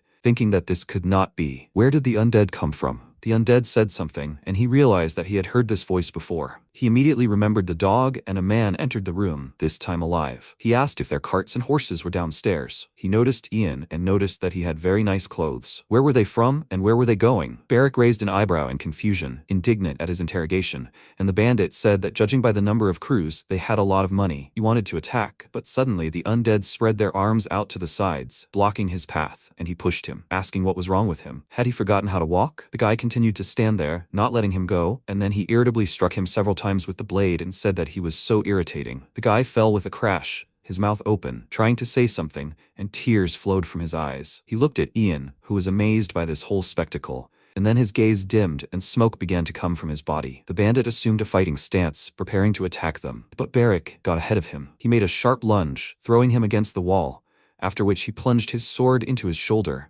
and said that now he knew what it was like to be stabbed. And how did he find them? He pressed harder on the sword, ordering him to respond, while MC went to the window and saw the entire village on fire and people scattering in all directions. He called out to Barrick and said there were bandits downstairs. So when he felt someone following him, it was them. It seemed they had been following them all this time, and they had led them to the village. Barrick also went to the window, then extended his hand to Ian and asked with a smirk, "Does that mean he can feed the sword blood?" He looked at him and, transferring the magic to him, said he had a lot of questions for them, so let him leave at least a couple. Meanwhile, the other bandits were causing a ruckus on the first floor. One of them decided to check what the guys on the second floor were doing, since they had been there for a long time, and at that moment, a sword flew into his leg. He fell down the stairs, screaming in pain, and then Barrick, quickly covering several steps, pounced on the bandit in a jump, and stepped right on his face, causing his head to hit the floor. The other bandits stared at them in shock, and then one of them asked, why are they standing? They would attack him with the whole gang. He was alone after all. They rushed into battle, and Barrick, pulling his sword from the bandit's leg, smiled, already anticipating new deaths. At this time, MC carefully examined the dead man and thought that it was the second time in his life he saw the undead with his own eyes. Necromancy came here from the east, and in burial, the dead were rare and only found in places where wars often occurred. But why didn't the city dwellers know that there were undead among them? Had they never been robbed before? And he had heard the voice of the undead before. It was definitely the voice of that dog. How could these two be connected? He stepped over his body and headed to the first floor, determined to find out. When he got down, he saw Barrick beating up bandits and thought he was a very good fighter. he wouldn't forget to leave a few men behind, would he? At that moment, one of Romandro's subordinates entered the inn. He called out to Ian and Barrick and let out a loud scream when he saw the dead bandits. MC told him they were both fine, and he worriedly asked what had happened. Realizing it wasn't that important right now, he told Ian about the terrible problem. Their carriage was missing. All three immediately ran out of the inn and into the outbuilding. There really was nothing there, which was very bad. Barrick touched his head in confusion and cursed. All their luggage was in the carriage. Ian thought it wasn't just luggage. There were magic stones, documents, gold, and many other important things. He asked his assistant to find Romandro first, and he would gather everyone else. Barrick asked about him, and just as MC was about to answer, a whistle rang out. Guards arrived, and the bandits began to scatter, and then MC ordered Barrick to capture the fugitives. He asked if he could kill them, and Ian replied that it was even necessary. Hearing this, the guy grinned contentedly and rushed into battle. Drawing his sword, he ran enthusiastically toward the bandits, and they tried to stop him, but he deftly dodged their attacks and, gripping the sword more comfortably, struck back, saying that if they escaped, he would kill them all. Another bandit attacked him and called him crazy, but the guy immediately grabbed him by the clothes and threw him against the wall of the nearest house, right next to Ian. He barely moved, trying to move away from such a blow, and the assistant screamed loudly in fear and told Ian to look ahead. The undead was quickly approaching them, growling quietly. Seeing this monster closer, the assistant became very worried and asked, "What the hell is that?" MC asked, "He's heard of the undead, right?" As soon as he said this word, he became even more scared, and at that moment the undead sped up and broke into a run. He wanted to pounce on them, but Ian stopped him with a bright flash of a spell. The dead man's eyes began to water, and then a magical explosion near the head finished him off. The undead immediately fell, and the assistant asked Ian if he was okay. He confirmed it and asked him to quickly find Romandro, after which the man ran away. He examined the remains of the undead and thought that no one had noticed. People even distrust magicians, not to mention necromancy. In such a commotion, it will be difficult to notice anything strange. Perhaps this is a clue. He turned his gaze to the bandit who had fallen next to him earlier and noticed something in his bag. He walked closer, and as soon as he opened the bag and saw its contents, his face turned fearful. There was a strand of hair, and its owner was clearly the undead he had just killed. Time passed, the fire was extinguished, and Ian and Barrick returned to the horses. While all the victims of the fire mourned their loved ones, they stepped aside and Barrick decided to have a snack. He bit off a piece of meat and said that the dog had bitten him too. These idiots have no conscience. MC asked him to hurry, because neither Romandro nor those who went looking for him were visible. The guy asked what they would do if Romandro died, and he grumpily told him to just try saying the same thing in front of him. He sighed heavily and asked him to forget about it, otherwise they would both be mad at him for 100 years. Suddenly, a man in armor called out to them and asked if they were from around here. He approached them, and MC confirmed it, asking if he was the captain of the guard. The man was even taken aback at first by the informal way he addressed him and thought that if it weren't for him, this tough mercenary, he would have been finished off already. Pulling himself together, he introduced himself to them. He was Ulan, captain of the guard. He was grateful for their help, but according to protocol, he was supposed to check their documents. Ian showed him his documents and said that they were going to the capital for the New Year's celebration, and now they were looking for an expert sent from the Imperial Palace. Realizing that he was from the upper classes, Ulan became very nervous. He immediately realized his mistake and bowed to him, apologizing for his rudeness, and MC asked why the guards had done nothing during the bandit raid. He heard it wasn't the first time. He apologized again and said that they were guarding 3 cities at once, and as luck would have it, problems had arisen elsewhere as well. He asked angrily if they had opened an inn here. Didn't that mean they were supposed to guard it? Thanks to them, his carriage had been stolen. He needed to take his things to the palace, and now it was extremely difficult. He asked where the mayor was, which confused Ulan, and at that moment Romandro appeared with loud and excited shouts. He approached them and, dumbfounded, said that he hadn't imagined such a drinking binge. It was as if he had gone to the other world and returned. Barrick chuckled and noted that despite this, he was safe and sound. He exclaimed in response that he almost died. He heard that their carriage was robbed. Things turned out to be even worse. Ian said that it seemed like those guys attacked them from the forest. They robbed them at the same time as the raid. Is everyone else safe? He answered that their people were fine, but the coachmen were drinking separately, so he didn't know what happened to them. MC turned to Ulan and asked, "Did he hear that? Let them first collect the bodies of the robbers at the inn, and he would ask the mayor to see him for a while." He immediately went to carry out the order, and he climbed on his horse and told Romandro that he would quickly ride to Daniel and return. He didn't understand what he was talking about, and he told him that this was the abandoned village they had seen during the day. It didn't look like a robber's lair. He asked what he would do there, to which Ulan replied that he would look for the dog there. After that, he left with Barrick, asking Romandro to deal with the consequences, and he shouted after them so that they wouldn't forget about the carriage. After a while, they arrived in Daniel, and it was very cold there. Barrick dismounted from his horse, his teeth chattering from the cold, saying that he was going to freeze to death. As soon as he caught these bandits, they would be finished. If they had come here by carriage, Would it not be so cold? Ian answered him that he didn't know, after which he ignited magic in his hand and said that if the carriage hadn't been stolen, they wouldn't have done this at all. Beric stared at his hand in admiration, and Ian asked what he was looking at there.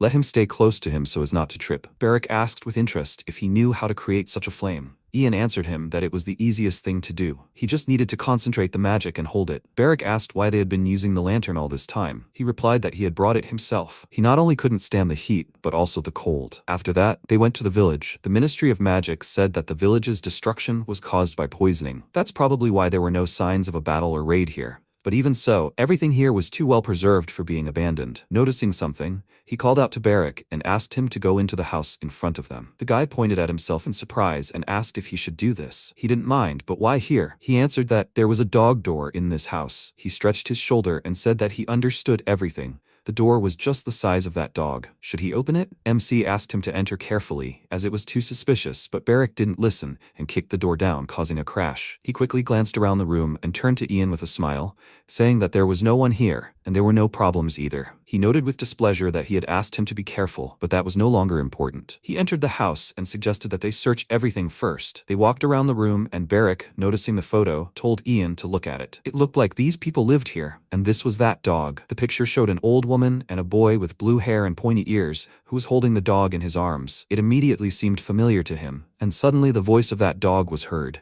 He called out to them in annoyance and asked how they dared to invade someone else's home. Beric almost screamed in fear. He told the dog that it had crept up on them so quietly. In response, he exclaimed with displeasure that he, such an arrogant criminal, had too long a tongue. MC stepped forward and asked if he was the guardian animal of this house. He apologizes for the intrusion and for what happened earlier. Beric looked at him with confusion and said that he had bitten him. Why should they apologize to him? Ian ignored him and told the dog that he heard him asking for some time. Perhaps he had a request. He also had something he wanted to ask, and he thought they would both benefit from this time. The dog came closer to them and said that before that, he needed to check something. What was his connection with the Ministry of Magic? He answered that he was a wizard, but he had nothing to do with the Ministry of Magic. More precisely, he was on a different path from the ministry. The dog frowned, not knowing whether to trust him, and MC, noticing the photo, asked, "Are these his owners?" It seemed they were from Astana. The dog immediately perked up and wagged his tail happily, asking, "So, does he know about Astana?" He confirmed this and added that he understood it from the blue hair and clothes. They say that those who live in the valley of the edge of the world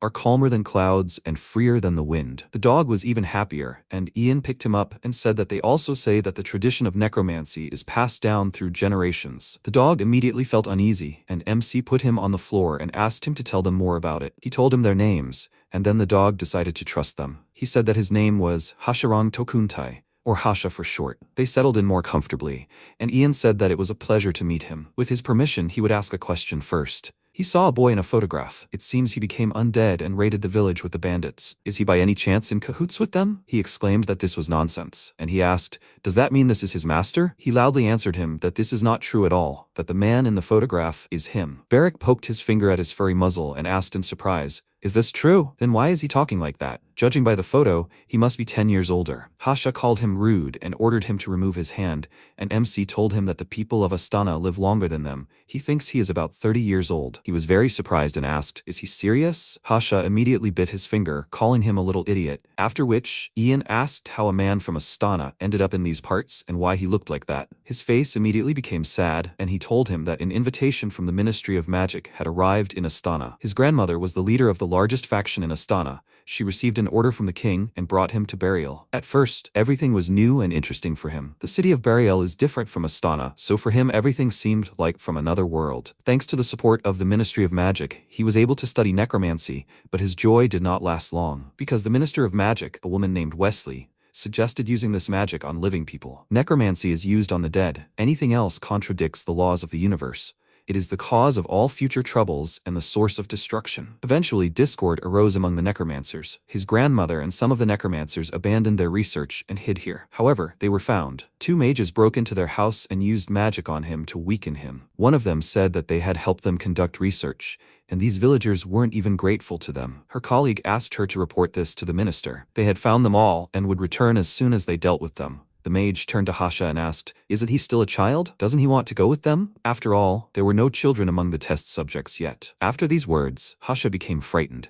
He looked at his dog, Rookie, who was sitting nearby and also trembling with fear. while the mages discussed how they would test a spell on him. That's how his grandmother paid for betrayal, and he paid for resisting the truth. That day, the only living creature was Rookie. The spell didn't work properly, and the mages didn't even realize he'd moved into Rookie's body, so they probably thought he'd died. After that, they poured something unknown into the well and disappeared. MC thought that after they'd wiped out the entire village, they'd probably tried to cover up the crime by pretending to come to investigate. It turned out to be much more serious than he thought. Hasha said his body had become undead because of a necromantic spell. From the day it emerged from its grave, he'd kept a close eye on it, making sure it didn't go anywhere. But he once encountered bandits in the forest and hadn't seen the body since. Ian asked, "Did they take it?" He shook his head and replied that they hadn't taken it right away, and that they themselves were confused at first. They thought that if they were spotted, they'd call the guards. So they tried to kill him twice, but then, realizing that blows were useless, they decided to just take his body with them. After that, they somehow figured out how to use the spell. At some point, he was able to look around through the eyes of the undead. Every time they created new undead,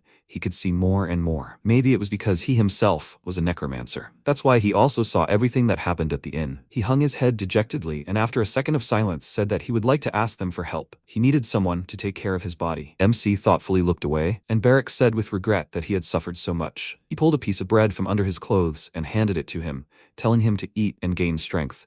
But Hasha immediately bit him and asked, did he take him for a dog? Barrack indignantly told him to stop. They would have to sweat for him, and this little thing was behaving like this. Ian smiled and thought that, be that as it may, their interests intersected. Hasha will find his body, and they will find their carriage. He turned to Hasha and asked if he could tell where the bandits were. He confidently confirmed this. After all, he now had a nose like a dog. After that, they set off and soon reached the camp, which was located at the foot of the cliff. Barrack noted that Hasha did well. He really did have an excellent sense of smell. MC said that they would check their camp and then go to Karena for reinforcements. Barrack inquired if they would take people with them, and how long would it take? He answered that he could not determine how strong they were, and he said that it was not necessary, he would kill them all anyway. He didn't care about the magic stones. What if they burned the documents while they were gone? He looked at Ian with eyes glowing with anticipation and asked if he didn't feel sorry for Sir Romandro. MC remarked that he was about to choke on his saliva, then turned to Hasha and asked if he could check if they had taken his body with them. He concentrated and felt energy in the central tent, after which Barrack immediately drew his sword and told Ian to look there. They were heading to the carriage,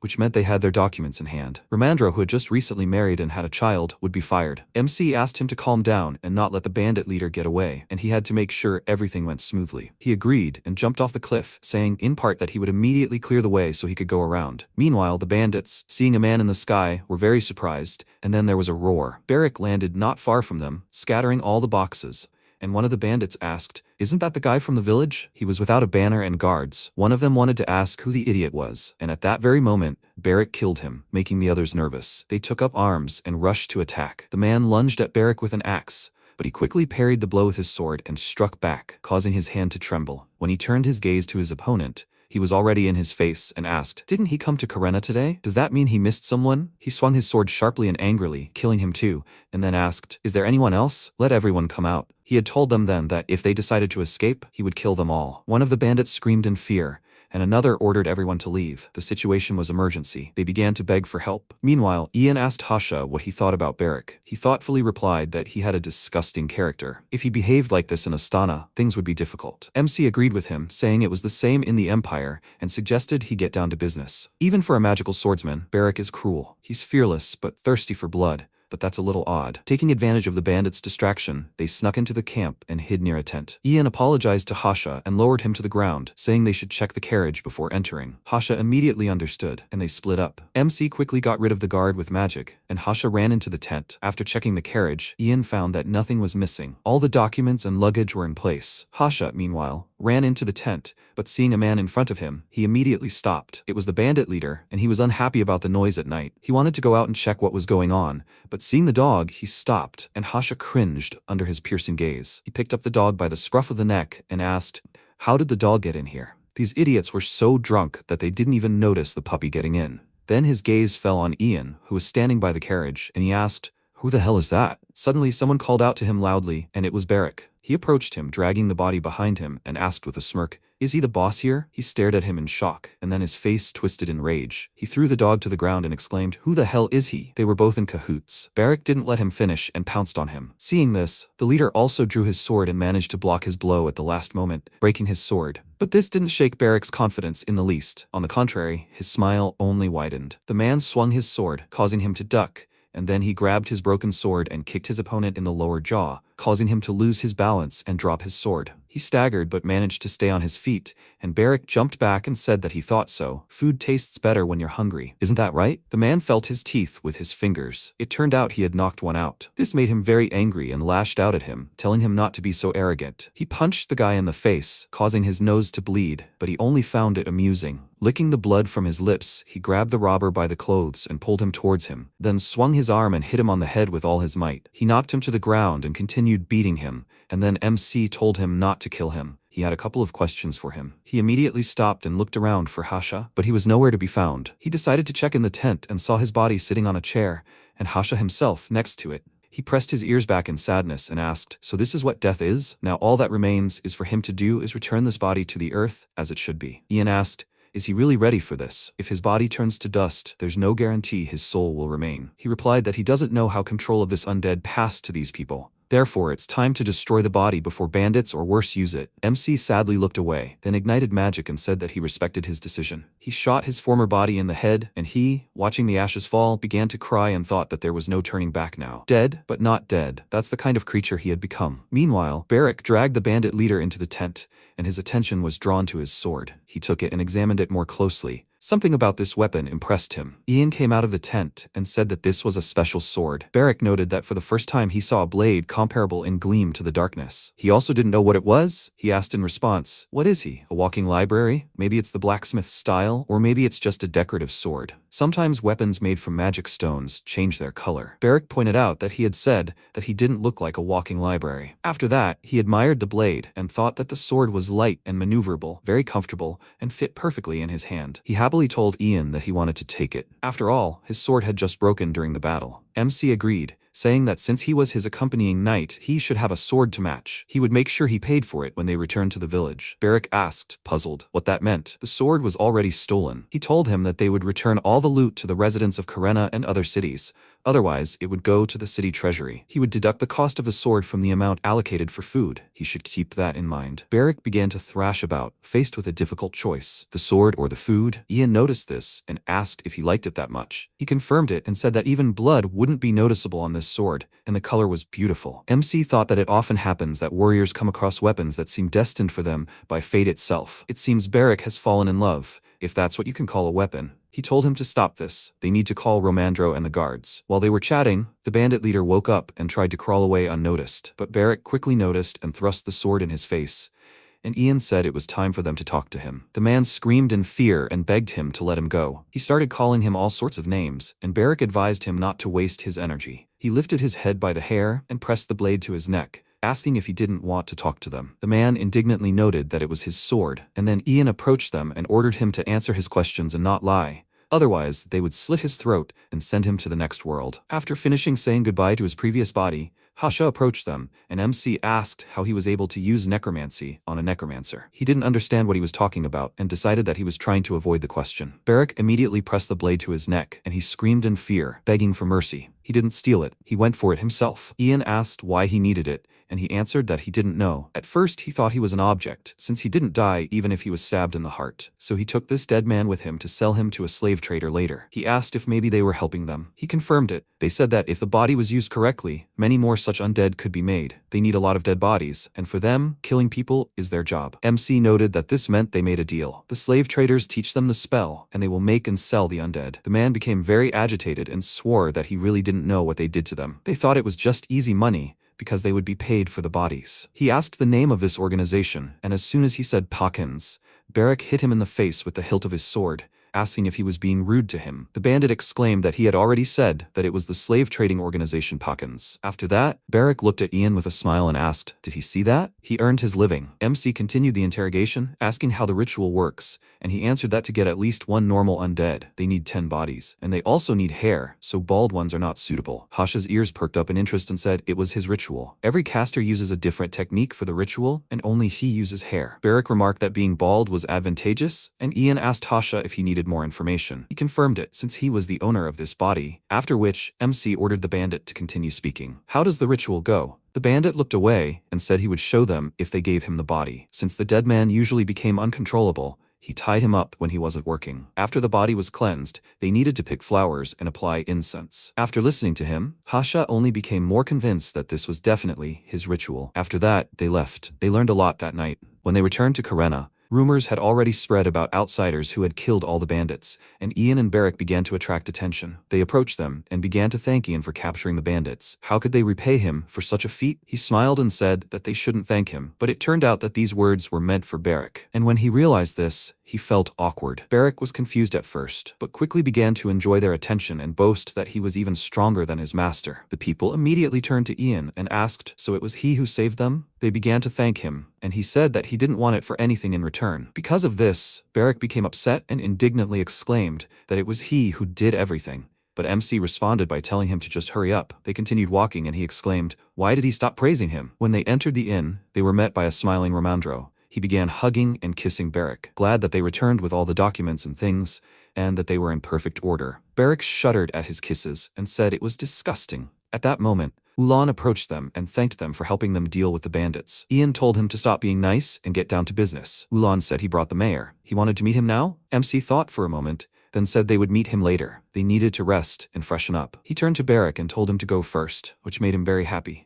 And after a while they finally met the mayor of Karena, Onyx. The man was sweating profusely with excitement when he introduced himself to Ian, and Ian asked, he knows who he is, right? Ian replied that he had already heard of him. He was an aristocrat going to celebrate the new year. He heard that an expert sent from the palace was also with them. MC asked him what he was doing while his city was being destroyed, and he awkwardly replied that there was trouble in another city at the time. Suspecting something was wrong, Ian firmly asked him to come closer, and Onyx took an awkward step toward him. When he looked up, he met his piercing eyes, which made him uneasy. He thought he'd been told he was a nobleman with a title, but in reality, he was just a child. MC noticed he reeked of alcohol, and he awkwardly replied that he'd had a drink before such an important meeting and apologized. MC covered his nose in disgust and asked him to talk less. He smelled. What happens to bandits according to Karena's laws? He replied that according to the laws, the sentence for such criminals is death. Robbers, murderers, and others face the death penalty. Ian rose from his chair and said he still had questions for the bandit leader and that they should take him to his cell. Onyx became nervous, and MC, noticing this, asked if something was wrong. He nervously replied that everything was fine. He decided to leave because he needed to prepare the coachman and horses, and Ian thought these bandits knew a lot about the ritual, so it was impossible for them not to know what the undead were. He would question him personally and find out everything. When the mayor left the room, Lon said he was relieved that he was so busy preparing the banquet to celebrate the coming of the new year. He would settle all the necessary matters and leave tomorrow at first light. Onyx agreed with him. He seemed young, but his character was something quite special. Lon said he thought they were all those who had actively participated in military operations. For example, the power of that red-haired guy was no joke. Onyx noted that this was not at all surprising if we are talking about those who use magic. It is enough to look at those who recently investigated Donnell's case. In any case, if the advisor reports this, they will have problems. They need to make everything look perfect, and then no one will suspect them. He glanced nervously at the captain of the guard and asked, did his desire to see the leader of the bandits mean exactly what he thought it meant? Ulan answered him that he thought so too, and Onyx said that the noble youth, who was unable to sit down for a second to rest, would never leave him alone. If he went and personally flogged him, then maybe his anger would subside a little. Ulan stood at attention, saying that he would prepare everything. After a while, the mayor brought Ian to the prison cell, and he, seeing a bunch of whip marks on the bandit's back, raised an eyebrow in confusion. The mayor proudly declared that he had thoroughly scolded him. He had just passed out, but if he wanted, he could hit him again. MC turned to him with displeasure and said that he needed to ask him something. How can he do that when he's unconscious? Onyx was confused and thought, so this isn't what was required of him. Ian asked him to bring him a paper, and when he left, he frowned and thought that he had a tense road ahead, although perhaps it would even be right to entrust the extraction of information to those who specialized in torture. The mayor brought him paper and a pen, and he, having written down the address, told him to send it there as soon as he came to his senses and was interrogated. He gave him 2 weeks to do this. He needed to extract an answer from him on one question: how the boy with blue hair had come to him. He gave him a note with the address and squeezed his shoulder, saying that if he didn't receive his letter within 2 weeks, a report on his dereliction of duty would fly to the imperial palace, and if he didn't shut his mouth and continued to chatter, he would personally visit here again. He looked at him with a piercing gaze and asked threateningly, did he understand? He trembled with fear and answered that he understood everything. After that, MC returned to the inn and gathered everyone in his room. He asked Tasha what he intended to do now, and he sadly replied that his grandmother was no longer alive, and the body had already been buried. He thought he should return to Astana. There was no other way at the moment. Ian remembered that he had said his grandmother was the head of a sect. In that case, there would be many helpers, but the enemy forces would also be significant. Perhaps there was another reason why he didn't return to Astana: to avoid meeting Wesley. Hasha jumped off the bed and reached out to him with his paws, asking him to allow him to accompany him to the capital. If he was going to Astana, then it was on his way anyway. MC asked if he would make it to the capital, and what he planned to do with the dog's body there. Hasha immediately wilted, and he, picking him up, promised him that he would take him to the capital and help him get to Astana comfortably. Barak asked with displeasure, will they travel together? The carriage was already a bit cramped. He told him he just needed to lie down, not fully. Then he looked at Hasha and said with a smile that he hoped he would always remember his name. Who was with him on the day of true mortal rest? What was that person's name? Hasha happily wagged his tail and pounced on him,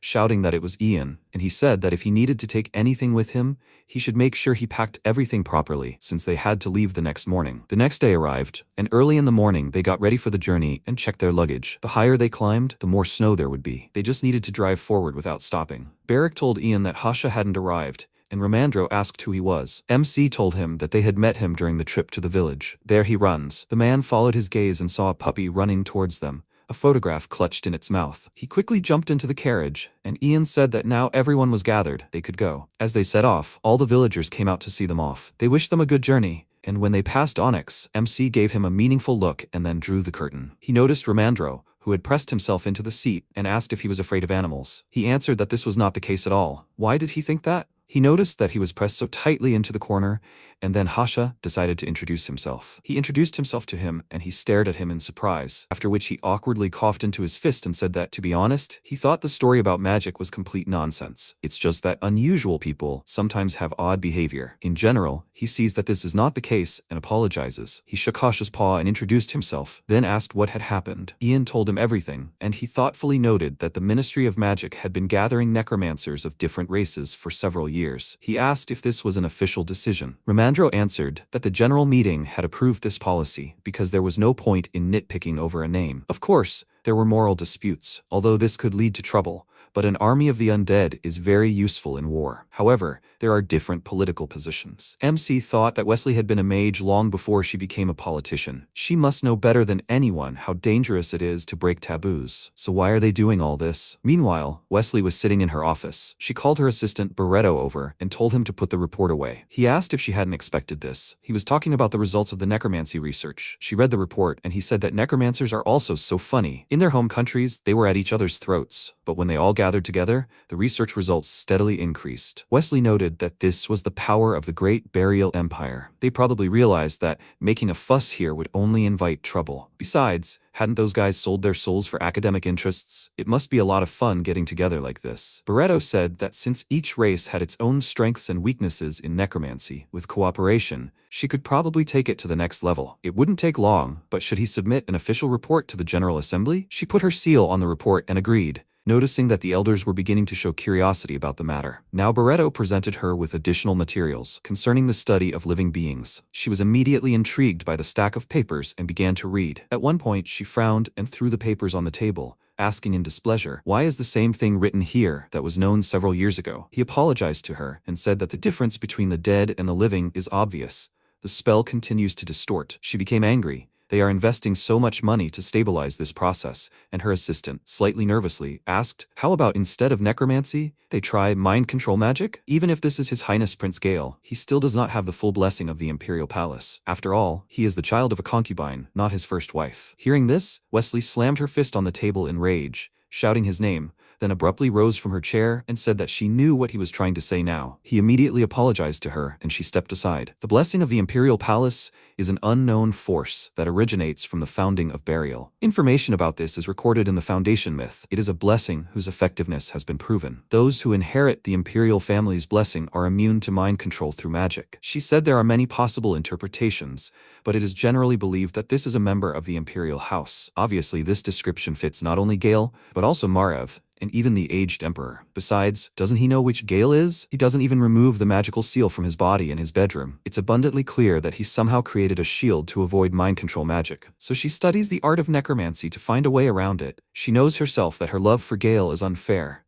He never reciprocates the love she gives him. When Gale ascends the throne, will he really tie the knot with her? Will the position of Empress be hers? She closed her eyes pondering this, then told Barreto to stop talking nonsense and get back to working with necromancers. The rebellion is coming soon and there is no progress. Before he left, she asked, "What about that boy, Ian? He will be arriving in the capital soon, right?" He answered her that since they were told about participating in the New Year's banquet, it must be so. She said that if he comes here from Brach, his route must lie through Karenna. The fugitive Astana clan was hiding there. They were a real thorn in the side because they opposed the experiment until the very end. She is glad the story did not become public. King Astana was also very pathetic. He believed the tales of their secret escape. Barreto noted that there had been a strong earthquake at the time, so he probably didn't have time to worry about it. Wesley said that despite this, they should be careful that Gale didn't notice anything. He was very smart, and if word reached him that they were researching living people, he would definitely suspect something. She decided to return to the discussion of Ian and asked if there was a department that wanted him. He remembered how the mages had been scared of him and replied that he didn't think anyone was particularly enthusiastic. She noted that this was not surprising since they were on the Marv side. She rose from the table and suggested that he start with preparations. Who knows?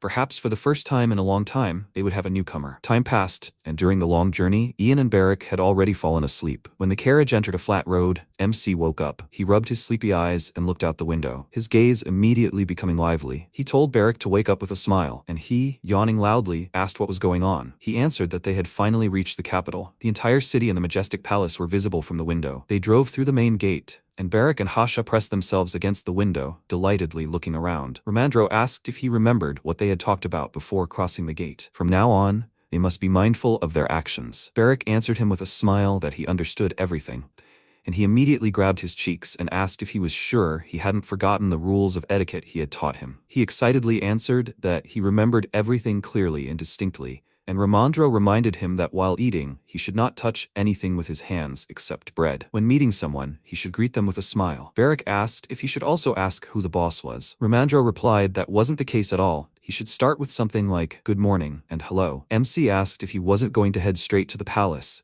but would rather stop at his mansion first. He replied that since they had arrived early in the morning, he wanted to take a bath, take a nap, and then head to the palace. Ian said with a smile that he liked that approach too, but most importantly, he would meet his wife very soon. Ramandro immediately blushed and began shaking his legs with excitement, saying that wasn't why he was in such a hurry. It wasn't like that at all. After a while, the carriage pulled up to Ramandro's estate, and the maid, who saw this from the window, immediately called Madame excitedly and told her the good news. Her husband had returned. Vivian was overjoyed to hear this. She immediately ran out of the house to meet her husband and called out to him with tears in her eyes, and he rushed to her. She asked if it was really hard for him. How did he even get through it all? Did he even know how much she missed him? He answered that he missed her too. It was so hard for him there, but burning with the desire to see her, he endured everything. She immediately hugged him and said that he was just like a poet, and Ian and Barrick were already tired of looking at this sweet couple. Barrick warily asked if he should finish unloading the luggage. MC agreed, after which Ramandro approached them and introduced them to his wife. Vivian greeted them with smiles and said that she was glad to finally meet them. She had read a lot about them in letters. Her husband owed them a lot. Ian replied that Ramandro had helped him a lot too, then showed her Hasha and said that this friend had joined them along the way. Hasha greeted her,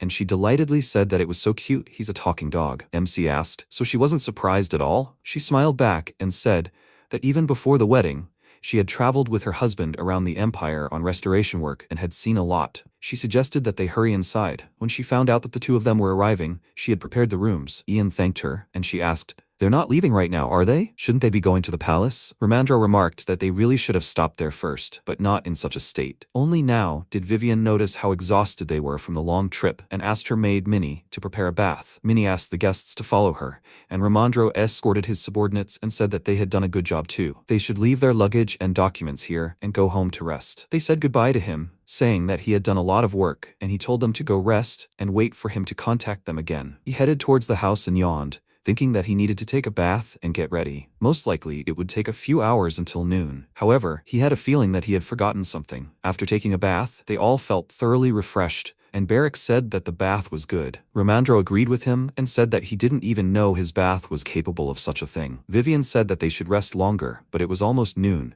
Now they had to get ready for the palace. Romandro said that he had thought the same thing, but he wanted to rest for at least 5 more minutes. Vivian smiled and said that their child would think his father was a whiner. Her words immediately made him stand up, and Hasha asked if it was okay if a strange dog whined. MC approached them and told the two of them to stay in the mansion and let them find out how to get to Astana. Barrack asked if he could rest since he wasn't going to the palace. He asked, "What's the matter?" He wanted to go with him. He immediately smiled and told him that he could rest for both of them. Romandro said that on the way back, they would need to buy some magic water to read the brooch's inscription. Along the way, they recorded Hasha's story about magic stones. Ian agreed with him and said that while they were there, he also needed to buy a few things, and they could stop by the shopping district for a while. Romandro stared at him in surprise and asked where he learned that. He didn't understand what he meant, and Romandro thought he mentioned the shopping district, which is usually how capital officials speak. Even aristocrats call this place the city center, or simply the center. He decided not to dwell on it and called out to Minnie, asking about the carriage. She told him that everything was ready, and they had also transferred the documents. After kissing his wife goodbye, Romandro left the mansion with Ian, and they hit the road. While they were driving, MC looked around the streets and thought that it seemed like the Heyman Bank was right there. It looked like they had just built a new building, and that road over there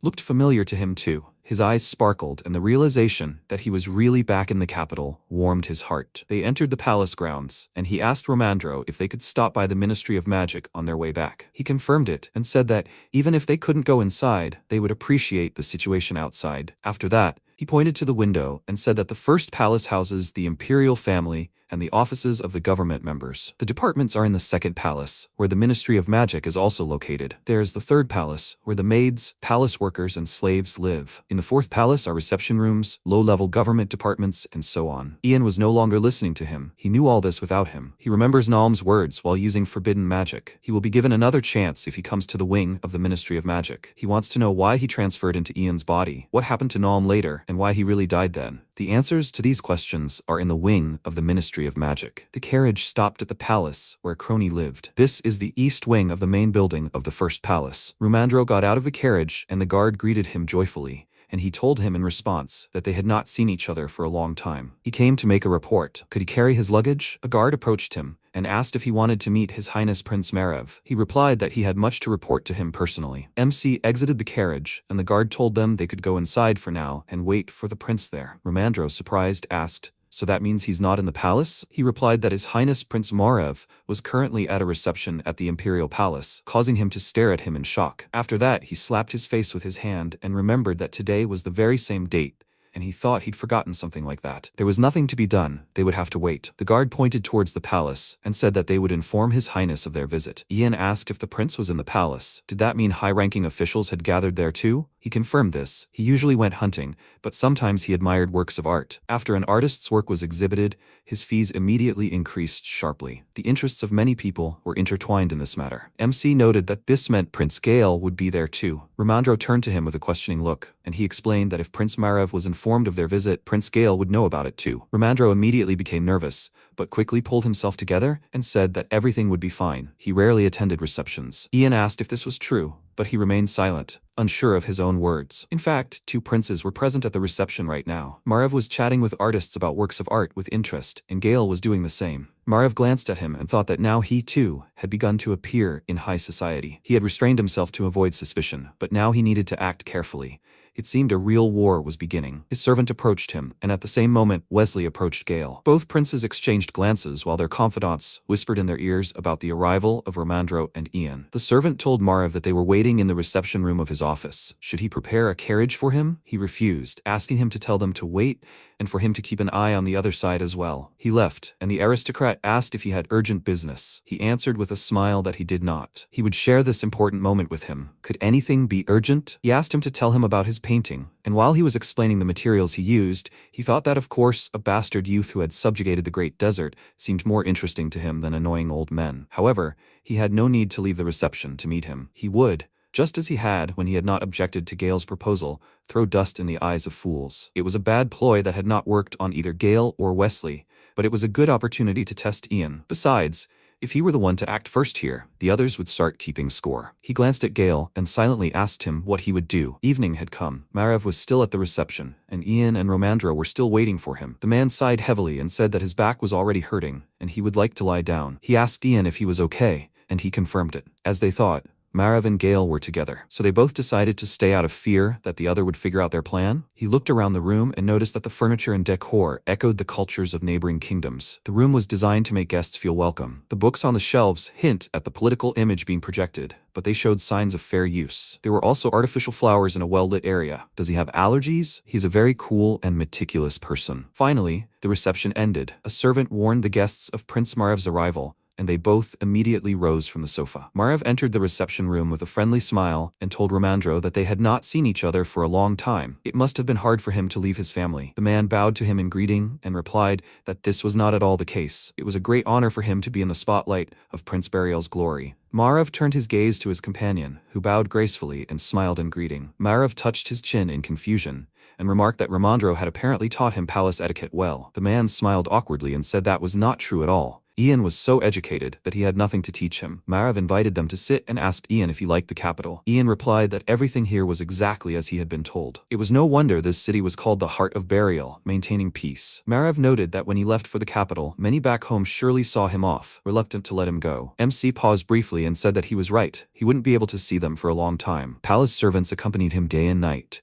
along with warriors of the unearthly clan. Margrave grinned and said that apparently many in his territory trusted him. But does he really think he's worthy of being a lord? This question made Romandro tense slightly. He glanced at Ian, thinking he was starting with sudden questions. If he answered no, the prince would reproach him for considering himself unworthy. If he said yes, he would most likely accuse him of arrogance. Will Ian find the right answer? He told the prince that of course he was worthy. After all, it was he, his majesty, who had decided to make him a lord. So who would dare disagree? He has only one duty, to do everything in perfect accordance with his will. Margrave gazed at him carefully, mentally noting that he not only possessed magical abilities, but also an unusual ingenuity and an ability to read the situation. He has also strengthened his position in the territory and answers without a shudder or a hint of doubt. In fact, the intentions of these questions were too obvious for MC. It's all because he considers him a person of low birth. To be honest, he's much more concerned about something else. The prince asked if they had familiarized themselves with the New Year's celebration program, and Romandro replied that they had only arrived today, so they hadn't heard anything about it yet. Margrave said he would ask his assistant to familiarize them with it before they left the palace, but he would tell them in advance.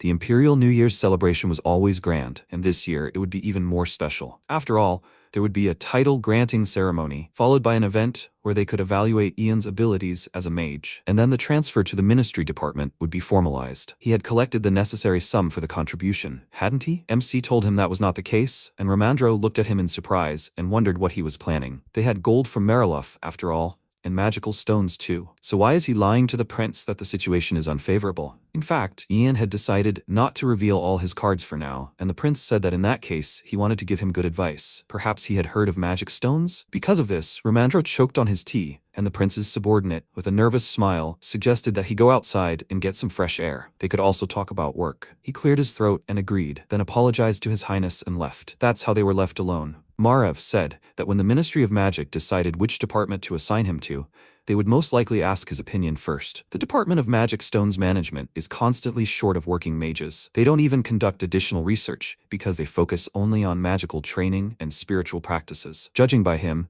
he has a talent for research. He placed several documents on the table and said that if he were sent to a deposit of magical stones, especially if it was a stone called Lulan, he would actively assist him with the contribution. MC thought that apparently he wanted to help him not only with raising money, but also with canceling the meeting's decision. He knew that Gale wanted to get Lulan for himself, which was natural, since he only cared about the Ministry of Magic. But judging by the fact that Margrave, far removed from all this, is starting to interfere in matters related to magical stones, he doesn't just want to stop Gale, but has more serious political plans. If he intends to monopolize the deposit, that's still acceptable. But if he wants to completely destroy it so that no one can use it, that complicates everything. One of the Lulan deposits is located in Brock. Of course, both the mine and the Lulan he brought with him could disappear. He took the documents and thanked the prince for such words. He would make every effort to achieve this. Margrave rose from the sofa and said that in that case it was time for him to go. He didn't have to wait for Romandro. He could leave the palace immediately. He would convey all further instructions through his assistant. Ian also rose and said it had been an honor to meet him, to which Margrave smiled and said that he had also enjoyed their conversation. After that, MC left the reception room and told Romandro that it was all over. He peeked around the corner with a frightened look and asked, "Is that true?" He confirmed it, saying that they could leave without saying goodbye to the prince. Romandro approached him and sighed with relief, saying that he hadn't seen him in a long time, so it had been a bit difficult. And what did he tell him? And what kind of report was that? He replied that he knew that even portraits in the palace had ears. He shouldn't forget that they still had to stop by the Ministry of Magic on their way back. Ramandro said that they needed to hurry because the guard would be increased after dark. Ian asked him who the crown prince was, and he replied that everything was still unclear. They left the palace, and he said that no one except the first and second princes had much influence. The third prince had died in an attack a few years ago, and the fourth and fifth princes were still very young. They approached the carriage, and he said that if nothing special happened, everything would be decided at the New Year's celebration. But why was he suddenly interested in this? He replied that it was just curiosity. He had also said that everything would be decided during the celebration, but he thought it would be nice to know everything in advance. Margrave Veroshin, blue-eyed, blonde. In the imperial family, these are the facial features most common. Was his face among the portraits of the rulers of that era? His memories are vague, but he is sure of them. Neither Margrave nor Gale, who lost the coup, will become emperor, but someone else. Someone who is now in the shadows. They got into the carriage, and Ramandro told him that the fourth and fifth princes were born to Madame Delena. Madame Delena is the only favorite who still remains by the emperor's side, so she is entrusted with organizing the New Year's celebration. But Prince Margrave treats her differently. MC said that he must hate her, and Ramandro, awkwardly coughing into his fist, said that he rather ignores her. Ian remembered how he walked every day along the palace corridor where the portraits of the rulers hung. In order to trigger memories from the subconscious, he needs a strong push. For example, something like the face of the current emperor. The carriage passed by a place that left MC's gaze enchanted. He asked the coachman to stop there, and Ramandro said, confused, that they were still far from the Ministry of Magic. He told him he was just going out for a while, and while he was getting out of the carriage, Ramandro said he couldn't go with him because it would be difficult if he were seen. If something happened, he should run to him immediately. He smiled and asked what could happen in the palace. After that, he returned his gaze to that place, and thought that if he went to that wing and found traces of Nom's magic, he would be able to return to his time and his body again. He glanced at the sky, regretting that he hadn't said goodbye to Beric properly, after which he called out to Ramandro and said that he was grateful to him with all his heart and wanted him to look after Beric too. His words seemed strange to the man, and he asked why he was doing this all of a sudden. After that, he laughed and said that Beric would make a scene again if they were late, so they needed to hurry. Ian looked at him with a smile one last time and then left. He broke into a run. Somewhere out there was his homeworld, the place where he came from. And Nom, his only close person and teacher, was there too. But when he reached that very place, he found nothing. There was nothing but forest. This confused him. He looked around and thought that this wing wasn't here, but it should be. He couldn't even sense magic here. Had he really ended up in the past when this wing hadn't been built yet? Suddenly, he heard the crunch of branches behind him, and a voice asked, "Is that Ian?" He was pleased to meet him. He immediately turned to the stranger, and his eyes widened in surprise. It was Gale. He frowned and realized that he had been waiting for him. He had been following him since they crossed paths at the event. He bowed to him and said his name was Ian, and that it was an honor to meet him. He asked if he knew him. He also thought he was lost. He pointed behind him and said that the palace exit was in the other direction. Or, hadn't Margrave told him that? He looked at Ian with displeasure and thought that he was getting on his nerves. A small obstacle that had unexpectedly interfered with his plan. He was like a stone thrown into water, the ripples of which could not be stopped. MC apologized to him,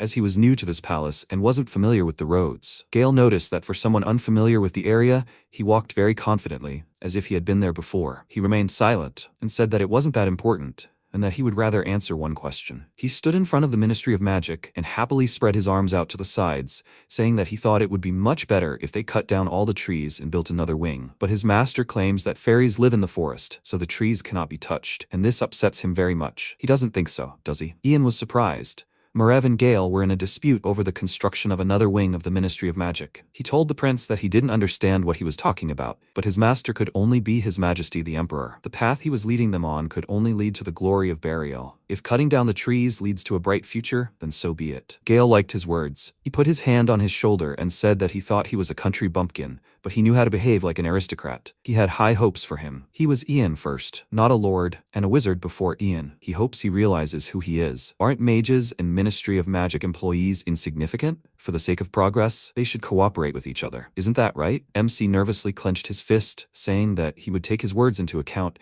and thought that it was already starting to get on his nerves. When he returned to the estate and told Ramandro what happened, he was speechless. He immediately started asking if he was okay and what he told him. He calmed him down, saying that he hadn't said anything about him. He had talked more about the garden. Is there construction going on there now? He confirmed this, saying that this proposal had been made a long time ago. I think last year or the year before. This is just one of the many cases of rivalry between the princes. Prince Gale protects the interests of the Ministry of Magic, and Prince Margrave believes that the forest is under the protection of the fairies, so he does not allow anything to be built there. Ian thought that if he didn't want to let Gale stage a coup and gain more power, he should, of course, side with Margrave. But if he wanted Nom magic to appear, he should support Gale. The situation only became more complicated. Ramandro said that he didn't understand why the Ministry of Magic was expanding more and more. Considering how much money and time it was taking, in his opinion, they should build housing for the employees. Beric and Hasha started arguing, throwing all the food around. Ramandro, fed up with it, loudly ordered them to stop behaving like that at the table. They both turned to Ian, complaining about each other,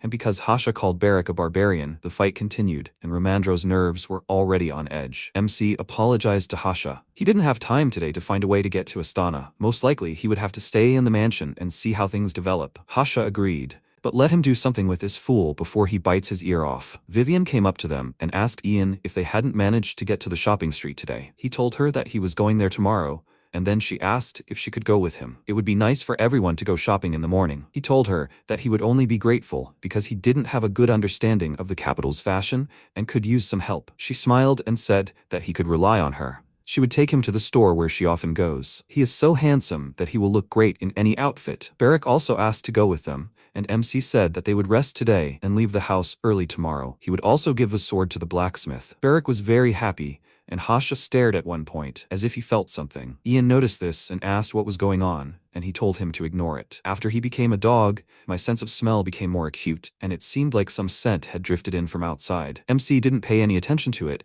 and told Beric that he looked brimming with energy. He must have slept a lot before this. He happily replied that he felt very well, while Hasha frowned and thought it was strange. A familiar scent had definitely drifted in from outside. Ian told the guy that since he was so full of energy, he would go on patrol, which immediately upset him. After a while, MC nudged Beric and told him to wake up. He woke up and yawned, and then said he was so tired after the night watch, he'll have to eat some meat today. Ian said Beric, he woke him up this morning with his snoring. Beric said but he didn't sleep until dawn, and nothing happened. MC said Ramandro's maid, Minnie, told him everything. Apparently, he worried for nothing, but he's worried about the smell that Hasha smelled. He told him not to pay attention. After he became a dog, his sense of smell became more acute, and it seems some smell came here from the street. And Ian is sure it was from outside yesterday. No, he just became too suspicious after meeting the princes, and Hasha said that the smell was gone in the morning. Apparently he bothered Beric for nothing. He asked, so where are they going? Vivian smiled and said, first of all, to the blacksmith to give him the sword. They will give this, then buy clothes, and after lunch they will return home. Here is the forge. The master here knows his business. Ramandro covered Vivian's ears and said, Ian, he and Vivian will wait here. He replied, okay. He ordered Beric to go. The blacksmith saw the guys and cried out, the customers have arrived. Senior, they have people here. The man replied, yes, he is already on his way. He came up and asked how he could help. MC replied, he would like to sharpen the sword. The blacksmith looked at it carefully and asked, this one? He asked to let him have a look. Ian asked how much it would cost. The blacksmith replied, 5 coins are enough, but that is not the problem. What is it made of? The other blacksmiths approached him and asked in surprise, Senior, what is it? Why is the sword this color? Is it a momentum alloy? No, it is even darker. This is not a monster stone, is it? What kind of nonsense is this? Are there monster stones lying around underfoot? MC thought, apparently, those bandits stole something really valuable. The blacksmith said, guys, if they don't tell them what it's made of, they won't be held responsible if it breaks. Ian answered thoughtfully, they're not experts, so they don't know. Beric replied, it doesn't matter, it can't get any worse. MC said, yes, they hope he does a good job. He handed over a small bag and said they'll come this evening and pick it up. The blacksmith replied, yes, thank you. They'll do what they can. The guys turned around and headed toward the carriage. Beric said, how cool it is in here. It was so stuffy inside. Ian replied, yes, he agrees. He started to climb inside the carriage when he suddenly stopped and turned around. He looked around and told Mr. Ramandro to go without him. Ramandro asked again, what's wrong with him? MC replied, he and Beric will take a walk and cool off after the forge. The store with things is in that building on the left after the intersection, isn't it? Ramandro answered, yes, that's right. They will meet there. Beric watched the departing carriage and asked, why should he also go there on foot? He was already frozen, so he would have gone in the carriage. MC ordered him to come with him. Beric answered slowly, oh well. They were walking down the street when suddenly Beric noticed something off to the side. A girl in a robe was watching them from around the corner, and he ruffled his hair and said, if he would buy him a new sword while it was at the forge. MC answered, he has money, Beric. He asked again, but shouldn't the master provide his guard with a weapon? They turned the corner, and the girl who was watching them rushed after them. She ran out to the intersection and looked around in confusion. She thought they had disappeared, but where? At that moment, Barrick attacked her from behind and tried to hit her with his fist, but the girl quickly blocked the blow. She threw him aside, but Barrick landed deftly and asked, was she going to attack him? The girl ordered him to shut up. Is he Ian? Barrick replied, yes, he is. He clenched his fist and tried to punch the girl, who covered her face with her hands. She swung and hit him on the chin, and Barrick just smirked. He swung his leg and attacked his opponent, who frowned in displeasure. Ian stood around the corner and watched what was happening. He thought, this girl, her fighting stance is very unusual. Unlike the newbie Barrick, she is well-trained and disciplined. But because of this, her movements are too predictable. MC shouted loudly, Barrick, she's left-handed. He needs to attack from the right. Barrick grabbed the girl by the robe and head-butted her chin. She staggered and fell to the ground, clutching her face. She said, so he's Barrick. She created a magical sphere, and Ian's eyes widened in surprise, wondering if this was a magical swordsman. She created a blade and pointed it at Barrick, who asked in fear, what the hell is that? A bright explosion erupted in the alleyway when Ian ordered him to step back and released his mana. The smoke settled, and the girl began to breathe heavily. Barrick asked, she attacked, and now she collapsed without strength? MC replied, it looks like that was the finishing blow, Barrick. The girl ordered him to shut up. Barrick asked, what, she won't pick up the weapon? She replied, raising a sword against an unarmed man is a shame and a luxury. Barrick said, but she has a backbone. Maybe they should introduce themselves? The girl grabbed her mouth, spat out a tooth, and said, she is the daughter of Betrayal, the great commander of the Imperial Guard. She is Bathsheba Brut. Barrick ordered her to attack. He doesn't have any illustrious parents. He is simply Barrick. Bathsheba screamed, he is her father's enemy. Barrick smirked and asked again, what? It seems she was mistaken. They simultaneously hit each other in the face, and after a while they were lying on the ground. MC approached Barrick and asked, is he okay? Barrick screamed loudly, no, it hurts. It hurts a lot. Ian said, yes, it seems he is okay. Barrick screamed, he said that it hurt. MC approached Bathsheba and said, she says she is Betrayal's daughter. So it was she who was in the mansion yesterday? Bathsheba stood up and said, yes. MC asked, why is she crying? She screamed, no one cries here. She ordered to kill her now, otherwise she will go again to kill her father's enemy. Ian asked again, was it Mullen who told her that he killed Betrayal? Barrick screamed, Mullen? That old man who came from the palace? MC asked to clarify. They didn't kill Betrayal. It was her father who made the first attempt on their lives, and her father chose death out of loyalty to his lord. Bathsheba screamed, liar. Ian asked, why does she think that? Bathsheba looked down and said, her father, him. MC interrupted her and asked if she thought he couldn't leave without her. Bathsheba, let him clarify the situation. If she was ready to complete her father's task, then the right decision would be to kill him. But if she wanted to avenge him, then she needed to act differently. He made decisions based on his own convictions. Could a knight have a more honorable death than dying in a fierce battle? But another problem is what the family experiences because of the loss. However, if she were a knight, she would be able to understand him. Ian asked, did she trust Mullen and decide to follow his instructions? Bathsheba answered, no. MC asked again, so this is all for the sake of knightly honor? Bathsheba answered, exactly. She started to get up and said, but she actually got this information from Mullen. He said that Ian from the borders of the Empire killed her father. Ian thought, it seems they are not on the same side.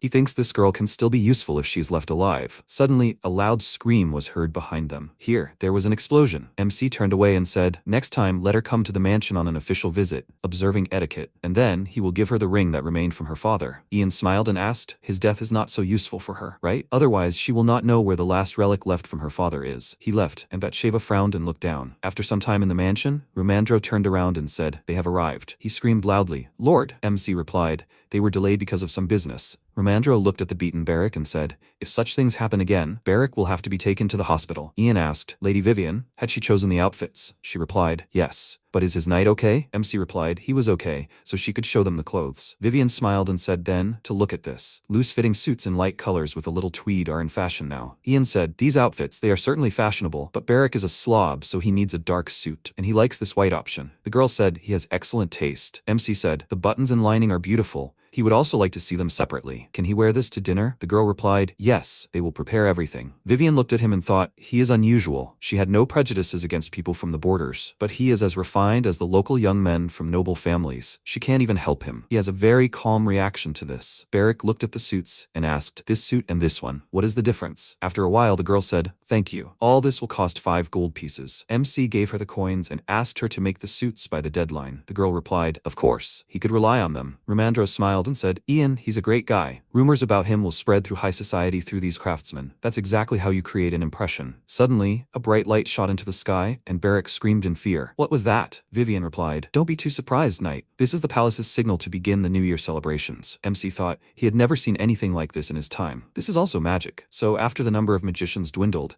something like this couldn't happen. Barrick looked away and said, another explosion. And what was that this time? MC looked away and said, some strange black smoke. Beric put his hand to his head and asked, "Isn't that coming from the forge?" After a while, they ran up to the forge and Beric said in surprise, "What chaos!" The blacksmiths were sitting on the ground and dark smoke was billowing upward. The man looked up and shouted, "You kid, he didn't tell them anything about this. Couldn't you have warned them before handing over the sword?" MC asked him to calm down and explain what happened. The blacksmith frowned and replied, "They heated the sword and started hitting it with a hammer, but over time, the sword didn't cool down. So they decided to put it in water, and after that, there was a bright explosion." At this moment, Beric looked at his sword and joyfully said, "It's his sword. It's so sharp." The blacksmith cried out in irritation. He almost lost everything because of this. He should have been warned that the blade was special. He also had to compensate for the damage and pay the insurance. He looked at Ian in confusion and asked, didn't he know what kind of sword he was carrying? He's apologizing, but didn't he steal it by accident? Beric started to answer, yes, they did. Romandro grabbed his mouth before he could blurt out all the information. MC apologized. He secretly received it as a gift from his family, so he didn't know about its properties. What compensation do they want? The man replied, 1 gold coin is enough. Ian said, that's too little for insurance. He heard his forge was the best in the capital. He poured the coins into the blacksmith's palm and told him to consider it payment for a result that exceeded expectations. The blacksmith said, slightly embarrassed, no, well, if he says so, then he is very grateful. Luckily, no one broke anything or got seriously hurt, but next time, he needs to give them regular swords to work on. They will do it even better. MC waved and said, yes, thank them for their work. Beric quickly ran inside the carriage, and Romandro asked, Beric, let him be careful with this. He thinks that it will explode if it gets too hot. Beric replied he will hold it very tightly. Yes, and everything will be fine with it, as long as you don't heat it up. MC looked at him and said, Beric, with this sword in his hands, he shouldn't emit magical energy. Beric replied, yes, he will do so. He listened to him carefully. Magical energy, after all, is the energy of heat. If you release it through a sword, the same thing will happen. Beric asked, Ian, what is he thinking? MC replied, he's wondering how much meat can be bought with 2 gold coins. A gold coin is the average monthly income of a commoner. Beric screamed loudly, but it wasn't his fault. Romandro cried out in displeasure. If he hadn't taken that sword, none of this would have happened. Beric asked again, should he be held accountable by law for simply picking it up? After a while, at the estate, Vivian asked how he managed to look so resplendent. He'll definitely shine brighter in the hall, Master Ian. MC replied, she flatters him, madam. Beric pointed at himself and asked, Vivian and him. She smiled and replied, Beric, he looks very handsome too. Romandro said, okay, they should finish. They need to hurry. They'd better leave early, because there will be more carriages on the roads than usual. Ian, he's the main character of the New Year's celebration, so he'll be given plenty of instructions. Hasha raised his paw and wished them a good journey. The guys stopped at the door and turned to look at them. MC said they would be back soon. After a while, Carr bowed and said, welcome, Mr. Ian, Mr. Romandro. His name is Carr, and he is responsible for the title-granting ceremony at the New Year's celebration. He asks them to follow him. The men followed him down the corridor, and Carr said that as soon as the celebration began, the oracle light would turn on. Then they would enter, wait a bit, and then he would be granted his title and surname. After that, he would immediately undergo the ceremony of confirming his magical powers. Ian asked again, can the oracle light also confirm the presence of magic? Carr answered, that's right. The name Oracle Light sounds incredible, but in fact, it is only an illusion created with the help of magic, since it emits waves that depend on the strength of the magic caster. This is just a pretentious performance that is supposed to enhance the status of the Ministry of Magic. Ian thought, in short, this is just a show, and if someone wants to disgrace themselves, then this is the perfect moment. For example, it is possible to make it so that there is no reaction to magic at all. He turned around and told Beric to follow only Romandro. He answered, yes. After a while, the doors opened and MC saw a luxurious hall. Everyone around quickly turned and looked at Ian. Someone said, look, it's him. Everyone present started whispering, is this the illegitimate son of Margrave Brock? My god, and he's even younger than they thought. How vile must he be to disgrace his own father? They say he hangs out with barbarians from the border. It's immediately clear at first glance what he is. They said he's a mage, but then why isn't he on Prince Gale's side, but on Prince Marev's? Romandro grabbed Beric by the arm and told him to come here. Beric asked again,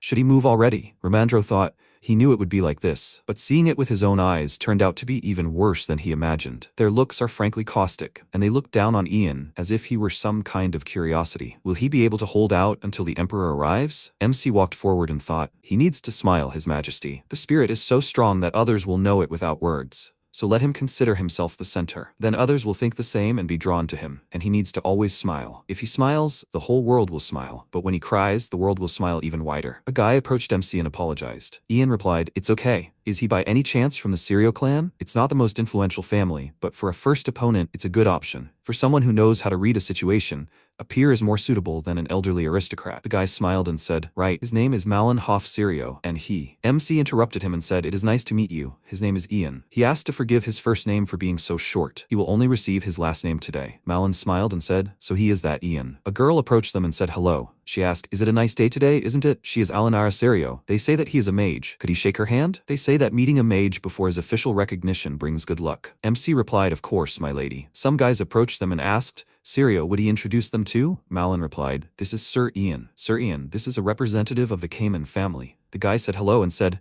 they haven't seen each other for a long time. So he is Ian? They talked for a while, and then asked for everyone's attention. His Majesty the Emperor has arrived. Everyone bowed their heads in anticipation, and the Emperor appeared in the hall. MC raised his head and thought, the Emperor, who is on the throne now? He saw the man and widened his eyes in surprise. Now that he sees the face, he remembers. The 13th Emperor. How old is he? He read that he lived a long life. But in that case, he doesn't look healthy enough. This means that after him, a man with silver hair, blue eyes, and a scar on his face will ascend the throne and rule. That is, he doesn't look like either Margrave or Gale at all. They differ not only in the lack of a scar and hair color, but also in facial features. If all the members of the royal family died and they had to look for an heir, they would have to turn to the ducal house. The guys looked at Ian, who looked at them in surprise. The people around MC started talking. Why is he looking here like that? His gaze is directed not at them, but at Ian. Today is clearly a different protagonist of the holiday. The girl doesn't understand at all what he is thinking. The Emperor said that another year has passed in the Great Burial Empire. He would like to personally thank everyone who has worked all this time for the good of the Empire. He is confident that next year the flowers will bloom even more magnificently. The fields will be filled with gold, and the tailwind will be warm. Last spring there was a strong earthquake. At that moment, MC looked at Barrack, who said that it was boring. Clay said, and the rebellious clan from the border was destroyed, the Brock family. And if the opponents of the Burial Empire want to know their future, let them look back to the past. Let a new clan be founded. Ian. He extended his hand forward and MC walked towards him. MC approached him and knelt down, and Clay said, Ian, he is glad to see him. He replied, it is a great honor for him, His Majesty. The Emperor said, he is descended from Durga, Brock, but he made a great contribution by stopping the rebels. He also admits that it is his talent that the Empire needs. Someone asked, what is that? The girl replied, she doesn't know. She can't see well from here. But does it look like a white flower? The man laughed slightly and said, among so many beautiful flowers, he chose the white one. MC thought, all these people don't know what the gula flower looks like. During all these changes, gula has become a very important agricultural crop, and soon it will be sold all over Burial, which means that the problem of hunger will be solved. Soon this white flower will become the most honorable emblem in the Empire. Clay said, Ian, from now on he will become Viscount Yahello, for the glory of Burial. MC repeated, for the glory of Burial. He bowed, and everyone around began to clap. Ian thought, Yahello? Where had he often heard this name? Clay said, and now he would like to congratulate the victors of the Battle of Roxana, members of the Ministry of Magic Hale, Tomi, Nikina. After a while, the musicians began to play music, and aristocrats approached MC with congratulations. The man approached Ian and said, he congratulates him, Viscount Ian Yahello. MC thanked Viscount Hawkmon, who asked in surprise, so he knows him? Ian replied, almost. He knows his son. He helped him very, very much. Another man approached Ian and said, it's nice to meet you. He's the Marquis of Haynes. MC shook his hand and said, it's an honor to meet you, Marcus. At that moment, Barrack waved and shouted, Ian, come here. Viscount Ian Yahello. Romandro said, now he's a real Viscount. He congratulates him. MC thanked them and said, the test for magical power will take some time. Romandro said, yes, all we can do is stand and watch. Well, now I feel better. MC said, by the way, Mr. Romandro, are those ladies sitting upstairs the Emperor's favorites? Romandro looked up and answered, that's right. Ian asked, who is that girl with silver hair? Romandro answered, that's Madame Delena. She manages some of the Empire's internal affairs on behalf of the Emperor. She also organized the New Year's celebration. Ian asked, so her sons also have silver hair? Romandro answered, well, yes. Suddenly, MC saw a boy behind Delena and asked, Mr. Romandro, is this by any chance? Before he could finish speaking, Romandro said, exactly. Ian thought they were twins. The fourth prince, Arson, and the fifth prince, Jin. After a while, Barrack looked in surprise at the couple in the corner and said, they're kissing. Ian said, Barrack, stop talking nonsense. They need to go. He apologized for the perhaps blasphemous question, but the current emperor is the 13th, isn't he? Romandro asked him to watch his words. He is the 14th. Only recently was his father, who died during the coup, recognized as the legitimate ruler. Barrack asked in surprise, how come? He had secret parents? MC answered, everyone tells a different version of what happened, but this means that the previous ruler can be both stripped of his title and reinstated. The current emperor was considered the 13th until last year, but what will happen next year is unknown. One way or another, in the flow of history, one cannot sense how strong a storm is. When he received the title, he couldn't remember the emperor's name, and one cannot figure out who will be the next ruler from one name, since the emperor has twins. All that remains is to relive these events with one memory of the portrait. Ian asked, but why are the twins' names so different? Barrack said, Arson sounds cool, but doesn't Jin sound too ordinary? Romandro said, Barrack, he did tell him to watch what he says. When the twins were born, an oracle made a prediction.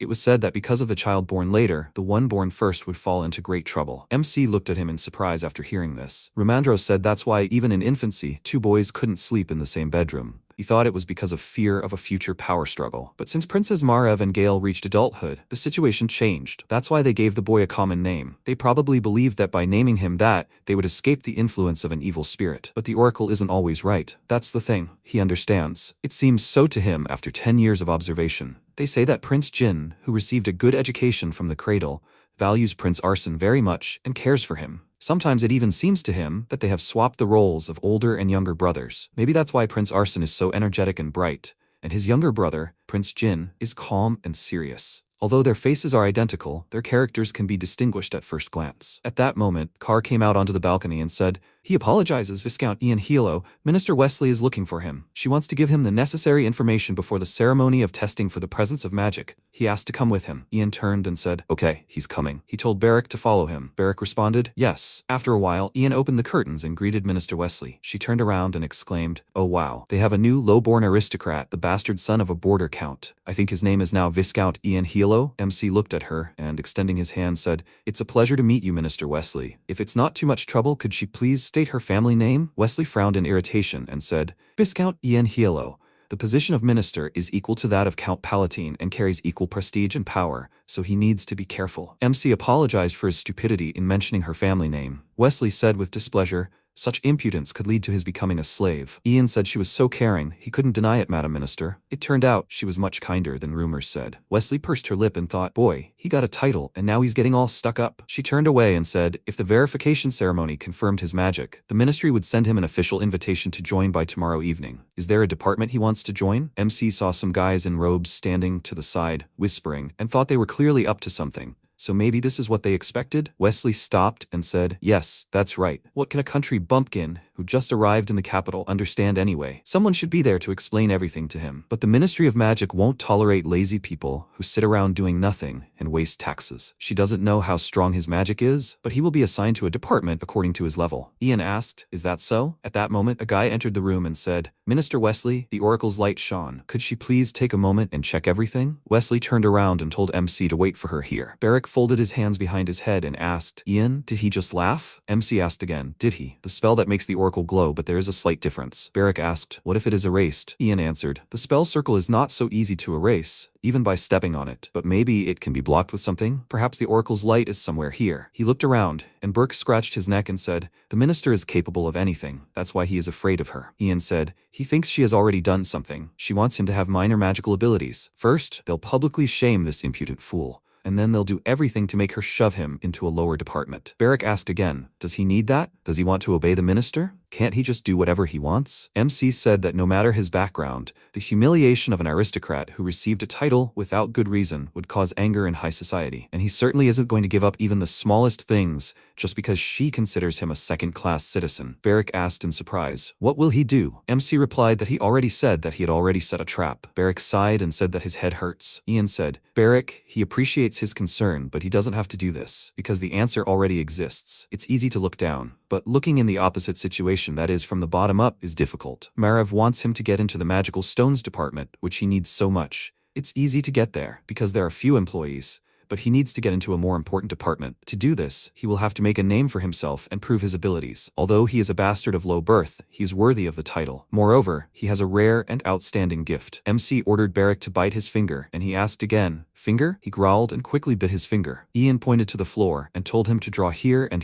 there. Barrick answered, no. If he knew that he would have to bite his finger, he would have come up with something better. MC said, yes, that was his mistake. Barrick said, then he should feed him meat for a month. Suddenly, there was a screeching of wheels behind them, and the guys turned around. Barrick said, Ian, here. He answered, that's right, the light of the Oracle. Wesley went to the harp and asked, Ian Yahello, does he know how the test is done? MC answered, no. Wesley replied, if the light of the Oracle appears in the ministry, he must bring his hand up and use magic. Depending on the strength of the magic, the atmosphere in the room would change. Ian thought he understood that she wanted to deceive him, but he couldn't do it so blatantly. Wesley ordered everyone to pass judgment. The mages replied, yes, minister. One of the men tugged Barrick's arm and asked, he's the knight accompanying Viscount Ian, isn't he? MC replied, Barrick, it's okay. He can step back. The mages knelt before the seal and MC approached the harp. Suddenly, one of the mages asked to be excused, and Ian turned around and thought, This man is one of those who was awarded for his services at the Battle of Roxana. He thought her name was Nakina. Nakina approached MC and asked, "He's left-handed, isn't he?" He replied, "That's right." She asked him to take the harp with his left hand and concentrate his magic in his right. It's important to place your hand on the oracle's light for the magical waves to be beautiful and natural. Your hand movements should be soft. The mage ordered Nakina to come here quickly, and she replied, "Okay." The guy spoke. "Nakina," he told her not to linger. She answered, "Yes," but it was like she was lying to a child, which made her uneasy. There should be a limit to lies, after all. The guy answered, "She's the same as always." Nakina said, "Okay, they need to get out of here. She doesn't want to see this." The guy said, "That's better. They haven't had beer in a while, right?" Ian smiled and thought, the Battle of Roxana, Hale, Tomi, Nakina. After a while, the curtains were pulled back and the aristocrats said, "Viscount Ian Yahello, looks like it's finally begun." The man frowned and said, "It must be hard to organize 2 races a day." The woman asked, "Well,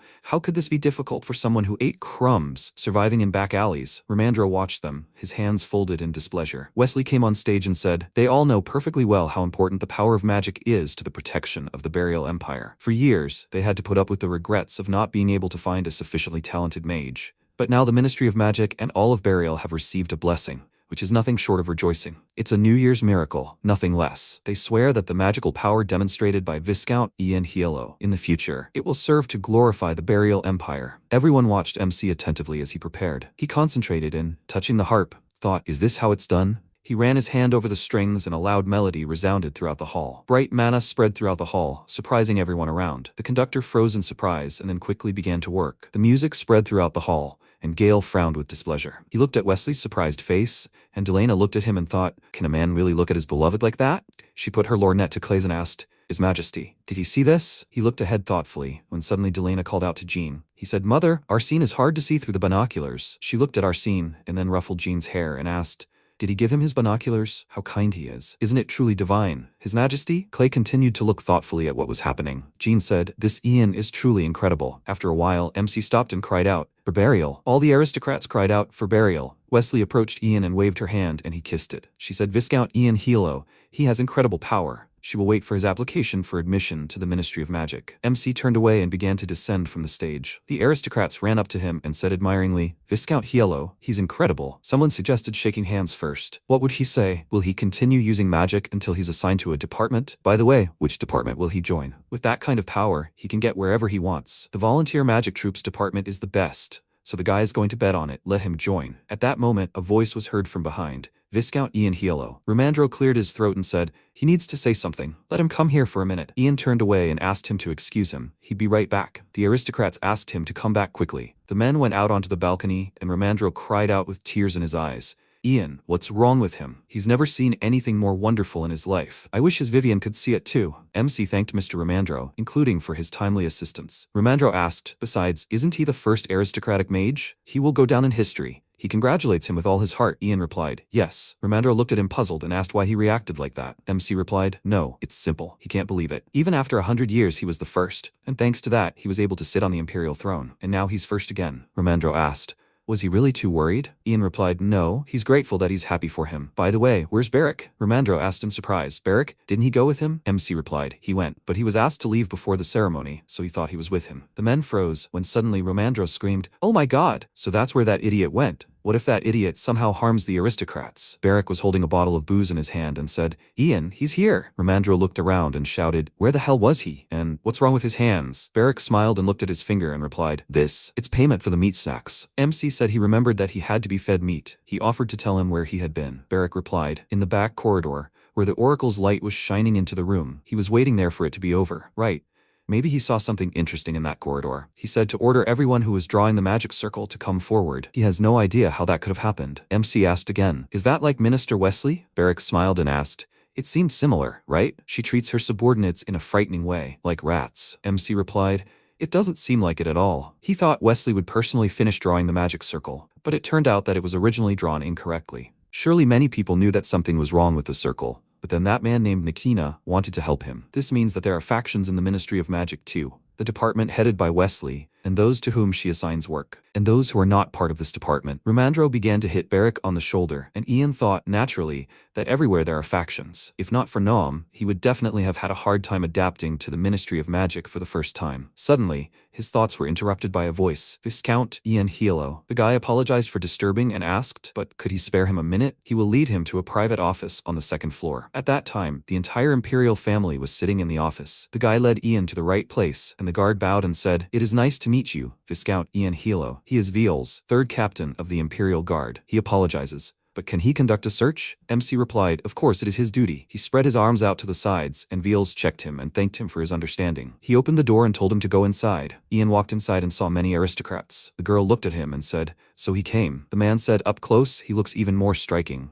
Clay told Ian to come here. MC approached and, kneeling, greeted His Majesty. He looked up and wondered if these people were not only the center of the Burial Empire, but also the key to its future. Everyone looked at him carefully, and Clay said, "Viscount Ian Yahello, he blesses him once again. What he showed today will be an example for high society." MC bowed and said, "For him, this is the greatest honor. The Ministry of Magic will also do everything for him, His Majesty." Delana smiled and said, "But Viscount Yahello, which department of the ministry is he going to?" Margrave and Gale looked carefully at MC. Gale thought, maybe to the magic support department. No matter what department he wanted, they would never let him in. MC smiled and said his opinion meant nothing. He would follow Minister Wesley's instructions. As the head of the ministry, she knew best where he belonged. He thought, in fact, he wasn't going to go to the Magic Stones department that Prince Margrave had spoken of. If he went there, he would distance himself from the center of power. To do this, he would need to skillfully balance between the two sides. Therefore, he should accept Gale's offer to mislead everyone. Arson approached Ian and asked for forgiveness. He asked if he could show his magic again, like at the ceremony. MC leaned towards him and said, "But, His Highness Arson, to show magic like at the ceremony, he needed the light of the oracle." Arson said, "No problem, he can show something else." Delana cried out in surprise, "Arson!"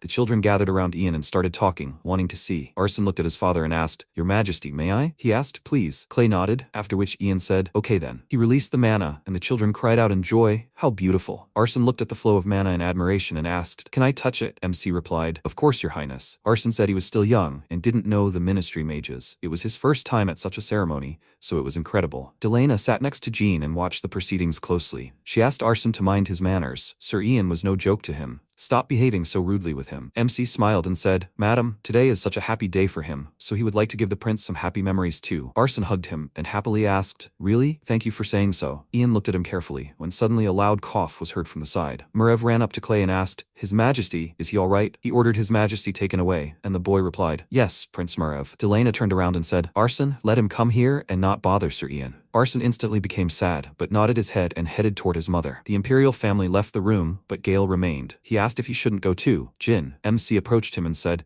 "His Highness Prince Jin, if he doesn't mind, could he accompany him?" It was already very dark outside. Jin looked at him carefully, and Ian said, "He will do as he wishes." After a while, they were walking down the corridor, which MC illuminated with its mana. The maid said, "Viscount Ian, they have a lantern." He replied, "No need, this light is brighter." He thought it would be more convenient to observe them from here. He didn't notice any scars on Jin or Arsene, as he thought it was difficult to tell the twins apart by their faces, if there was any detail other than their personalities by which they could be distinguished. Suddenly they stopped and Jin said, "Sir Ian." He asked again. "Yes, His Highness." Jin asked, "Can he touch the light?" MC replied, "Of course, His Highness." He sat down and brought his hand closer to Jean. He stretched his hand towards the fire and said, "So that's what Arson just saw." Ian thought, if you look from the outside, you can tell which of them is Jean and which is Arson. There is one more difference. Jean is considered a serious child who rarely smiles. At the moment, Jean smiled and said, "It's soft and warm." MC thought, but only Prince Jean has dimples when he smiles. At that moment, Delina turned to Arson and asked, what kind of frivolous behavior had just happened?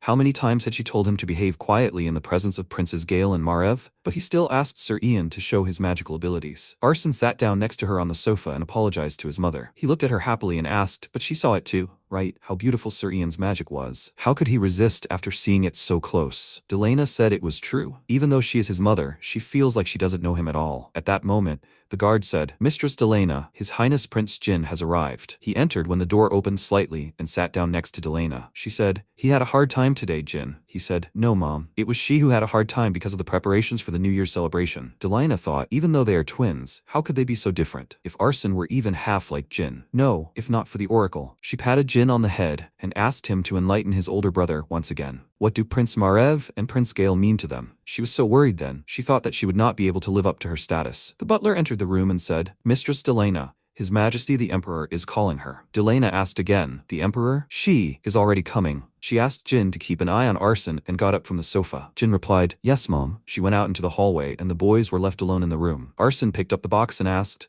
little brother, will he nag him like Mom told him to? He didn't answer. He didn't like talking to him. Jin replied that it wasn't that. He knew he had made a mistake this time. When they were very young, their older brothers took care of them. But it was only a matter of time. If they weren't careful, they too could perish like the third prince. The truth that the third prince died in a fall because he thought himself more important than the first and second princes was kept secret, and no one in the imperial family mentioned it. Jin said that perhaps the emperor, their father, had done the same. But they lived in luxury because they didn't care about their older brothers. As their mother had explained many times, Arson asked Jin to tell them frankly. It wasn't their age that mattered, but the oracle. Those words about the one born later harming the one born earlier. And also, if one of the brothers close to the throne dies, then the entire imperial line will be interrupted. If it really happens that the younger one harms the elder, then the imperial line will be interrupted. Jean said, Arson, the oracle is not always right. Arson said, but he is not always wrong either. Jean, he likes him very much. He hugged him and asked him not to kill him. Jean hugged him and told him not to joke like that. Could he really harm him? At that moment, MC was walking down the corridor when suddenly he saw Gale at the window. He said, well, Sir Ian, did Father and Jean get to their chambers? Ian answered, yes, that's right. Gale said this has been happening to Father for a long time. Even if he suffocates in his sleep,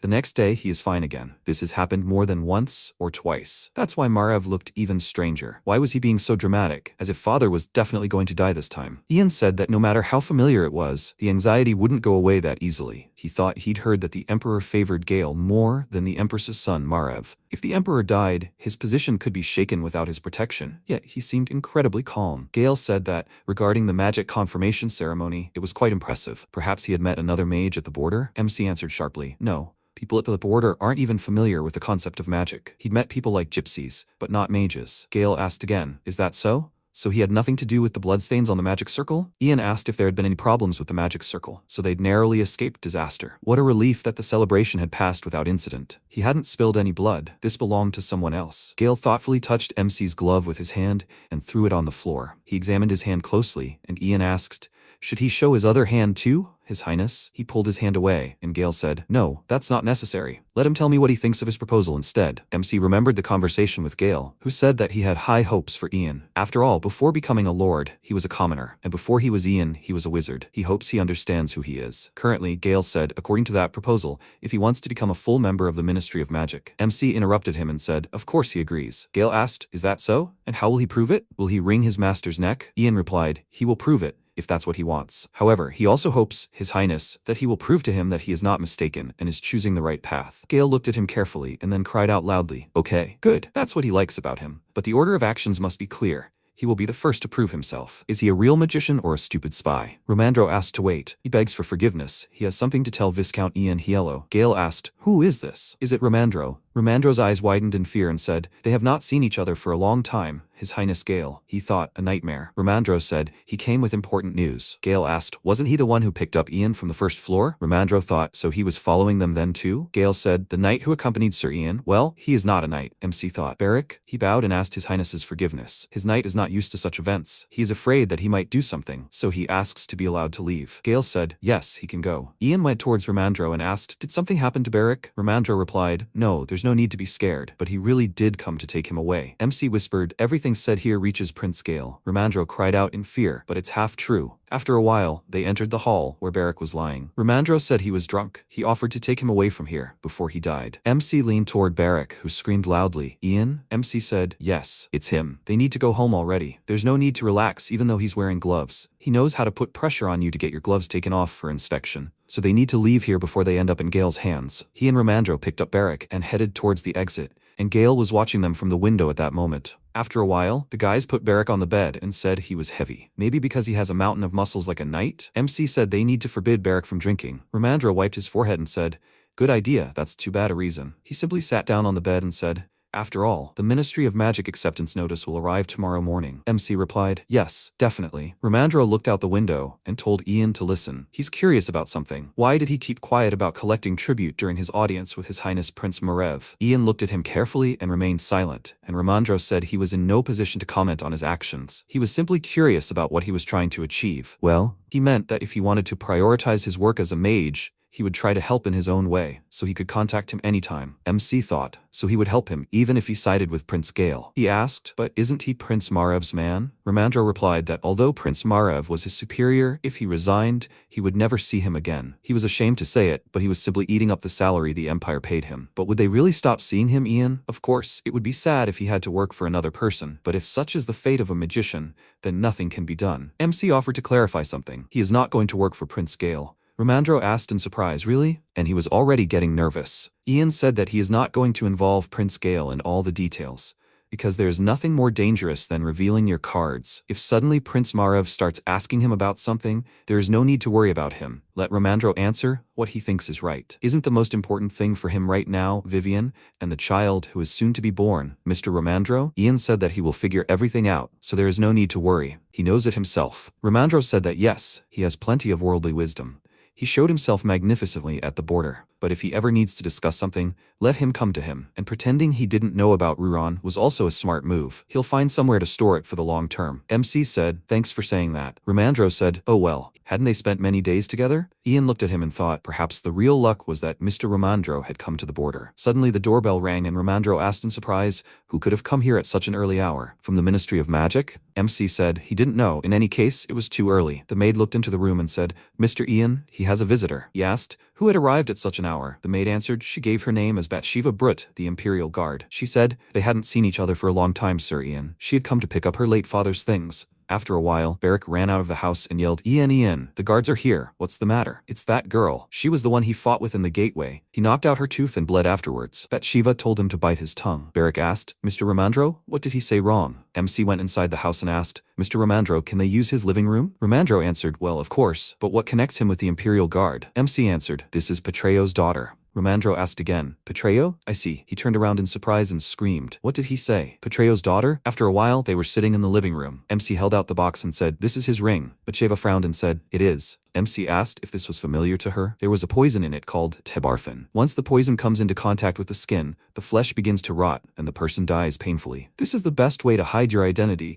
after an unsuccessful assassination attempt. Bathsheba said, this is indeed her father's ring, but she didn't know that he had a poison for murder. Ian asked, since when did her father start wearing this ring? Bathsheba answered, since he left the guard and joined the new service. He started wearing the ring when he started working for Mullen, so it was definitely he who gave it to Petreo. Some time ago, Mullen said he was sorry, Bathsheba. Petreo died doing his nightly duty, protecting him from Ian. He heard her father suffer day and night, in that dark basement where that bastard dared to imprison them. Currently, MC said, Petreo apparently trusted her until the very end. When asked if he was worried about his family, he had no doubts. That's all he can tell her, and it's up to her to judge. Bathsheba didn't understand why he always wore this ring, because it wasn't an engagement ring. She even asked once if he had met anyone, and her father only laughed sadly. So if she found out what kind of ring it was, then Ian said that since this poison is often used in the slave trade, if we follow its trail, we can surely prove Mullen's involvement. Bathsheba closed the box with the ring, and standing up, put her hand to her head. She bowed, and MC thought that in her salute he felt a sincerity that could not be expressed in 1,000 words. He said that he would gladly accept her gratitude. Bathsheba said, well, it was time for her to go. MC asked her to stop. He asks her to fulfill his request. He is thinking of sending Beric to the palace for training.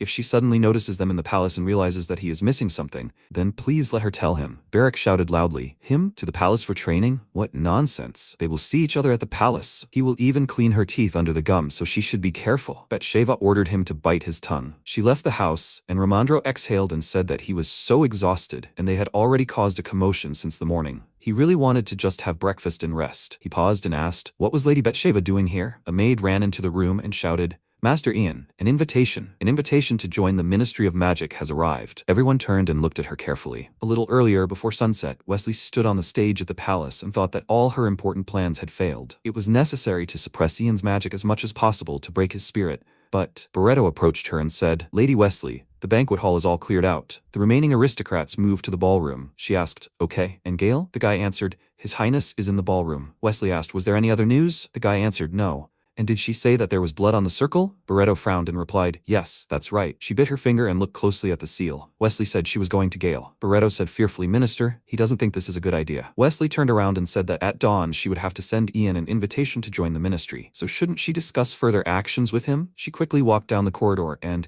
entering the hall where the aristocrats were still resting, quickly looked around. She heard a voice from the side, His Highness Prince Gale. What was he saying? Gale asked. Did it sound like a joke? Melania smiled and said, well, of course, everyone here thought so. The man said, His Highness, he is so nice to Lady Melania. Gale looked at Wesley, who stopped and nodded her head. He asked to forgive him. He was only going for a minute. The girl asked where he was going. She asked him to come back quickly. Gale went out onto the balcony with Wesley and she lit a cigarette. He asked what happened to the magic circle. She replied that she had definitely checked everything again and came here. The circle really didn't work because of the blood on it. The blood had carefully covered the most important part of the circle. She found it hard to believe it was an accident. It was all done on purpose. It was unlikely that this was the work of that child from the border. She probably saw him for the first time today. Ian was clearly having someone's help. Gale said he heard that he had been in contact with Nikina from the Department of Volunteer Magic Troops. So, the first thing they needed to do was arrange surveillance on her. He didn't know. He didn't think so. Wesley asked why. Gale replied that Nikina had just returned from the Battle of Roxana,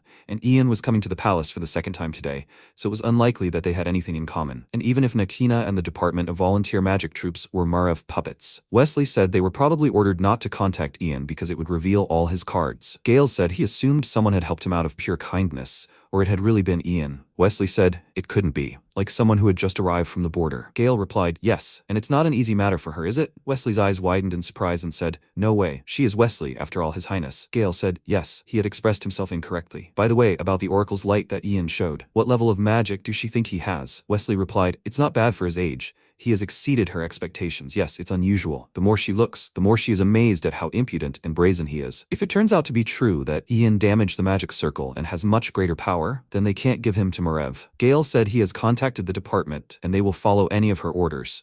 But even though he told them so, it was unknown what Margrave would do with these departments behind his back. He put his head to Wesley's ear and told her to offer him several departments, including the Volunteer Troops Department, and let her see how he reacted. He turned and started to leave, and Wesley called after him. Gale? He turned around, but she couldn't say anything. She nodded her head and said that they would see each other later. His Highness Gale. He said she had done well. Wesley threw the cigarette butt on the floor and pressed it down with her shoe, carefully looking at the starry sky. Currently, in the Romandro house, a messenger greeted Viscount Ian Yahello. Yesterday at the New Year celebration, he was truly impressive. Thank you for putting on such a beautiful spectacle for them. Viscount Ian Yahello, they ask that you further direct his magic for the benefit of the great Betrayal Empire and the Emperor. They ask that you accept the invitation to join the Ministry of Magic. Currently, the Ministry of Magic is the most prestigious ministry in the palace. Here are the working conditions that are offered to him, as well as the recommended departments of the ministry, which were personally selected by Minister Wesley. The man bowed and said to think everything over and see if he could send his response. MC said, okay, thank you for working so hard since this morning. The man said, no, it's not worth it. If he doesn't mind, can he shake his hand? Ian answered, of course. The man thanked him and said that in that case, they would wait for his answer.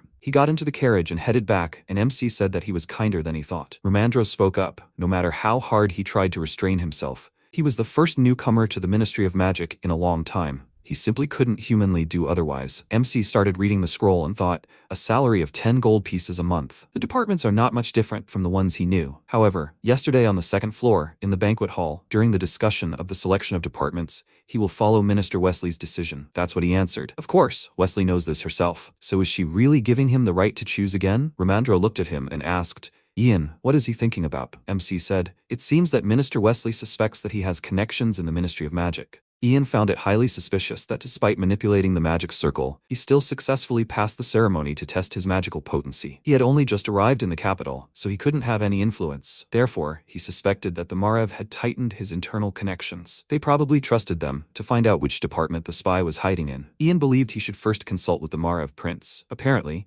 there were other spies in the Ministry of Magic besides himself, as Wesley suspected. Barrack asked what he was planning to do. He replied that if the prince's man was there, the least suspicious thing for both sides would be for him to go to the department where that man was located. Romandro replied that no, he would simply feign ignorance and go there himself. Ian added that that would only heighten suspicions. On the contrary, if he joined the same department, Wesley's attention would be focused solely on him, and the Margrave's people would be less suspicious. Therefore, if his spies were there, he'd go there, and if not, he'd go to the Volunteer Magical Troops. Romandro asked again, the Volunteer Magical Troops? There's a lot of hard work there. Surely he wouldn't get tired of it? The protagonist asked Barrack to bring him a piece of paper and replied that this department was more independent than others, as it worked more often in the field. This meant that loyalty there was to the department head, not to the minister, and the internal balance was probably better. Hasn't this always been the case? Of course. This was a contingency plan in case the Margraves didn't have their own people in the ministry. So, after he sent the Margraves a letter, he received a reply that afternoon. He asked if there was anyone in the ministry who could help him, and in his reply, he wrote that the Ministry of Magic didn't have his eyes and ears. Sometime later, the minister's subordinate reported a request from Viscount Ian. He wanted to join the volunteer magical troops. Wesley chuckled and asked, so he wanted to join the volunteer magical troops? He irritated her so much it gave her a headache. The head of the Hale department was so stubborn that it was difficult to deal with him. Barreto asked, so that meant she was right about their connection to the Nakina? She replied, no, then he wouldn't have joined the same department. So were there traitors in other departments too? Wesley didn't know, but she found herself thinking that nothing was adding up and that there were no clear answers, which only made things more difficult. If the Margrave spy who helped sabotage the magic circle wasn't in this department, then who did it? The circle had clearly sabotaged Ian. She recalled the outline of Gale's face and wondered, I can't believe it. How could a country bumpkin be capable of such a thing? Her reputation was at stake. He's the youngest minister of magic in the history of the Empire.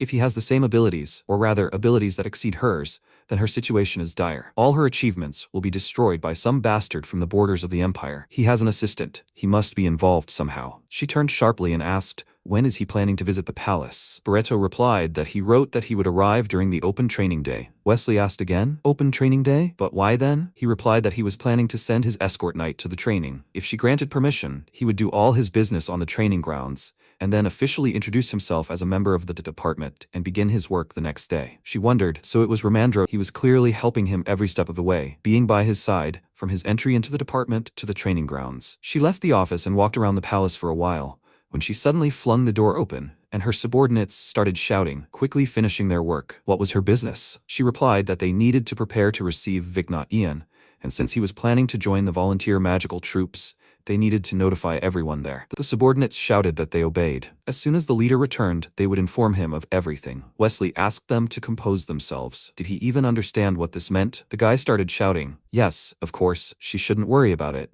He'll be waiting for them. She found it funny and told them to get on with their work. After these words, she slammed the door and left the office. Her subordinates stood silently near the door for a while. One of them, with a displeased expression, said, newbie, this hasn't happened in a long time. How many years has it been? It's a good thing the minister wasn't angry. They needed to welcome him properly, just to test whether the oracle could be trusted. They began discussing among themselves the Viscount joining the volunteer troops. Many were surprised. Had he really been kicked out? The girl thought that for his services in battle, he would finally be able to secure a position. But Sir Ian himself had chosen this department. It was clearly not easy for him to suddenly receive this position. After all, he had so suddenly lost Minister Wesley's favor. After some time, the subordinates prepared various fruits and vegetables and carried plates of food. They discussed how this was, on the contrary, a wonderful opportunity. Wouldn't he get a good grade if he sorted things out for the minister? He might be from the outskirts, but he was still an aristocrat. At that moment, Hale entered the room and looked around carefully. He approached Nakina and asked, what kind of nonsense is this? Is a newcomer joining them? Does she know what's going on? She replied that there was such a commotion here that it was impossible to hear anything. He felt sorry for her that she didn't know what was going on. The others were discussing whether he was having trouble attracting new recruits. Hale replied that he had no problem, and the boy offered him something to eat. Hale chuckled and said that they should work as they were now. After a while, Barrack woke up and yelled at Ian to come here quickly. Why was he getting ready so slowly? Ian asked him to stop yelling and wait. When he got closer,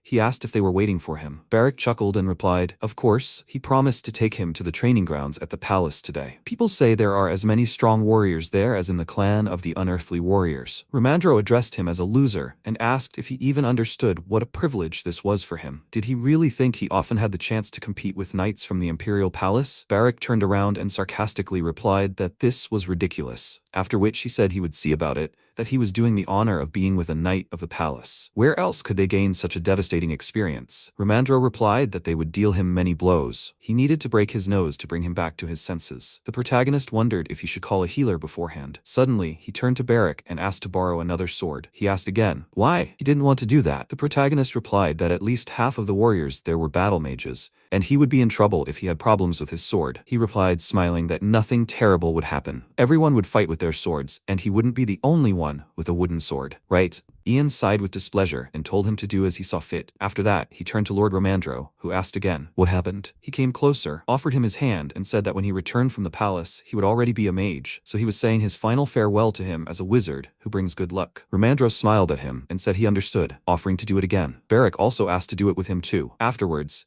the protagonist shook his hand, but told him to leave his sword. Today was open training day at the palace.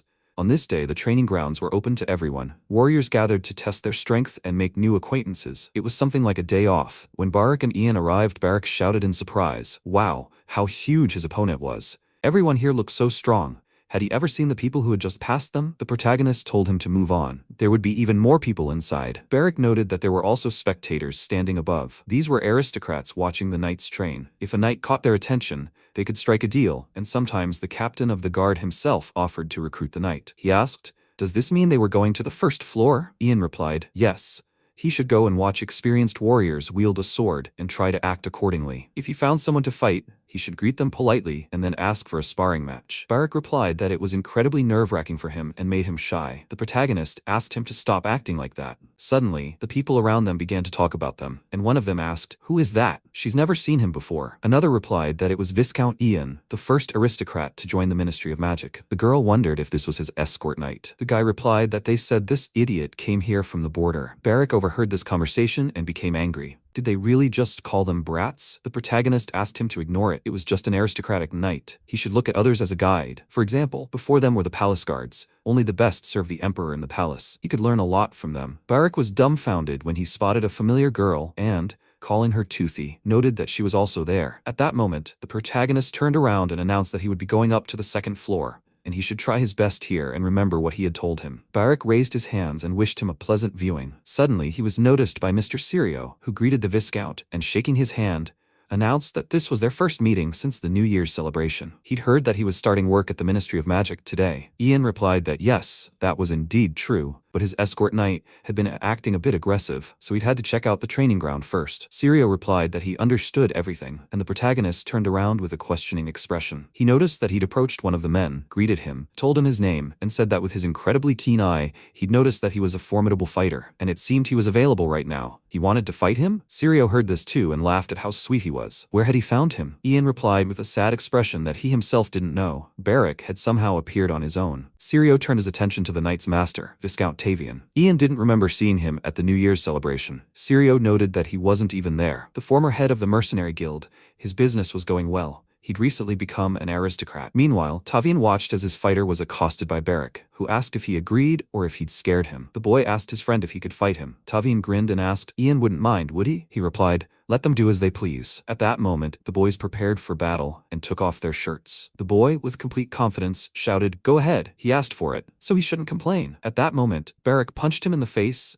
sending the boy flying backwards, hitting his back and head against the wall. Tavian, like Sirio and Ian, were very surprised by what was happening, and their mouths dropped open in shock. The boy said his hair was so red it would bleed. Barak smiled and said he should shut up and learn from him. The boy got angry and stood up, ready for a fight, shouting that he was about to win. At that moment, Barak abruptly moved to attack him, when the boy suddenly shifted slightly, but Barak kicked him in the stomach again, causing blood to flow from the boy's mouth. Barak laughed at him again, and their battle continued in Barak's favor. The bystanders watched in amazement, saying that the red-haired boy was good. This was the knight accompanying Ian. Suddenly, Viscount Tavian began laughing loudly and shouting, "Sir Ian, his knight fights quite well. How much does he pay him?" He replied that this boy works for food. Tavian asked again, "Yes? Then that's a very good deal." Ian thought, yes, if only they knew how much he ate, they would change their minds about saying that. At that moment, the girls said that judging by the way the red-haired guy fights, he grew up on the streets. This technique is primitive, but he's still not so bad, right? Let the bat shave us see. At that moment, she choked. He fights as if it's some kind of game for him, although for the one receiving the blows, it doesn't seem like a game at all. She was very angry when suddenly a gentleman approached her and asked, "Is it them?" She answered, "That's right, Captain." At that moment, he headed straight for the fighting guys, and Barak grabbed his opponent by the hair, who asked him not to do it. He said it was too rough. Next time he shouldn't rip his shirt off. Or is he one of those? At that moment, the captain asked, "He serves Viscount Ian, right?" Barak turned in surprise and looked closely at the captain. He gaped in shock and announced that Ian was indeed his master. Jack introduced himself as the captain of the palace guard and seemed to have quite a bit of skill. He would like to duel him. What would he say about that? Barak was a little frightened and dumbfounded, which stopped their fight. He turned to him and said that the captain of the guard himself had offered him this fight.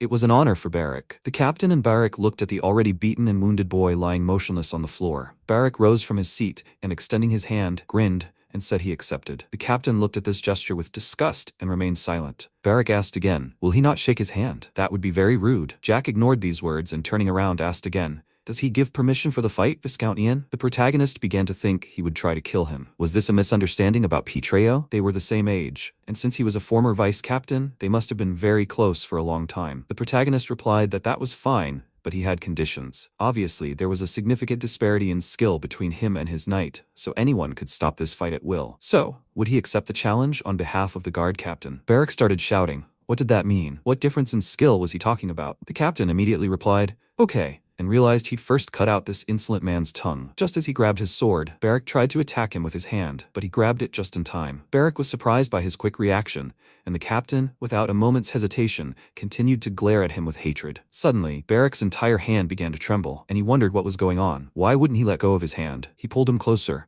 And Ian thought about how Beric needed to be hit once for his behavior and words to come to his senses and learn a valuable lesson. He developed only by facing strong opponents in difficult situations, and if he realized that there were many talented warriors around him, he thought he could learn a lot from them. For example, he could learn modesty and politeness. At that moment, Beric froze and shouted, "Why isn't he letting go?" The captain abruptly released his hand and said that respect for one's opponent and adherence to etiquette are the foundation of combat. His behavior was no different from that of an animal. Beric became extremely angry and gritted his teeth in pain because the captain grabbed his arms again, and he began screaming, "Have you really lost your mind? What's going on here? Tell him to leave him alone right now." At that moment, Beric bit him on the neck and fell to the ground nearby as Jack pushed him away. Those around him were saying he was simply crazy. Did he just bite Master Jack on the neck? Could it really be true? It seemed highly doubtful, but if he hadn't, he wouldn't have escaped his grip. But not every man off the street fights like that, right? It's not easy to fight a guy like that in a real fight. At that moment, Bathsheba wondered, what was going on here? The accompanying knight Ian was fighting the captain of the Imperial Guard. Beric had thought he was different. He really surprised him. Jack grabbed his neck and replied that he really was acting like a dog. Beric began shouting back that he really was and thanked him for the compliment. At that moment, Beric kicked the captain, causing Jack to wonder if this kid was unusual. They found themselves facing each other, and moments later, Beric continued to strike him. Jack realized this guy was far smarter than he thought. He was deliberately hitting him in the most difficult places to attack. While his attacks were primitive,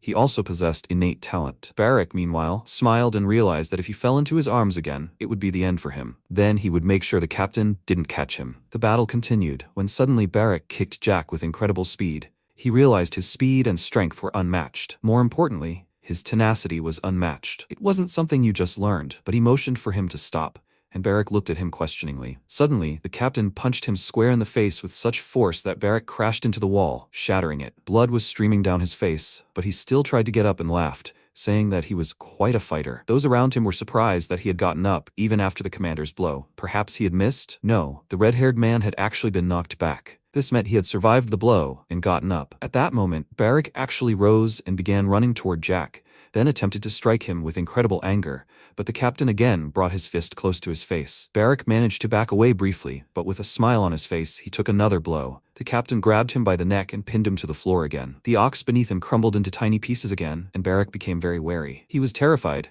but suddenly another attack occurred above his face, after which everyone around him fell silent. Sirio turned to Ian and asked if he could stop this. If this continued, his knight could die. Ian looked at the floor and thought, no, Beric was capable of more. He tried to hold the captain's fist with his hands, tears in his eyes. At that moment, he shouted loudly at Ian that he would kill this man with incredible anger. Everyone around him was stunned by what he saw and heard, and Ian calmly exhaled and replied that it was his decision. At that moment, Beric glowed with a bright magical light, and the captain wondered in surprise. Was he a magical swordsman? A bright explosion erupted on the battlefield. Beric pushed his opponent back a short distance, then with incredibly agile movements, approached him and kicked him, but the captain stared back and tried to dodge the blows, even though Beric continued to fight, striking him in various parts of his body. Jack watched what was happening and thought, even though he had magical power, wasn't it on the level of a newly awakened mage? Besides, he was attacking as if he'd completely lost his mind. He grew angry and realized there was nothing he could do about it. At that moment, he grabbed his hand and glared at his opponent with glowing eyes. Beric was stunned by what he saw, his mouth hanging open in shock. Bright magical sparks erupted between them, and moments later, Beric collapsed to the ground nearby. He wondered what was happening. Bright flashes of light continued across the battlefield, when suddenly the captain appeared directly in front of him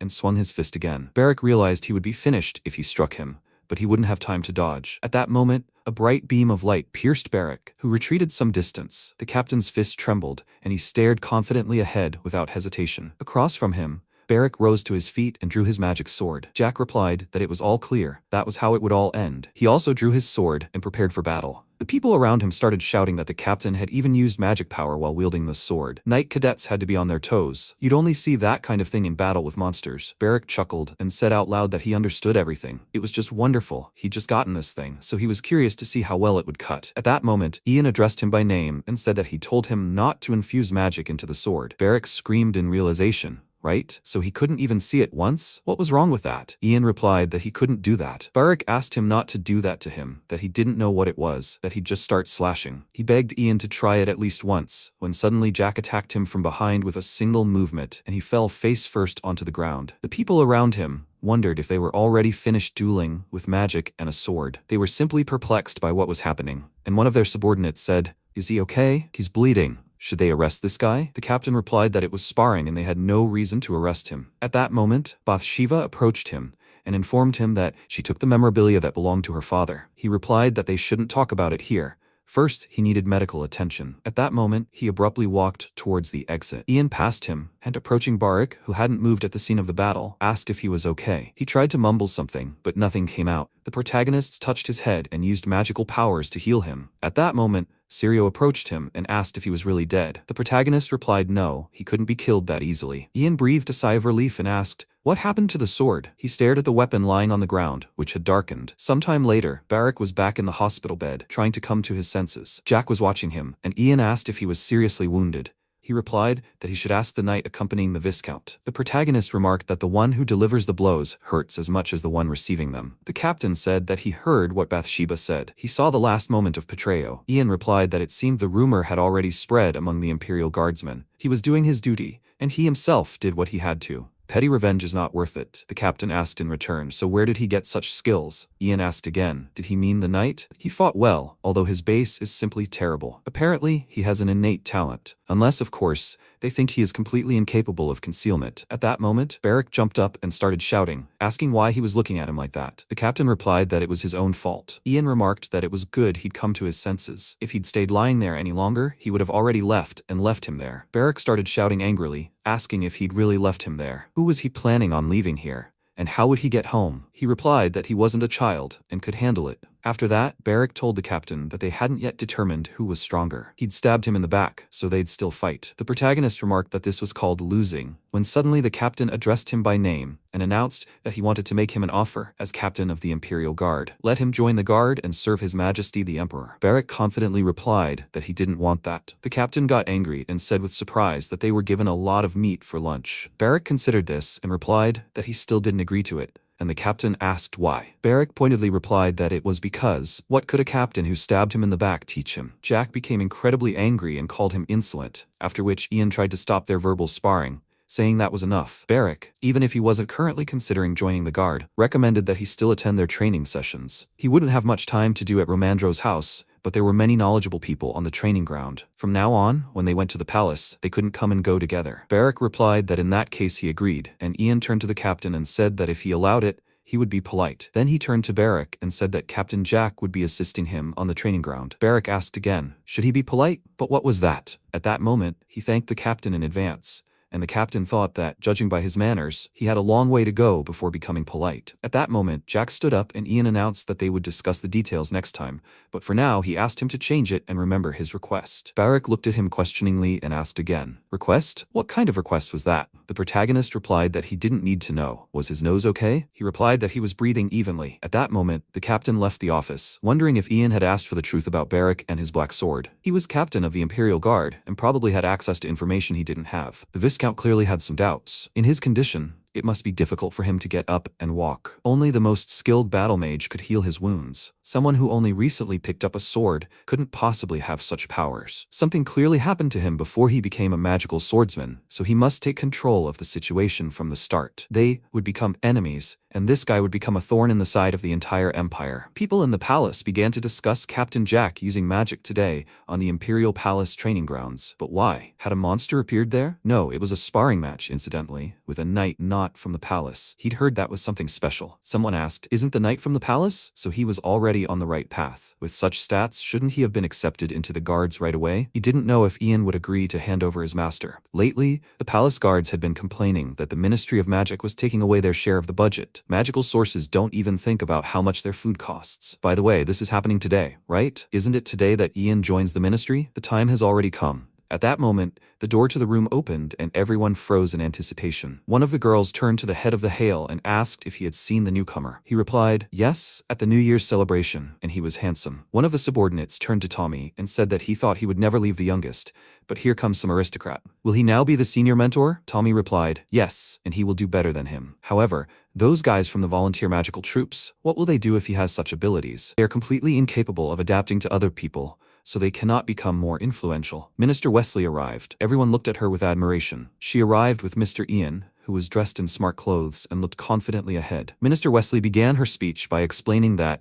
as they all might have heard, a new employee was joining the ministry today. This was Viscount Ian Yahello. He was the first aristocratic wizard in Burial's history. At least that's what he called himself. But they remained to see if he lived up to his reputation. Could he introduce himself? Ian bowed and said his name was Ian Yahello, so they shouldn't feel awkward about his aristocratic status. He hoped he could learn a lot from them. Those around him bowed their heads in disappointment. At that moment, Nikina looked at him thoughtfully and clapped for him. Everyone in the hall began clapping, after which the minister announced that Chief Hale of the volunteer magical troops would be supervising Ian, and she wished them luck. Hale bowed and replied, yes, Madam Minister. After that, Wesley announced that they could disperse, and those around him rose to their feet and began chatting with their acquaintances. At that moment, Nikina approached Ian, who shook her hand and told her it was nice to meet her. He was new, so she should address him as a friend. Her name was Nikina. He remembered, after all, they had met before. After that, Tommy approached him, smiled, and said that if he had any questions, he could come to him. Ian also smiled and thanked him for the gesture. At that moment, another guy approached him, greeted him, and asked if they would see each other often at work from now on, right? The protagonist greeted him and asked if he was a member of the magic support department. He replied that he was, extended his hand, and asked if they could shake hands. The protagonist became wary and noticed the hand approaching him. He cautiously offered his own, when the guy suddenly asked, isn't that really what he wants? Isn't it really that an aristocrat wants to shake a commoner's hand? He chuckled, and noted that Ian had been showing off in front of the others since day one. How could they possibly work together with that attitude? The volunteer troops had become so arrogant that they were simply unbearable. Chief Silo and Hale listened to what was going on, and let them listen. Why was the new guy acting like this? At that moment, Hale lit a cigarette and paid no attention. The protagonist said he hoped they would work together, and after a moment, finally shook his master's hand. At that moment, Hale noticed what was happening and stubbed out his cigarette on the guy's hand, who screamed loudly in pain. He said his palm was dirty. The guy started screaming in pain, asking Chief Silo to do something quickly. Silo angrily asked, what's going on here? Everything has its limits. Silo grabbed Hale by the robes, pulled him close, and sternly asked, what was he planning to do with their department? Did he hit his head and blow out the last of his brains? Hale addressed him by name and asked if he was overwhelmed by all the paperwork. If he wanted to harm someone, he should be prepared for the consequences. His man had wanted to set Ian's hand on fire, so he had taken precautions. Or did he have something against him? Indeed, there was magical power in his palm, and Salo shouted that he had overdone it anyway. Hale asked again, had he overdone it? In that case, he was asking for forgiveness. He needed to set it on fire to maintain balance. Then this guy, sprawled out, would have been unable to utter a word. Salo was dumbfounded by what he heard, then stepped back and started shouting, how much more can this go on? He should keep an eye on his people from now on. If this happens again, he will report it to the minister. At that moment, the door to the room slammed shut, and they walked out. Hale's team was together, and they began discussing what Tommy had already said about this. How he hated how they smoked in here, and then the ash spread everywhere. Please, let them not smoke indoors. He picked up a rag and began cleaning up after the leaders. At that moment, Nikina turned to Ian and informed him that Tommy was the one who insisted on maximum cleanliness. But from now on, he should be more careful. First, he needed to learn to sense magical power. How could he be the youngest member of the troops without it? Ian looked away, thinking about how he'd realized the man was about to play a joke on him, and he was considering using a little magic to put him in his place. Nikina continued to say that since he was now part of their troops, he should prove himself, no matter what, and let him feel at home. The protagonist thanked her for these words when suddenly, Mr. Hale entered and announced that he was late for the introduction. He was pleased to meet him and extended his hand to Ian, who smiled and shook his hand in return,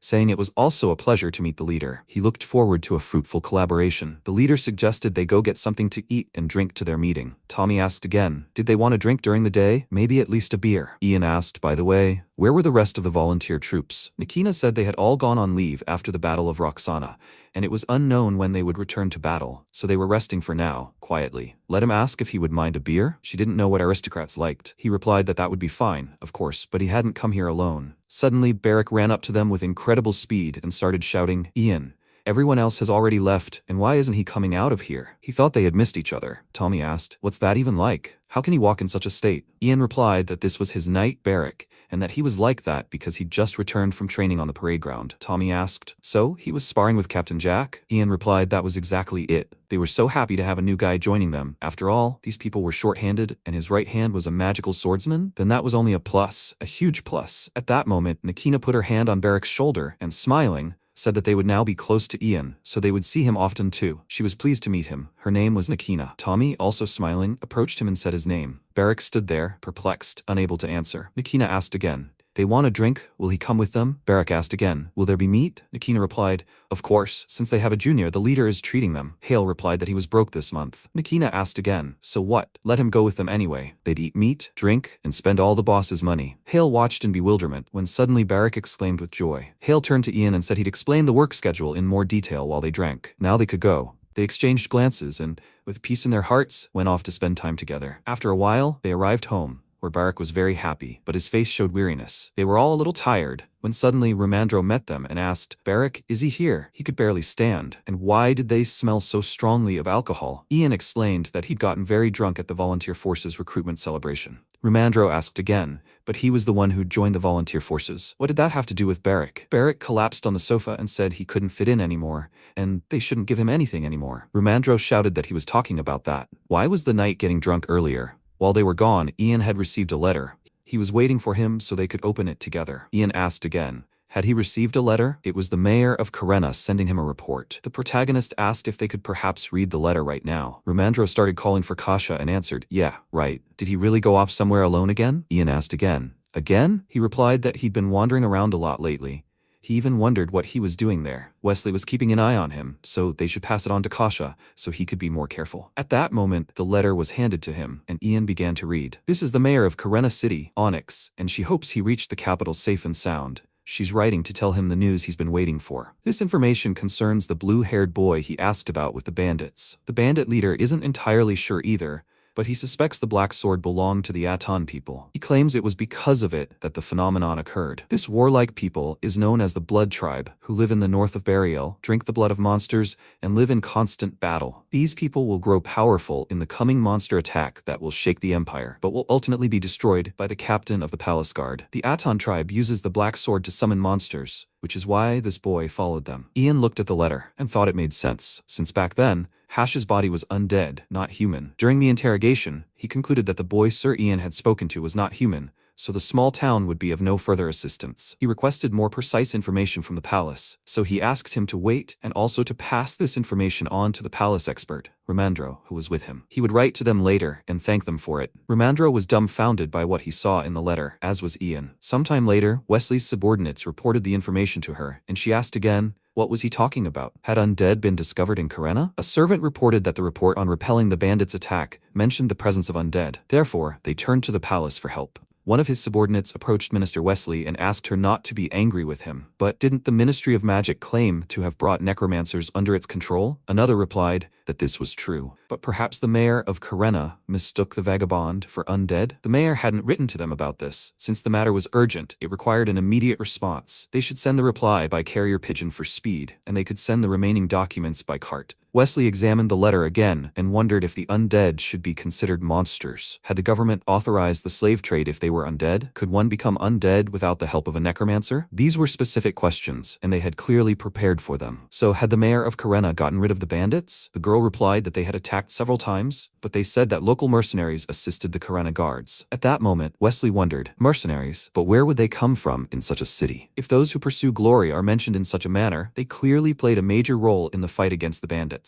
and they couldn't take them lightly. Suddenly, one of the committee members replied, "No, the fight against bandits falls under the jurisdiction of the Imperial Ministry of Defense. Minister Wesley, she should simply gather and present all the answers. This matter isn't so important that she should handle it personally." Wesley glared at him and replied, "Minister Taiha, it's already a new year. So why is he so eager to take this matter over? After all, the Minister of Security could change twice a year if a war breaks out. If he changes anything now, she'll only leave more work for whoever comes after him." Minister Taiha began shouting angrily. "What did she just say?" Another committee member shouted at Minister Wesley to refrain from such words. She replied, "Of course, unless he stops talking such nonsense." The man thought about how strange Wesley was acting today. As Taiha had said, she wasn't obligated to take on this matter herself. The Minister of Security was right, so he hoped their ministries could come to an agreement to resolve this issue. Minister Taiha silently told Wesley to know his place and wondered about the truth potion. Were they really going to give that to someone just before assuming a high-ranking position? What were they thinking? An awkward silence fell between the ministers. After a while, Wesley turned to Barreto and asked him to summon all the necromancers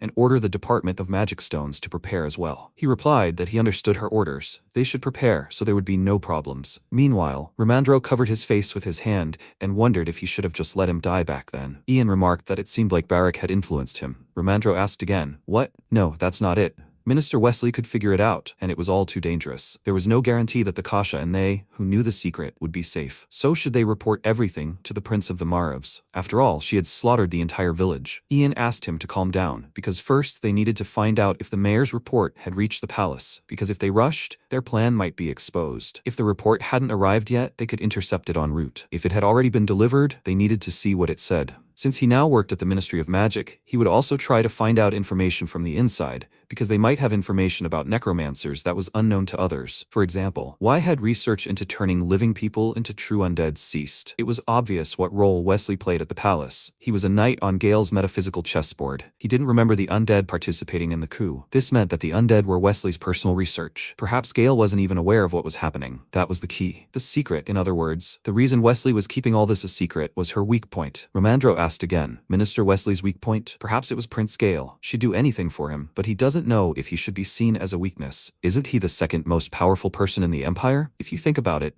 Minister Wesley is a crazy woman, and it's true what they say. Love can drive you crazy. Everything Wesley does is for Prince Gale. But if the necromancy research is happening without Gale's knowledge, then Wesley is doing it only for himself. Surely, if she's not crazy, then couldn't she possibly be planning to use the research results on him? At that moment, Ramandro jumped up and asked if the minister could try to turn Prince Gale into an undead. Wasn't that too serious an accusation? Ian replied that they couldn't come up with any other hypotheses in this situation. Apparently, due to the Imperial Palace's blessing, mind control magic affects members of the Imperial family. Wesley is probably trying to find a way around it. Judging by the results, mind control magic and undead magic are very similar, because it forces a person to act according to its commands, but at their core, they're different. Necromancy is more akin to witchcraft than magic. Ramandro apologized, saying he didn't understand the matter. Is magic really that different from witchcraft? He replied that magic is the use of mana, while witchcraft is the interaction with mysterious forces through blood, training, and various artifacts without the use of mana. Therefore, anyone who wants to control the Imperial family will have to consider necromancy. It's obvious that Wesley was trying to turn living people into undead. So isn't her only motive the destruction of Gale? Ramandro asked,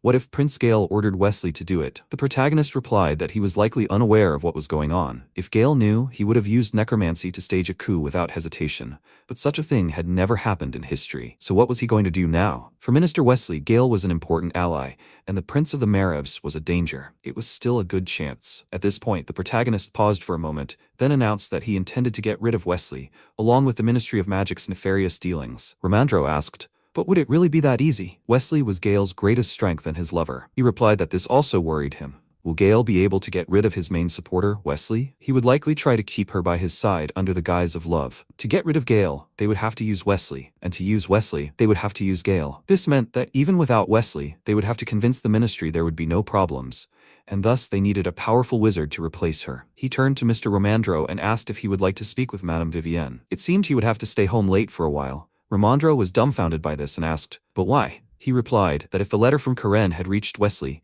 they would immediately realize they knew about the undead and therefore want to get rid of them. At that moment, Ramandro's mouth dropped open in shock, and clutching his head, he began screaming. No, his family, his wife and child, they need to request help from the Prince of the Maravs immediately. Ian replied, No, he'll talk to him himself when the opportunity arises. First, could he ask a few questions? Romandro asked, what are those questions? He asked to stop by the administration office a little later, and then it would happen, and before leaving, they needed to sort out a few things. Romandro said fine, once he'd sorted things out, he'd definitely come to him. He'd go where he was supposed to be? That is, to the Ministry of Magic, Ian replied. No, to Gale Palace. Romandro asked surprised, is he serious? Ian replied, he was serious. And when would the government appointment ceremony take place in the new year? Romandro replied that it would probably be next week. He'd go to the administration office and check, but the discussions had intensified because of the potion, so it was unclear what the outcome would be. Meanwhile, Barak was fast asleep and hadn't heard anything. The protagonist said it was just in time. He'd stop by the Ministry of Magic and then head to Gale Palace. He told Romandro they were saying goodbye. See you at the palace. After some time, the main character found himself inside the palace. The amount of information available to the ministry and outside, as well as within the minister's inner circle, varied greatly, as did the quality of that information. Before meeting with Gale, he needed to check for any more information on magical stones and necromancy.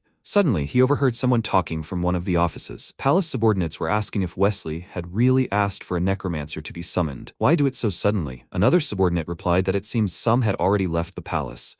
Wouldn't they complain about being summoned without warning? And the funniest thing was, they couldn't even utter a peep at Madame Wesley. They only treated them this way because they had a gentle nature. One of the guys said, how tired he is. No matter what he does, everyone else says he's a foreigner, disrespects him, and discriminates against him here. Madame Wesley had said it was urgent, so he'd probably activate the male magic, or they'd get a reprimand. He needs to take on 10 people from above. Ian overheard this entire conversation and wondered if Wesley had summoned the necromancers. He saw that the letter from Karen had already arrived, and he needed to hurry. He turned abruptly and walked in the other direction of the palace. Fate changes in an instant, but it will take a long time for destiny to change and reach him. The storm that shakes destiny was calm, but he realized it was only then that it had almost swept him away. Wesley might be the same, but didn't it start the moment he woke up in marriage? No, perhaps it began in Ian's life even before that. Ian thought about the records office, which was somewhere nearby, where he remembered. He walked toward it. Sometime later, a chariot stopped near the palace, and Mr. Romandro emerged. Ian greeted him and asked if he brought this item with him. He handed him the chest and said, yes, this is it. He'd found it in a warehouse on the shopping street before arriving at the palace. Ian thanked him for the service, after which Romandro whispered that, as he'd requested, he'd checked with the administration. Suddenly, the protagonist interrupted him and said that Wesley had received a letter from Karen. Romandro exclaimed in horror. Yes, indeed, he said. But how did he know? Had they really met in person? Ian mentioned that rumors had spread throughout the Ministry of Magic and they needed to hurry. He'd learned from the administration that there was only a week left before the appointment ceremony. The meeting where final decisions were made was held in a couple of days. The protagonist thanked him for this, after which Romandro asked if he'd go inside. Romandro would rather wait in the carriage for his return. Ian replied, okay, he'll be back soon, and headed toward the palace. He watched him go, thinking that knowing Ian, he'd be fine, but he still worried about him. By the way, where did Kasha go during the height of the chaos that erupted in Karena